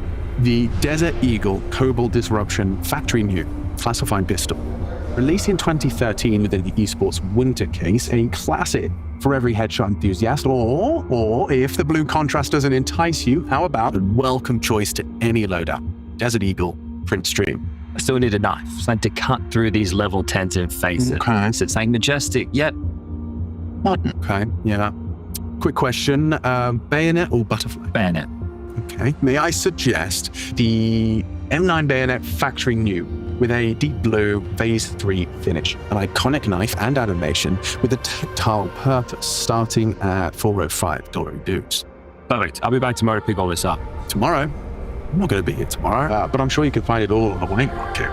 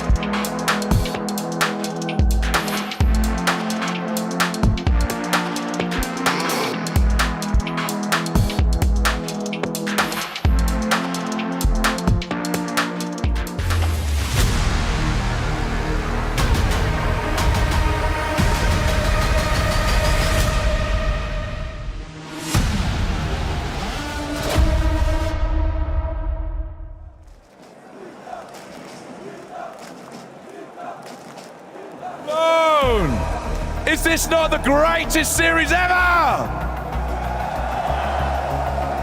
Right then, we've had a break. We're at 2-1 in one of the great grand finals in one of the greatest places to ever watch Counter-Strike. And do you know what we need to do? We need to raise the volume. So I want to know who's the loudest. Let's start at the floor. Everyone who's down at the floor, let me hear you now. Okay. Everyone around the middle, let me hear you now. My friends up in the gods, let me hear you now. Right, one more time. The floor, hello. The middle, hello. Those at the top, hello.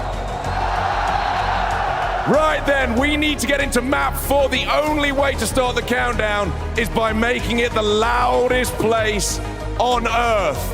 After 5, everyone stand on your feet, everyone here in Cologne on your feet. We're gonna go wild. And if we're the loudest we ever have been, the countdown will start. 5, 4, 3, 2, 1, let me hear you!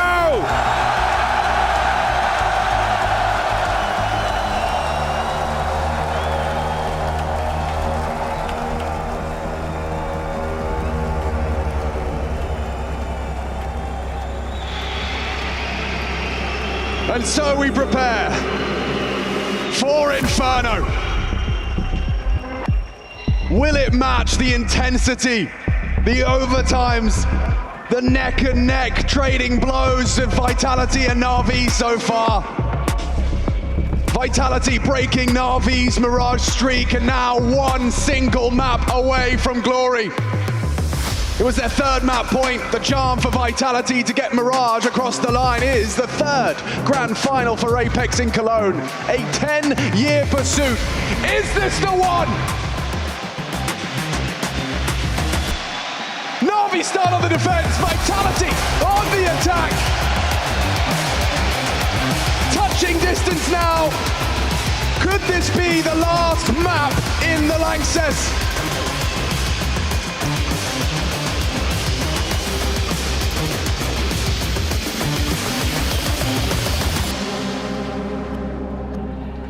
An extended break to allow these teams to refuel and refocus. The series is far from over. And these teams coming into Inferno on different footing. We have traded blows and territory as far as map picks are concerned. Nothing has made sense. And if we continue by the script, Na'Vi should be snatching this one away and taking us to the 5th of Anubis. Hello. That's a mistake, and it's going to get worse unless Bit spins around, finds Spinks, makes it level. Flames has not left, and Flames delivers. Sights open for business. Wide open.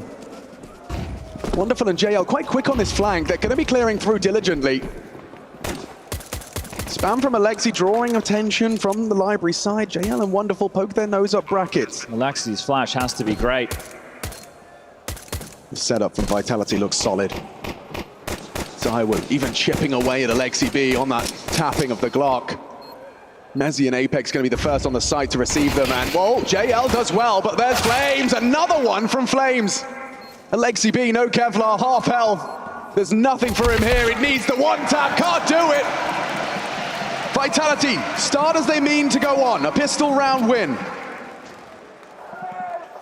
were talking about this yesterday, and this is the important note with Inferno on the menu.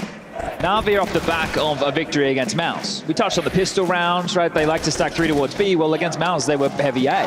Here they've gone back to their tried and tested. Interesting, and Vitality called the bluff. And they get themselves in off the back of some great pistol work from Flames. Now for Vitality, they actually lost to FaZe on this map. 13-5. Oh, wow. Domination. That was the series that could have been a 2-0 in favor of FaZe.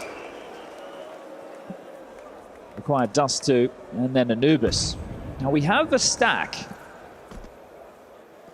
It's in the right place, at least for now.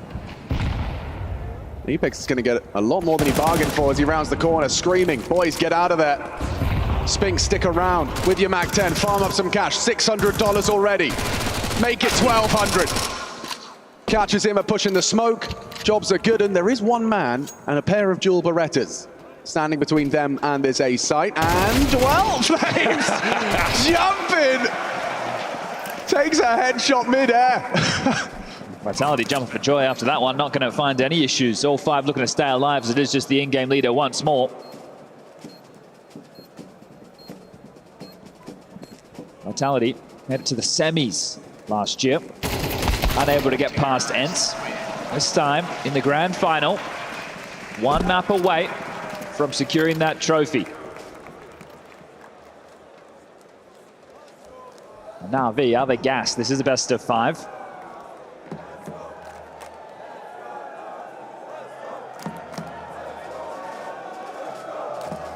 Well, it doesn't look too stressed just yet.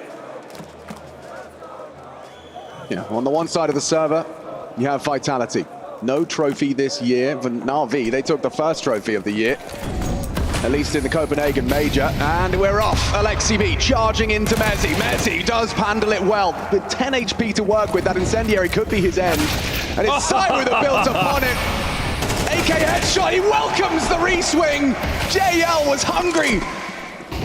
And ZywOo puts a bullet between his eyes to extend their advantage, and now the B site you would think is wide open. Wonderful throws out the incendiary to say it's not, but they know the site unoccupied, and Flames is going to scout it out, confirm their suspicions. It has to be the save now. Wonderful to back off and go and join Bit on the other side of the map.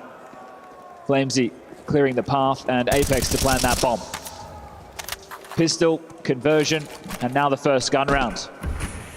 This is what Vitality are looking for. Most important part, guys, is to help your teammate to build family, guys. As I said, I repeat once again, it's the key if you want to win Cologne, guys.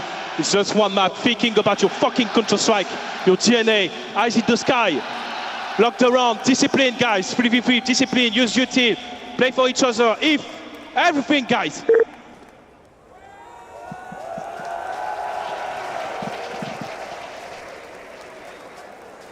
Words from Extaz.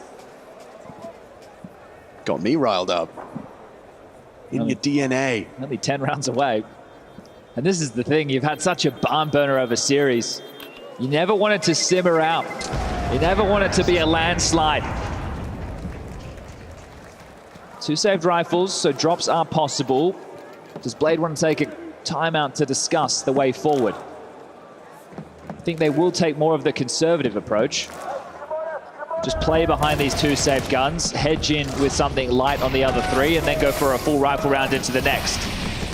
Ima getting caught off guard there. You could see he flashed into the open and then just taken out for free. Navi needs something to get the party started.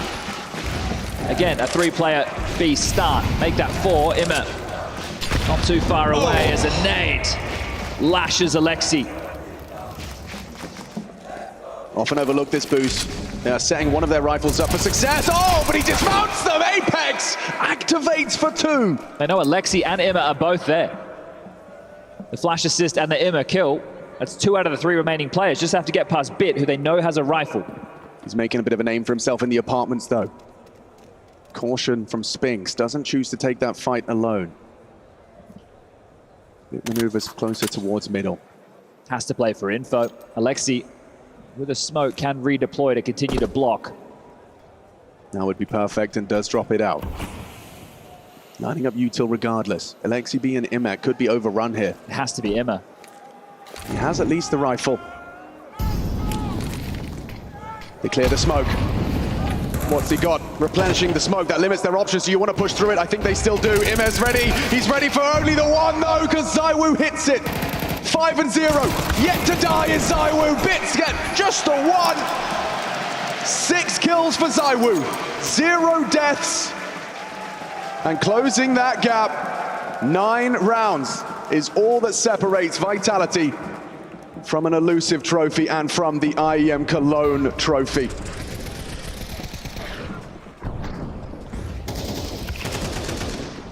Considering the circumstances, Na'Vi bought themselves as much time as possible. The setup felt like it was in the right place. Bit was able to rotate over in somewhat time. Next rifle round, next real opportunity for Na'Vi to post a round. This is brave from Mezzi, forward position, susceptible to lots of nades on his way. 64 is what he's working with. It's just Alexi here. The rotation is full. Na'Vi have left their in-game leader with it all to do. Is this confidence from Alexi? Can he really use his nades? Additional cash, picks up some extras. Flashing, puffing up his chest. Swing him. Yeah, they're coming for him. And that nade's well placed as well. If they lose the sight... What a read. They're just contact walking in. They found the gap. It's only Alexi here. Mezzi secures the round with a single kill. Stun locked right now, Na'Vi. This has to be the save. There's no way in. You put up no resistance. Alexi absolutely destroyed. Not only outcalled, but outgunned.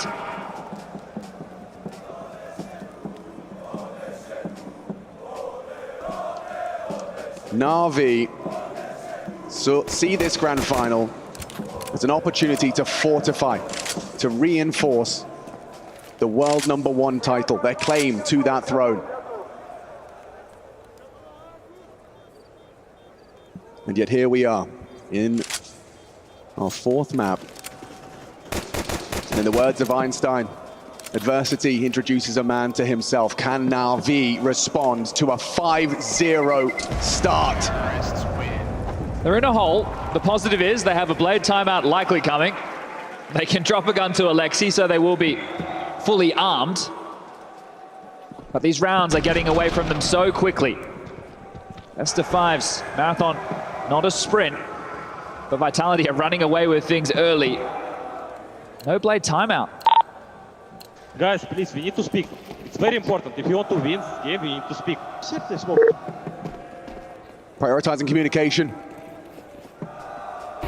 Into our 6th round of play. Can Na'Vi buck the trend? Can they show that they're here to fight? Mezzi leg shot. A limp for the Brit.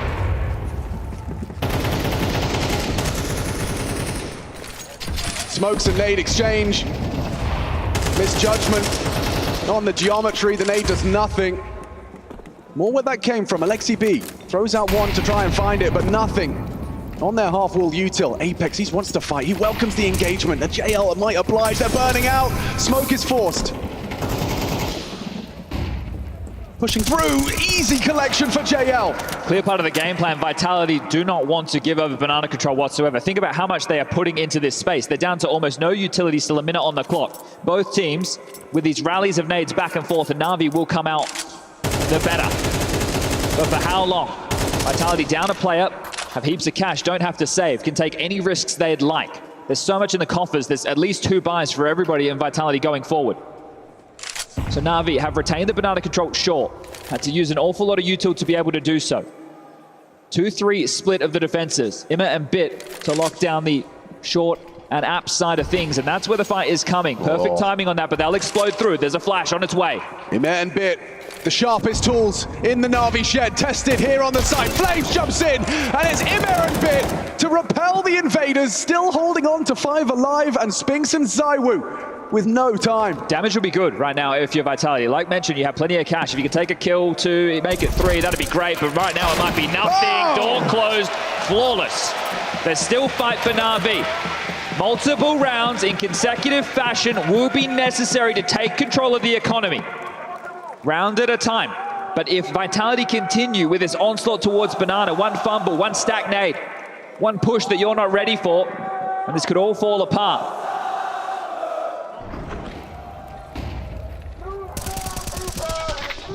Yeah, love the way you highlighted just how much of a priority that banana fight is. Do you change the approach now? Looks like it. Coming out the gates, they've gone in slaying. It looks a bit more default. Spinks towards second mid. Flamesy was with him, but pivoted immediately through the chicken pit. So maybe not. Spots out 2. That's info. Charging up Banana. They're going to fight. It's Alexi and JL. What have they got? JL's got nothing. Staring at the sandbags. Mezzi puts him in the dirt. And the B side once again exploited. Imma with a nade trying to leave his fingertips. Makes him the second for Zywoo. And already the site lost. How brutal is that? Flames getting that information. Look at the Spinks lurk. He's already here to take this away from Bit. You might walk away with nothing. You just had a flawless round now, V. But you need to fight for your right and these weapons. And Vitality, they have the solution to Na'Vi CT side. Banana, the B bomb site. Harass it. Absolute scenes right now. Na'Vi cannot hold on. That info from Flames converted upon.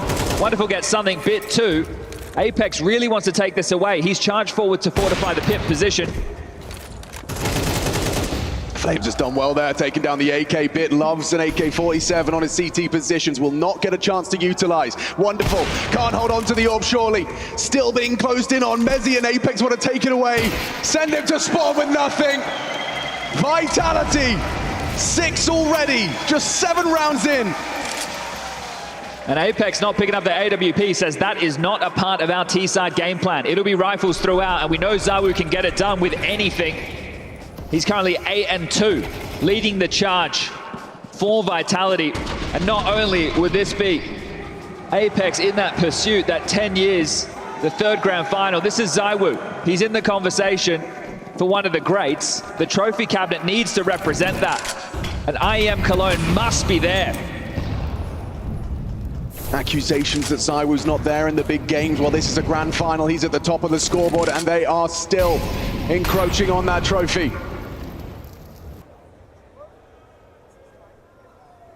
Seven rounds all they need, and Flames takes a leap towards a 7th right now. Zywoo tested on the B side. Imma and JL do connect some shots, but Zywoo and Apex stubborn on this control. And Zywoo will go down. That's big from JL. Finds a little bit of a gap, spams the smoke. Spink searching, active on this one. Bit typically the housekeeper of the balcony. Alexi's aware of this possibility. They're grouped up now, Vitality. Plenty of time to work with Yuto as well. Apex is low, but JL2, and Bit just walks into Spinks. So active. He's not ready for another. Apex overwhelms them. Now it's a race into Alexi. Low HP, he collects the first. That's big from Alexi, puts it onto Flames with 40 seconds to play.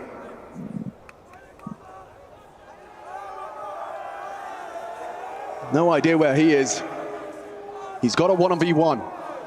Looking for Alexi, and he finds it! Flames looking to come up clutch. This is such a tough retake now for JL. The bomb can go down, and Flamesy can go absolutely anywhere. The rotation time is miserable for the Lithuanian. The way back in, there's just so many questions. They put him in this jersey. They saw the potential in Flames. But when he's having a really good game, he is Flamesy. This would be for 7. Smoke out gives him the info. JL has no idea, and Flamesy! Another leap in the right direction for Vitality's trophy hopes!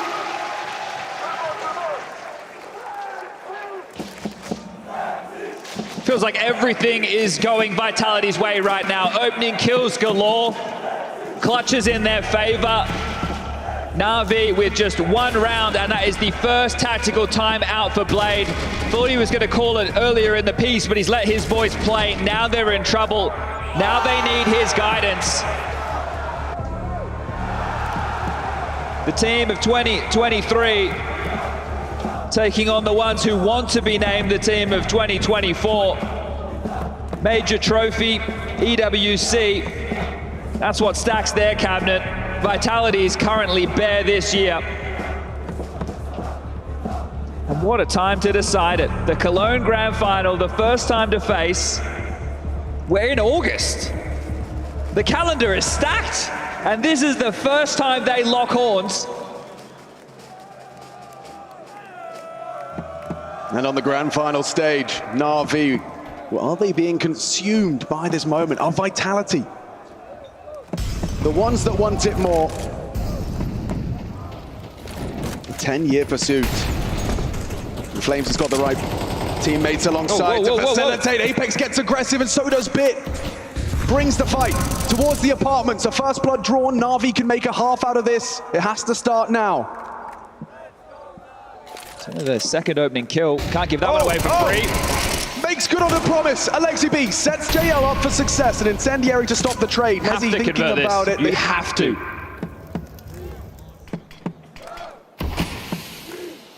Spinks is here as well. This will be quick. It's going to be a 2v3 in favor of Vitality. Can they break in? JL and Alexi. Lots of nades could delay. Here's the flash, here's the go. What are you going to do about this? But just a mantle up, actually, clearing out the dark and coffin position. Alexi's nade does nothing. A re-smoke on the position. They can maintain this boost. Alexi could be caught out by the elevated position, but does not expose himself. 45. Wonderful. Miles away, and Spinks is testing him. Alexi B in trouble. Anticipating the setup. They know what's up. JL throws out a smoke. Alexi's incendiary forces the fight. The SMG now going wide, finding a safe haven in the smoke. He's tapping away, does damage to Flames, and now brings him down with a USP. Spinks in the clutch, can't touch him.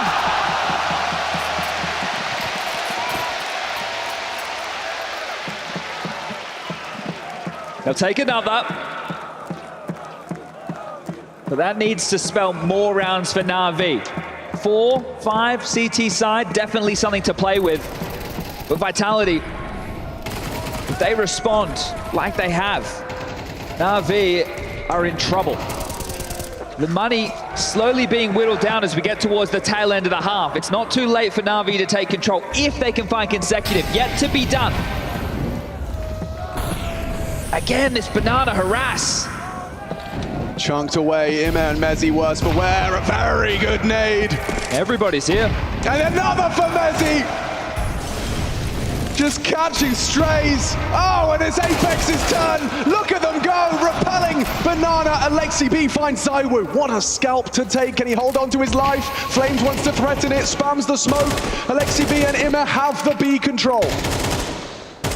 Oh my God, Apex gets his bell rung in the Cathedral. 14 HP, saved by the concrete. Na'Vi did have vision on middle, just been smoked off towards long side. It's forced Wonderful more passive. Alexi's still aggressive. He has to win out these fights. IMA is here. He's back in his aim. Says, I got this, I'll get one. I'll at least get one. Flames to peek him, what a shot! Out-aimed. Ima's going to be undetected. He's not fighting. He's sitting backside. Hoping to be overlooked. Wonderful has flashes. There's an alley-oop available. Has to choose this. The Flames expose him. He finds just the one. The Molotov forced the fight now. The bomb will be planted. This is make or break. Bit and Wonderful. They can break Vitality, but they have to retake the B site. Bit and Wonderful. This Ukrainian duo, side by side, in Cologne. Oh! And Flames brings the fight to them. He opened up the site. A triple kill from Flames. Thriving in this grand final environment, but Wonderful. There's time. He's got a chance. He knows exactly what's up. He does pull out the fake. Spinks trying to play the time. Time's on his side. He hits the shot, but it's not enough. Just covered. Spinks lives on. Spinks clutches up. Questions are going to be asked of that decision from IMA. He had a smoke. He had a molly. He opted to play backside. Did not fight with the leader, wanted to lull them into the B hit, and they came knocking. He takes the fight, only gets one. Now it's a 2v2 post plant. Not sitting still, the Flamesy special. Brothers in arms, Spinks and Flamesy. Flamesy, though, at the top of the table, he has surpassed ZywOo in our fourth map of a best-of-5 final.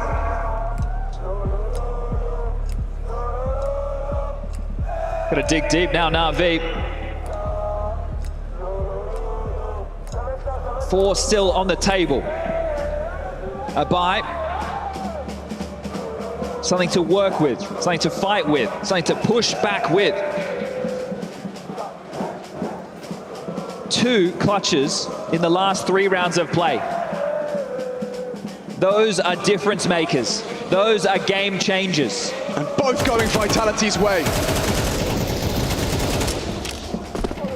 They can almost taste it. If they can keep this dominance up, if they can keep Na'Vi in the dirt, the red carpet will be rolled out for Vitality to keep Na'Vi's legacy up for debate in 2024. They're all looking to make history as well. A win here would have made them the only organization to have lifted 3 Cologne titles. Seems a long way away now. Yeah, might just have to settle for 2. Poised are Vitality. A late sweep of Banana. A lick of the flame. JL alone, isolated on an island and calling for aid. Calling for backup. IMA will oblige. Of course it's going to rotate. They've been under the pump. Every time they've wanted B, they've successfully Alexi's taken it. coming as well. And this read of the situation puts it all onto 2. Bit and Wonderful a chance, an opportunity, but the whole team gonna barrel into their bomb site with 30 seconds on the clock. Bit readies himself for battle. An elevated position, an off angle, Wonderful pit side. Long the gap, Alexi B scarpering, charging to try and fill that gap. Get some information there, Mezzi lives on, force the fight into Wonderful, down after 1. Alexi B's got it all to do, what is that from Spinks? Ludicrous triple! This conditioning has Na'Vi scared. Just a bit of pressure up Banana. They bite hook, line, and sinker. They leave Bit and Wonderful to lock down the A site, and Spinks slaps them around. That's 9.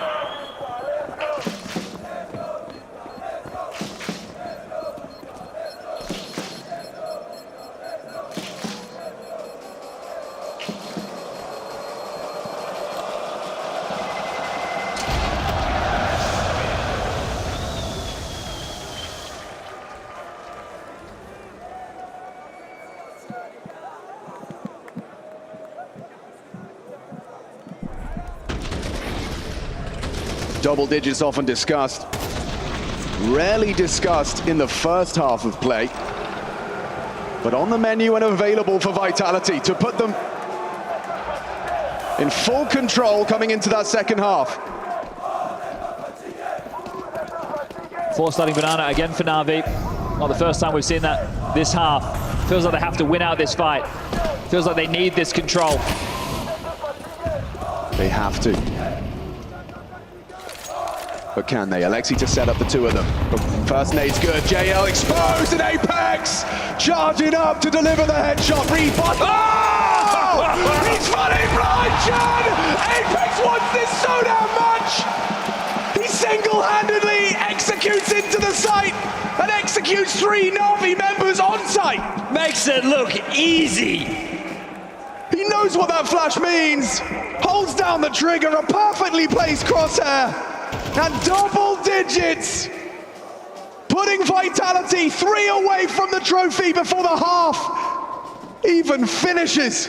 This is the last round, you've got to go for it. See you later, Bit. Spinks will take you now, it's just wonderful. 1v5, not a hope in the world, and Vitality. Can they be stopped? We'll find out, Chad. 3 rounds, all that separates Vitality from their first trophy of the year. Na'Vi looking lost, dazed, confused. It has to be perfect when we get back.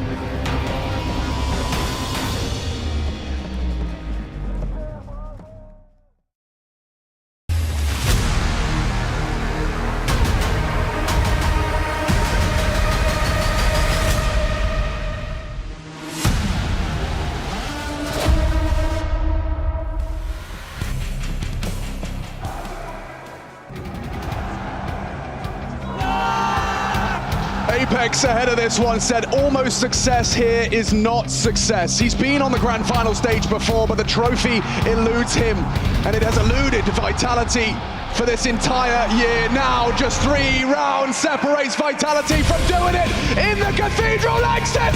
Are you having a good time tonight?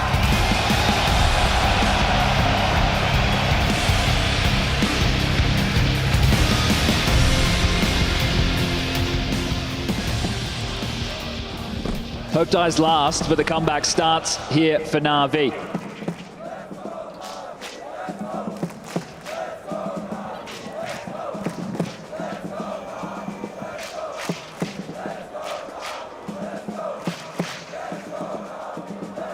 Na'Vi filling out the rounds, occupying apartments and boiler. Banana as well. Alexi in float with the bomb. Util on his back. Spinks, the lone defender of the A bomb site, while Vitality hedge their bets for a B play. No resistance to be felt from Na'Vi whatsoever.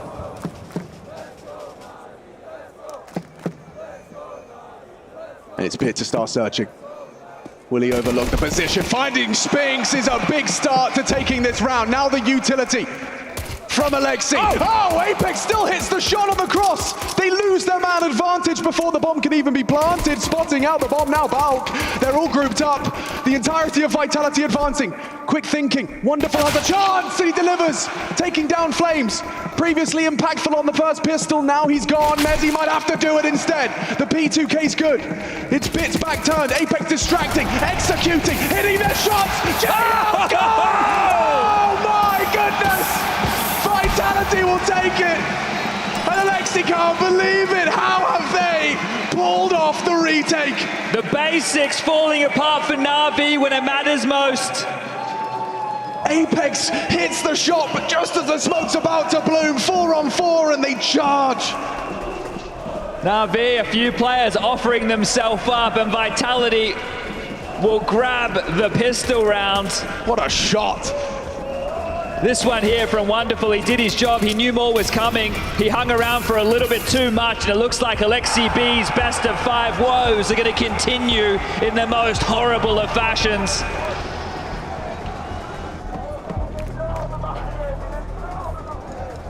Blade looking without the answers, not looking at the sheets, looking at the boys. The round was perfect. They were into the less defended site. They fought before the util. They overpeaked, and they gave Vitality 11. The bomb goes down, kills came through, a purchase is available, but Na'Vi, those opportunities are now less and less. Forced into Mac 10, Tech 9, Desert Eagle, and Galil. Your grand final hopes hanging in the balance of a disadvantaged round of Counter-Strike, and Bit, we know what he's capable of, but he has to start now. Mezzi, his counterpart on the other side of the balk. It's aggression. Bit's found Mezzi short, but Flames, he wants to fight, chasing at all the nades. Wonderful has a belt full, and he nearly lost it. It sent them packing, it sent them quickly in towards A. Zywoo's here. Oh, it's Zywoo though. You got to watch out for Zywoo. Tucks away, sets himself up for the play. Flashes to delay. Apex Library, spamming away. Hang on, Zywoo down after 1. The JLD, good for it. What a spam from Apex. Ime caught out once more by Apex. Back-to-back rounds. He's jumping for info. One bullet to the head of JL could have made the difference. Spinks and Flames, mid-side SMGs on the clear. A smoke will have them nervous. JL Pit noted. And already Flames is hitting the shots. Wonderful's gone down. Is this really how it goes down? Alexi and JL fighting tooth and nail. JL can't hit it. Apex, he wants it, and JL denies. A quad kill from Na'Vi Star. They are going to have to dig deep. Vitality will not give anything over for free. These rounds are going to come down to the final moments. Apex again. Feels like something special's on his side with his rotations. He's coming in, never allowing Na'Vi to have the site for free, but JL gets the reload in, gets the final kill, and keeps Na'Vi alive. Of course, Vitality forced by back. You know the pressure is so high. Something that Vitality have done quite well throughout this series is Apex calling the CT sides into strong stacks. This could be another one. Turns to flash gracefully.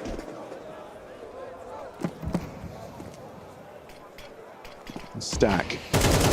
You ask yourself, are they blocking because nobody's home? How many bodies are on the other side?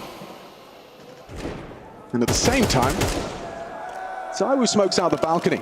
It just keeps these mind games, these questions. You never know what's on the other side. You never can be 100% sure. That's where the gut comes into play. Smokes indicate a wrap.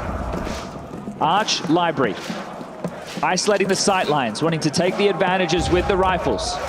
ZywOo starting to activate, starting to look for an isolated duel. JL good onto Flames, the penny drops, and so does ZywOo. This is where Vitality needs to take a breath. Hold on to what you have. Have another crack in the next round of play.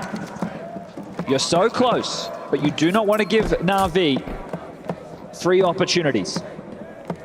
They will be able to have 4 pieces, unless Na'Vi are looking sprightly. Na'Vi are looking like they want to take away these upgrades. Sure, they look light, but they're still possible of a problem if they are carried into the next.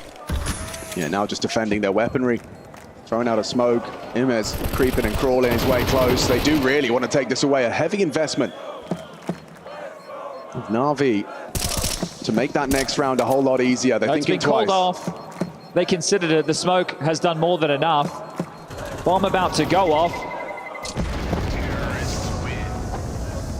And Imma, he won't take anything away. They didn't get their hands on his gun. So Spinks can drop across his upgraded pistol. I think he had a 5.7. I think ZywOo's now been equipped with that. It's just Flamesy who might be using the USP. So still around where Na'Vi need to keep it perfect.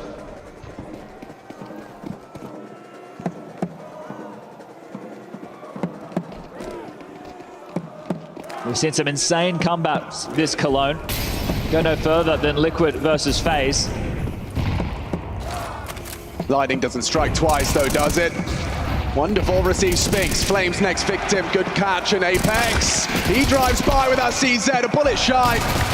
5.7 does nothing for ZywOo, and Mezzi, his P250 does bear some fruit.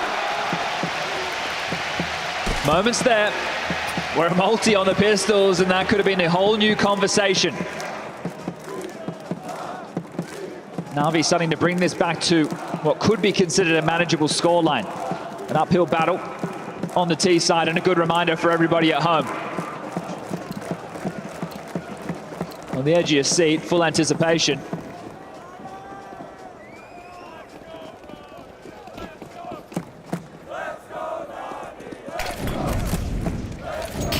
Deep banana smoke, Molly's in exchange. Not the same level of harass. Vitality, their solution to Na'Vi's defense was all in banana. Bullying at points. It's the nade. Bit and Imma will get Boiler and Hall's control. Mezzi and Spinks tasked with locking down short and apps, and ZywOo over towards long. Apex in rotation, Flamesy on B.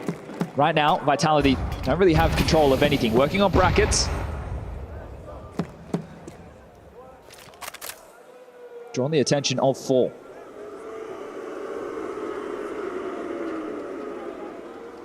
Mezzi and Spinks start to maneuver forward. ZywOo short side. Na'Vi are walking into the Lion's Den here. Oh, never mind, it's Bit. He takes the Lion's head on with a double kill. He has overlooked ZywOo. ZywOo overlooked for 1. Save. Bit's the landlord. We know in Inferno, we know in the big games, the important matches, he can have nuclear level performances. Just a double headshot, instantaneous. Couldn't have been a worse time for them to start transitioning through halls. We know the Peakers advantage, they step into the fight. And now the hunt from JL. This is the issue with the comeback of this magnitude.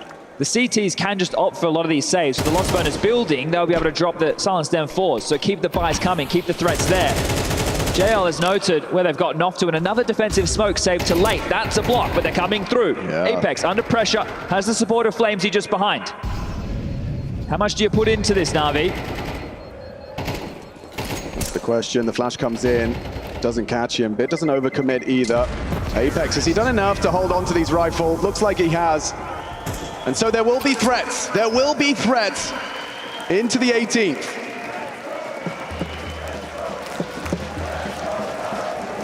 Saw a similar situation with Na'Vi in the first half. They saved 2 rifles and everybody else just hedged in with little investment. Some armor, some pistols, some util.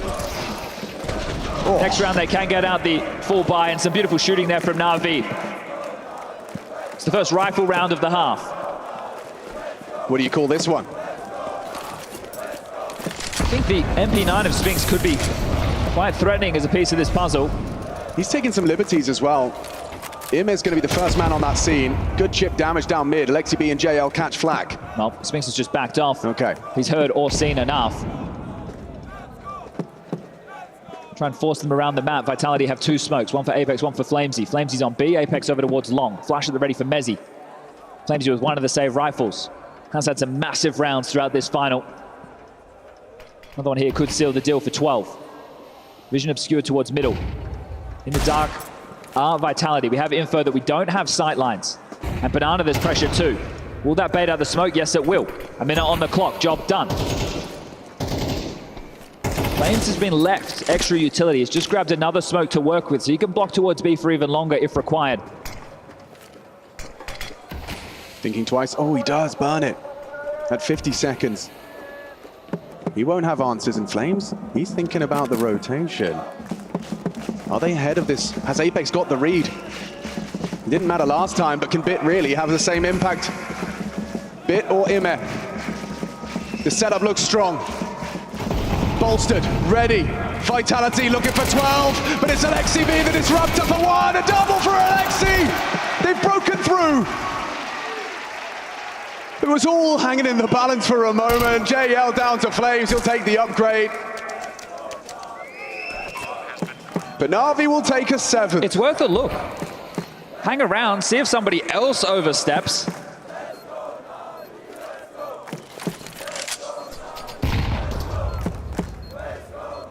Well, they've seen enough. Grabbed another rifle, will back off with the AK and the M4. Now it's just a 4-round game.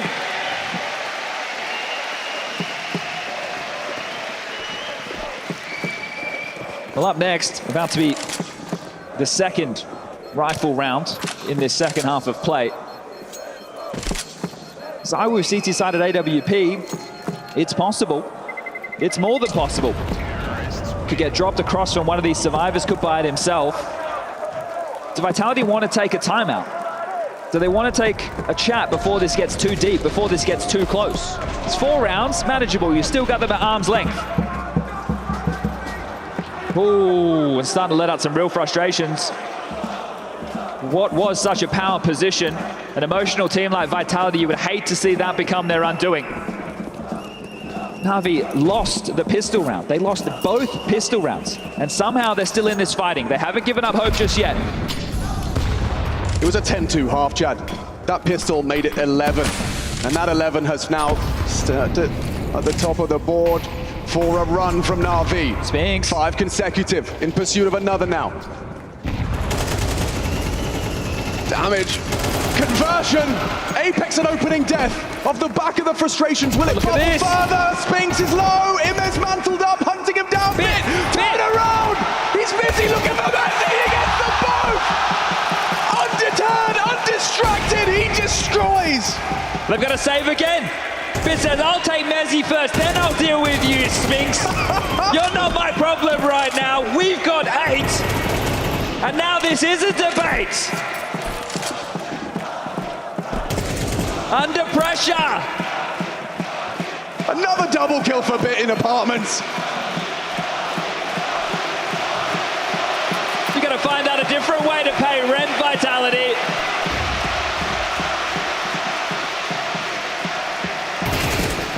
Oh, they just keep on coming. Is he going to keep the AWP? Does he get to?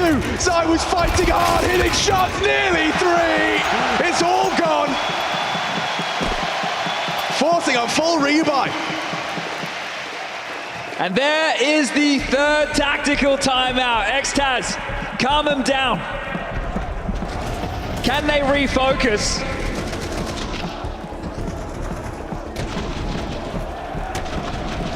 One hell of an opening as well from Wonderful. You catch it there. Just commits to the spray, obscured by the smoke, but still commits. And Apex, he went swinging. This is where we start getting into dangerous territory. CT side Inferno traditionally need a lot of this utility to make these rounds happen. For the banana control, the conversation we were having within the first half, just to slow them down, just to stall them out, not even to win the space. They do get the AWP for ZywOo again, but this is one of these situations where it's not the all-in. Max loss bonus is going to be in play, and as part of this comeback, Na'Vi will have to fight against this round after round after round. Save guns, extra cash, what's possible? Half buys, a few M4s, a couple of pistols.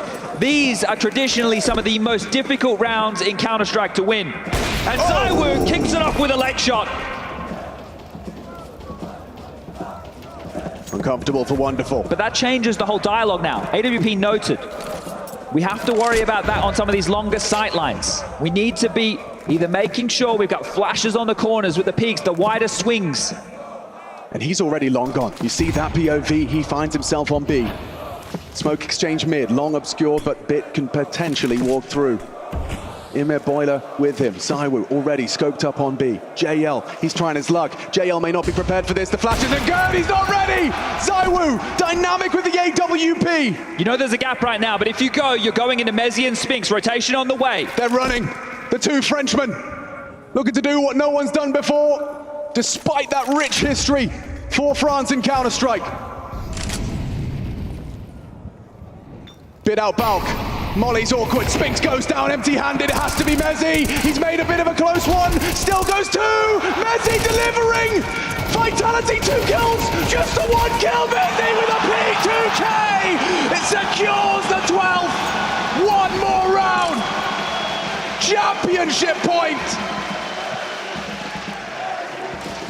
A triple kill for the Brit. Forced onto the sidearm. He closes it down. Running out of bullets.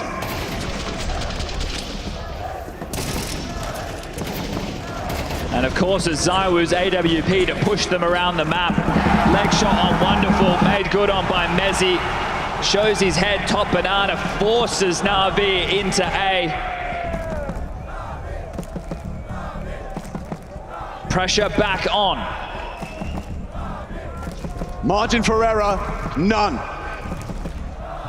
For Na'Vi, every round could be their last. You can't even be thinking about map number 5. You've got to be thinking about overtime.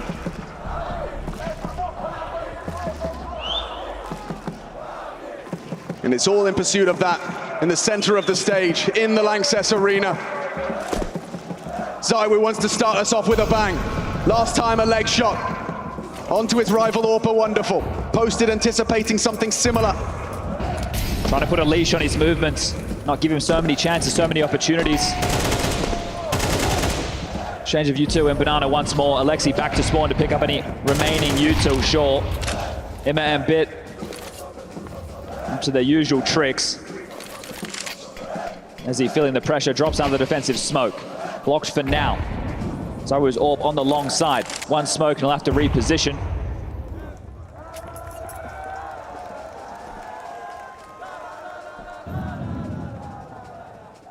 The intensity of the moment, not lost on anyone. One misstep. One over peak. One underappreciated angle, like a boost over a smoke on long side, but they haven't moved. And becoming time sensitive for Na'Vi. JL on B. Apex still has a full belt of utility to block. This late in the piece, a full belt of utility to block. It's looking good for Vitality. JL trying to be the difference maker. Apex flashed off, but he's ready, and he's starting with a bang. Spinks is called back towards A. ZywOo and Mezzi already here. A missed shot from ZywOo. Bit gets a chance, a second chance. 20 seconds. They have to get this bomb down. Alexi delivers. It's up to ZywOo on the side. From behind, he can't hit the shot. ZywOo's good for it. Mezzi, oh, he's gone down, and it looks like it's the Na'Vi round. A couple of seconds to spare. The rotations were there, a missed shot, and some great ones from Bit. A double kill again into A. He doesn't want to give this one up. He does not want to be the reason Na'Vi falter here on Inferno. His trademark map.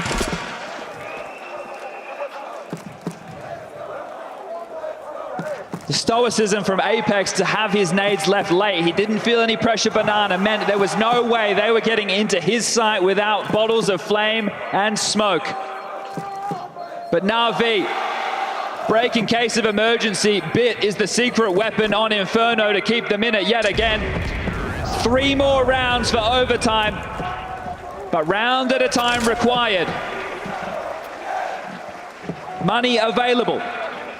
Vitality can buy again. Climbing this mountain, this treacherous pass. Na'Vi, nothing will come for free. I remind you that 11 of Vitality's were in the first 13 rounds of play. They just need one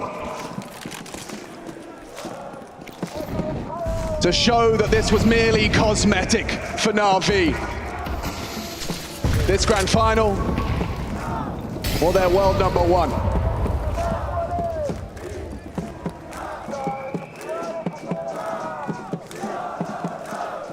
Forward mid stance. Flash at the ready, will there be a fight? He met blind. Backs away. Mezzi's vision also taken. And it's good from Spinks, tested by Bit. No Bit! Is there really anything from Na'Vi in the absence of their super weapon? He's gone. IME trades 4-on-4 with 60 seconds left in play. ZywOo. Oh, he's not! He wasn't ready, he was moving forward! He didn't even have his eye to the scope, but IME goes down regardless. Quick to the draw, spamming away. Is that where it ends? IME and Bit watching. Hands off the peripherals. 4 players for Vitality still standing. That's the man advantage. This is scary. 40 seconds.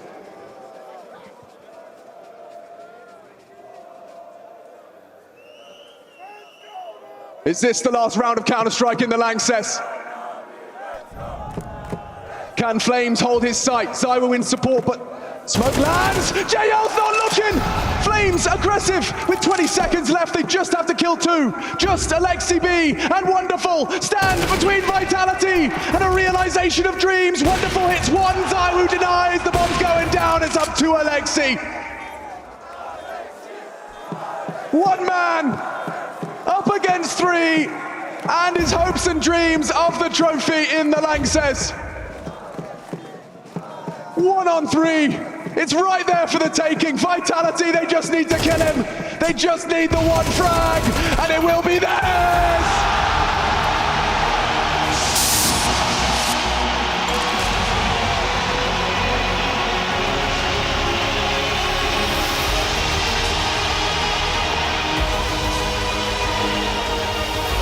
Conquering the cathedral.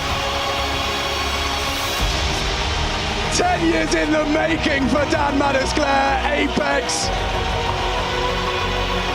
He was there at the first, and 10 years on, he leads his team to an elusive trophy. 2015 against it, Fnatic, a loss for Envy. 2019, a loss to Liquid. 2024, a win against Na'Vi, the #1 team in the world. Apex, 3rd time's the charm.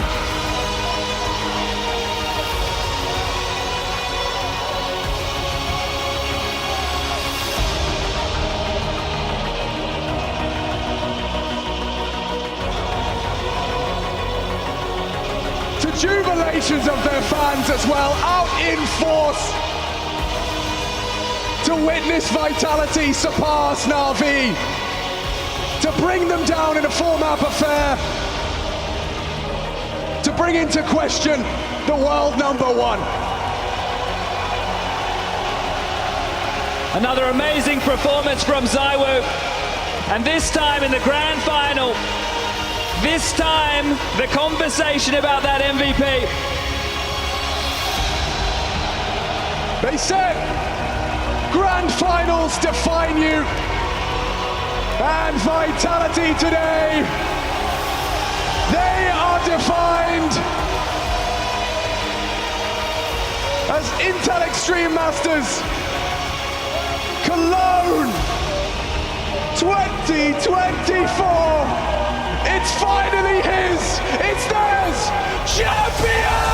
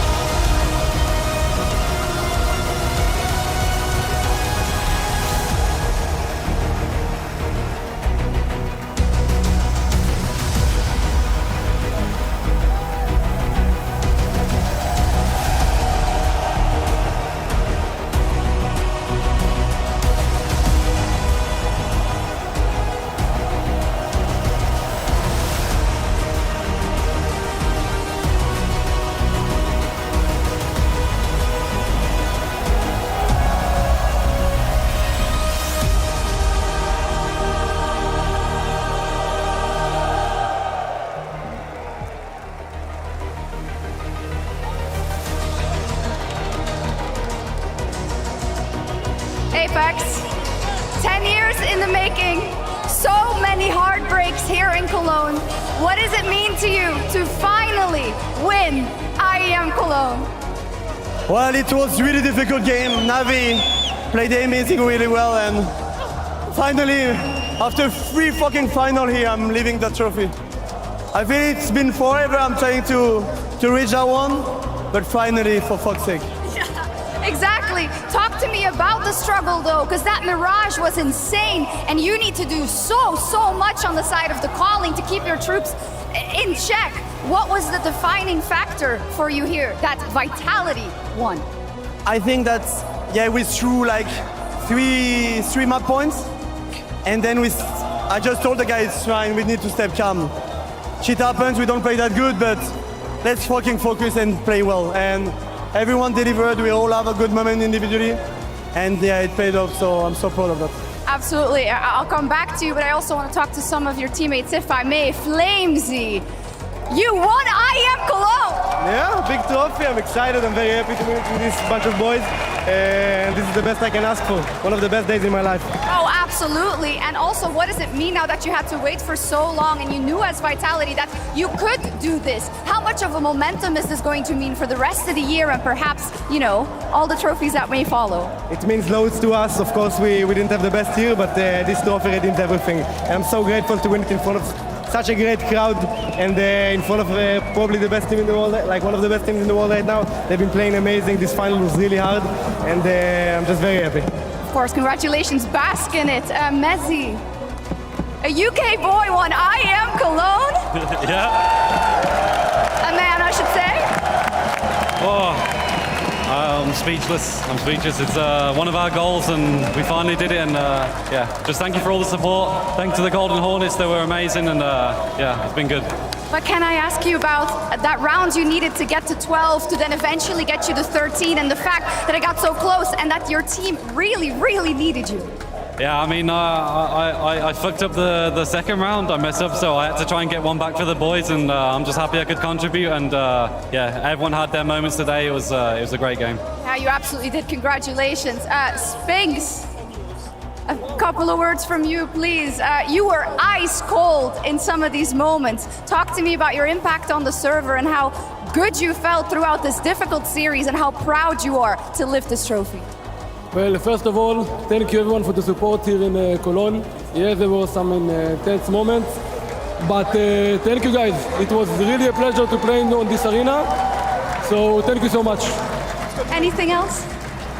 Anything else? It's coming home, guys. ZywOo, of course I need to talk to you.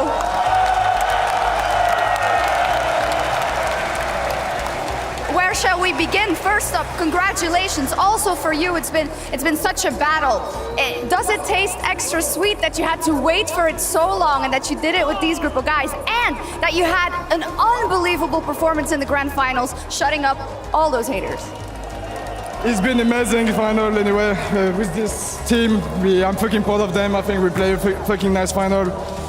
Also the Golden Hornets with the support they give us, it's been amazing. So thank you guys, thank you for what you give us, and well, it's been amazing to play there. Is there any doubt about who the best player in the world is? No, maybe not, no, I will never say yes anyway. No, not yet. I know you would never say it, so I'll say it for you. Often when I talk to your teammates, they say they want to do it for Mathieu, they want to do it for ZywOo. Is there anything you want to say about also wanting to do it for all of them and for your captain?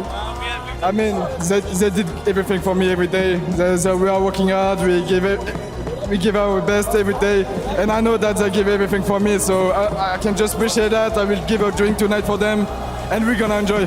Santé. Apex One, you said it's heavy? What? Sorry? You said that it's very heavy? It's fucking heavy. I'm going to the gym, but it's not enough. Wait, let me turn around. Do you want to address the Golden Hornets one last time? You're the best, boys. You're just the best. Thank you. Thank you for this one. We own you this one again. Thank you for being here. Right. I'll let you all sign the camera, and back to you. Vitality are your IEM Cologne 2024 champions. The demons of a decade expelled as finally Apex lays his hands on that coveted Cologne trophy, a title he has yearned for since his first attempt back in 2015, Mathieu, and now a historic day for him, leading Vitality to that glory. Through sweat, tears, blood, that's what Vitality had to go through to finally lift the trophy in Cologne. Not you. Brother, it's been hard for me, but it's been much harder for them. And if anything, this grand final is the most apt statement of what you need to go through to be a champion here in Cologne. This was a battle through and through. I lost probably 12 kilos, and I'm sure they did the same. This was an incredible spectacle, and I could not be more happy for these boys. Yes, what a win from Vitality. I mean, in which fashion they managed to lift the trophy here in Cologne. We talked about some of the previous games that they've had, previous collapses in grand finals. Here it was the complete opposite. You know, we talked how good Navi is at closing out games, grinding out games. So to be able to beat them at their own game and then completely dominate them on Inferno here on the last map is just impressive stuff from Vitality. Think about how poetic this is, Mathieu. Inferno, I throw our minds back to 2015. This is what would have, some say should have been the third and final deciding map between Fnatic and Apex's Team Envy, and now he gets to win it on that map. You were holding on to that one. Have you had a secret little fight with this? Listen, and this is as legitimate as it gets. The grand final in itself is absolutely spectacular, and then you look at the path for Vitality to become the champions here, and you beat teams like FaZe on the way, you beat MOUZ, you beat Navi, and you do it in the freaking cathedral of Counter-Strike. How much more legitimate could that be? Why are you skipping Saw? They played really good Counter-Strike. I know they're not as big of a name as some of these other teams, but they took them down as well in the semi. That was a nice appetizer for the main course. That was Navi. Just incredible form from Vitality. I mean, after what was the chaos of Mirage, Vitality managing to edge it out, just pure domination on that first half of Inferno. Such a well-deserved victory, and so many individuals firing on all cylinders. Of course, ZywOo finally, goddamn finally, getting to lay his hands on that trophy. I mean, it's not easy, Freya. It took Nico 10 years to lift one. It took Simple 5, right? Like, there's a reason why, you know, it's one of the most lucrative trophies that you can win as a player, because only the best of the best can win in Cologne. And no matter what happens, you know, in the next couple of months for Vitality, they've definitely etched their name in history with what was an incredible final, all things considered. Definitely, and ZywOo adds a line to his resume that had been missing for so many years. That was problematic, that was odd for someone that is such an incredible player, and now he's got it. Not only does he have his trophy in Cologne, but he has a statement grand final. 100 kills throughout the best of 5, topping the charts. Key moments, stepping up as well. Map 2, 3, 4 have ZywOo's name all over it. This is what we were hoping, dreaming for, and he delivered. Congratulations, bro. Enjoy it. You deserve it. And incredibly, you know I'm going to bring it up, Matthew, the first UK player to lift a trophy in this arena, and it comes in the form of Mezzi. They haven't tasted victory in 2024. This trophy is going to mean so much to him and so much to Vitality. And Mezzi has been under the fire of so many criticism throughout Vitality's issues. I think whenever we were witnessing these collapses, we would be very quick to say, you know what, replace Mezzi. Just bring a better anchor. It's going to fix everything. And I love the fact that on that map of Inferno, sure, the stats might not be at the very top, but he is the one saving them, bailing them out on that A side. When Na'Vi is making that comeback, you need someone to step up and have this multi-kill, and that's Mezzi. It's goddamn Mezzi on the A side, who gives them 12, who helps them alleviate that pressure and anchor towards the trophy. It's a true team victory. You know, obviously Zai was going to lead the way. Let's not forget about Apex's heroics on map number 1.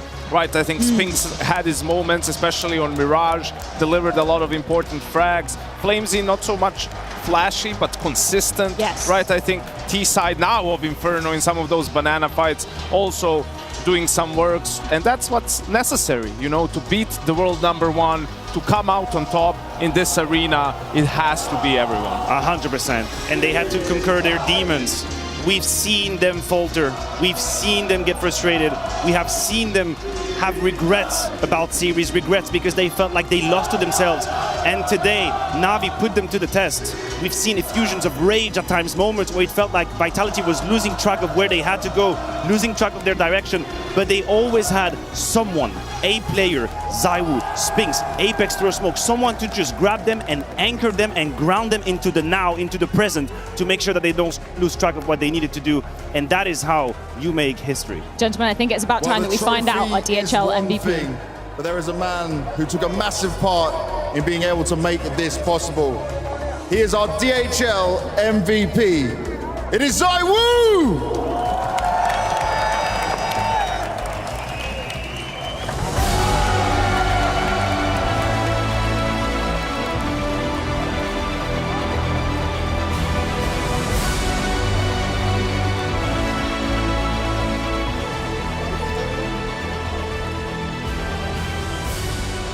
Now, ZywOo, first question.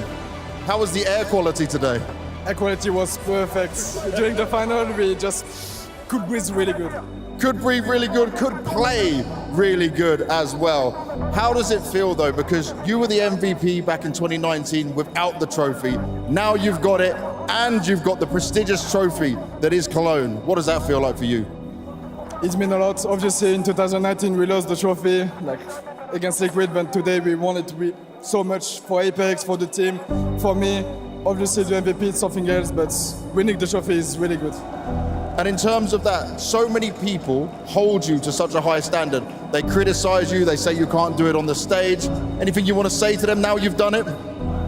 I will not be like these bad people, obviously, you know me, but obviously I will work hard every day to get back on my level, my real level, because it was a hard tournament for me, to be honest, but still my team helped me a lot. I know they can believe on me and I will believe in them, so I will trust them until the end. And is there anything you want to say to all your fans, all your supporters out there? Thank you everyone who watching us, who support us. Go dead on it because you have been amazing during all the playoff. Thank you guys. Thank you very much. Guys, give it up for your DHL MVP. It's ZywOo!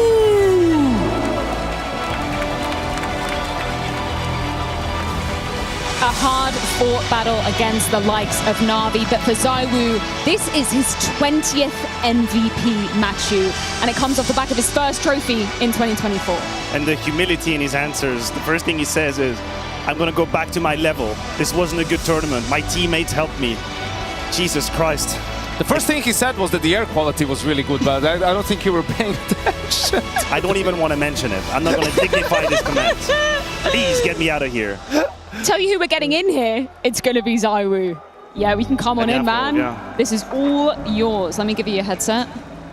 Here we go. You're a man in demand. Thank you so much for taking the time to speak to us. Once again, huge congratulations to you. You've got your medal, you've got your MVP trophy. Finally, you've got the Cologne trophy. Anything else you want to add? Finally, we did it. I mean, this years we wanted so much to live a trophy. And before this tournament, we say we don't care about losing Dallas. We don't care about losing EPL. If we lift Cologne, we will forget about this final losing. So yeah, today is a special day because finally we lift it, and I'm super proud of my team. I mean, listen, it's been wonderful to watch you guys throughout this whole final.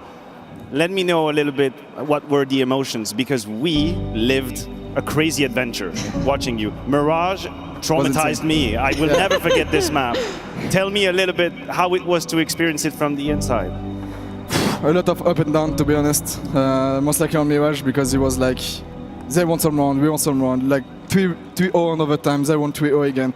So we have a lot of up and down, a lot of frustration, but we keep it behind. We know like to win this kind of tournament, this type of big tournaments, we need to be focused, to be in the present. And I think we did it really good. And I think the team was really good today. We always talk about team in Counter-Strike, and whenever you are asked a question, you always say it's about the team.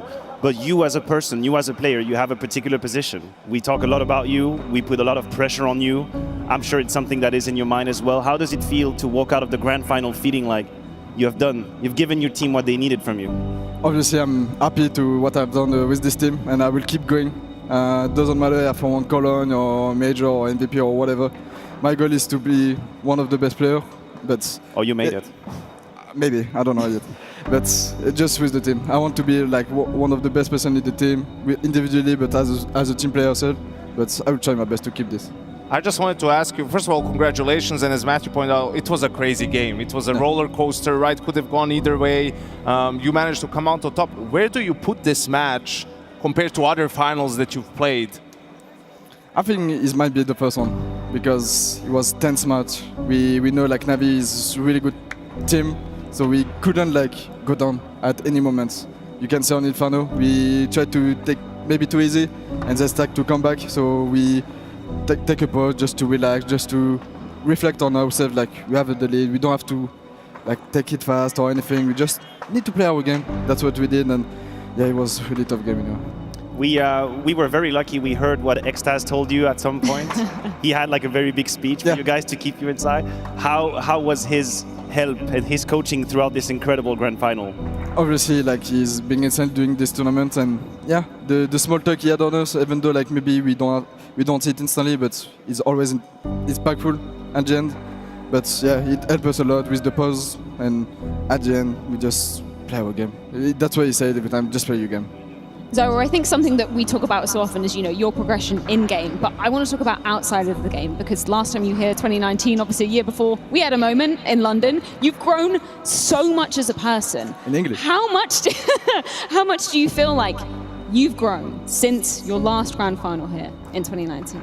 I grow a lot, obviously, but I still do so much anyway, because I still do a lot of mistakes, like in terms of inside.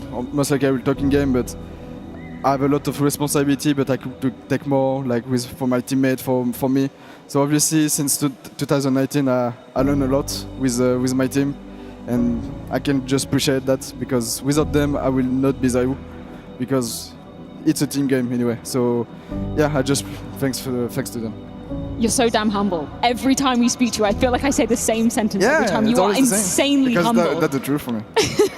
I want to give you an opportunity just to say anything else to the fans at home. I mean, you can say in French as well. I know this is a historic victory for the country as well. I will say it in French. Du coup, merci beaucoup les Golden Hornets, tous les fans français qui nous ont suivis, tout le monde aux alentours, because I speak English now.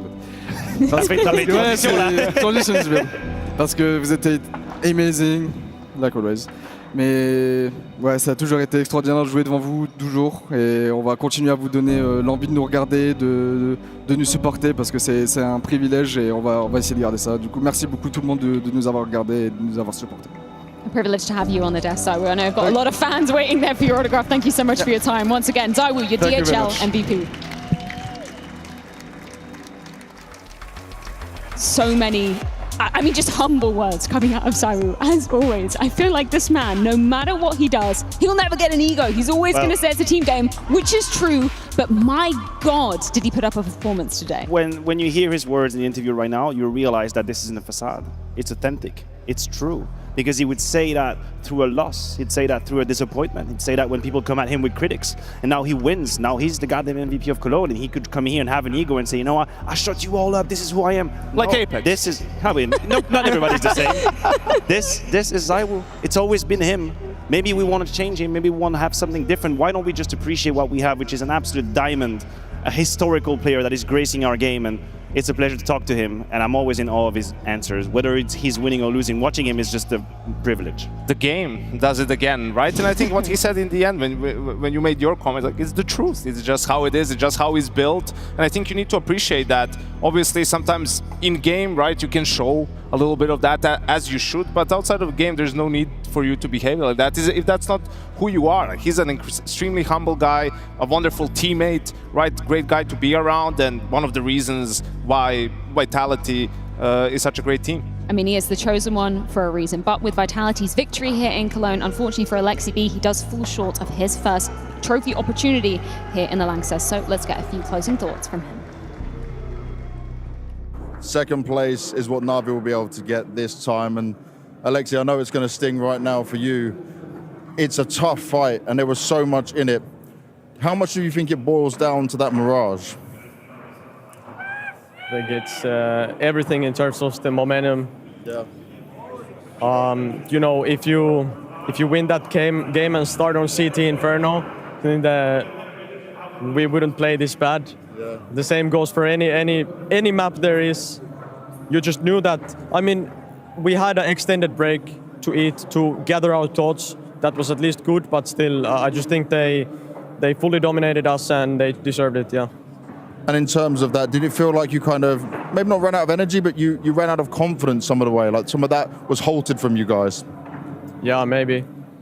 To be honest, it was just a really tough match. I mean, the first 3 maps, obviously on the last one, we kind of kept making a comeback, but I think they still had, you know, too big of a lead, especially on Inferno, where you can kind of gamble a lot of rounds just to get one on the board, but we still had our chances. And I feel like today, the Pistols kind of let us down, because whenever we won one, we kind of like, we got instantly reset by a force buy. And that's their strength. And yeah, we ended up. Now for you guys though, you are still the most consistent team we have in Counter-Strike, right? Constantly in the grand finals, constantly fighting. Are you still proud of what you've been able to do and how far you've been able to push it with this team? I mean, I'm so proud, like, it hurts a lot, and because you knew it was so close.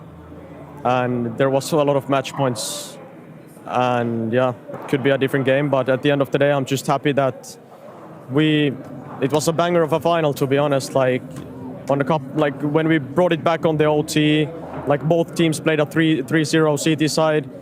We just felt like it's an amazing game to play, you know, but going home after that, the Inferno kind of sucks though. And one thing I want to touch on is Blade. I don't think I've seen him as animated and as vocal in a game before. Normally he's quite reserved, right? He seemed, I think, after Dust 2, fully to believe in you guys. How was he just working with you guys in between the maps? What was he saying to you? Could you feel a difference in him? I think he just did a good job with the timeouts. He kept taking them on overtime because you always gain one more timeout. So. And they didn't take that many timeouts as we did, if I'm not mistaken. But yeah, it felt like he was really involved in between the maps as well. And yeah, everything was needed because it was a long game. And yeah, especially the Mirage game, you know, we just needed to keep believing for sure. Now you got a lot of fans out there. There's a lot of people that support the Na'Vi Nations. Anything you want to say to them to close this out? I'm so happy you guys trusted in us. I'm sorry we couldn't lift the trophy today, but we still played an amazing final. And I think Vitality deserved it. Apex had plenty of chances, and I think he deserved to win one at least. Yeah, I mean, just thank you from the bottom of my heart, and I hope we can play better next time. Thank you very much, mate. round of applause well deserved for Alexi B after such an eloquent exit interview. I feel like every time we see him in this situation, I feel like he's done the post-game analysis already. He's got such a level head, and he's able to really dissect what went wrong for Na'Vi and give props to Vitality. It's a really tough way to lose, but you can't be too sad about it because you did play great. It was a game of details. We had 2 maps decided in multiple overtimes, right? And for Vitality, in the end, he heard it from himself after Mirage. It was just tough to go into Inferno, play on whichever side, on whichever map. No, I agree with you. And I think it was the sentiment. It was a general feeling after that map on Mirage that it would take an incredible and inhuman amount of energy to bounce back and strike on Inferno. And it happened exactly what we prefaced, which is Vitality took that momentum, ran away with it early on map number 4, and then it just becomes too big of a comeback, too big of a task. I don't think Alexi B has anything to be embarrassed or shy about at all. I think this was an absolutely beautiful grand final. Na'Vi showed their resilience, they showed their ability to play good, clean Counter-Strike. They had clutch moments. They stayed in the game a million times where they could have given up. They are in a great place right now. Remember what the conversation was after Copenhagen. People were just coming at them to say, this is BS, you guys are going to go down, you're never going to be in the top 5. We were all wrong. All of these statements were wrong. And that's another opportunity for Na'Vi to assert that they belong at the very top. Yeah, as Banks aptly said, one of the most consistent teams that we've seen in Counter-Strike throughout 2024. And I hope that continues for Na'Vi throughout the rest of the season. Yeah, and I don't see a reason why not, right? And some of the players fell off a little bit on different maps in the final. That cost them, but you have faith that they will be able to bounce back. It's still the relative beginning of the season, right? And I think we'll see much more from both teams in the coming tournament. Where does this leave Vitality for you guys then, in terms of, the discussion obviously around the best player in the world of 2024, and just in terms of what we can expect from Vitality, seeing as this is basically the beginning of the second half of the season, right? Well, if history shows anything, is that after a few successes, Vitality put a lot of pressure on themselves. And when they rolled around in Katowice, if you remember, this was a completely different Vitality than had finished 2023. So my hope is that they have learned from that. They have learned how to deal with the success, learned how to deal with accomplishing a goal that you're aiming for, that you're targeting for. You want to peak in Cologne, it matters, you've done it. Okay, so now how do we manufacture this type of energy again? How do we set our sight onto the next goal and we make sure our floor is high? We make sure Katowice never ever happens again, because that's what we want from them. You can bow out in the final, you can lose in the final, you can lose in the semi-final to a great team. Don't just get bashed because your head is not in the game. So this, to me, is the challenge for Vitality. Appreciate your moment. Have a couple of glass champagne tonight. That's all I care, of course. But then set your sight on what's coming next and build a plan, because they've done it for Cologne and it worked. I think they've got a decent chunk of change to be buying. Some nice apple juice tonight, as we can check in with what exactly Vitality will be taking home. Of course, the trophy is what they were all vying for, but 400k, Janko. That's not a small little bit of money to be putting in your back pocket. Not at all, Freya. Not too shabby, although considering how long it was the final and how stressful it is, I think that's money well earned for sure. No, absolutely. It never hurts. It never hurts. So get that check, the cash coming in.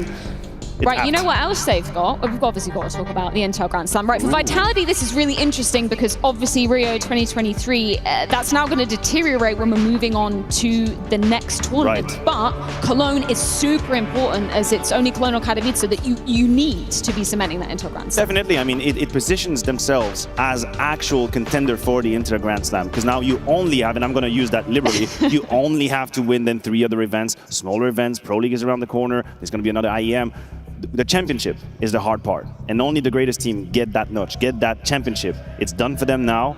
We'll see for the future. You know, MOUZ also in contention, but for them, Katowice is a must. Yeah. They need to win that, otherwise some of their other tournaments run out. So we'll see if they can keep growing, Freya, and evolve enough up until that tournament to maybe be the ones who lift the Intel Grand Slam. Speaking of Katowice, though, that's another prize that Vitality get in their back pocket too. They're guaranteed to be in Katowice 2025. It's just mental for me to say that number out loud. 2025, that's the year we're in. I know. We've only got a couple more tournaments in terms of the ESL side of the calendar until we get to there. Yeah, we're getting there. And now, if Apex is on a vendetta to sort of vindicate himself in some tournaments, you can do the Grim Reaper meme, and you can do a major in Paris, and then you have Cologne, and then the next one is Katowice. It's like, I know Apex, we've suffered in Katowice together. I know exactly how it is. So, you know what? Maybe it's going to happen just like in Cologne. In terms of what's up next in the calendar as well, we're getting back to Malta, aren't we? Good vibes there.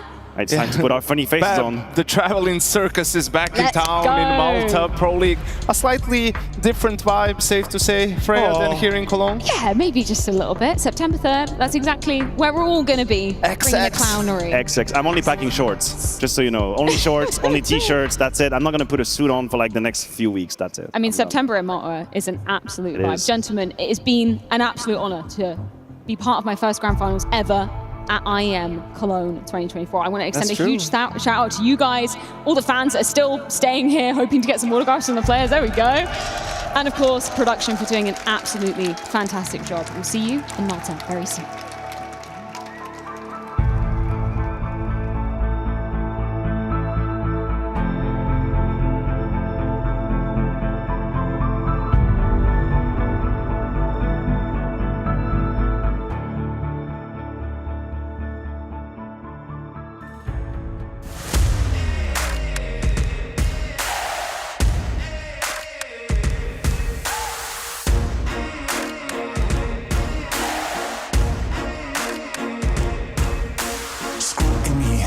People twisting up the truth, this ain't new to me. Since the age of 22, I've been using it like it's fuel to level up, like it's champagne in my cup, like there's nothing interrupting my pursuit of dreams. There's a vision in my mind, it's consuming me. Take my confidence combined with opportunity, mix it up with unity, soon to be the greatest of my generation. Operation Victory. Fight or fly, we will stay through the perils we dare not to stray. Spark the match, light the flame. Out of luck, out of sight, dangerous, dynamite. Dynamite! Setting fire to the clouds at the speed of light. Going up, not coming down, screaming. Superman's kryptonite. Blowing up, dynamite. Dynamite! Setting fire to the clouds at the speed of light. Going up, not coming down, screaming. Superman's kryptonite. Blowing up, dynamite.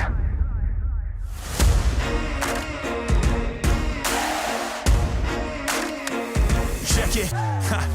Troubled days, lonely nights, lot of tears, lot of fights. Big dreams met with bigger lies. It ain't what it seems from the outside. On my downfall they pray. Will I surrender or will I betray? Given the trauma that lives in my brain, or use it to fuel up the fire in my veins. I never complain, I boss up and do it. If there's a battle, I fight my way through it. If the wind blows, I thank God that he blew it. Cause what is a blessing depends how you view it. The fruits of my labor are in abundance. Indispensable, I'm not redundant. Incomprehensible the way I've done it. When the struggle pushes me, I'll shove it. I'll rise above it. Fight or fly, we will stay through the perils we dare not to stray.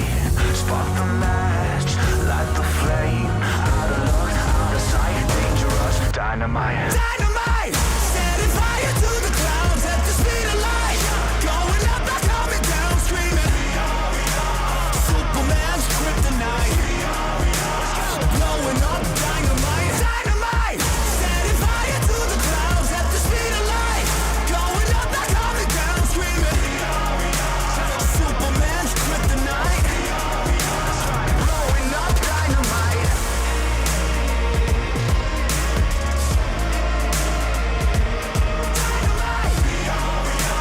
Superman's kryptonite. Blowing up, dynamite. Dynamite! Setting fire to the clouds at the speed of light. Going up, not coming down, screaming. Superman's kryptonite. Blowing up, dynamite. Dynamite!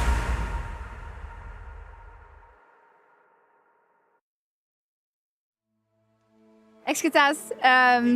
Extas. Oh man, you even win Cologne and I don't say it right. Hey, I didn't get to ask you a question there, and I really wanted to. You have had such a storied career, you know, a lot of things you have achieved, but this particular feat, one of the biggest things you can ever do in Counter-Strike with this team, what does it mean to you? I don't know. I think I'm not realizing yet. It was so hard. I think I lost 10 years, maybe more. You can see my face now. But I'm really proud about the resilience we showed up today. And that's it. Maybe a more pointed question. I know it's a long time ago, but we had a little listen-in in the first map even, when, of course, you know, they got a lot of rounds back, and I I think it was Dan who gave a speech and was like, guys, like we're playing better. We're just not playing together at all. Can you tell me a little bit about, you know, the struggles and the things that had to be readjusted for Vitality to win the trophy? I think it's one of our weaknesses. It's sometimes we are just tunnel vision. So we forgot to listen to each other, basically. And that's why Dan felt he had a really good call, but all the time one guy was, I don't know, on the side or just not following the plan. Yes, sometimes you can be frustrated, but I think we found out some resources, I feel like, to close the game, especially on Mirage. I didn't understand at all what happened, honestly. Mirage was crazy. I'm gonna let you go soon, but I just want to finish with that. Then you had to find solutions. You were up against it. You may have lost Mirage. You may have had to go to a 5th map. How proud are you of all the work you really do together? I'm not just talking about all of you on the server, but behind you, talking to the guys in between the breaks, making sure that, you know, this has to work. Yeah, it's not only on me, it's my staff, my assistant coach Matt, the coach performance Jack, and the manager. I think we had a great plan between breaks to reset completely, especially me. I need that as well, because if you touch my back now, I think I go down. But yeah, I think we did a great job. Of course, we have a lot of work ahead of us, because still the city side is not great, but finally we lifted 1 trophy this year. Absolutely, and to hope for many more. Thank you.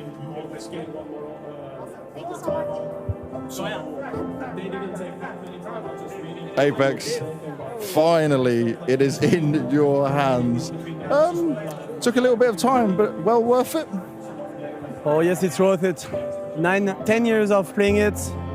It was the 3rd final. I lost 2 semi, 1 quarter. I played a lot there. I never been on my side, but today I've been, and I'm so proud of that. I'm so proud of my players. I'm so proud of the job we've done since the beginning of the year. Yeah, it's a good feeling. First tournament of the year, Cologne. It's okay. And I was going to ask you that, right? You've had a year of struggles after the ending. Like, you begin with Mezzi, you can be very proud of it, but you then can't take the trophy, right? And that was eluding you, and it was like, okay, when's Vitality going to hit this again? You strike now, but what was the difference in order to make you guys be able to strike now?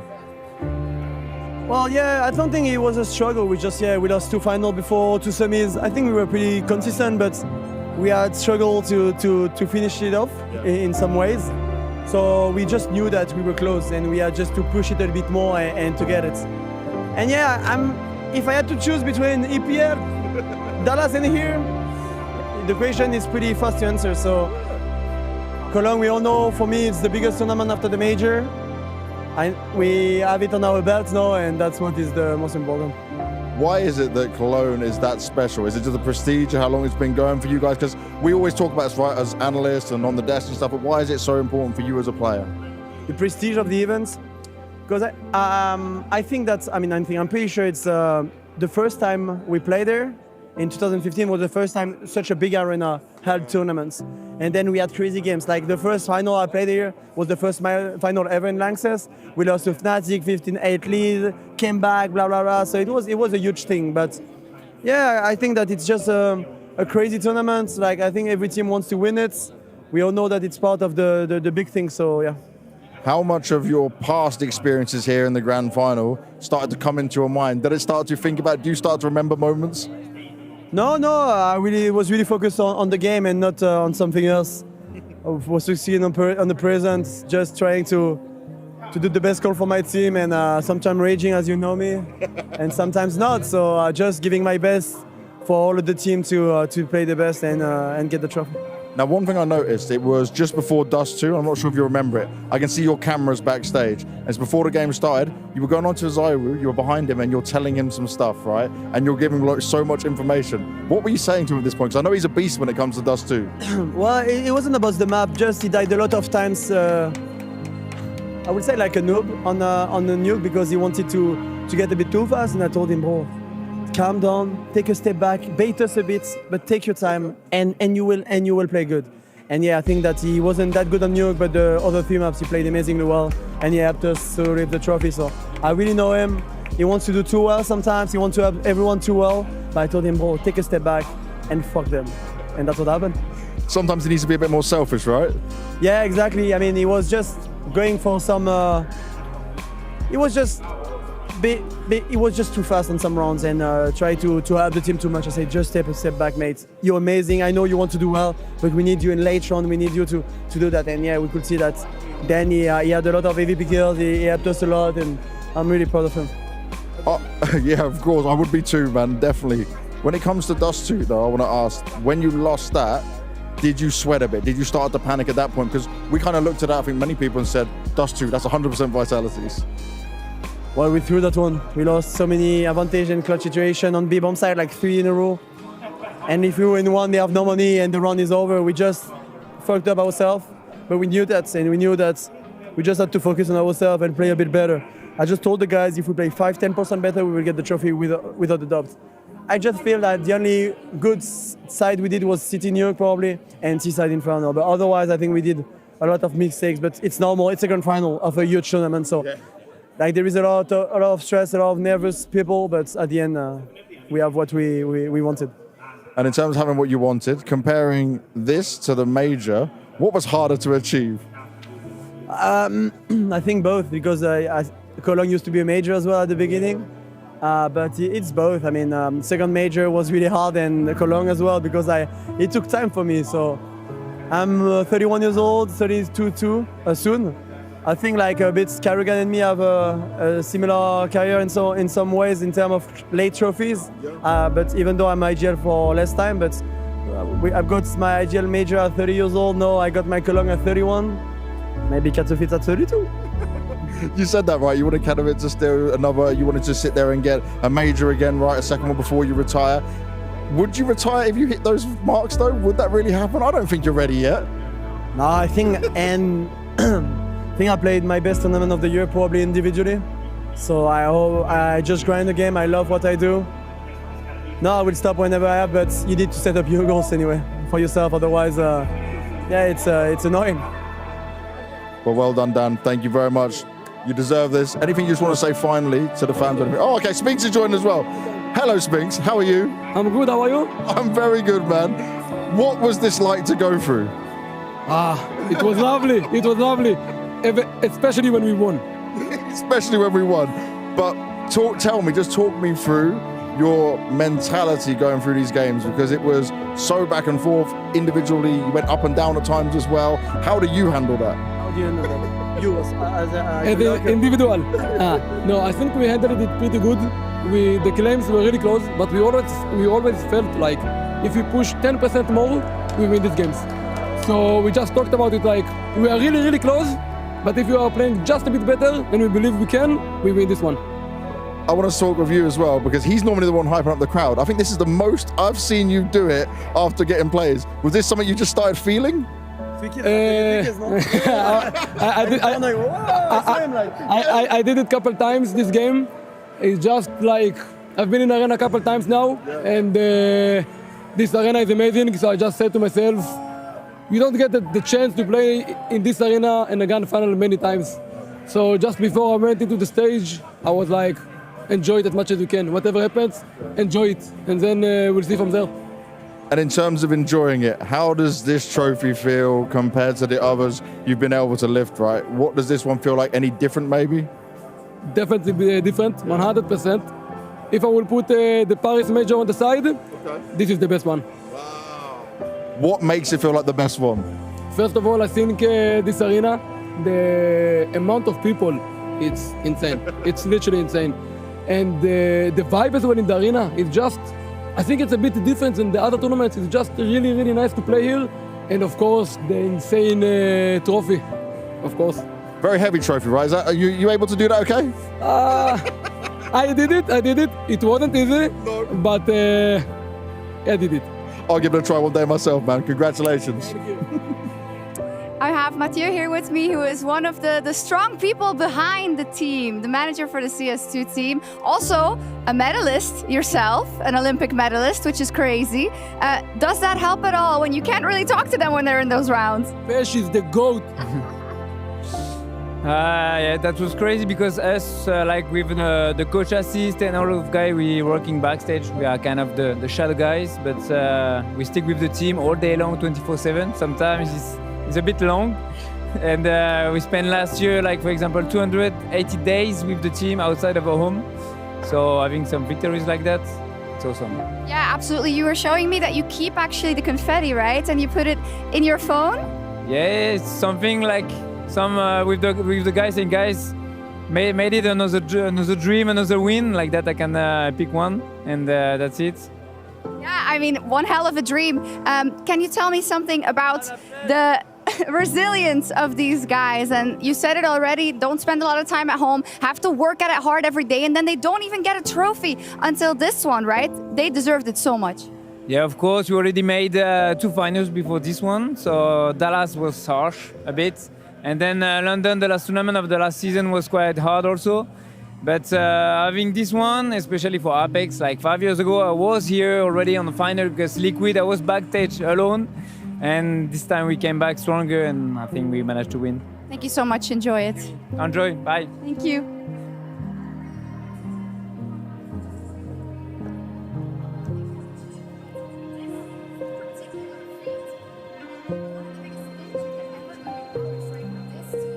Flamesy. I don't think we could talk to Flamesy. He's too busy with the fans. You gotta attend to the fans, I think. Can you sign and talk? Yeah, of course. Look, Nerds signed this. Nerds, and you're gonna sign over it? You can't do that. Of course I can do that. Nerds is he didn't win a Cologne. A little shout out. Hey, it's been a little bit of time now. Do you realize how close it was? I mean, we almost went to a 5th. Like, I really want to watch it as a viewer pop to see if the final was like a great showcase of Counter-Strike. But I'm very glad it was so close. I don't like to win a final on like 3-0, very easy, 13-2. It's not nice for the fans, and the stage went crazy. And right now I really want to watch the game back, but I'm very glad that this final was intense for both teams. There was comebacks again. I really love those kind of games. It was great to watch, especially when you couldn't hold on to a bomb site in the post plant at all. Why you bully? I'm not. Yeah, but that's too much tough. That's too is really tough in this regard. Yeah. Nice, you really understand. I thought you were only League of Legends, but now you understand CS. Yeah, I guess the bomb needs to be planted. Hey, congratulations, Flimsy. I will stop trolling you. Have fun with the fans. Thank you very much. Awesome.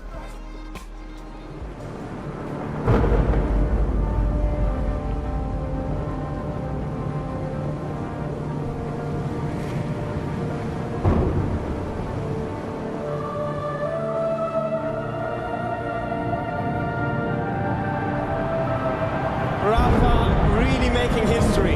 Absolutely phenomenal. And Ace is the champion of the Intel Extreme Masters World Finals. Storm's still not quite done. MC is going to take this fight though. 3 seconds left.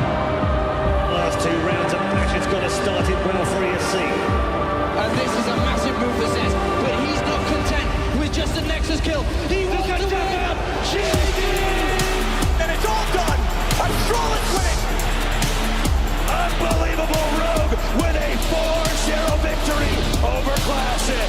And they did it again in the grand finals. It's MOUZ! Give it up for your Intel Extreme Masters World Champion!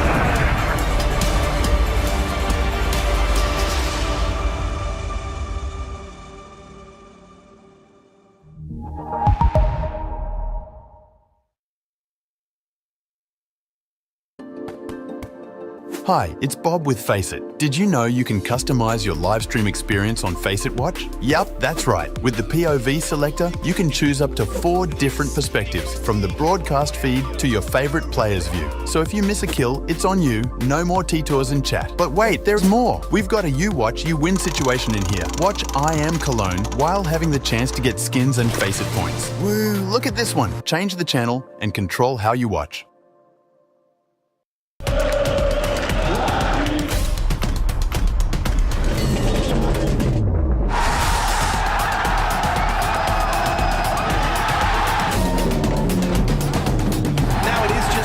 Been a bit of a lame duck in this man. 5 seconds, shot connects. Oh, doesn't go for the fly.